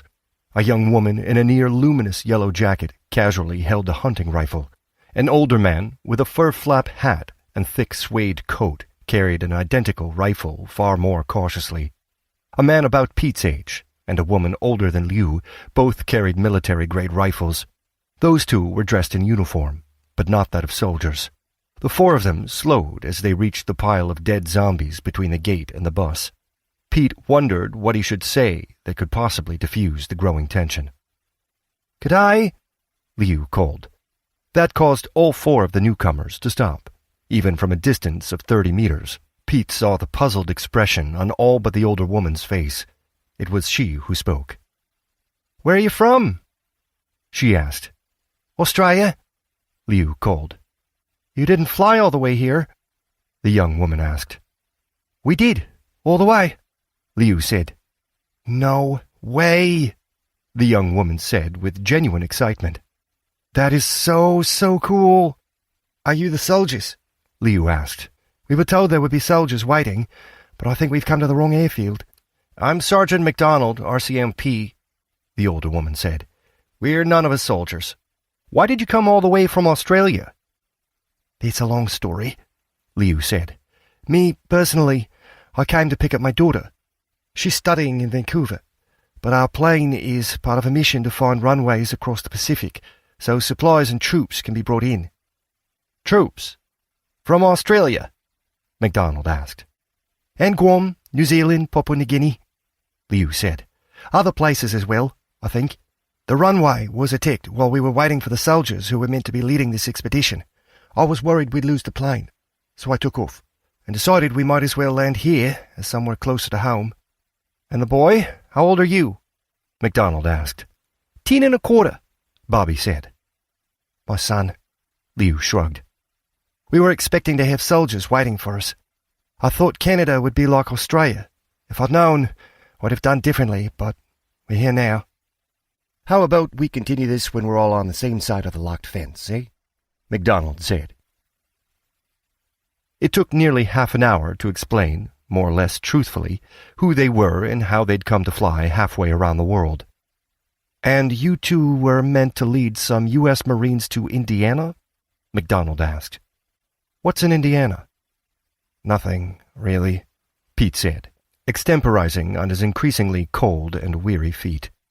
"Nothing specific, anyway, but that's where I'm from. The goal was to find out what was happening inland, in Canada and the U.S. Indiana's a good spot to turn around. I guess since it's halfway across the country, they've got other teams moving in from the Atlantic to search the East Coast. I don't really know. We got tagged for the mission because we were at the airfield." "Everyone's having to do what they can to help, eh?" MacDonald said. "It's the same here. We could look for these soldiers who you were meant to meet, but I don't think we'd find them. Most of the military went east days ago. We can help you secure this runway, if that's important." "I think it is," Liu said, glancing at Corey. "And supplies will come in? Medical supplies?" MacDonald asked. "I hope so," Liu said. "I can't promise any more than that. It's more hope than we've had since this began," MacDonald said. "And you want to look for your daughter? She was in the city?" "I don't think she'd be at home, but I've a few ideas where she might have gone," Liu said.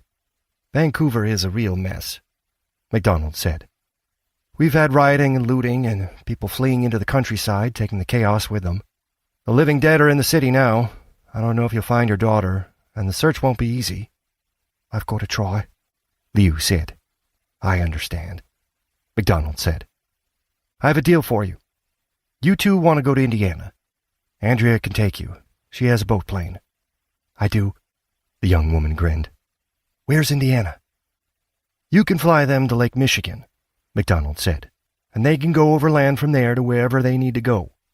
Oh, that'll be fun, Andrea said. You want to come with Jerome? She added, turning to the young police officer. He's still on duty, MacDonald said sternly. He'll go where I send him. Can this plane really fly all the way to Australia from here? Yes, Liu said. And down there you have hospitals, doctors?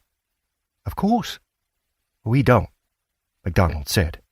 Not to speak of, not anymore. We rescued some children out of the pediatric intensive care unit before the hospital burned down.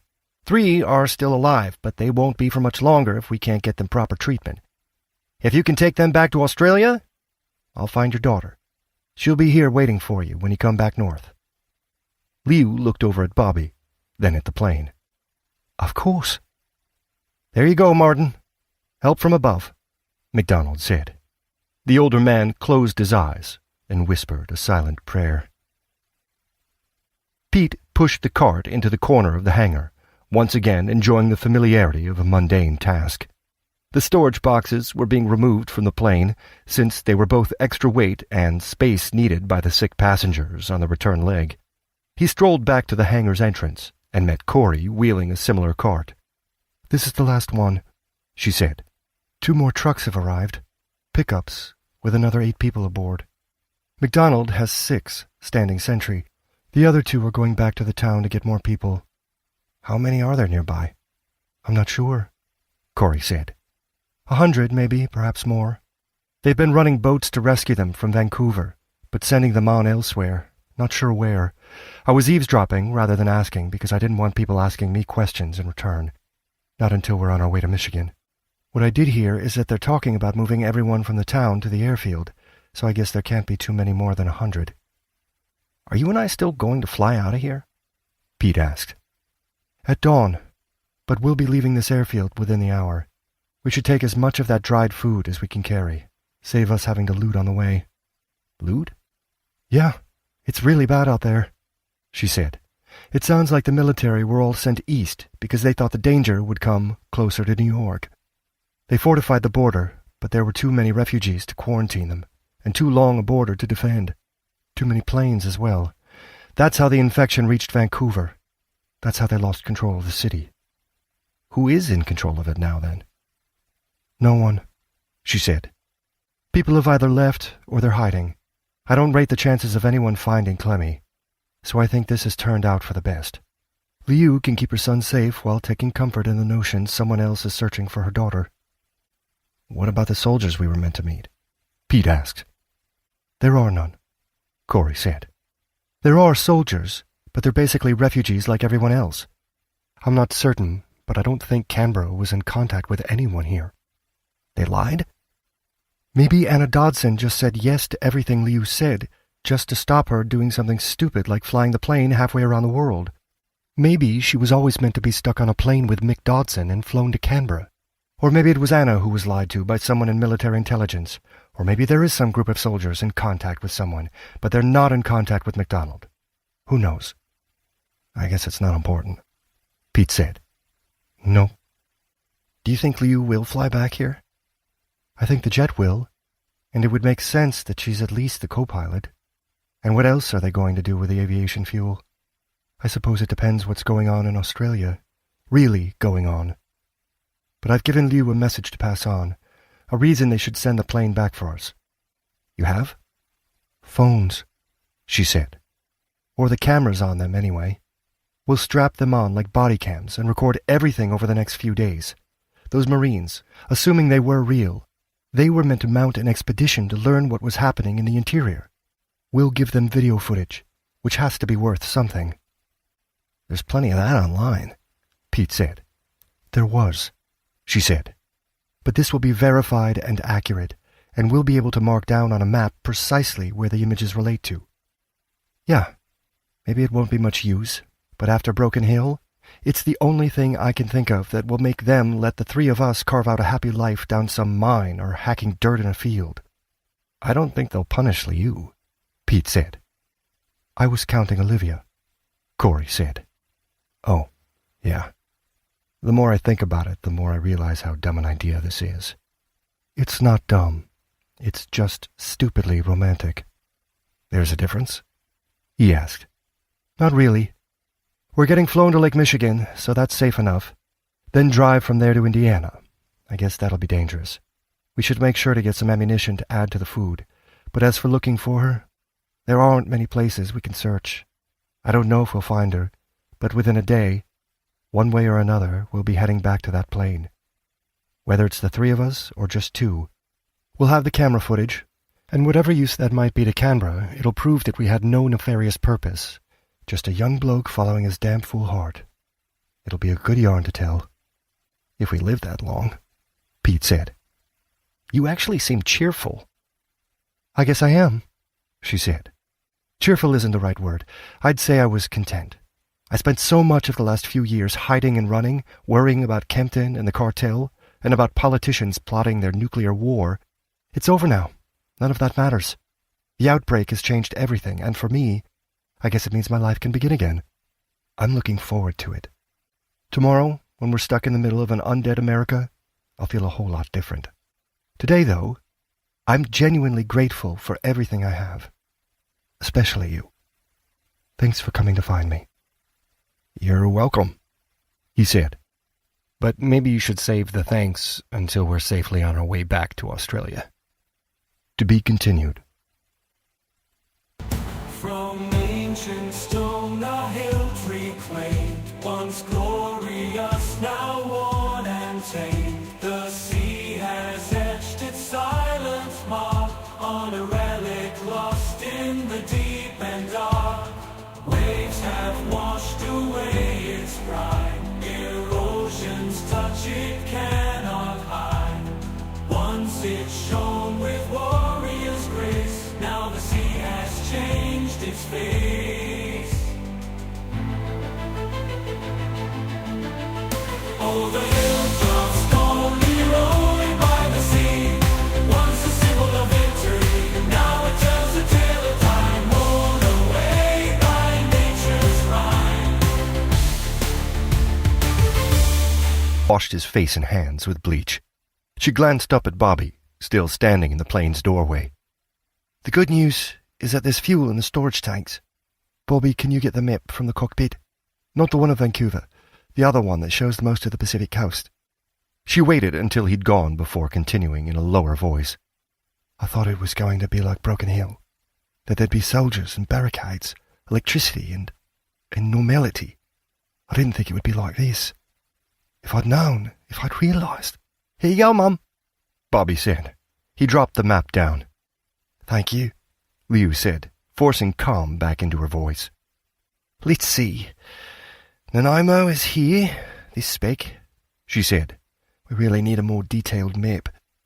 The airport isn't even marked, Pete said. It wasn't one of the alternates, Liu said. Not even one of those I asked Corey to look at when we were back at the house. Vancouver is about 50 kilometres to the east, but most of that distance is the Strait of Georgia. What's that, Mum? Bobby asked. Water. Basically the sea, Liu said. We were meant to land on the other side of it. We could fly, couldn't we? Pete asked. There's enough fuel, Liu said.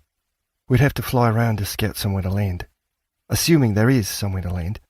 What worries me is that people will see the jet. They'll follow it to the airport, hoping it represents an escape, and then take it, leaving us stranded here. I suppose we could check the hangars, see if there's a smaller plane. That might be safer. She glanced up at the plane. But is it really safe for Bobby? We can lock the plane, Corey said. We have the code. No one can steal the jet. They could destroy it, but why would they want to? I think we should take a look at the town, assuming there is a town and not just an airfield. She peered at the map. It really is a speck, but it does look close to the water. Maybe there's a boat. That might be less noticeable than a plane. And then there's Bobby, Liu said. What do you mean? Bobby asked. He should come with us. Corey said. She looked over at Pete. He can stay on the boat with Pete while you and I go find your daughter. What about Indiana? Liu asked. Traveling 2,000 kilometers to chase down a girl who sorta kinda maybe likes me? Pete said. Yeah, no. It took coming this far to realize how dumb an idea that is. Corey's right. We have to go with you. Bobby can't be left on his own, which means someone has to stay with him. He can't go with you into Vancouver, and I don't like the idea of staying with the plane without any ammunition. Scratch that. Even with ammo, I'm not sure I'd like the idea. It's not people I'm worried about, but more zombies. No, a boat would be safer. And it'd give you two a place to sleep at night if it takes more than one day to find Clemmy. Can zombies swim? Bobby asked. No, Corey said, though too quickly. We're agreed then. You and I will go and check those hangars for a prop plane. Pete, you and Bobby can find some bags, fill them with any food that's aboard, and clothing, and anything else you think we'll need. That will save us looking elsewhere. We'll lock the plane, go into town, find ourselves a boat, and take it from there. No! Bobby called out. Hang on! Look! I can see someone coming! On that road over there. Are you sure it's a living person? Liu called out as Pete turned to look the direction that Bobby was pointing, but all he could see was trees. Pretty sure, Mum, because they're in a car. The car had stopped out of sight. That the four people approaching the padlocked gate were alive was obvious from the rifles in their hands. A young woman in a near-luminous yellow jacket casually held a hunting rifle. An older man with a fur-flap hat and thick suede coat carried an identical rifle far more cautiously. A man about Pete's age and a woman older than Liu both carried military-grade rifles. Those two were dressed in uniform, but not that of soldiers. The four of them slowed as they reached the pile of dead zombies between the gate and the bus. Pete wondered what he should say that could possibly diffuse the growing tension. "G'day," Liu called. That caused all four of the newcomers to stop. Even from a distance of 30 meters, Pete saw the puzzled expression on all but the older woman's face. It was she who spoke. "Where are you from?" she asked. "Australia," Liu called. "You didn't fly all the way here?" the young woman asked. "We did, all the way," Liu said. "No way," the young woman said with genuine excitement. "That is so cool." "Are you the soldiers?" Liu asked. "We were told there would be soldiers waiting, but I think we've come to the wrong airfield." "I'm Sergeant MacDonald, RCMP, the older woman said. "We're none of us soldiers. Why did you come all the way from Australia?" "It's a long story," Liu said. "Me, personally, I came to pick up my daughter. She's studying in Vancouver, but our plane is part of a mission to find runways across the Pacific so supplies and troops can be brought in." "Troops? From Australia?" MacDonald asked. "And Guam, New Zealand, Papua New Guinea," Liu said. "Other places as well, I think. The runway was attacked while we were waiting for the soldiers who were meant to be leading this expedition. I was worried we'd lose the plane, so I took off and decided we might as well land here as somewhere closer to home." "And the boy? How old are you?" MacDonald asked. 10 and a quarter, Bobby said. "My son," Liu shrugged. "We were expecting to have soldiers waiting for us. I thought Canada would be like Australia. If I'd known, I'd have done differently, but we're here now." "How about we continue this when we're all on the same side of the locked fence, eh?" MacDonald said. It took nearly half an hour to explain, more or less truthfully, who they were and how they'd come to fly halfway around the world. "And you two were meant to lead some U.S. Marines to Indiana?" MacDonald asked. "What's in Indiana?" "Nothing, really," Pete said, extemporizing on his increasingly cold and weary feet. "Nothing specific, anyway, but that's where I'm from. The goal was to find out what was happening inland, in Canada and the U.S. Indiana's a good spot to turn around. I guess since it's halfway across the country, they've got other teams moving in from the Atlantic to search the East Coast. I don't really know. We got tagged for the mission because we were at the airfield." "Everyone's having to do what they can to help, eh?" MacDonald said. "It's the same here." "We could look for these soldiers who you were meant to meet, but I don't think we'd find them. Most of the military went east days ago. We can help you secure this runway, if that's important." "I think it is," Liu said, glancing at Corey. And supplies will come in? Medical supplies? MacDonald asked. I hope so, Liu said. I can't promise any more than that. It's more hope than we've had since this began, MacDonald said. And you want to look for your daughter? She was in the city? I don't think she'd be at home, but I've a few ideas where she might have gone, Liu said. Vancouver is a real mess, MacDonald said. We've had rioting and looting and people fleeing into the countryside, taking the chaos with them. The living dead are in the city now. I don't know if you'll find your daughter, and the search won't be easy. I've got to try, Liu said. I understand, MacDonald said. I have a deal for you. You two want to go to Indiana. Andrea can take you. She has a boat plane. I do, the young woman grinned. Where's Indiana? You can fly them to Lake Michigan, MacDonald said, and they can go overland from there to wherever they need to go. Oh, that'll be fun, Andrea said. You want to come with Jerome?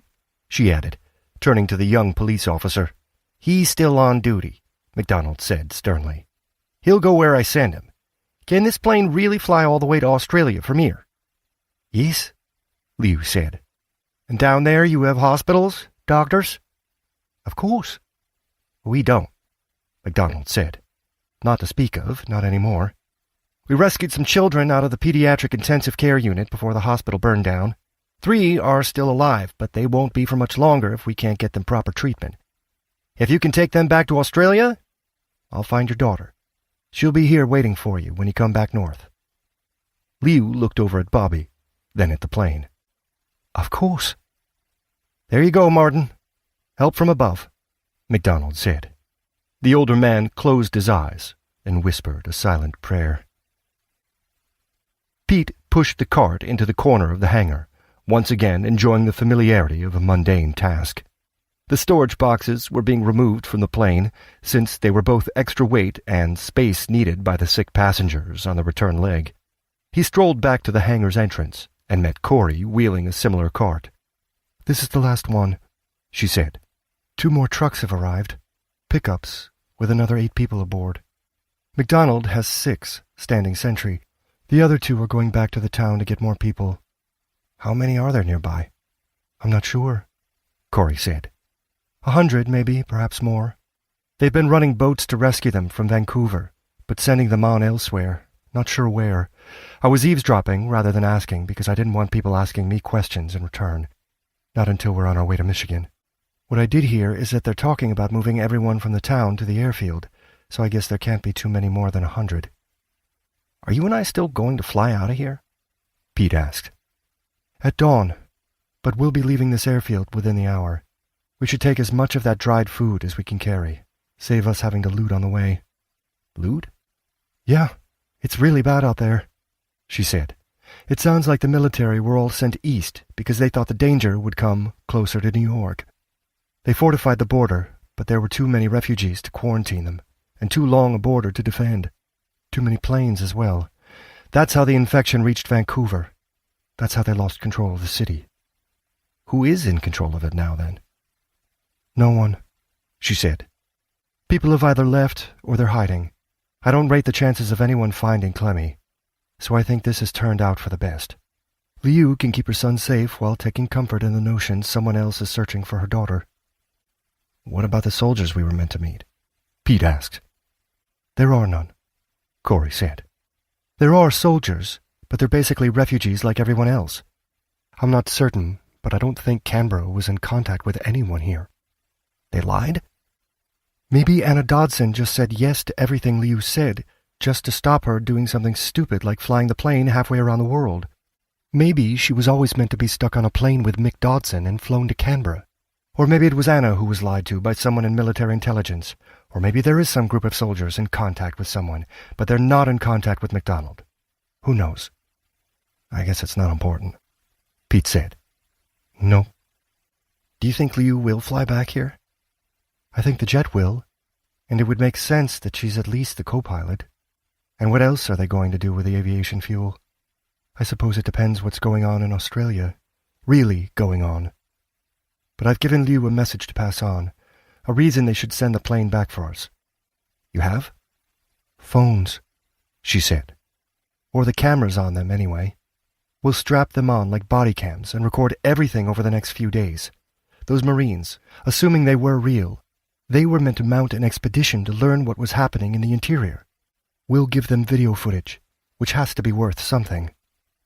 There's plenty of that online, Pete said. There was, she said. But this will be verified and accurate, and we'll be able to mark down on a map precisely where the images relate to. Yeah, maybe it won't be much use, but after Broken Hill, it's the only thing I can think of that will make them let the three of us carve out a happy life down some mine or hacking dirt in a field. I don't think they'll punish Liu, Pete said. I was counting Olivia, Corey said. Oh, yeah. The more I think about it, the more I realize how dumb an idea this is. It's not dumb. It's just stupidly romantic. There's a difference? He asked. Not really. We're getting flown to Lake Michigan, so that's safe enough. Then drive from there to Indiana. I guess that'll be dangerous. We should make sure to get some ammunition to add to the food. But as for looking for her, there aren't many places we can search. I don't know if we'll find her, but within a day, one way or another, we'll be heading back to that plane. Whether it's the three of us or just two, we'll have the camera footage, and whatever use that might be to Canberra, it'll prove that we had no